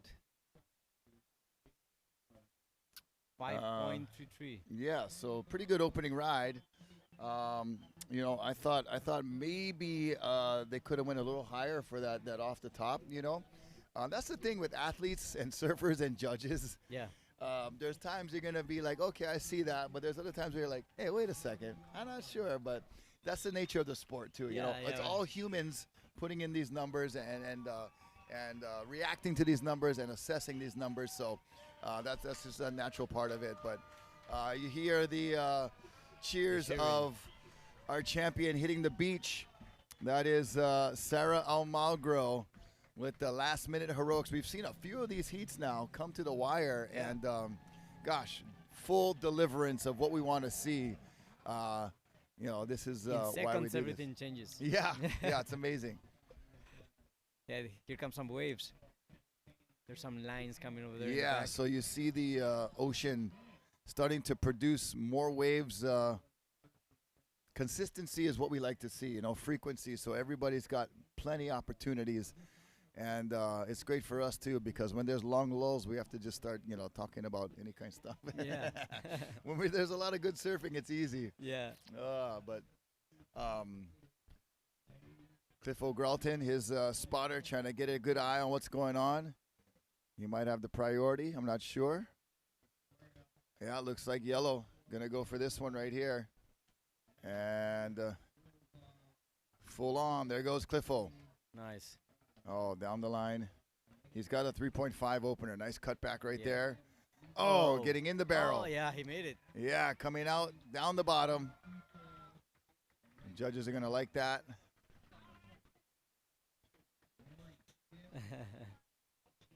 Yeah, he's still in the wave. Let's see how much points he has.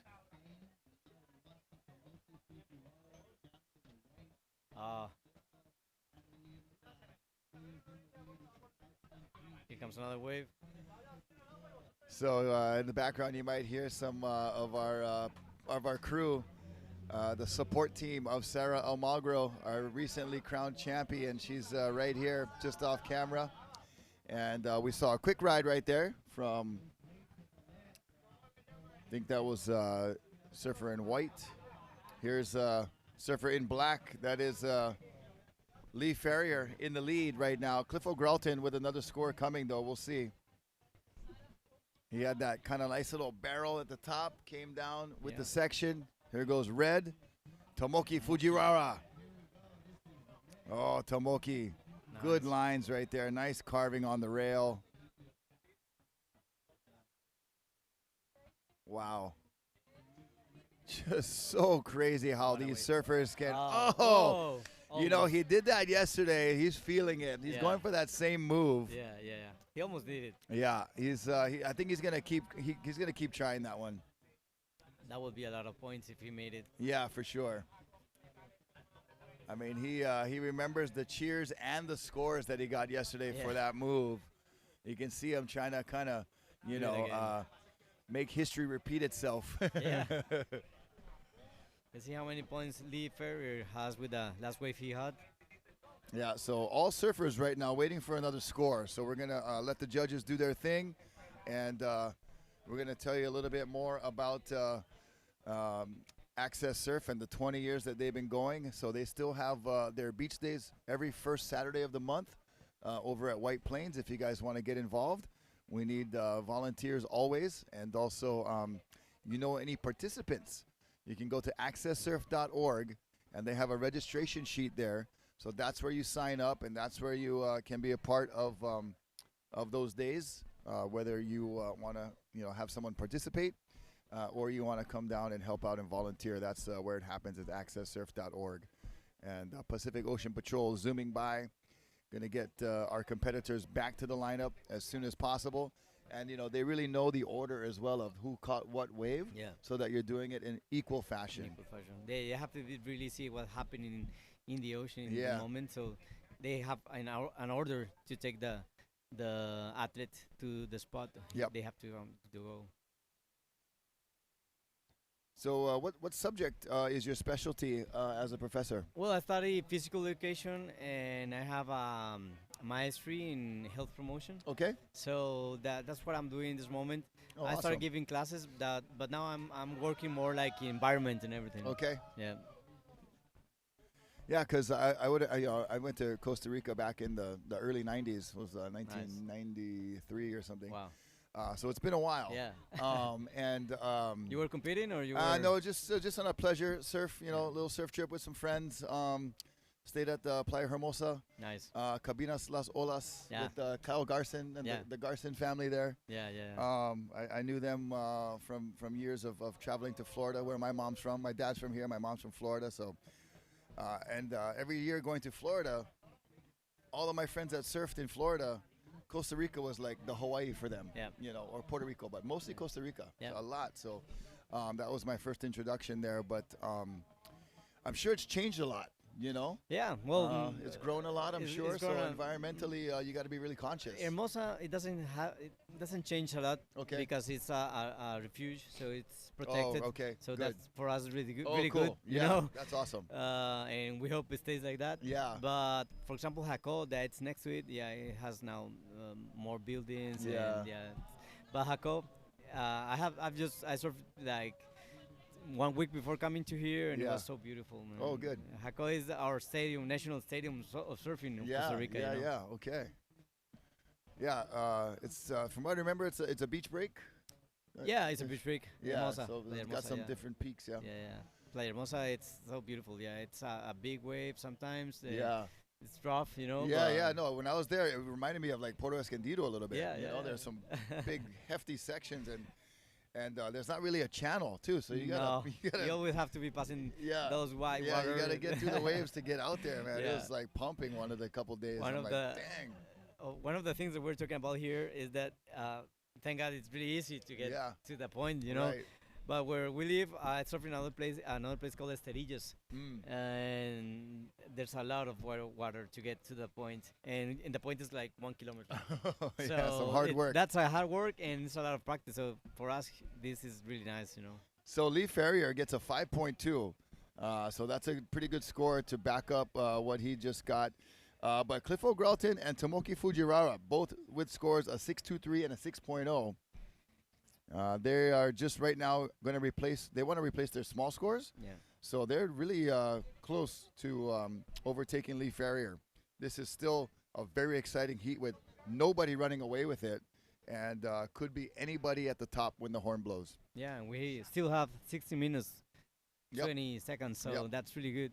Yeah, we're about halfway through the heat, so just looking at the board of Sarah off screen here, it is just a full-on regular shortboard. Yeah. Like you're like a normal board. A surfing kid could go out there and take that for a spin, Yeah. Really, it's crazy. Really interesting to see the different variations, and it worked for her. She won. She's a champ. Good job. So, just about halfway through the heat here, and we have all 4 competitors in the lineup. I wonder who has priority, but you see Tomoki kind of cruising on the edge over there. So he's more to the Diamond Head side in the red jersey, just on this side here. So I'm wondering what the strategy is for Tomoki. Maybe waiting for a larger set that might pop up there, and they might be too deep for it. He might not have priority, so he's just, seeing if he can get lucky over there. Team Almagro is super happy, of course, super stoked. Hey, good job, you guys. Felicidades, chicos, felicidades. So good. Yeah, bro. Amazing. Just telling these guys, all the team, they did a wonderful job.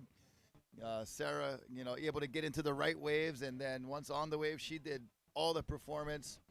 The 7-point ride to end the heat and take the victory was just one of our more exciting finals of the day, and proved to be really worth it to watch, whether you're here on site or checking it out on AccesSurf YouTube. Yeah. There's some waves coming. Let's see what happens. Yeah, we'll see who gets in the correct position. White was looking at that. Here goes red.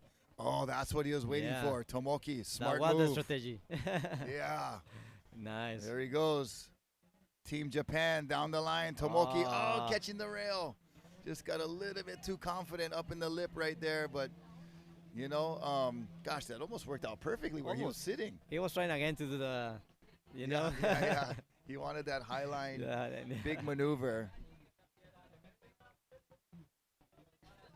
So right now he's in third, just needing a 4.53. I don't think that's going to be the score, but we'll have the judges. Oh yeah, it's just a 207. You can see it, 217. Excuse me.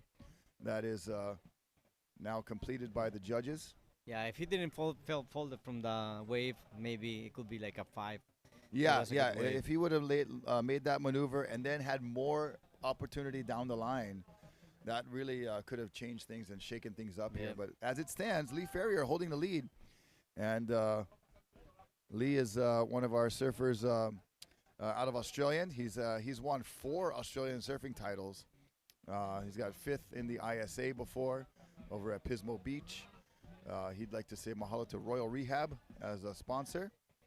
And surfed at a wave pool with Mark Akalupo. So that must have been a pretty awesome experience surfing with Aki at the Urban Wave Pool over there in Australia. And here goes Cliffo Gralton. Cliffo, another Aussie out there in the yellow. And good speed down the line for Cliffo. Can he get ahead of this wave? He's going to stick with it. Oh, he made it. And he's going to nearly make it. Oh, it just, that's so frustrating as a surfer. When you're like working so hard and you're like almost get there and then you think you're there and then it comes down again across the board. It doesn't matter what you're on. We all share the same joys and frustrations. That's a lot of energy too, because we're trying to get out of the white water, but sometimes we make it, sometimes we don't. Oh, gosh. I feel the pain of the frustration there. Yeah.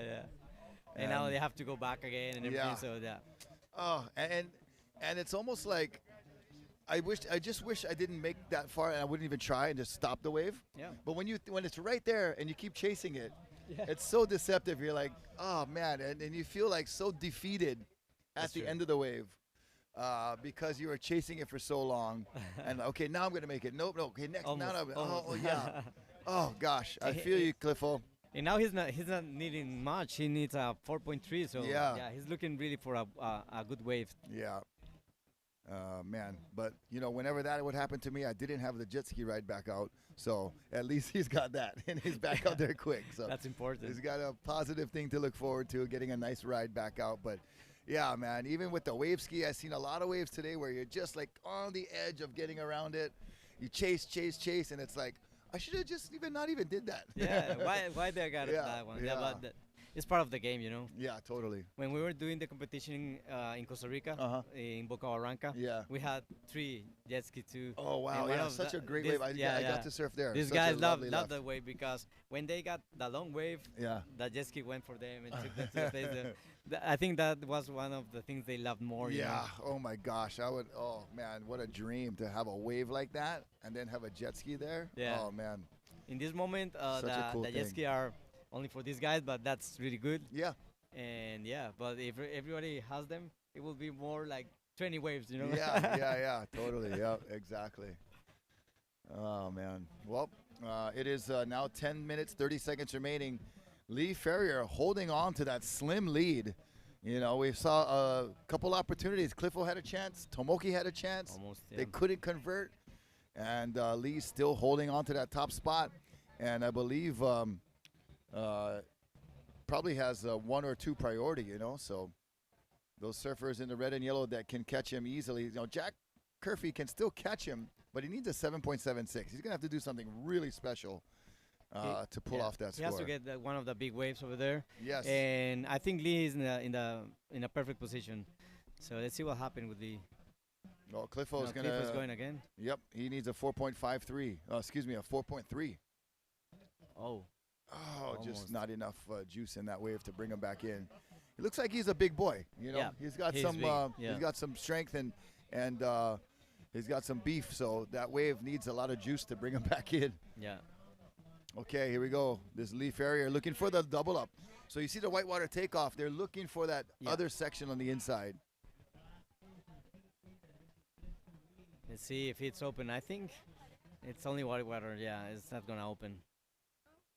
Yeah, I think he was hoping it was going to back off on the shoulder. Sometimes it does. Yeah, it does. It does. So you kind of never know until you go, is what I say sometimes.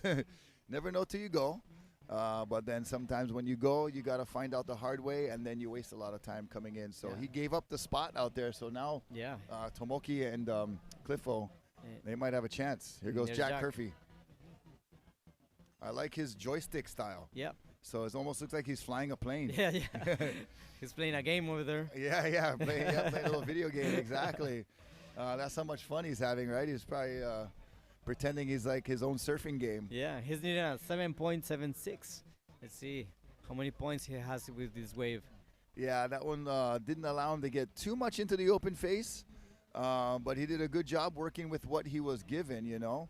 I'm not sure it's going to reach up into that 7-point range. No. But right now he's got a 1.73 and a 2.77. That probably will be better for him. Yeah, I think it will be. It will be improving his position, so he'll be at least happy with bettering his scores.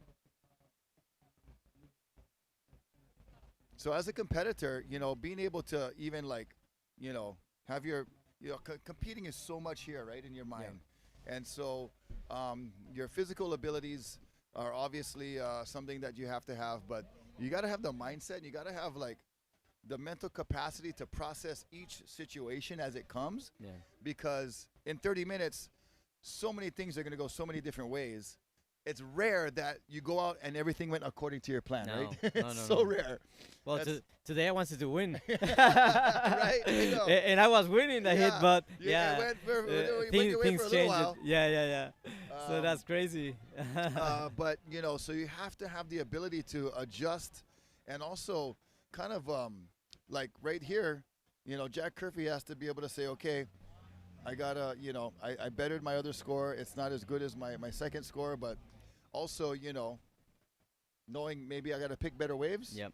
I got to get in a better position, so talk with my pusher, and maybe moving over this way a little bit. Yeah. So there's so much that goes into even a competition that involves, you know, something as subtle as prone surfing, but these guys are really using every competitive edge and mental capacity that they can muster to be the best performer and end up in first place. These guys are in it to win it. Yeah, like definitely, every competitor. Definitely. And in the mindset, there's something that is really like difficult, but is to have patience. Yes, for you know, sure. because we have to hard. have patience to wait for that right wave, and sometimes you feel like it's eternity. That wave is not coming, and that's a really important part. Yeah, and kind of holding your ground, keeping your composure. Yeah. And knowing that, you know, at some point it's going to come. Here's comes a good one. That buoy's moving up. This one could be something for either Cliffo or for Tomoki, but it could be a mirage. We see a lot of those. In good positions, here goes Tomoki. I'm excited to watch Tomoki's next wave. I know he's going to be going big, and we like to see surfers charging. Yeah, his name look at this. 4.53. Look at that. There Perfect. he goes. Nice angle drop in. There you go. Holds it. Leans. Knows when to turn. Bottom turn. Carving down the line. A lot of speed. And looking for a barrel. Goes with the floater. He made it. Nice again. This time he made it. Oh, you see the hand clap. And finally was able to complete that turn that got him the big score yesterday. And, you know, hey, when you do something the judges like and you get a good score, why not do it again? Yeah. We're going to get a replay. Was crazy. Let's see. He's still in the wave. Yeah, still going. Perfect ending. That's going to be a big score. That is going to be a 4.53 and more. We're going to see a lead change here. Look at the replay. There he goes. He's going to the lip really fast over there, and he makes the floater really nice.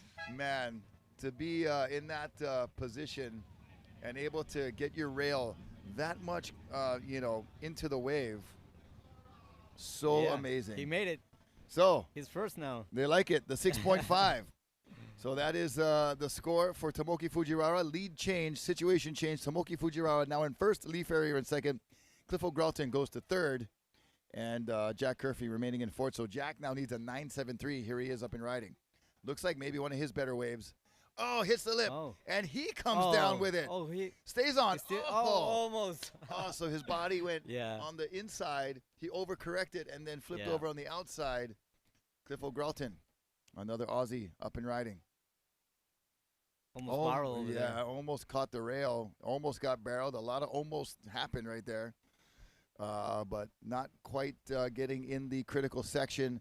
as good as he wanted to. So he'll be ending his 5th wave right there. So he's already got the 6.23, so he's got a good score under his belt. Now needs the 6.28. So it's Tomoki with the 6.0 and a 6.5. Could we see yet another Japanese champion? We saw Kenjiro Ito earlier in the Bologna standing division take that title for Team Japan. And right now, Tomoki looking good for Team Japan in the prone assist division. Yeah, Team Japan has a really good team, you know. Yeah. They're always together, and they always, like, helping each other. That's really good. All right, here we go. Lee Ferrier, he needs a 7.17. Wow. Nice fade to the bottom. Now gets back to the open face. What does he have for us? Anything big?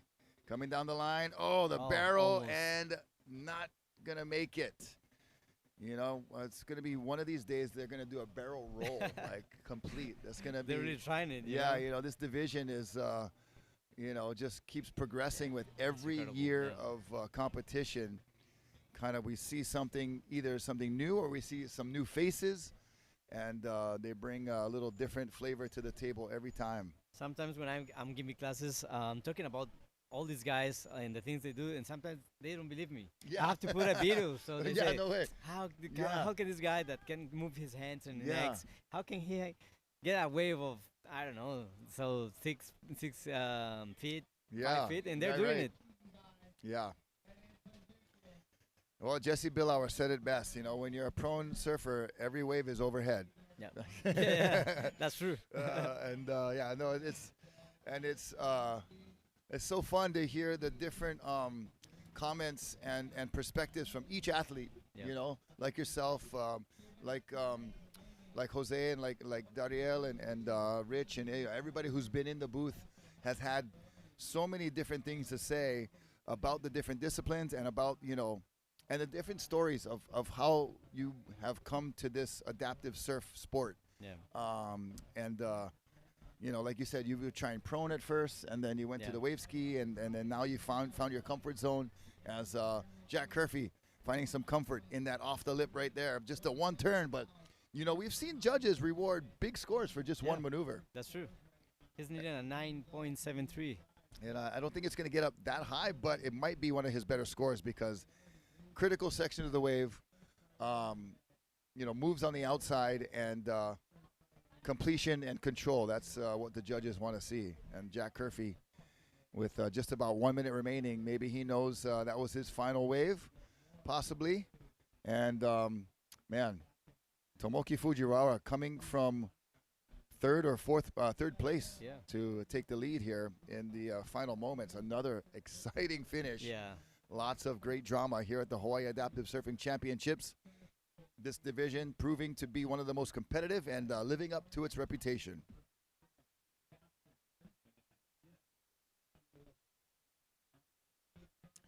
So we'll have the above the knee standing men final coming up next.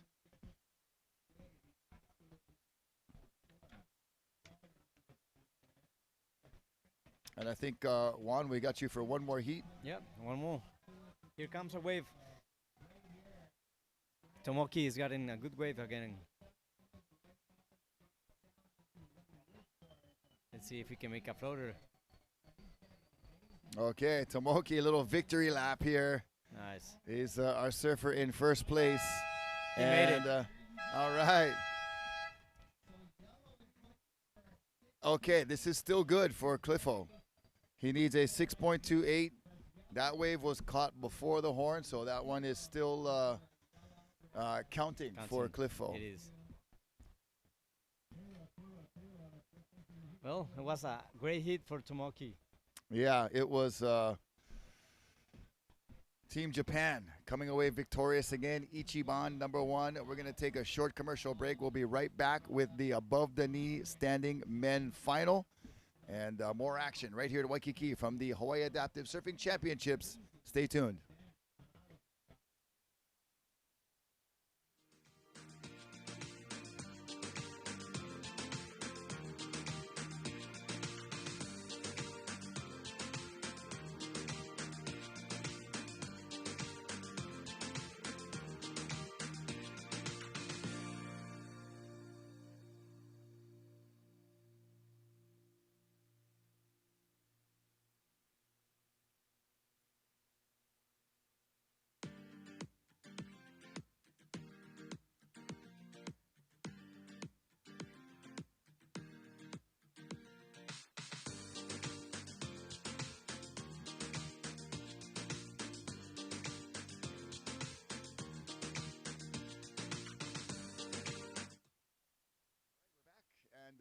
action here. We're into the above knee standing men final.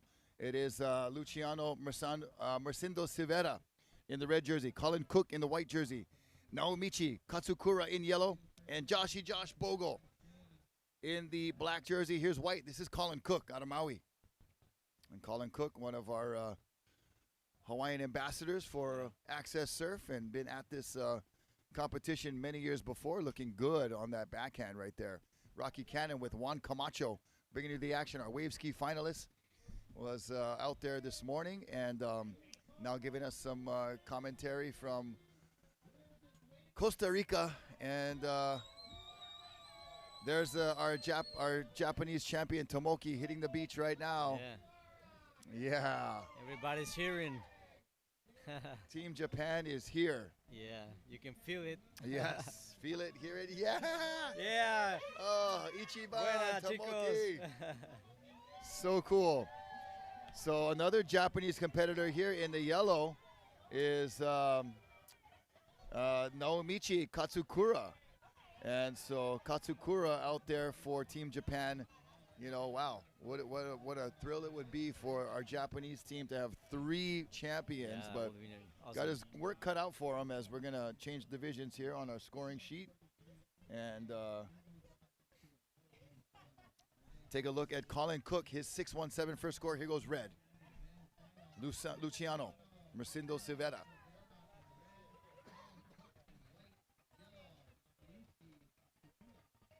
Oh, nice cut. Yeah, there he goes. Oh, he made all the wave.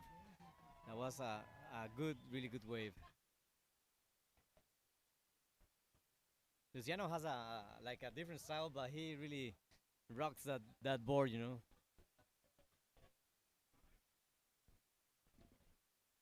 Yeah, he's out there in the red jersey, and I believe he's representing Brazil. So yet another Brazilian competitor. You say you spent time in Florianopolis? Yeah, I went in Floripa, and I stayed some days over there with Kisu, Lima. Okay. And yeah, it was incredible. Surfing over there, the nice waves. Yeah. There were penguins everywhere. So oh, no way, penguins. Yeah, that's so cool. But Felipe didn't tell me, and so I was surfing, and then a penguin jumped, and I was, oh, wait, what's that? What the heck is that? That would trip me out too, man. Yeah, for him, he says it's normal. Yeah. So we got Colin Cook out there, and he's a shark attack survivor, like some of our other competitors, Kenji Nonaka to name one as well. Up and riding in the yellow, that's Josh Bogle, crossing divisions, putting on his prosthetics to surf this division. Wow. Josh Bogle. Triple amputee adaptive surfer, snowboarder, ocean advocate, member of the Hawaii Adaptive Surf Teams in 2018. Competed internationally on the Pro Tour. 2 national titles, 3 state Hawaii championships. Featured in the award-winning documentary Finding True North, premiered in last year, 2025. There's red, Luciano. So Josh Bogle competed in the upright division in our first heat of the day, making 2 finals here. Yeah. He's gunning for the Nalu Award. Yeah. I think there's a special award for, an athlete who kind of exudes, competitive spirit, camaraderie, aloha, all of that. So, man, he's got my vote. Yeah. And he's really a real champion, He does a lot of sports and everything, and everything he does it really good, Yeah. He's not there to participate. He wants to, be out there to compete and really put his best effort into every maneuver, every turn. He's walked by a few times with his pup, and it's all smiles. Yeah. Always giving big aloha. And Josh Bogle, you're an inspiration, my friend.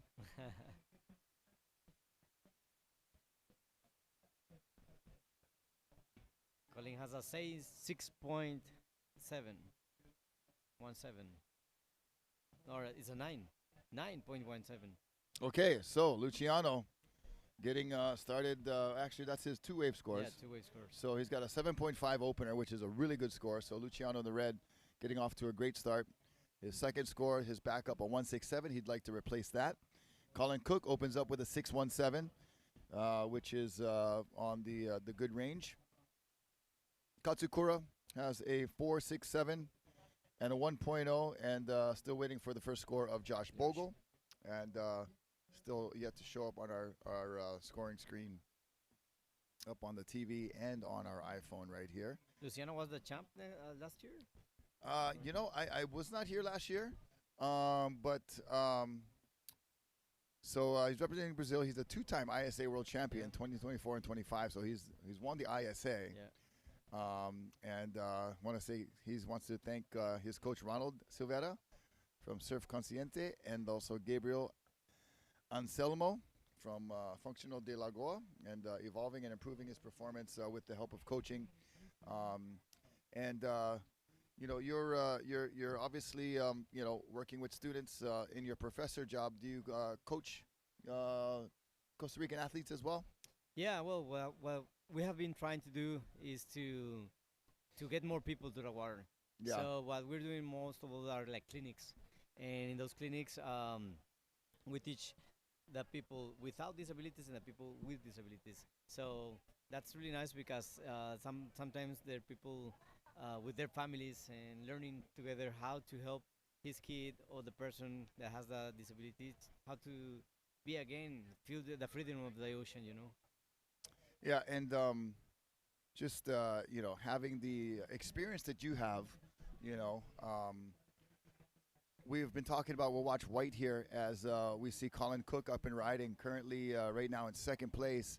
Nice carving turn back to the white water. You can see the board choice probably perfect for Queens. Yeah. In what you can do with the connecting the wave, also with the speed and maneuverability, and also being able to catch these waves. Sometimes they're not the easiest waves to catch, so you want that little bit more length to propel you into the wave. And Colin Cook just needs a 3:01 to go to first. So this is still really a tight heat early on here with 22 minutes remaining. Yeah.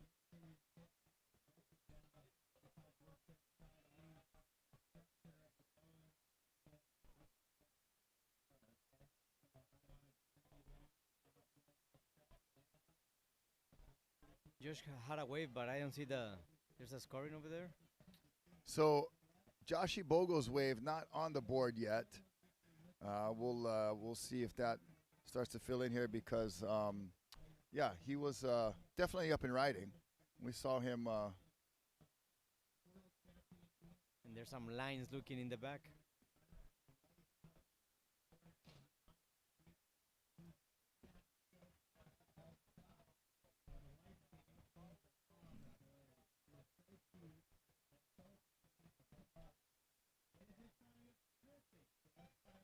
Or maybe that was yellow. That was Katsukura up and riding. Here comes a wave. Yeah, I believe Joshi Bogle does not have a wave yet. Oh, okay. So it was Katsukura that we mistakenly called Josh Bogle. But this is Katsukura with just a lot of speed, man. Wow, good job. So no waves yet for Black. That was yellow there with his third ride. And the last wave of Colin Cook was enough to get him to first place, was a 5.77. So we do have a lead change.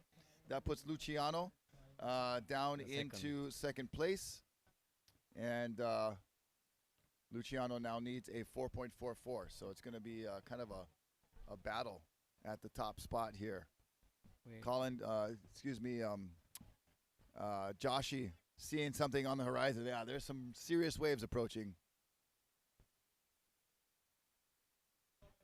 Yeah, today the waves really change a lot. They're a little bit like more open. Yeah. They have more power.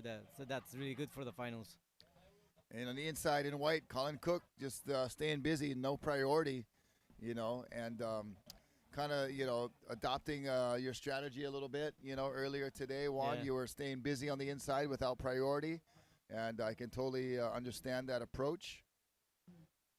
Yeah, today I got like 8 waves in the morning. Yeah, you guys were kind of mid-morning, so had that nice little tidal push and consistent conditions.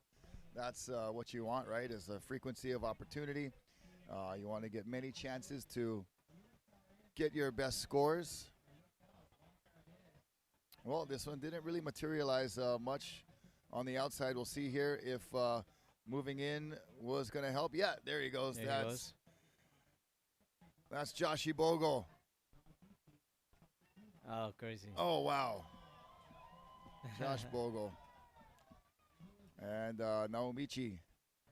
It's incredible Oh, seeing excuse me, that was somebody red. going up with prosthetics, you know, standing Yeah. up. That's really impressive for me and for Yeah. everybody here.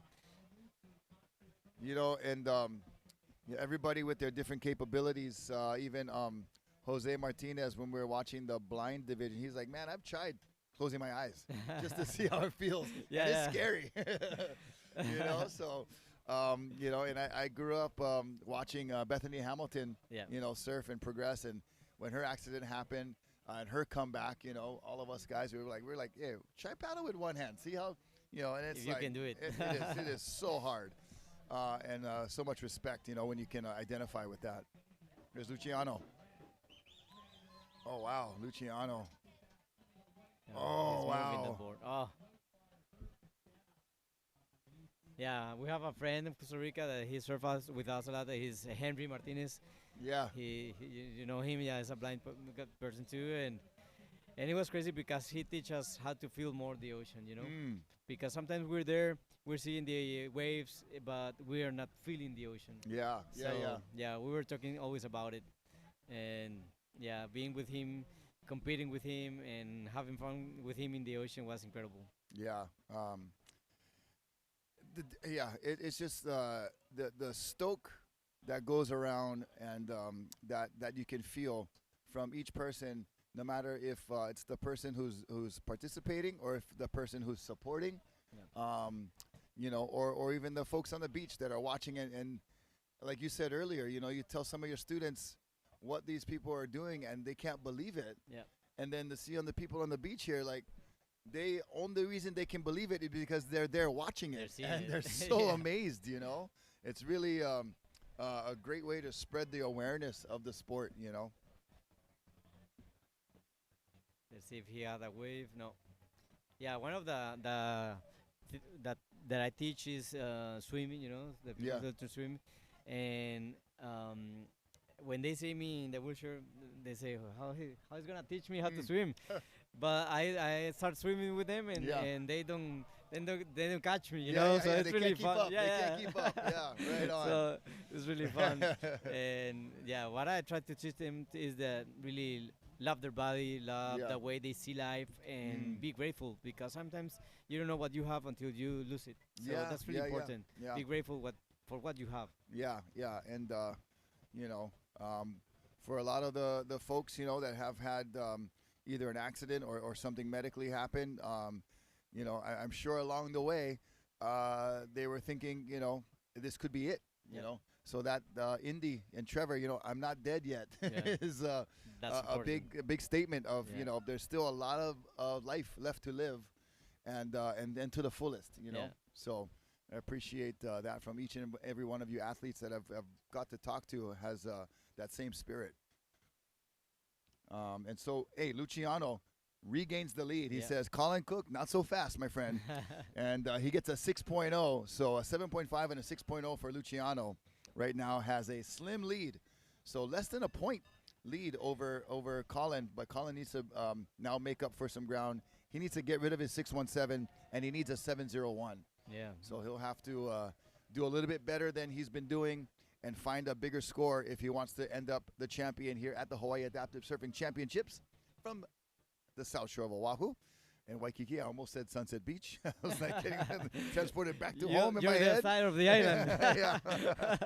That's where I come from, and I was like, man, I feel so at home here. Yeah. But I'm not in Sunset anymore.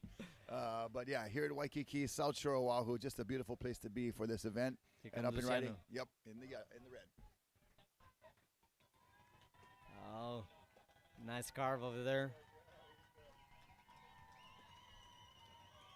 He has a really nice style, huh?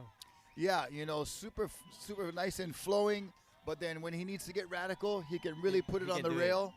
So I like that mix. I think that's one of the essential requirements for a good pro surfer in any division is the radical and the smooth. You know, to be able to change it up and mix it up like that.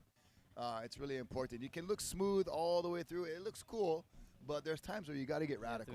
Yeah. And this wave is like that because there's a part of the wave that you have to go smooth because there's nothing more you can do, but then you can go radical. Yeah. So that's really nice. Yeah, when it calls for it, you got to do it. Oh, look at that.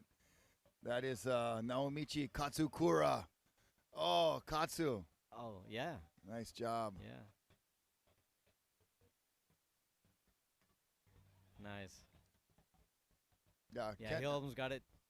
Yeah, that was a really nice inside section that he was almost able to ride out. And I'm surprised he went that far with the nose under. He went for a good I thought he was going to fall. I thought he was going to fall way before that. Yeah. Good job.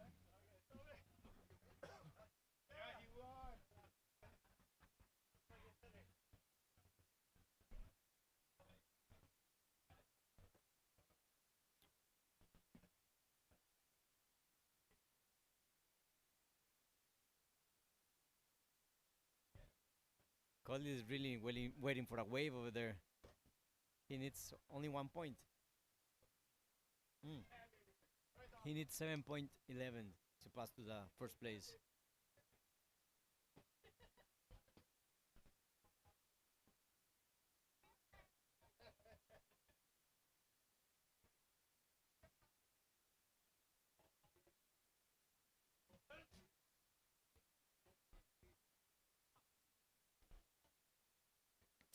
So we're going to have a special treat for all of you guys. Ezra Rodriguez is going to come down here for the final two heats.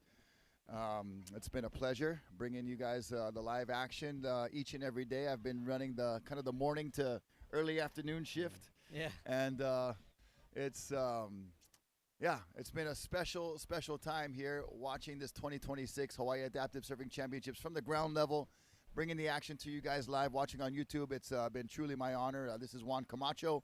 I'm Rocky Cannon. And, I feel, like I've learned a lot about the different styles, about the different disciplines, capabilities, and categories. I've really soaking up a lot of new information and been just fascinated with the abilities, the performances, and also the different stories that we've heard from the different athletes and how they've come to be adaptive professional surfers here at the Surfing Championships in Waikiki through AccesSurf, a lot of them, but even through some of their local organizations from different parts of the world. So, I just want to say I'm humbled and honored to be a part of this production and broadcast. And thank you to Two Shrugs, AccesSurf, and of course North Shore Prosthetics and Orthotics, Brother Eric, Kara, Zoe, all the crew. You guys have been all-time, all-pro, and look forward to more of this in the future. I feel like it's growing. I feel like there's a movement that is unstoppable now. Yeah, this is something so big that I hope everybody understands what's happening here. We're changing lives. Yes. And people are really seeing the difference of being in the ocean. Yeah. And surfing and having fun and meeting all these people. So, yeah, for me it has been a pleasure being with all of you here again. Yeah. And, yeah, un saludo a Costa Rica, a todas las personas que han estado apoyando el surf adaptado en Costa Rica, el surf adaptado a nivel mundial. Así que muchísimas gracias a todos y muchas bendiciones. Hey, and you know what? The awards is going to come up after this. And we're going to be awarding all of our champions. Of course, with the live scoring, we've seen who the winners are. Yeah. And you've heard the cheers up and down the beach. It's been an amazing finals day. We've had good waves. Here we go, up and riding in the black. Josh Bogo in the black. Up and riding in the white, that is Colin Cook. Splitting the peak, Josh goes down. We'll catch up with Colin on the right-hander, backhand. He needs a score, looking for a 7.11. And they're currently in second place. Yeah, let's see if that wave can make that point. And he'll kick out, so we'll check the number on that one. I'm not sure if it's going to reach up into 7-point range, but we'll wait and see. Time remaining now, 10 minutes, 15 seconds.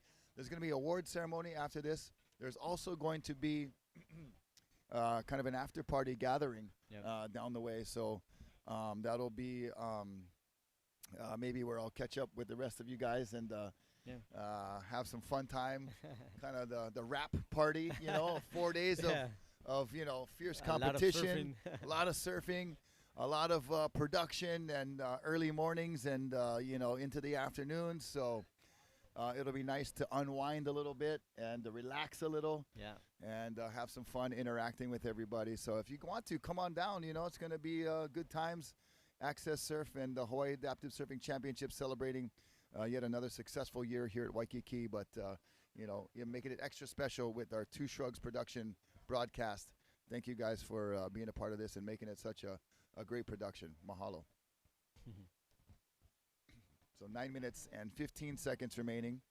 And, you know, celebrating 20 years of AccesSurf. That's another milestone that That's incredible. I think a lot of folks that got involved early on, Rich Julian, you know, Kara and Eric Welton, you know, they were, you know, so especially Rich, you know, and Kara being, you know, the pioneers and the founders, part of the founding crew. Eric Welton coming in a couple years after, just seeing how much it's grown. How many lives have been affected and touched? You know, like you just pointed to, Juan, is that is mostly what it's about, is impacting lives, right? Yeah. Here we go with some impact here. Luciano, Mercindo, Silvera, and looking good. Finds the open face again. Team Brazil is in full effect. You know, wherever you go, whatever sport, especially in surfing, you can feel them. The Brazilian energy is always alive. So alive, and we love it. Nice job, Luciano. They're saying over there, boa onda. Okay. Which means? Good wave. That's good wave. He's going the perfect wave. Okay, so yeah, he's right now just trying to keep his lead. Colin Cook's last wave was a 6.0, so not quite the 7.11 that he needed. Luciano looking to replace a 6.1. Here we go, up and riding with the replay. Nice. And you can see the really nice transition right there from rail to rail. Now gets the speed around the corner. Not as aggressive on that one, but finds the last section there for one more turn. And then that right there, good transition going back to the left. That's not easy to do.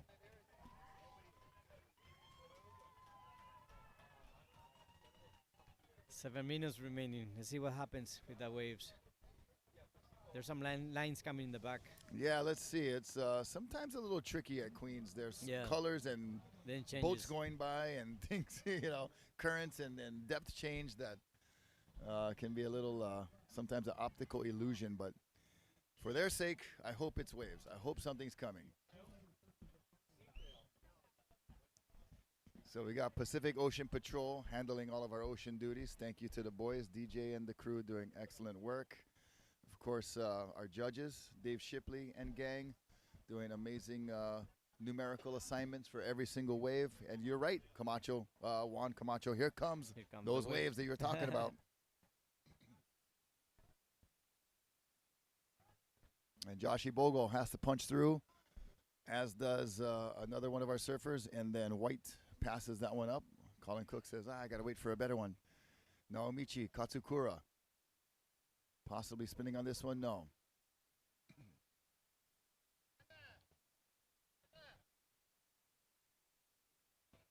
So coming up in just about 6 minutes, we'll have Ezra Rodriguez, Waikiki's own.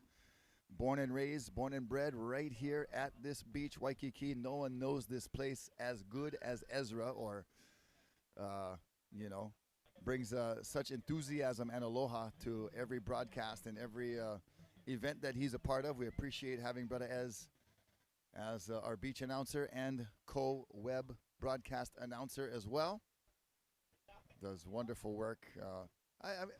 I won't say he knows this place the best, because he'll tell you he just is, you know, transferring what he's learned from his elders. But his dad, Sam Rodriguez, beach boy down here for many, many years. Wow. And so it just runs in the family, and the knowledge passed down is really a lot of value here. So thank you, Brother Ezra. We appreciate it. We say he's a true local. True local, through and through. You know, born and raised right here. Also great surfer. Rips this wave to shreds. Knows the wave very well. And, you know, also very well known himself around here. So just a true local and good brother to have a part of the team. All right, so that was the 5 minutes. Juan Camacho, what are you thinking if you're Colin Cook? You need a 9.5 now, because Luciano Oh my gosh, put up an 8.5. Yeah, Luciano is really ripping those waves. So I think Colin Cook is really near, but he needs a big wave over there to get the point so he can pass to the first place. He needs a set wave. He needs to surf his lights out. Yeah. And Katsukura right now in a combination situation, but just out there having fun. Yeah. Good speed down the line. I really like his, reading of the wave. He knows exactly what it's doing. Yeah. And, with his style and being on his forehand, he knows how to see the wave, how to approach it. And Luciano, victory lap, currently in first place by a big margin. And Team Brazil, they can feel it. They know every tick of the clock is that much closer to crowning a Brazilian champion here at Waikiki.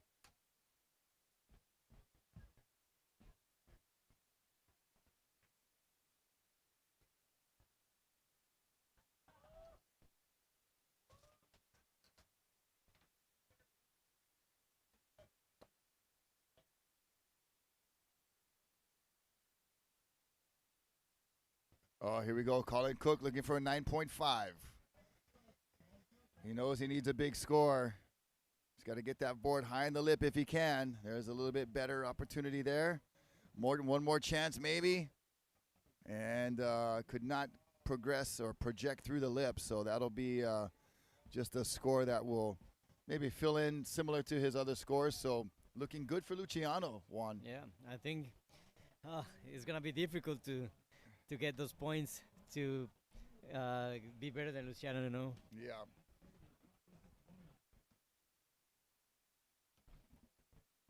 And there's a line over there in the back. Okay, so Queens is coming alive. We got a couple of more heats for this finals day. And Joshi Bogle on the inside there in the whitewater.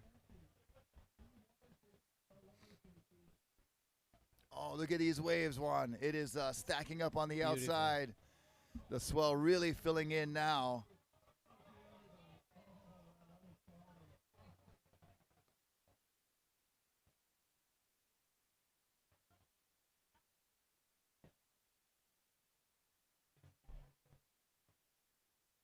I think something's happened to Joshi. Okay, they're going to be giving him some attention. Yeah. And making sure everybody's safe. That is the #1 priority here. And thanks to Pacific Ocean Patrol, DJ, and the crew that he's had has been just really top-notch from all sides of the island. I've seen guys from North Shore come out. I've seen guys from East Side and here at South Shore as well. And a couple West Side brought us too. So DJ doing a good job getting the best team assembled for the ocean safety here. Yeah, we really feel safe over there. They're always watching us and telling us, for example, if you get a wave really long, there are some rocks over there. So they're telling us all the things we have to know so we will be safe having our waves, Yeah. And I think we're going to have Aleli Medina Suarez coming up. She's a first place champion from today in the low vision women's division. So exciting stuff. So great to have the athletes come and share the different stories and perspective, from their discipline, and also, knowing some of the athletes just from being in competition too. That's really a nice thing to have. Yeah, you're having Costa Ricans and now Puerto Rico. Yeah, I know. Yeah, right. Okay, that's so cool.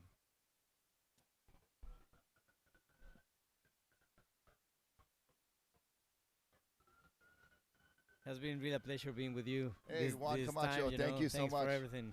Yeah, you're very welcome, and pleasure's mine as well. And so great to meet, so many talented athletes. And look at Luciano. He's like, I gotta catch one more wave before the horn blows, just to feel good. Be standing when it happens, and be the champion. Oh, he's so stoked. Nice. Yeah, he's so happy, and he really has a really good performance in the waves and everything. So yeah, he's having fun over there.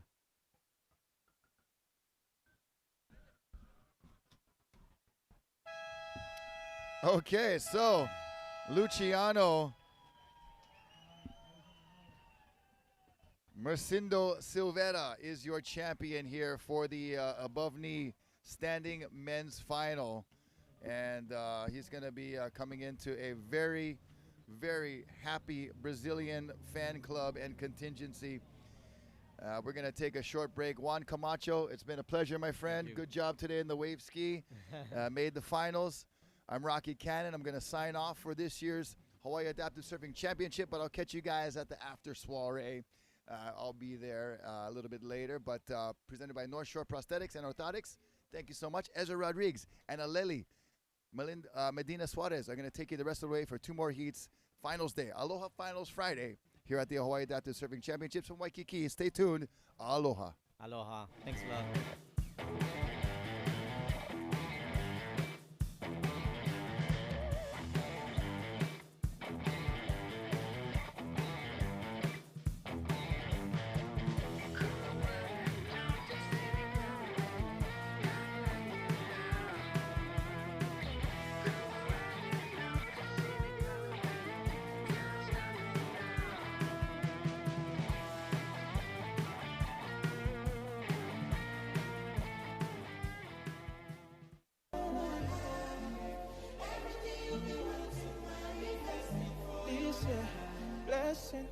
Money, testimony. Go to follow, you they go. This year, good news, giant plenty burning. Go to follow, you they go.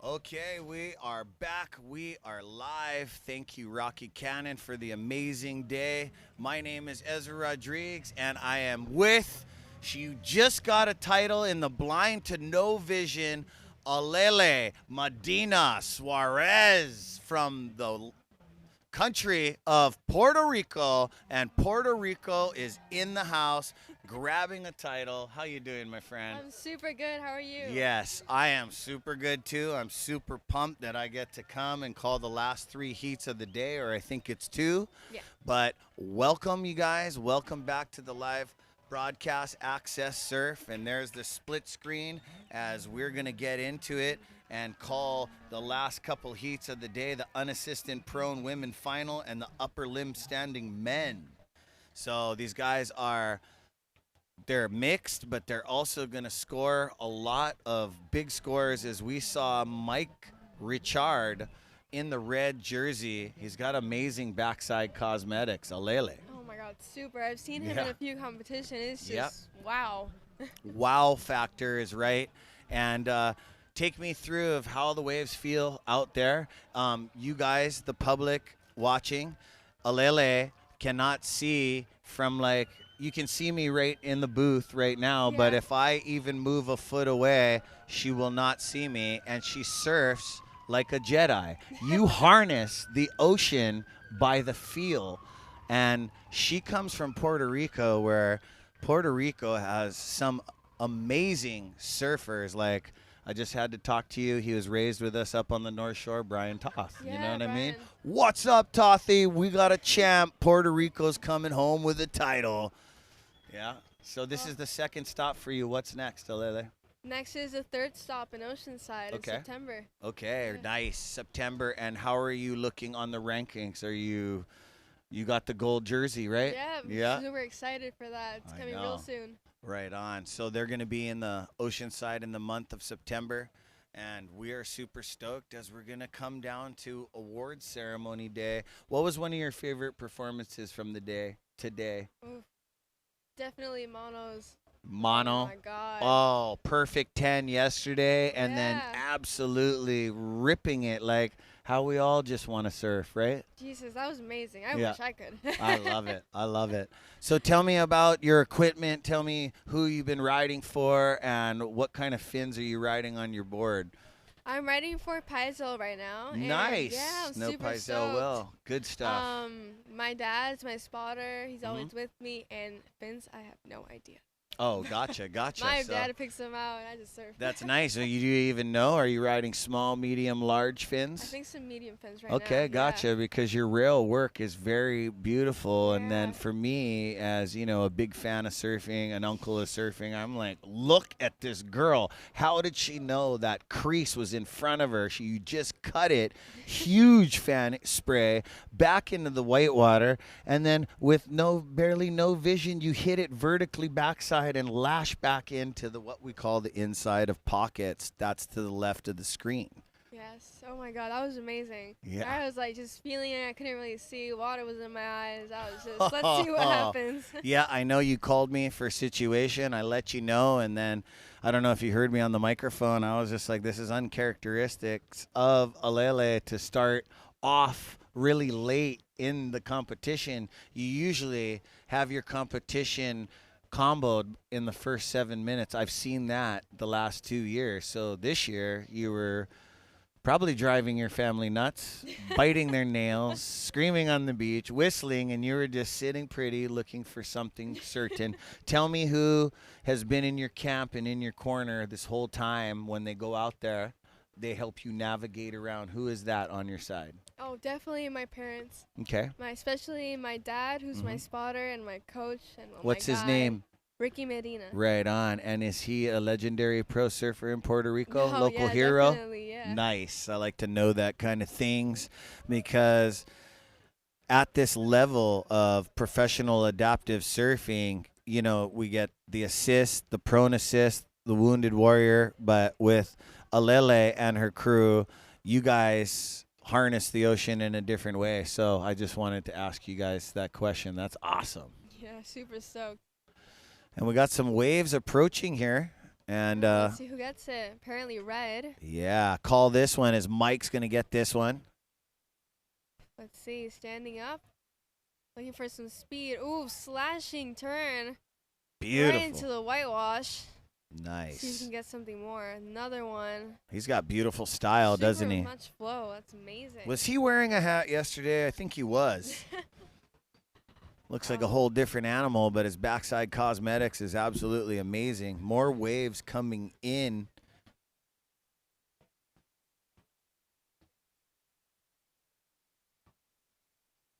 Here comes yellow.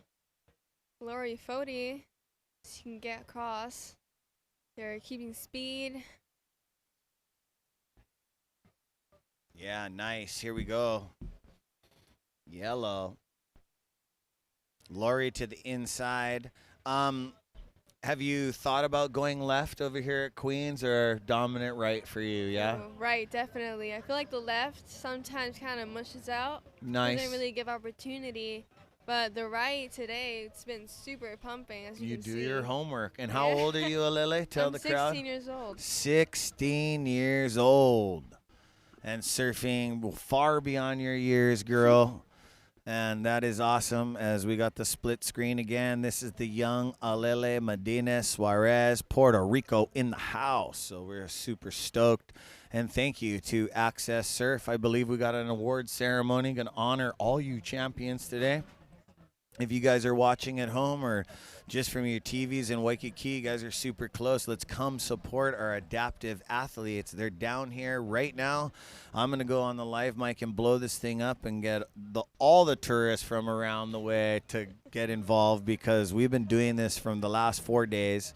You know, it's a 4-day event, a 6-day, staycation with the best adaptive professional surfers around the world.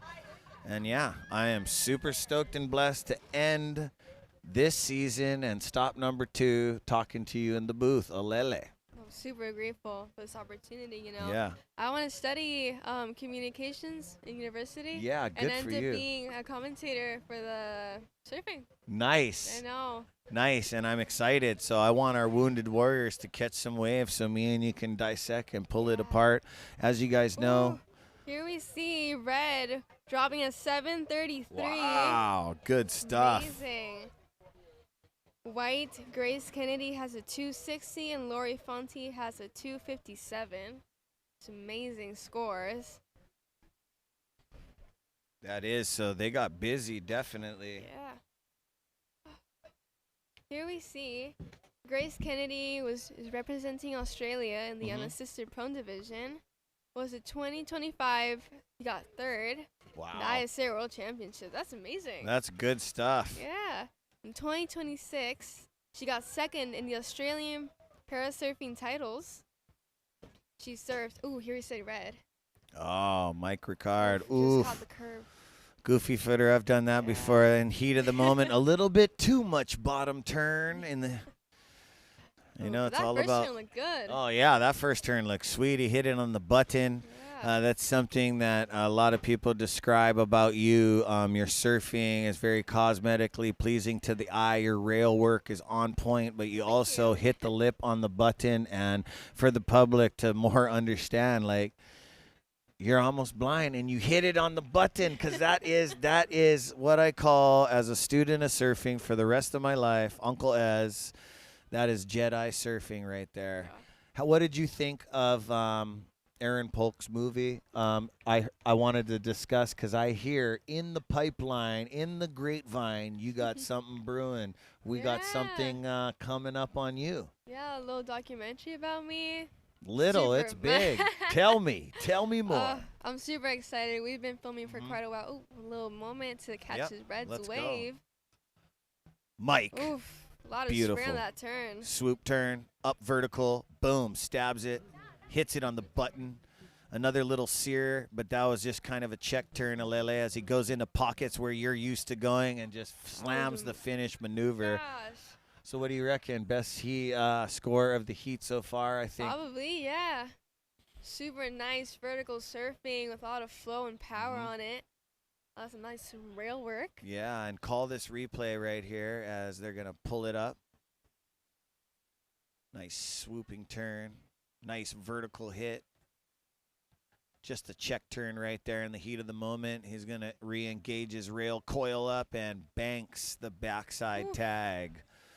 I was walking around down the road a few days ago, and I saw him right into the sea, and we were like, oh, good luck. Yeah, right on. Yeah. And where is he from, this guy? He is representing Brazil. Oh, super nice. I wish I could go there soon. You haven't been? No, I haven't. One of my top places to go. Oh. For sure. Brazil has so many amazing waves, so many amazing athletes, surfers. Everybody's up in Australia. But, yeah, Brazil, that country, that's a big continent. There's a lot to do over there, a lot of amazing cornices, secret spots that we can't talk about, and a legendary world champion. So super stoked. And more waves approaching. Who we got here? Grace Kennedy in black, slashing on that left. Yeah, Grace.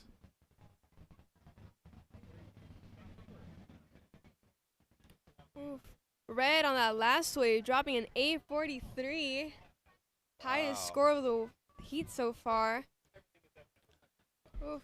Wow, thank you for keeping us updated. I just jumped on live heats. I was having a full Snickle Fritz moment, but I'm in right now. Mike Richard, red, black, Grace Kennedy looking for a two-wave combination, because this is what Mike does. Lori Foti in the yellow, in the white, Kayla Whoopits, and they're all comboed because Mr. Mike Ricard got a 7.33 and an 8.43. So 2s and 3s and 4s aren't going to do it at this state, but we're just celebrating our wounded warriors. It's not like Mike's taking advantage of them. We're just surfing, you know what I mean? Having a good time. Everybody. Good time surfing the wave. Yeah, everybody has certain ailments out there, and it's very inspiring for me. I don't think I'm ever going to wake up and give my wife an excuse of why I can't go to the wood shop. You know what I mean? Because you guys are like some local heroes, and you guys are now brothers and sisters of me and surf culture.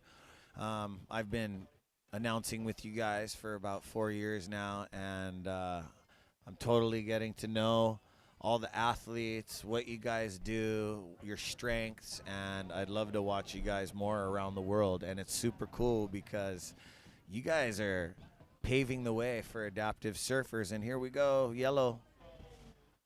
Yellow is Lori Foti.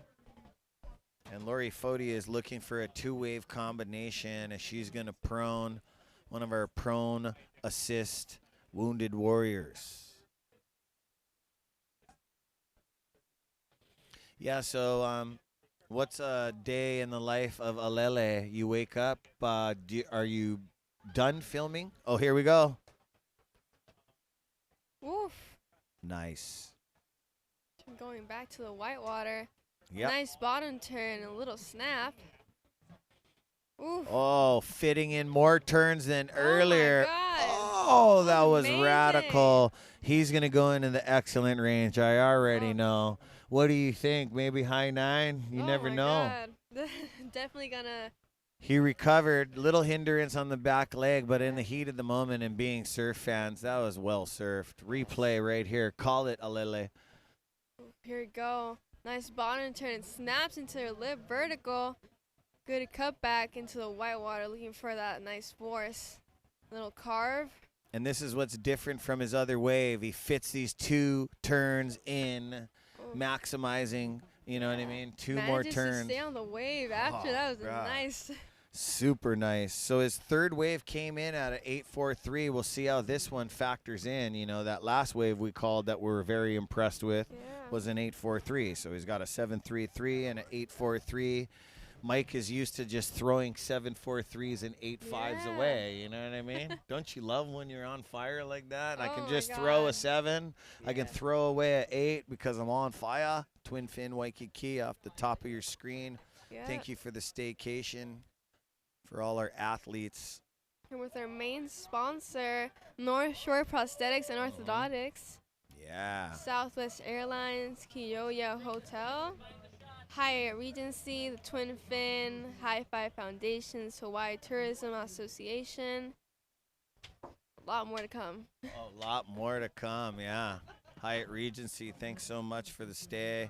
13:22 remaining on the clock. Mike dropping a perfect 10. Oh, my God. Oh, the second 10 of the event. Mike Richard is acting up what we call in surfing, just wild thinging it out. So he's going to drop literally a 7.33. So his 3rd wave, an 8.43, and Alele, a 10-point ride. That's mind-blowing. You know, being able to throw away a 7.33. Oh, yeah. Jesus. No, I know. I know. Some people were just using their whole 25 minutes to 30 minutes to find the 7.33, you know? You know when a place is just firing and you get along with it and it dances nicely with you, and then the horn blows. And it's like, what's going on? I paddled out of position. Holy smokes, I went over the invisible handlebars. Talk me through it. It's real, isn't it? Oh, my God, totally is. I was finding that wave in my heat, and it was a little stressful, but no, I know, got it but at the end, I mean, your earlobes are warm. You start breathing. It's like, wow, maybe I should have trained more. Maybe I should have, you know. But then, you're also coming over here as a professional athlete at the age of 16 and tell me about school. You also got academics. Yeah, school is a good part of it, you know. And I'm a dad. You can talk to me. What's going on in school? How you doing? How you doing? I'm doing good, really. The teachers and director of the school, they've been really nice with me and, you know, giving me opportunity to go surf and represent Puerto Rico. And, you know. Puerto Rico in the house. Next week is finals week, so see how it goes. I know. She just gets back from finals. Everybody knows what Alele Medina has been up to. She just won a title here. You're getting closer to a world title. What a 16-year-old life. That is cool. What do you love to study, and what is in the future for Alele Medina? Because I know at 16 you're very smart. I'm a 3-girl dad. I have a 16-year-old.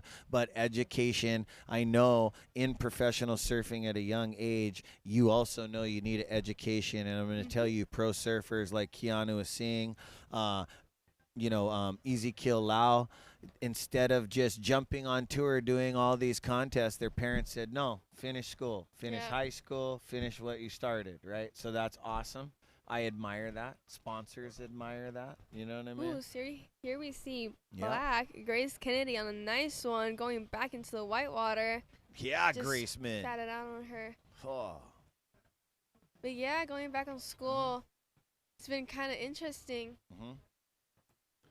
What do you want to be when you grow up? Because I feel that you're going to get another, you've already have world titles. Yeah. Yeah, and then you're going to get another one this year, possibly. Uncle Ez hopes for that. Yes, and, well, what's next? Like, career-wise, too, as a professional adaptive athlete, but what you want to do in Scholar, like we just talked. Oh, you again. see red. Oh, my God. Another Huge. snapping. Boom. Someone told him he's got a 10, and then he's like, yep, watch this again. Sa. Ooh, down the wave. Let's see what he does. Ho. Another snap. Up Bah. in the lip. Vertical. Whoa, are we seeing maybe, whoa, I don't know, man. Pull up the replay. Was that better than the other one? Oh, no. That's going to be a very interesting Oh, heat. yeah. So they're going to pull up the replay for us, Alele. Thank you, Two Shrugs Entertainment live stream. Mahalo. Boom. Backdooring the section with so much speed. Got that leg knee knock just like Luke Egan. Low and slow. Whap. Whips it around. Tags it right on the button there. A little bit under the coping. Goes up. Sears another one. And finishes off with a vertical reentry in pocket, so you know when you get in there because I've seen you in there. It feels good, yeah? It and does. then you got to paddle out from there. Long paddle out, but Yeah. doable. Yeah, super doable. Oh. And look, he's glowing. He Oh is my glowing. God! Here for Mike Richard, a 977. Oh, Chicago nice. with his 10-point ride. That's a near perfect heat. That is some of the biggest score heat total. That shatters Mike Mono Stewart. No disrespect to him because he's another big wig. I'm a fanboy of his as well. That is the biggest two scorers of the event. Look at him. Look at him. I wonder if his earlobes are burning in a good way. Like, oh, brah, I'm going for the title, right? Oh, just straight up. Can't imagine the stroke he's going to have when he comes out and listens to that. Oh, man. Eric, you telling him up there?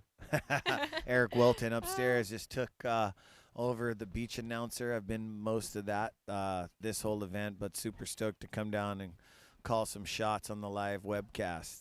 Yeah. And, what I was talking to you about as we're talking about our high school talk, I feel because you're so amazing and the things that you've been through in life and the perspective that you have as a young girl being 16 years old, I feel that maybe you should go back to Puerto Rico and try to get the high schools or get some academic surfing going and be the pioneer of that. Yeah, of course. Yeah, Josh Bogle, good job. Yeah. Right now my favorite class is chemistry. This is very interesting. Yes. I thought I'd hate it. Okay. When did you fall in love with it? Once I started actually understanding it, really, because at first I was very complicated. Okay. Yeah. What were you into before that made you totally switch into chemistry? Because I know a lot of kids that will shy away from chemistry here in the English. I really liked English until we started into poetry. Oh, gotcha. That's I try and I can't get it in. Well, you can write surfing poems. Oh, I bet. that's nice. Yeah, maybe you go back there and just throw them a surf poem, shatter that like you shatter some scores, and then go, I'll be in chemistry class, brah. And head back there. Yeah. But super excited for my senior year and for university. I can't wait. Wow, that's super cool. You are outstanding at 16 years old. Like so many young girls, scrolling on their phones. They should just get off their phones and take a look at what Alele Medina. A wave. Yeah, let's catch a wave together. Change our lives. You know what I mean? Like the nonprofit my dad runs, Surfrider Spirit Sessions. All they do is try to help the youth catch waves, change lives. Right? And here we go. Alele, you see those corduroy lines heading in? Or heading in. Nice set coming up. Let's see who gets it. Yeah, let's see who gets it. And already, Mr. Boom, bang, bing, bang, boom. Ain't nothing but a thing for Mike Richard. Beautiful backside vertical snap, follows up with a swooping snap at 11 o'clock. Another one. And then Hayato. Totally vertical up on that. You can see that smile. I think he's coming in, no? I think he's going to do a victory lap, no? 5:44 left on the heat. He's probably like, you know what? I'm not trying to act up too much. I love the unassisted prone women. Another 10 Boom. on the board. What? Perfect heat. Oh, history in the making. Perfect 20. What a beautiful two-hand card right there. Oh, my God. I think I hear the judges yelling up there. Let me go check the temperature. See this Boom. replay. Ashley smashed this wave. He did. Just stacking better and better. Elele as a world champion, just upping the ante, and upping the ante once again. Oh, look at that Bravo, smile. clap in the, got a clap. That was awesome. Oh, my God. Tongue out in the water and just 5 happy minutes, all over. 5 minutes remaining. I'll honestly say I would not want Mike in my heat on a shortboard. Not even I got me. Goofy Foot Cosmetics, and that guy just surfed like a WSL heat. He would just take down the other world's best. But this is the Adaptive World Tour, the best of the best. The 2026 Hawaii Adaptive Surfing Championships. And here, Mike Richardson got a perfect heat. Oh, my gosh. Have you had a perfect heat? No, I'm hoping I do soon, though. But you've gotten a perfect 10 before, Yes, right? I have in the last ISA in Huntington. Oceanside. Oceanside, my girl, is not an easy wave to surf. Well, you found the recipe and the combination, and I'm just going to guess. You did a projection finish maneuver that was so steezed out, right? I hope so. I think it was 2 or 3 carbs in. Okay. I had to kick out the wave. I know finish maneuver, but it was like hard hustle, so they strategically nailed it down. But those 2 maneuvers kind of were just like, wow. Wow, yeah. Okay. It was a nice wave, set wave. No one had gotten a wave that big in my heat. That's it cool. It was just up in the lip. That's Thanks cool. to my dad. Shout out, Dad. Yeah, shout out Alele's dad. That's awesome. What a team. What a great relationship, father and dad, yeah? I know. Puts me in every good wave and just super grateful. That's cool. What about mom? Does she surf as well? Mom surfs, but she's a little break. Back's hurting. Yeah. Having a surgery now when we get home, but hope she gets better and gets to surf with me this summer. You heard your daughter. Oh, proud mom. She must just be watching on TV. Or is your parents? Well, your dad's here, mom. Mom's here too. Yeah. Oh, nice. It's going to be an amazing award ceremony. As we're here in the booth, we're watching Hands with Heart, another one of our sponsors, Healing. They're amazing. Amazing. You know, I've been surfing with this guy and Boss Lady right there in the blue shades. They are so awesome. They're amazing. Oh, my God. Yeah. I went there every single day of this competition. Oh, you did? Yes. Yeah. Those 2 every year, man, just like bring a smile to my face. So that's super cool. 2:30 on the clock. We have Grace Kennedy, Lori Fody, Kayla Whoopitz, and Mike Richard. Yeah. Kayla Whoopitz yet to catch a wave. We have Lori Fody with a 2:57 and a 2:03. And Grace Kennedy with a 2:60 and a 2:63. Right now, Grace leading this heat. And more waves approaching. Out by the furthest Hershey Kiss. I got you, my girl. We're going to have another set coming in. 2 to 3, maybe occasional 4. Tell me, what's the biggest wave you ever caught? 10 foot.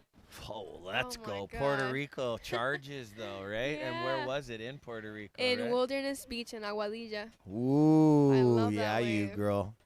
Good stuff. I was paddling on it, and I thought it was like a 6-footer. I was like, oh, this will be nice. And then I stand up, and I'm like, I just keep dropping down. I can't really see anything. And I'm like, oh, this doesn't really feel like a 6-footer. That's when us dads tell you a fugazi fib and tell you, now, small one, honey, small one. Oh. Oh, yes. Right? That is funny. We just had a legendary surfer walk by, the young man with the afro, one of the best longboard surfers in the world, Mono Stewart, on the world tour. And yes, we got Mike Ricard coming in You hear all the claps and Oh yeah. yells. Oh yeah. He wanted to leave the lineup out there for the ladies as Grace Kennedy, Lori Foti, and Kayla Whoopitz are competing. I believe in their own. So if you think about it, Grace Kennedy is in the lead for the women. That's the black jersey. Yellow, Lori Foti, second, and third, Kayla Whoopitz. Unassisted prone women final. Yep. Upper limb standing men final. And he's in a class of all his own. Yep. Well, definitely shows why he's all on his own. Oh, yeah. No, I know. Nobody likes surf with him. Just joking. Oh, my God. Bruh. Let's see. Yeah, Mr.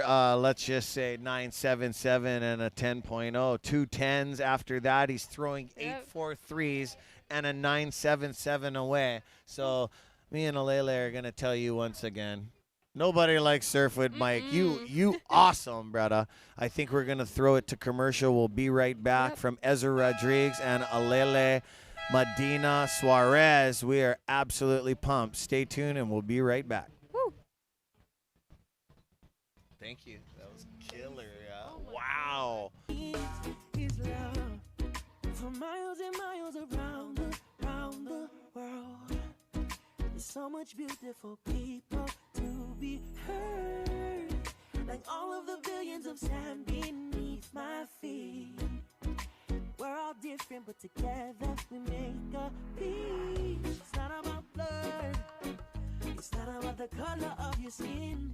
It's about love, it's about love. And the beauty that's within.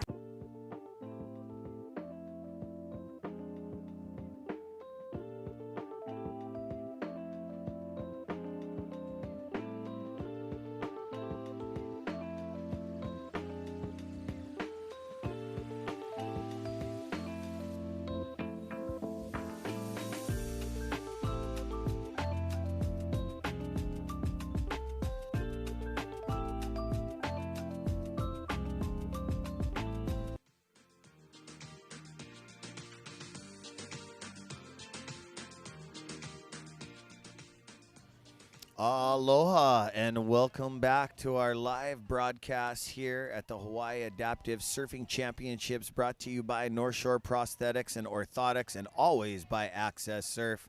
My name is Ezra Rodriguez, and in the booth with me is world champ and stop number 2 champ again, the young 16-year-old phenom from Puerto Rico, Alele Medina Suarez. Let's go. Tell me about what we just watched in that last heat, my girl. We just watched Mike Richard make a 20-point heat total. Boom, boom. Oh, my God. That was incredible. Oh, and saw man. Grace Kennedy and a lot more of the girls ripping it out there. Let's see. Black here. Paulo Ricardo Souza in the unassisted prone men. Nice projection. Liking and that wave. riding a Phil Rasman shaped surfboard. More waves out the back, Alele. Look at this. Oh, look at those sets. Where was that in my heat? Huh? I know, right? Oh, you here's the guys, yellow. yeah. You and Dad have a recipe. Tell me about some of the things you and Dad talk about, or is it kind of quiet game time, or you guys are real talkative with each other? We try to keep it quiet and just stay concentrated, Okay. but outside of the water, we're talking all the time, laughing, just having fun. Yeah. So I've watched many heats of yours, and then just to see you over here on the booth and, you know, the staff saying, oh, that's Alele. I was like, wow, what's up, girl? Like, you know, you look different in the red jersey out there. And I find out that you're a young 16-year-old with all those stats. I'm, like, very impressed. And then you guys at home, you know, we just made history, you know, surfing. Rooted here in Hawaii, the birthplace of surfing, the love for surfing, but also transcended all around the world. But we are also pioneers of having high school surfing as a sport. And this young scholar, I believe that maybe, you know, when you go to your country, something can transcend like that. As a lot of people, I would like to see all the countries come together because we're all connected by the Kai. Parker Olenek, yeah? Riding that wave into the inside.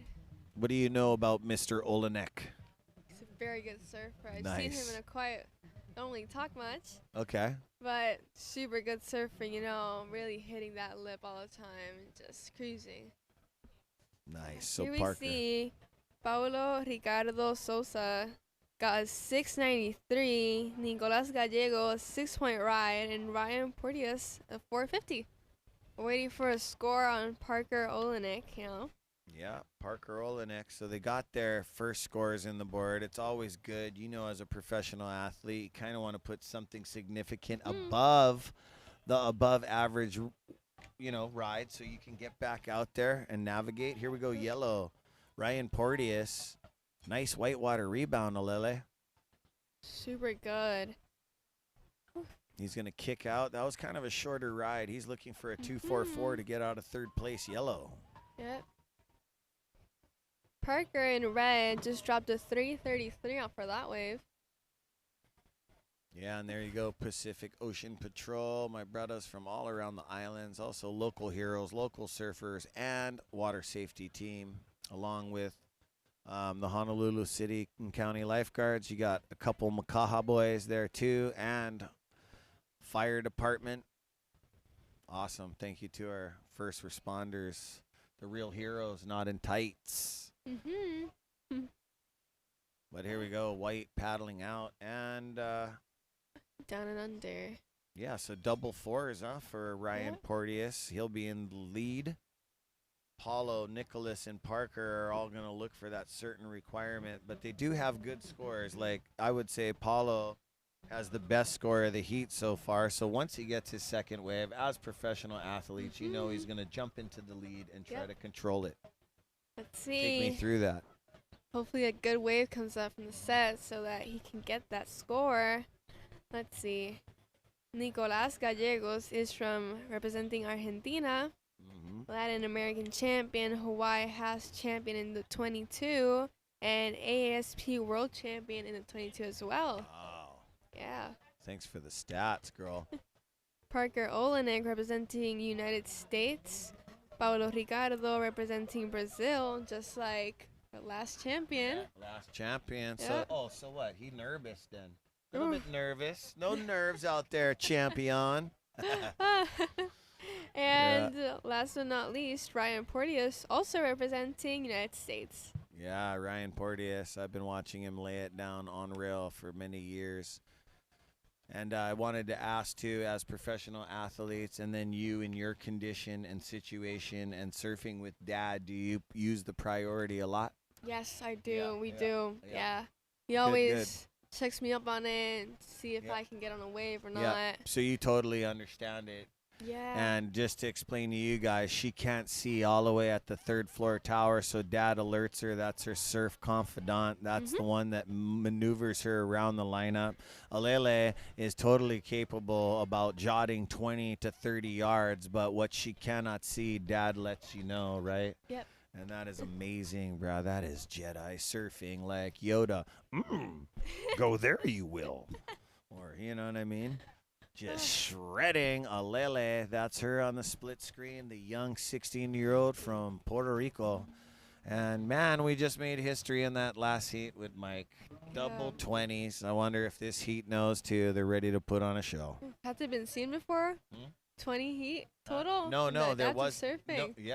No, it hasn't happened in this. But looking at Mark Mono's stat card, he is one of those guys, and that like goes on the books with surfers because we're all as one. Yes. Kelly Slater's had a couple perfect 20s. It's sometimes it doesn't even happen in your whole career. I know. Like I have 3 10s in my life, but not like a 20. You know what I mean? But I will never forget my 3 10s. You know what I mean? Yeah. And we're always wanting to do more. Keeping that 10 in my heart. Oh, yeah, big time. How about you? How many 10s have you had already? Only one. Only one? You kidding me? I thought maybe you had 2. I thought maybe you had Uncle Beat. Nah. Me come out of retirement. Like, wow, Lele. Oh, my God. But, hey, I can't wait till either I'm watching here at home or Hawaii or yelling at you on the live mic, getting a perfect 20. Either way.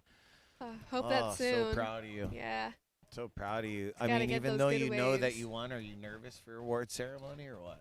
I'm excited. I'm super stoked. That's how you. I want to see everyone cheering, see who won every division, and just cheer everyone on and be a good sport. Here we see yellow and white paddling for the same wave. Yeah, white. Yellow, white gets on that. Yeah, nice. Nicolas Gallego. Yeah, nice hand jive Nice by Nicolas. turn. He looking for a It's 2.5. I reckon he shattered it, huh, Lele? Think so. Yeah. Keeps going. Another turn. Woo! Yeah, That's nice. So I think that went over a 2.5. I think he think met his so. requirements. So that 2.5, he's going to give Paulo Ricardo Souza, and we're going to pull up the replay for you to call out Alele. And right Ooh, here. Here we go. Nice turn in the pocket. Goes around for another one. Nice tap.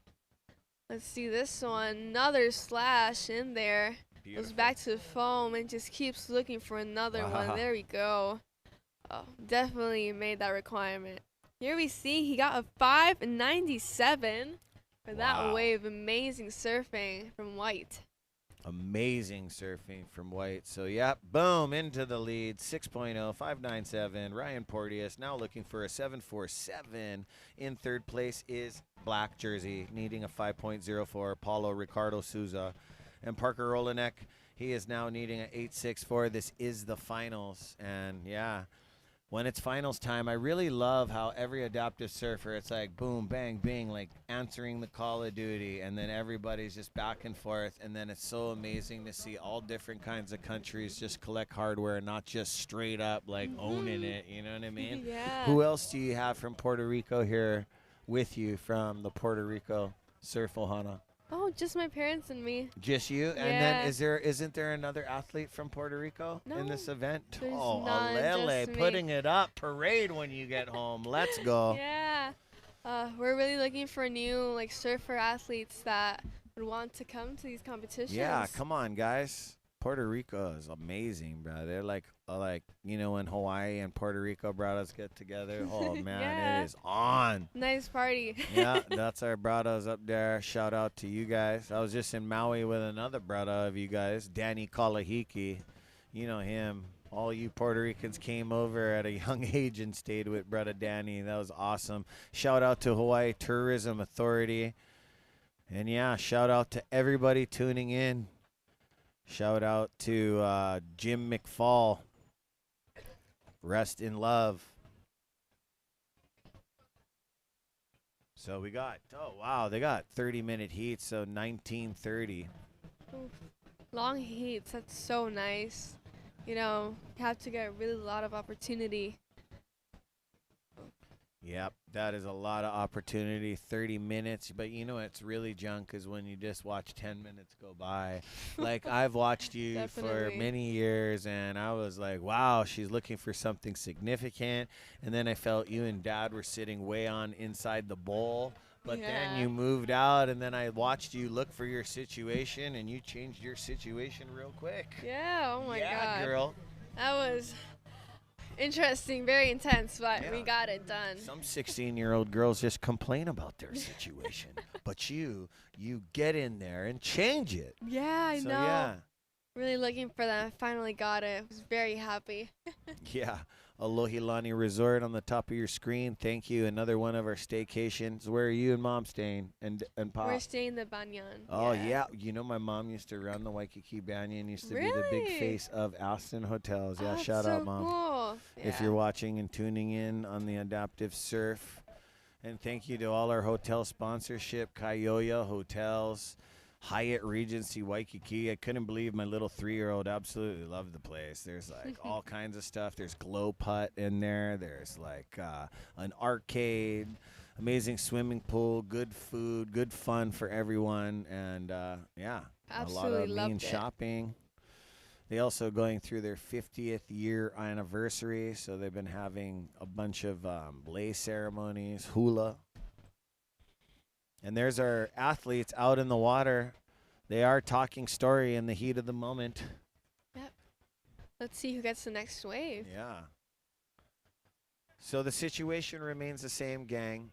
Nicholas with a 6.0 and a 5.97. Ryan Porteous in the yellow looking for a 7.47.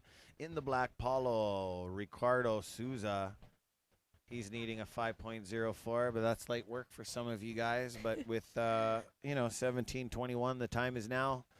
we're also don't forget they got priority. Here we go. Parker Olenek, he's looking for a 864 and not getting into that one. But getting another wave. Yep. Nice set coming in here. Let's see who gets it. Looks like black and white are there in the. Here goes white. Nicholas. Nice turn into the white water. Seen there in the pocket. Gonna get oof, amazing. Almost. I Thought he was know. gonna get barreled for a second. That was cool. Yeah, barreled on the landing. On landing. Kaboom.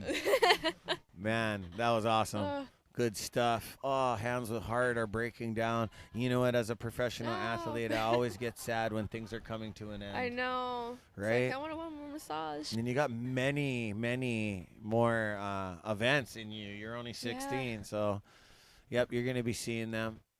Oof. Yeah. Love these competitions. There's so much aloha and, like, really, everyone's just very happy. Thank you so much for everyone making it possible. Thank you for being all here. the sponsors, everyone just, getting in there. No, it's, after all the things that you adaptive athletes have been through, it's how you guys persevered and what you guys did to come back to balance and come back to, loving the ocean. You guys came back to the Kai, we call here in the islands. The oceans, the 7 seas. Some of my friends argue 5 seas, and, there's a whole thing to that. But, yeah, as you guys can look up to this young 16-year-old champion. She's going to get an education. She's a world champion. She just won here, and we're going to award her at about 3:30 to 3:45. So I believe that's also might be on the live feed. That'll be cool, so you guys can tune in around the world. Oh, let's see. Red here, looking at the left. Parker, not quite getting it, but sitting at the tail end. First guy I ran into checking in at the Hyatt. Him and his assistant, and that was awesome. Parker Olenek, you and good brother. Super cool. Let's see. Indie Club on the top of the screen. Did you go to the party? I know you're underage, but did you go to the pool party, Indie Club? Because you went super athlete in the adaptive surfing. What mom and dad told you? Shh, homeworks. Homeworks, girl. Just stayed sleeping, Oh, here we see Parker. Fortunately, not getting into that one. He's kind of having a rough one at 14:38. We all know when the ocean doesn't work with us. There's still time, though. Let's see. A few more sets could be rolling in and more opportunity for each surfer. Let's see. Is that a little reef out there? Oh, sick. Yeah, you've been roughed up in the ocean before, right? Yeah. And that is some of the biggest things when you come back and you get out to a lineup of bliss, get to take a couple deep breaths. It's real gratifying, man. It is, yeah. We all do. Once you get mistakes. that. Yeah. And once you get that, it's just like, whew, okay, we're back in. Right on. I Today know, had for a real. few moments like that, but we're back on and made it. Yeah, so when you were surfing big waves at the spot, have you had some close calls, or you were really calculated at what you did? Or, some people in their career, big waves or surfing, they haven't really got the total lickings yet, you know what I mean? And which can scare and stay on your mind forever. Yeah. I was just wondering when you were been surfing with your dad on waves of consequence, if you ever got fed, that kind of situation. No, not really. Okay, I to really where you enjoy don't it. know where you are underwater kind of thing. Ooh, there we are. Sometimes. Sometimes? I've had it happen one time in Puerto Rico. Oh, gotcha. I was in the white water and I just couldn't find it. I had to pull on my leash and tuck back up because I was about to drown. Gotcha. And then you also go over to Surf City. El Salzar, have you been at the I've ISA? never been. Okay, but Oh I my feel God. that they're going to be hosting something over there. If I really hope so. I wanted to ask because, I've been watching a lot of people when we don't have ISAs over there. There's a lot of people getting lost on the rocks. And it's it's a beautiful wave, but even my nephews and nieces are like, man, the rocks are horrendous. But I'm so excited to go. We're planning a vacation, maybe, to this train summer. up, vacation, but Let's get see your where we rail go. in the water, right? Yeah. Oh, here we see black paddling. 12-12. And red down under. Let's see.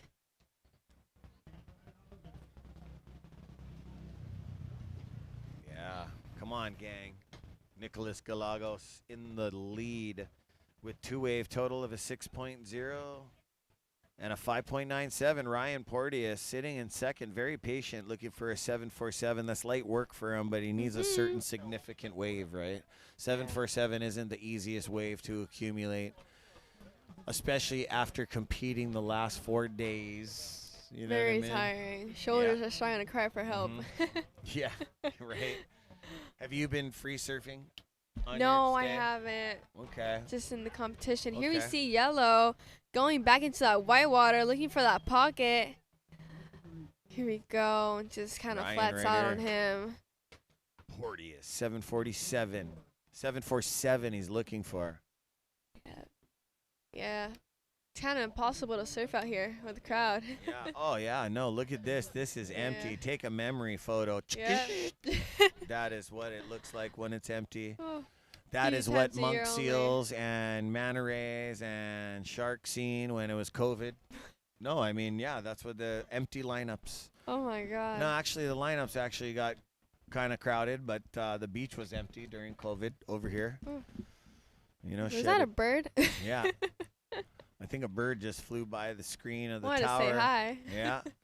He just straight up ran.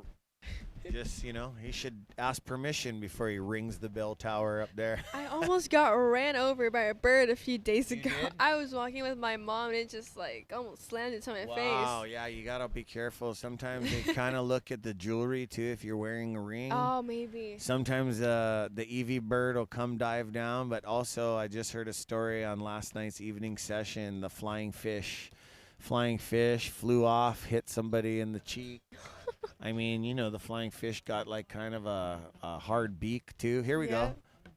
Parker Olenek fighting back from the 4th place position, looking for a 8.64 to be exact.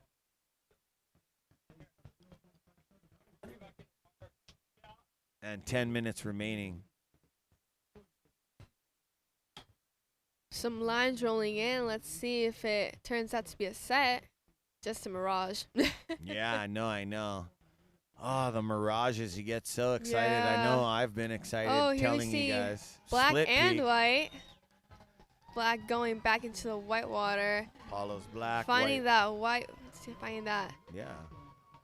He's ripping. Yeah. Ripping it through to the inside. And Nice wave for black. 2 shrugs is probably going to give you the other split peak right there. Here we see Yellow. Nice. Ooh, nice. Into the peak pocket and just slashes it there at the end. Nice turn. So you can get into a little left there. And what do you think, champ? 7.4 possibility. Possibility, Talking about gotta see possibility, it. maybe. Gotta see it. Yeah. Waiting for scores on black here. And now yellow and white. Yeah. And look, it just looks Everyone like an just got empty waves. lineup on this Yeah. thing. And then me and you can like Just get in kind there of for a look through minute. the umbrellas, but you cannot see out past that. Uncle can try to see, but yeah, I can't see. I'm just looking here on screen, and we'll see if they got the results. We got scores spinning. How about you? I'm spinning as well. I'm just Yeah, trying there to you go. see what's up. Alele got her homework iPad, we'll call it, yeah?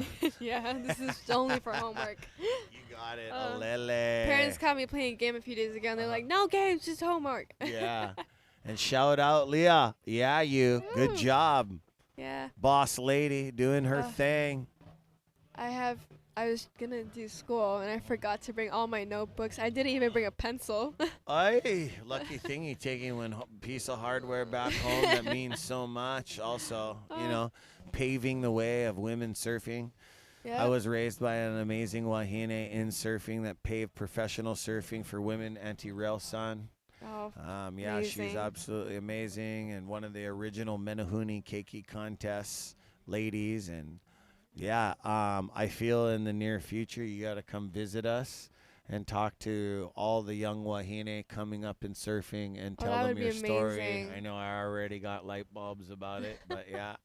We will I'd definitely be be in super touch. stoked. There's a lot of that things I would like them to hear your Here story. we see new scores going up. Ryan Porteous got a 687. Still needing a 5.1 to get into that first place. Nicolas Gallegos getting a 573. Still didn't go into his 2 top scores, which are a 6 and a 597. And we got a wave for Paulo Ricardo with a 323. Yeah, so Ryan didn't get the requirement, but he bettered a little bit. So now his requirement's a 5.1. With very doable. Yeah, with 646, he could change his destiny and become the world champ. But Nicolas Gallegos, he's a world champ, right now. He's like the super defending, cool guy. Right? Yeah, I've been hearing about him and watched him.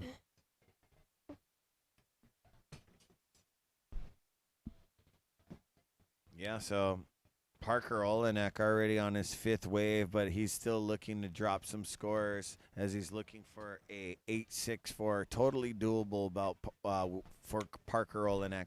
He just needs to get a certain kind of wave that adapts to his surfing so he can do those big carves in the bowl. And here we go, Yellow. So Yellow is going to lose whatever priority situation he had right there. We're almost going to the 5-minute mark, Alele. Oof, that's nerve-wracking. Yeah, it is. And, tell the public, because this is what you did to your fans. It was 6:44. You were waiting for a score still. Oh, my God. Yeah. 5 minutes can feel like eternity, and 5 minutes can feel like 50 seconds. Yes, definitely. If you're winning, very, very long time. You're losing, it's like 5 seconds. Oh, yeah, 5 seconds. Yeah. And, you know, that's a huge part of professional surfing is to turn off those certain buttons in your head, right? Gotta, like, breathe. Yeah. You know, stay relaxed, because if you're, like, too shaken up, right, you get on the wave and you just do horribly. keep the positive flowing in mind. Wow. Here we see some people paddling out. See, maybe... Here we go. 5 Yellow minutes. in the pocket. Almost barreled there. Wow, crowd's Let's going see, wild. back into the whitewash. See, here we go, carving up on that face. One last turn, and boom.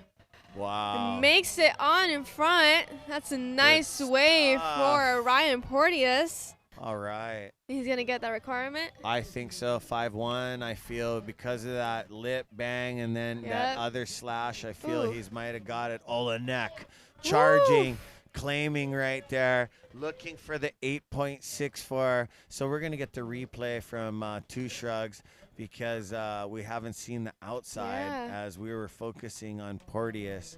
But we shall see as scores are about to drop. Alele, tell me what's going down. Oof, let's see. It's still probably dropping, but tell me about this replay as they pull it up. Oh, Bird ringing the tower again. He must just be hanging out. Trying to say hi to his friends. Yeah, eating someone's meatloaf from Hula Grill. See, right there, he did the big stab, but I don't know if that's the one turn. I don't know if it's going to break a 8-point ride, but we shall see. 3 minutes and 41 seconds remaining on the clock. Outrigger Hotels and Resorts right there. Thank you guys for sponsorship. AccesSurf, you know the kind.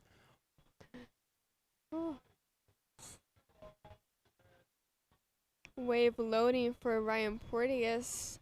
Let's see what it comes up as. That was a nice wave.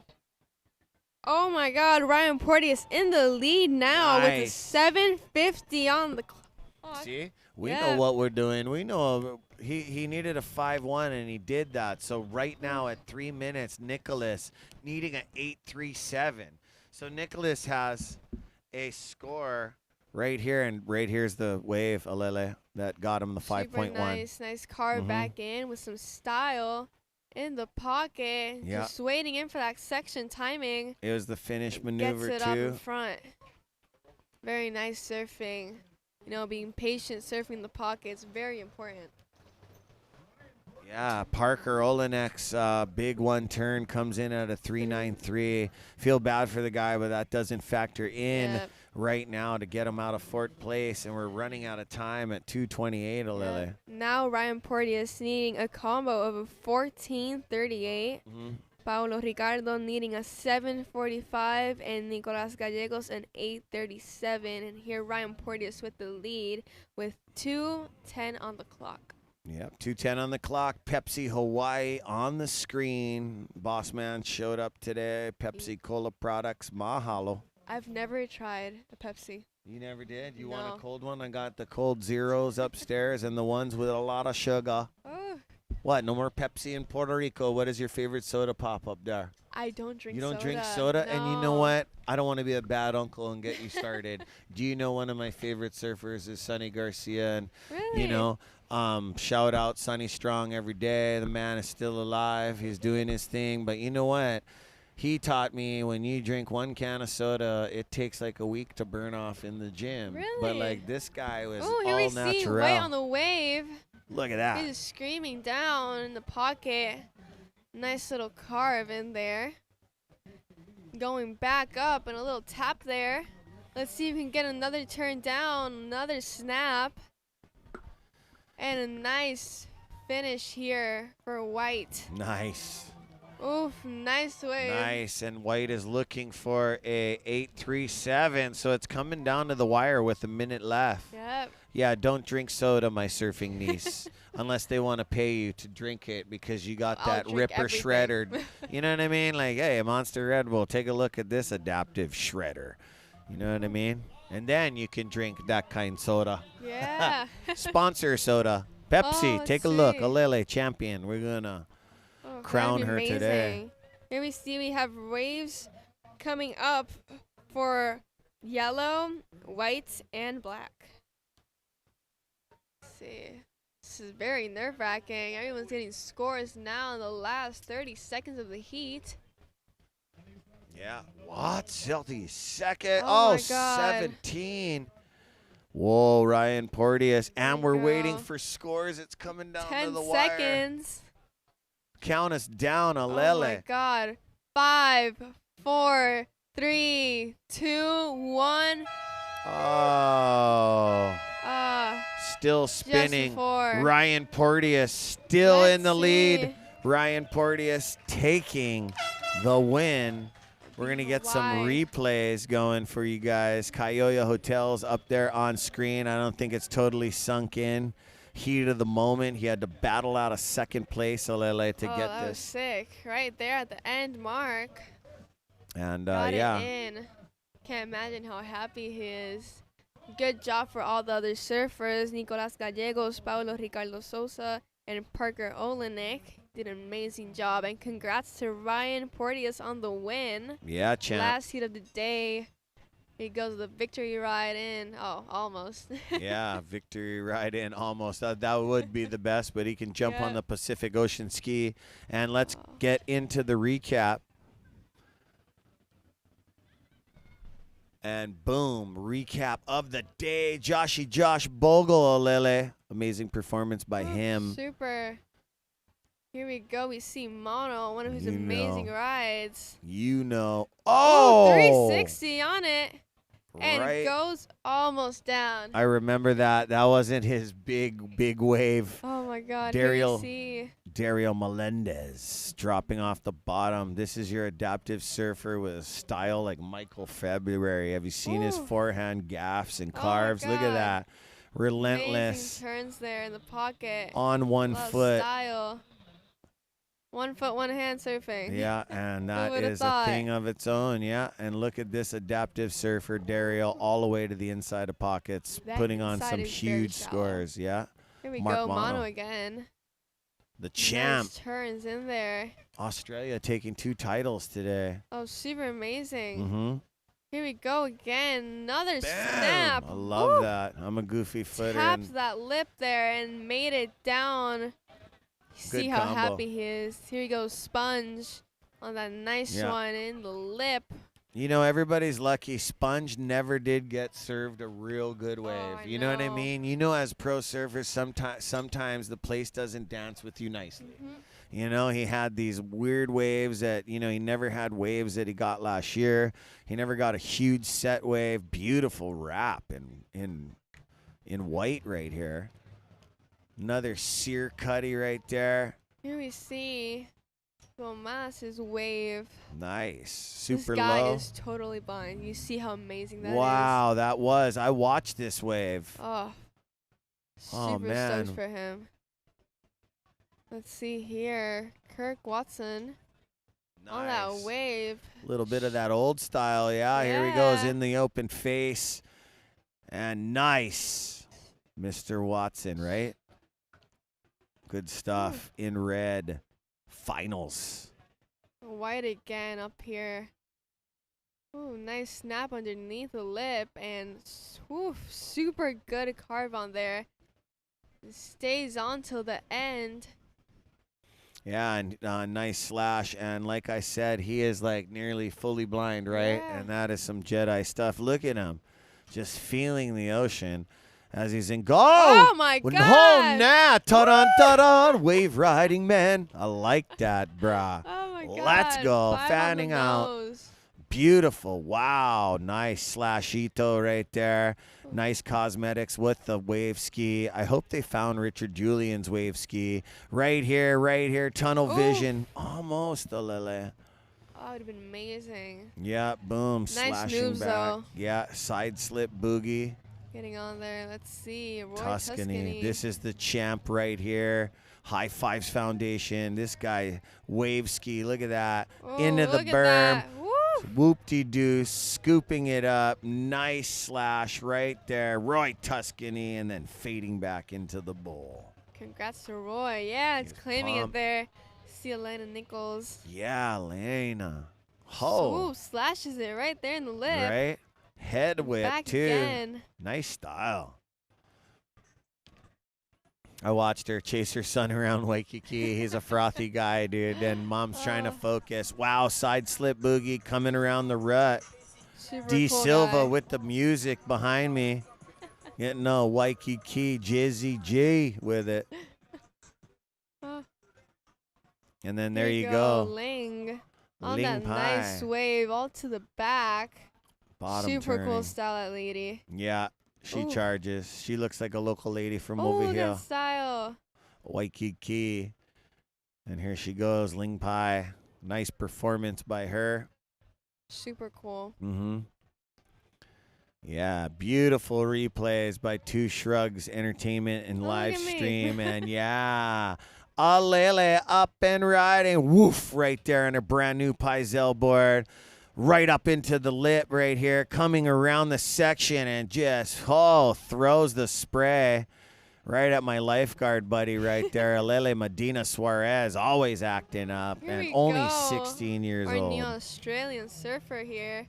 Yeah, Finn surf's Banks. good. Finn Banks, double nines, this guy, Finn Banks. God, just amazing. absolutely Woof. putting it on. So much spray on that one. Mhm. And vertical turn there. Bing. Another one. Tagging, floating, Jesus. snapping, whole combination. Did everything on that wave.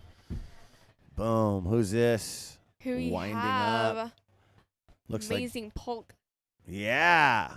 And the incredible Polk Woo. and his. Nice tail Whoa, side. yeah, right. Fin Yeah. drift.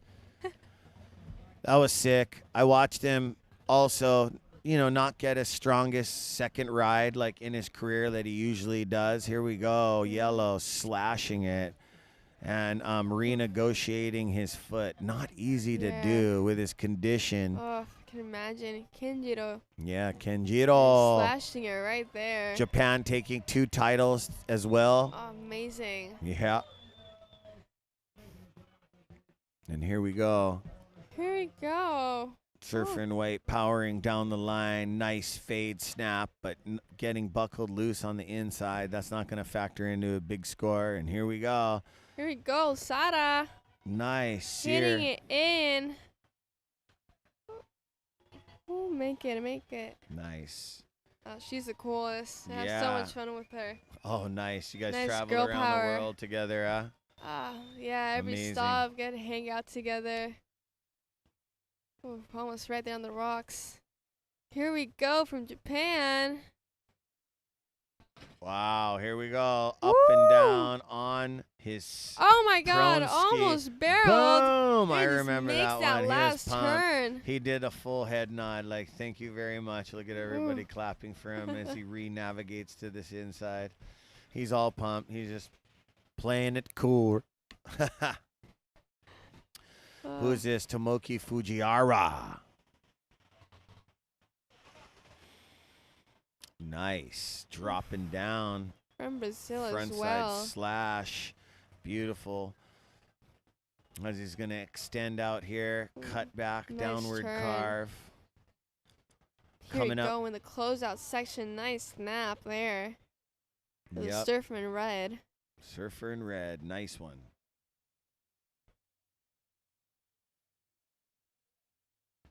Again. For some speed and nice carve to the back. Getting in the pocket. For that next turn, nice carve. And snap at the end. Yeah. So Ooh, another one on beautiful. the Whoa, left. whoa, whoa. That was a 2-for-1, bro. That was a vertical slash on barely nothing. He was Oh my hunting that God. thing. That's amazing. Opening up his shoulders and hitting it right there. Here And there we go. Wounded Warrior, Grace, huh?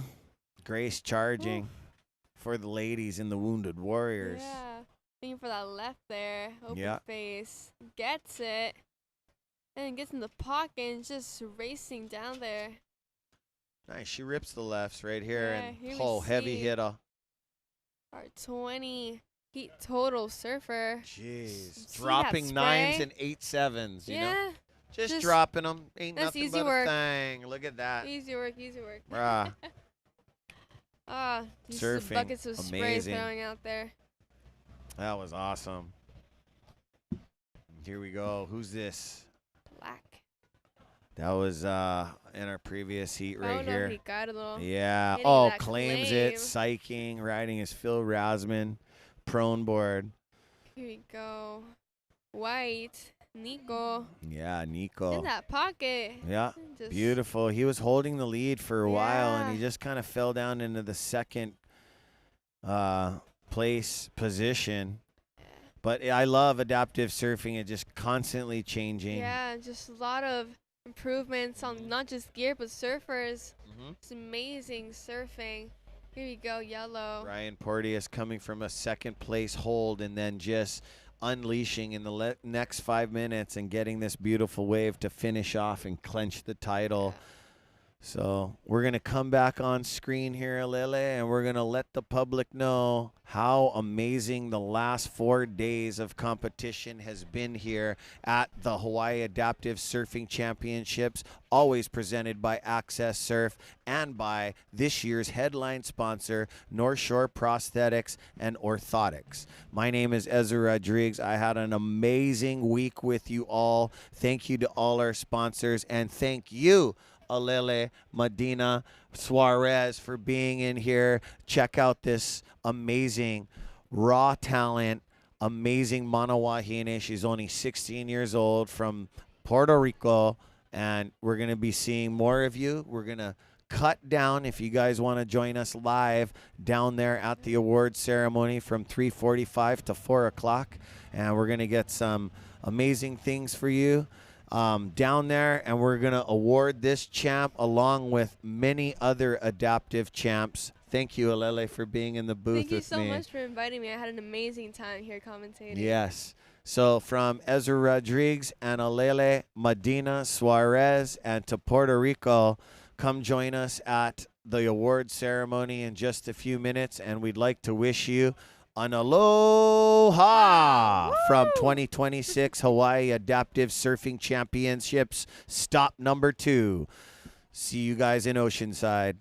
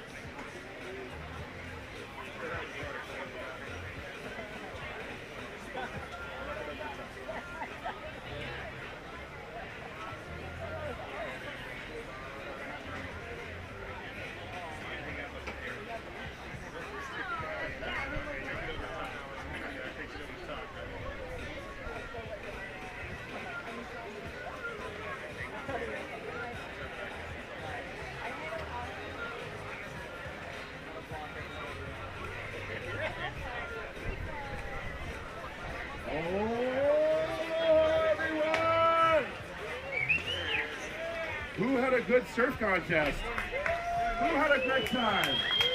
I had a good time. Yeah. All right. Thanks everybody coming to the 2026 Hawaii Adaptive Surfing Championships in beautiful Waikiki. Am I loud enough? Do we need to turn the mic up?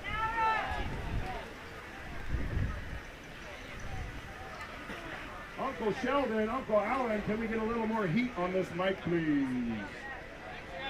Auntie Shayna. They actually want to hear me. I can't believe it. After 4 days of listening to me limping home on the beach mic.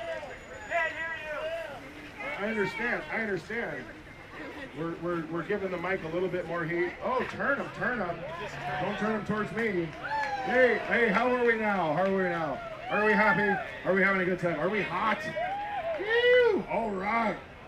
Well, thank you guys very much for coming.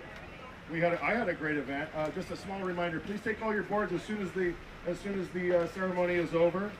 We're tearing down everything tonight, and then tomorrow morning this will all be gone before I'm out of bed. I promise you that. The Pauhana's at Waikiki Walls, which is a new restaurant. It's at the very end, just downstairs from Lulu's, just across from the zoo. There's going to be music. Come get your dance on like we usually do.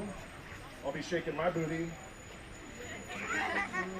And then the recap videos for the days will be coming out, embedded on the AccesSurf website. Check out our Instagram. And can I bring up the all-powerful, the great and wonderful Tara Short. And Zoe, come on up here, Zoe. Zoe's got a big bag of cash to hand out to all of our winners, all of our finalists. Oh, no, she doesn't have a bag of cash to win. Anyway, without further ado, I give you Kara and Zoe. Yes,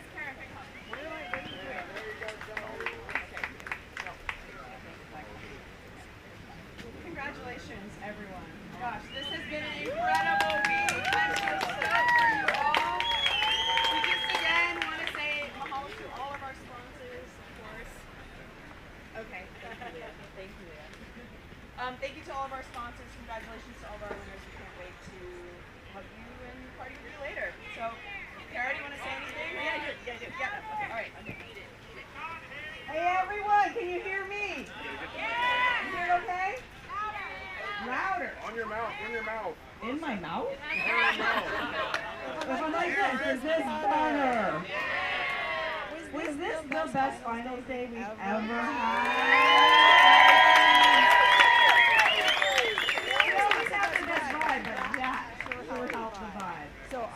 I wanted to say thank you to all of you again, of course, for being here. And again, can we give a round of applause to our staff and volunteers and all of you who work so hard? Everyone was commenting how smooth this year was, and that was a lot of work. It was a lot of hard, dedicated work, all those meetings. But I do want to give a very big round of applause for this amazing woman, Miss Leah Johnson. She worked her tail off making this happen. So I should have had something to give you, but I don't. But thank you, Leah. Give her a hug. Yeah. And round of applause for our water safety team.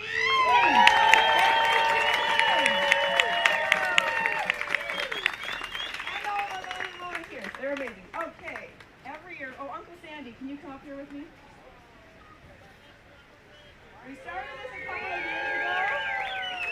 Don't give him the microphone. Don't give him the microphone.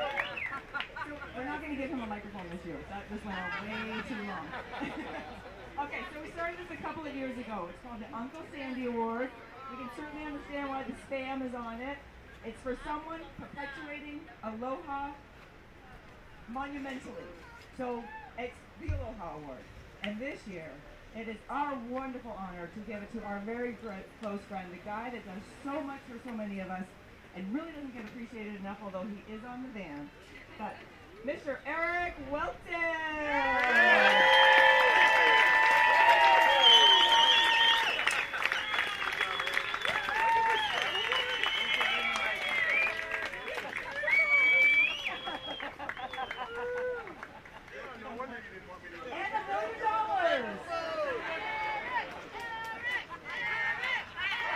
Should I go And that's all I want to say. Thank you, everyone. Oh, and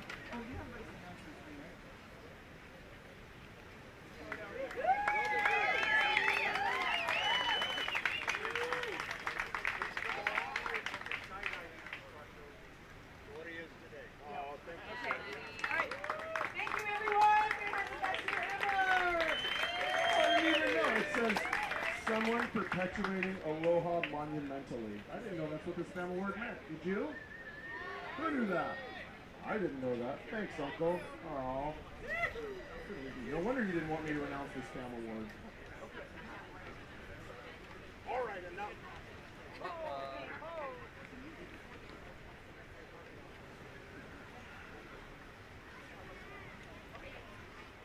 Here, I got this.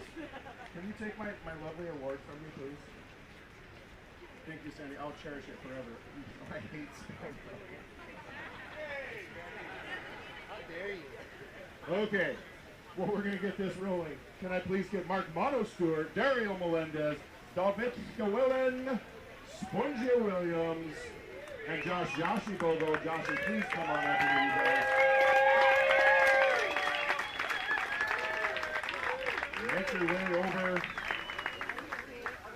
Make your way over to this area right here. Yeah, Mono. Joshy. Yeah, Dario. Oh my God. Right over here, guys, please. Right in front of this. So we can get all the good sponsors in there, you know? Thanks, boys. Okay, so in fourth place, we've got Josh Bogle.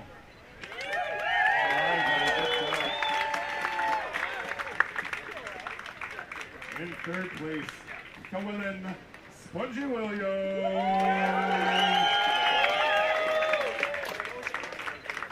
In second place, Costa Rica, Pura Vida Amigo, Dario Melendez.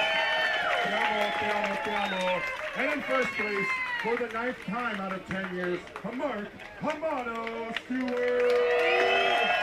The winners of your any kneeling upright men's division in the 2026 Hawaii Adaptive Surfing Championships. Look at these guys taking fat wads of cash home. Love you, boys. Thank you for coming.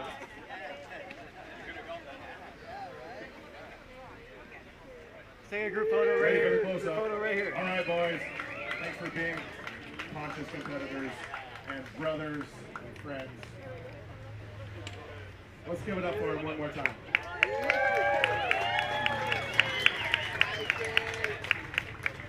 And the winners can come get their jerseys on their way. Mono, come get your jersey, Mike. All right, so the next division is the any knee kneeling upright women's. Victoria Feige, Emmanuel Blanchet, Barbie Garcia, and Meg Severn. Please come to the center stage.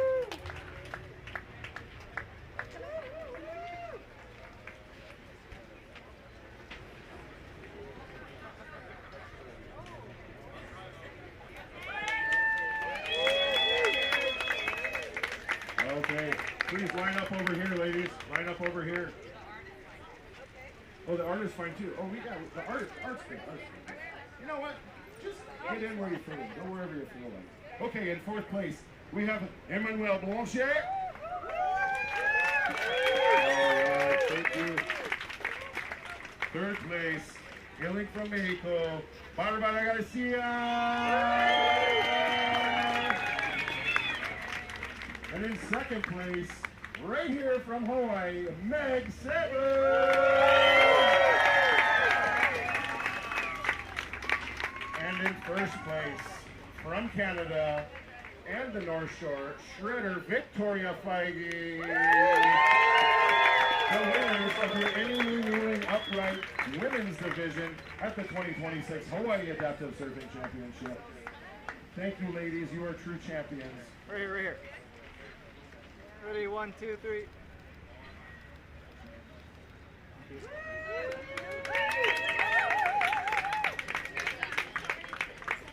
The next heat, we're going to bring up men and women, please. Kirk Watson, Thomas De Silva, Stevie Fox, and Marta Paco. Please come to the stage. Oh, sorry, right in the way. Move out of the way, come down. Oh, there we go.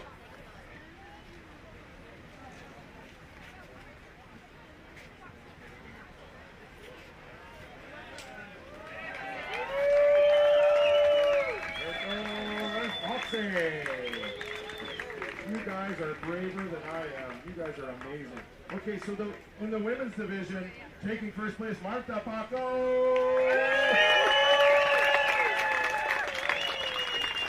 Great surfing. Such bravery and skill in the water. In the men's division, we got Foxy, Steve Fox, coming from Australia. In third place, thank you very much, Stevie. Foxy Stevie. In second place, Thomas De Silva, coming from Francais, France. Thank you for coming, my friend. Thomas De Silva. And in first place, the winner of your blind no vision men's final, Kirk Watson. And the Australian contingency, the winners of your 2026 Hawaii Adaptive Surfing Championship blind no vision division. Don't forget to pick up your jersey there, Kirko. All right, guys, go ahead and smile for a photo. All right. Woo! Thanks very much. That's good, guys. Thanks very much. Appreciate you.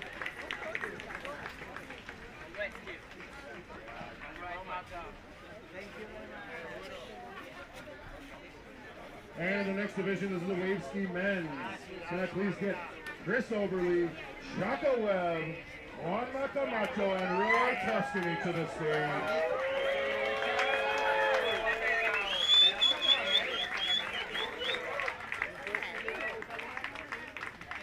All right, gentlemen.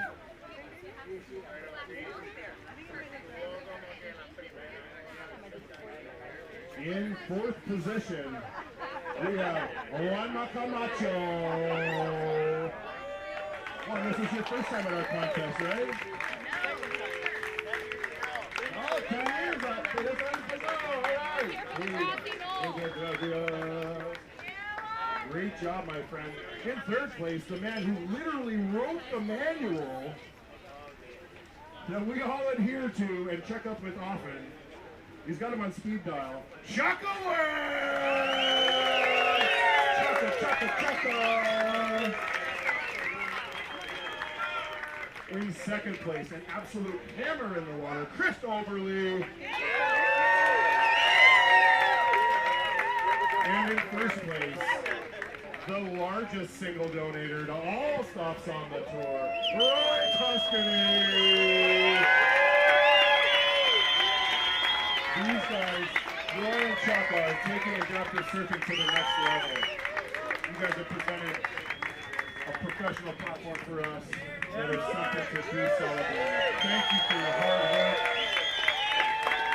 So glad to see you guys make it through to the final. All right, boys. The next division is the wave ski women's. Can I please get Elena Nichols, Mira Nelson, Alina Garbuza, and Andrea Nelson. Basically, if you're a woman and your last name is Nelson, you better be surfing in the wave ski division. You're Va'a Nelson, Samoa in the house. What's her say? Manawahine in the house.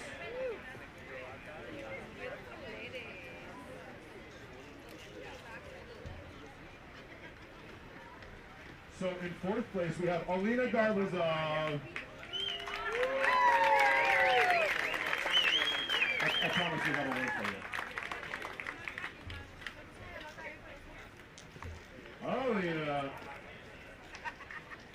In third place, Andrea Nelson. Raise your hand, girl. All right. In second place, hailing from Samoa, Hawai'i, and now Idaho, I gotta say, I love our artwork now, but man, I loved it when Mira was up there. So good. Andrew, winner of the 2026 Hawaii Adaptive Surfing Championship, Wave Ski Women, Hawaii Neko!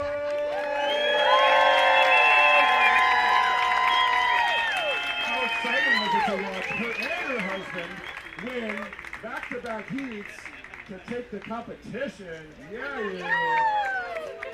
First ever couple. Hello, making history right now. No, it's official. I said it. It's official. Congratulations, ladies. Thank you very much. We're so happy to have you. Wow, Nico.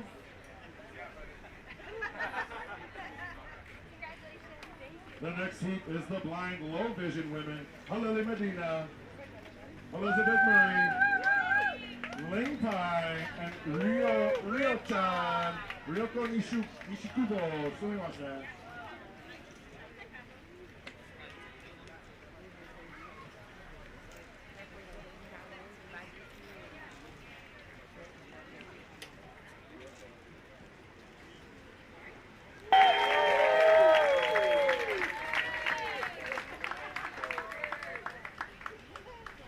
Congratulations to our below-the-knee standing women's finalists. Lori's from France. Whatever. We all knew that. Right here. Don't you live in England, though? I guess I don't live in England. Anyway, stop with the photo. Hey, congratulations, ladies. Let's do that for one more time. The next division is the Prone Assist Women. Please, can I get to the stage? Annie Goldsmith, Celine Royale, Sarah Almagro, and Quinn Winning.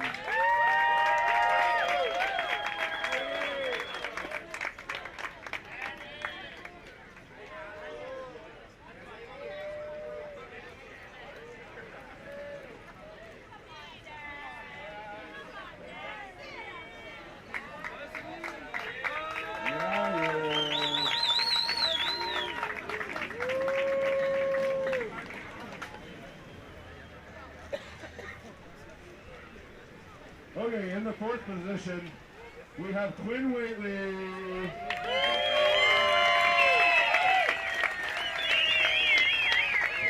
The princess, the original Queen of Queens. And what a hammer on the microphone this one. I was scared to come up after her opening speech at the ceremony. In third position, we have Annie Goldsmith. Annie! All right. In second position, and I will try not to butcher your last name, Celine Royale.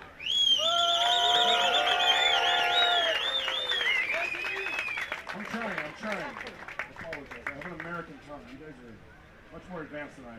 And in first place, Sarah Almagro.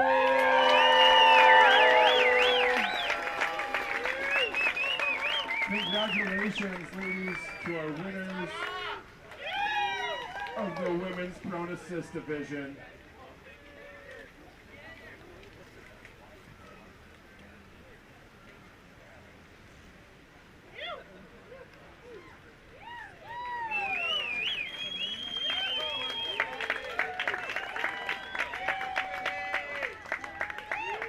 All right, let's give it up for our Prone Assist women and their coaches. Thank you guys very much.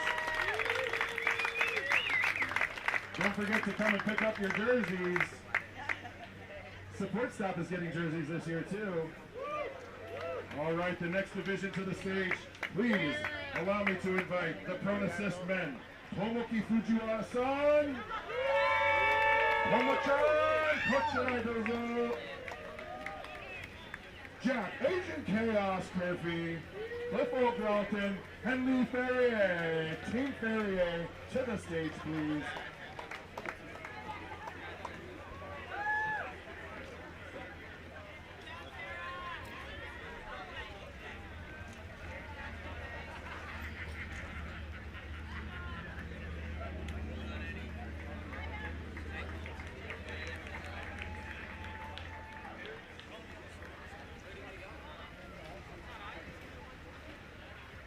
Okay, so in the fourth position, we have Jack, Agent Chaos, Curfew. Man, I wish I had a cool nickname like that. Jack Curfew.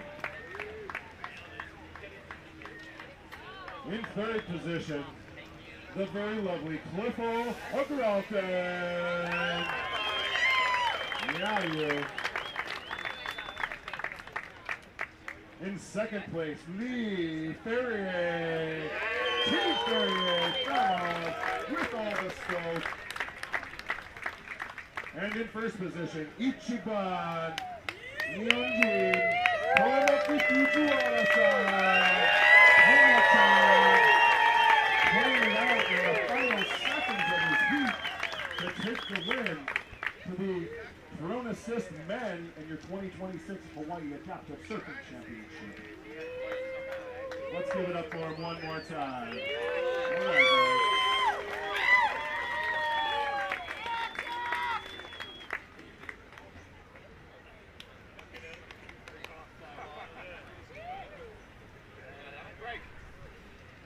Cheers, boys. Don't forget to grab your jerseys.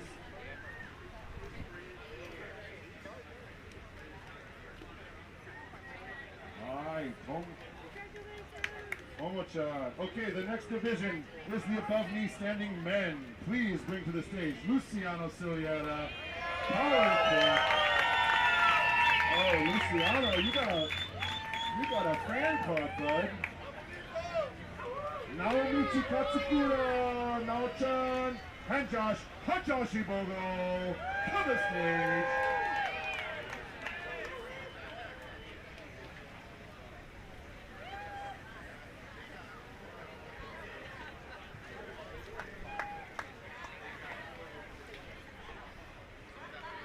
Colin, I know how much you love being up on stage, but get up there, you humble man, you big North Shore ripper.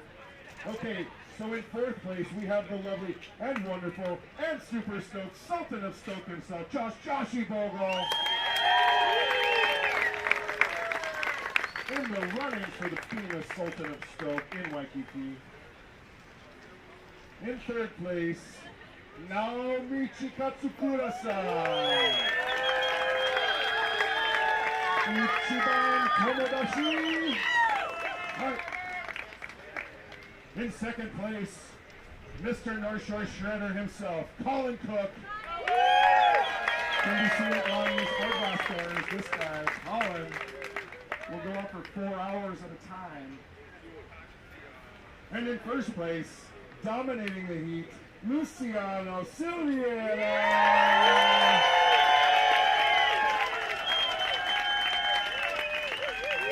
A crowd favorite for sure.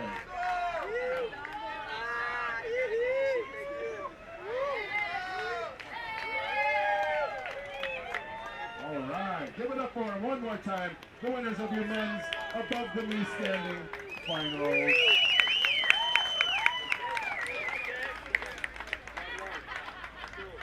I would like to bring up the unassisted prone women division, Lori Fote and Grace Kennedy.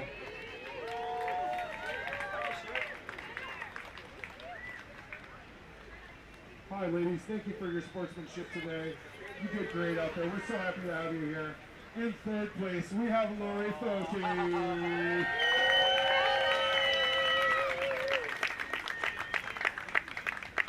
And in second place, Grace Kennedy.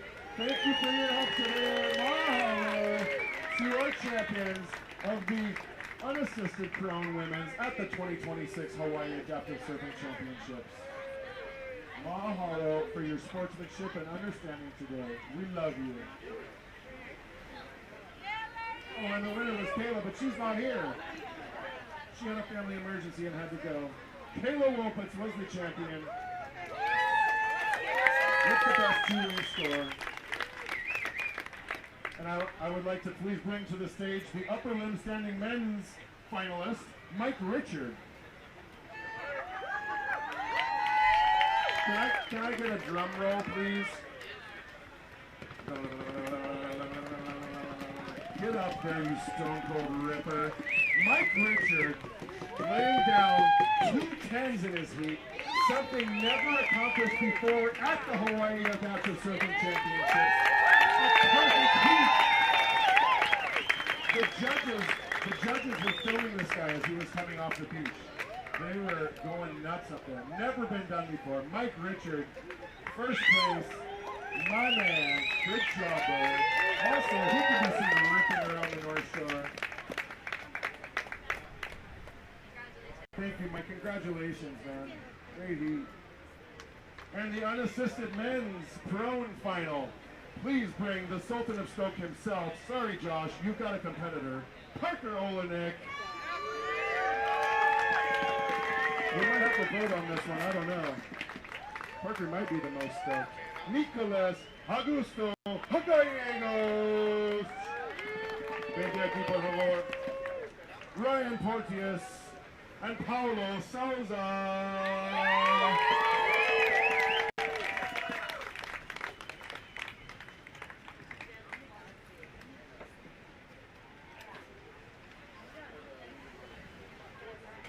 Okay, so in fourth place, we have the lovely Parker Olenek. Look at this smile on this kid's face. He's the best. In third place, Paulo Souza.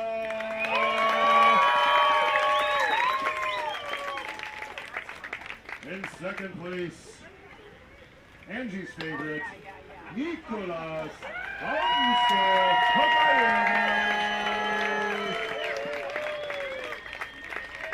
And the man waiting until the final seconds to bust it out, Ryan Porteous. With a first place finisher in the unassisted prone men's division. Thank you, guys.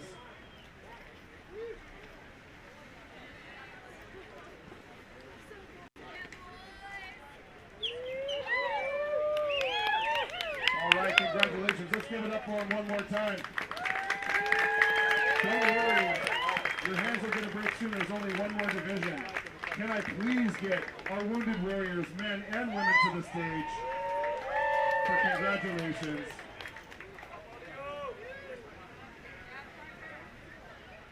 Oh, Jose Martinez. My brain already checked out. Jose Martinez. Oh, another Sultan of Stoke. I think we got a three-way tie. I don't know. Jose's pretty stoked. Toby Cook, Ipo Valdez, and Ausha Partido.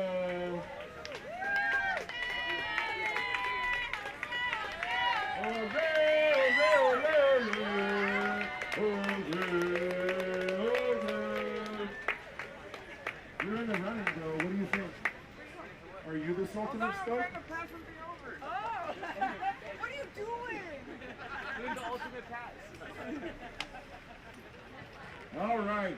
So the winner in the men's division for your Wounded Warrior is Jose.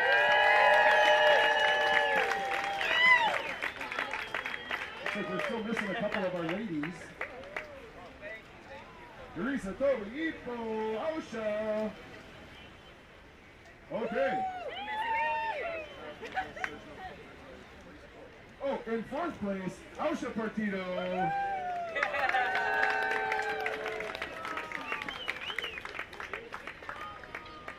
In third place, Ipo, come claim your prizes. Ipo. In second place, we have Toby Cook. Toby, if you're here, come claim your prizes. And in first place, our very own Teresa Monroe.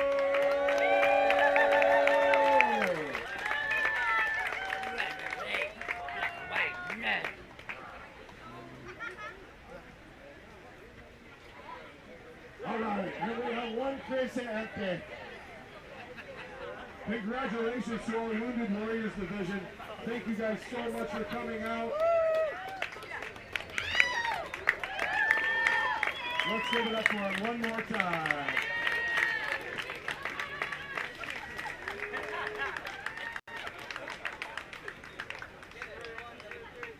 Okay.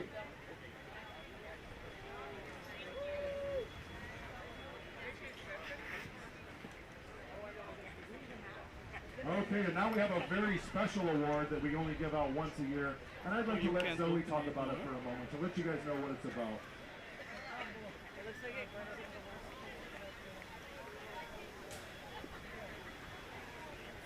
So every day that I come into the office, I am greeted by this beautiful statue. Yes, it's in my mouth. Thank you. Can you hear me now? Okay. So this is a very special award. Obviously, this year you've already seen this person honored, but 2 tens in one heat. I've never seen that before, so incredible. The Nolly winner this year is, of course, Mike Richards.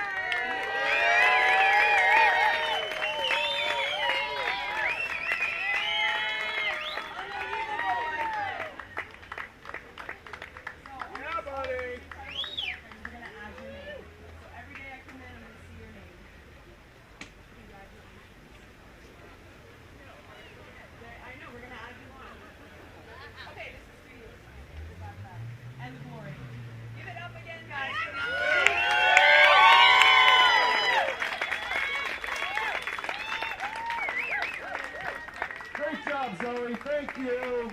Congratulations, Mike, on a perfect heat, on a perfect day, on a perfect event. We're so glad to have you guys all here. At this time, I would like to have all the athletes come up for a group photo. Just the athletes and support crew. Please come center stage. Let's get one more photo. And then it's hop-pow hana time. I tried to go hooky pow earlier, but they said no, no, no, no, no.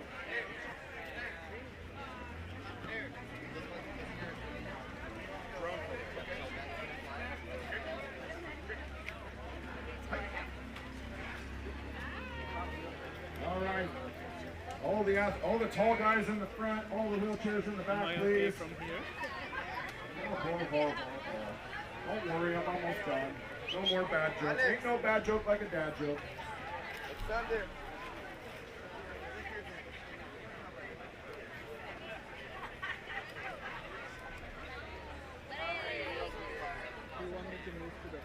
Thanks, guys. So this year it's going to be a drone photo. And they are launching the drone momentarily. We got time. Yeah, take your time, take your time. I can go. And I would love to interrupt this beautiful moment and just remind you, please take all your drones away after the ceremony. Otherwise, they're going on Facebook Marketplace. Okay. And the location of our Pauhana party is different this year. We're down at the far end of Waikiki, right next to the zoo, at a place called Waikiki Walls. It's a new restaurant owned by the same guy that owns the Hawaii Aroma Cafe. Continue to support us in Hawaii.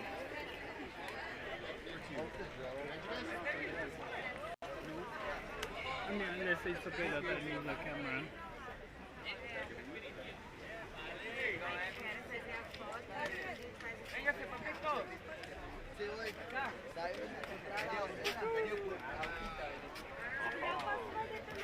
Yeah, there we go.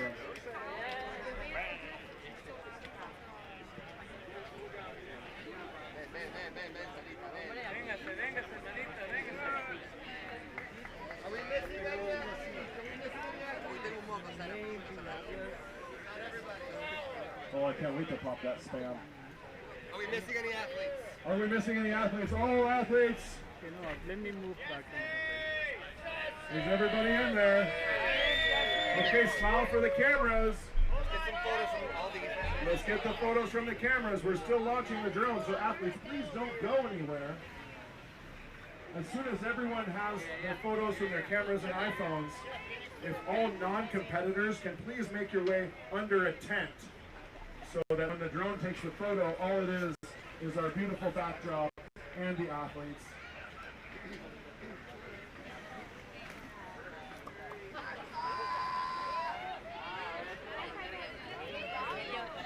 Yeah, Jesse. Always late. Worth the wait. Okay, guys. If we can get everybody who's not a competitor underneath the tent, please. All the camera people, all the spectators, all the beachgoers, all the crazy actors. We're going to do a video right here, guys. Okay, doing a video in 3, 2, 1.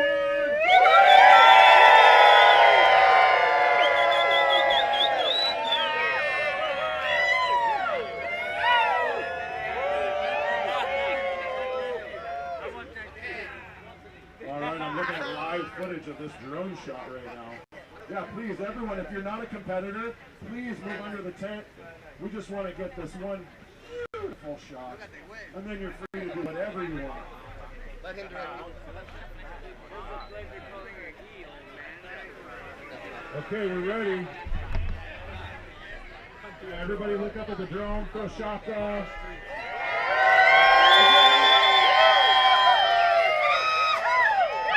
Okay, one more countdown. In 3, 2, 1. All right, guys, that concludes the 2026 Hawaii Adaptive Swimming Championships. Best event ever!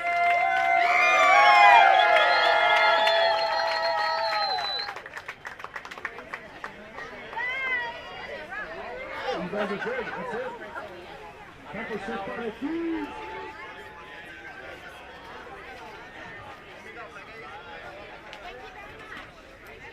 I guess the unassisted prone winners, please come to the beach marshals tent one last time. Oh no, he was holding this one for me. When you have a chance, we have your money, we got some money, we got some vouchers.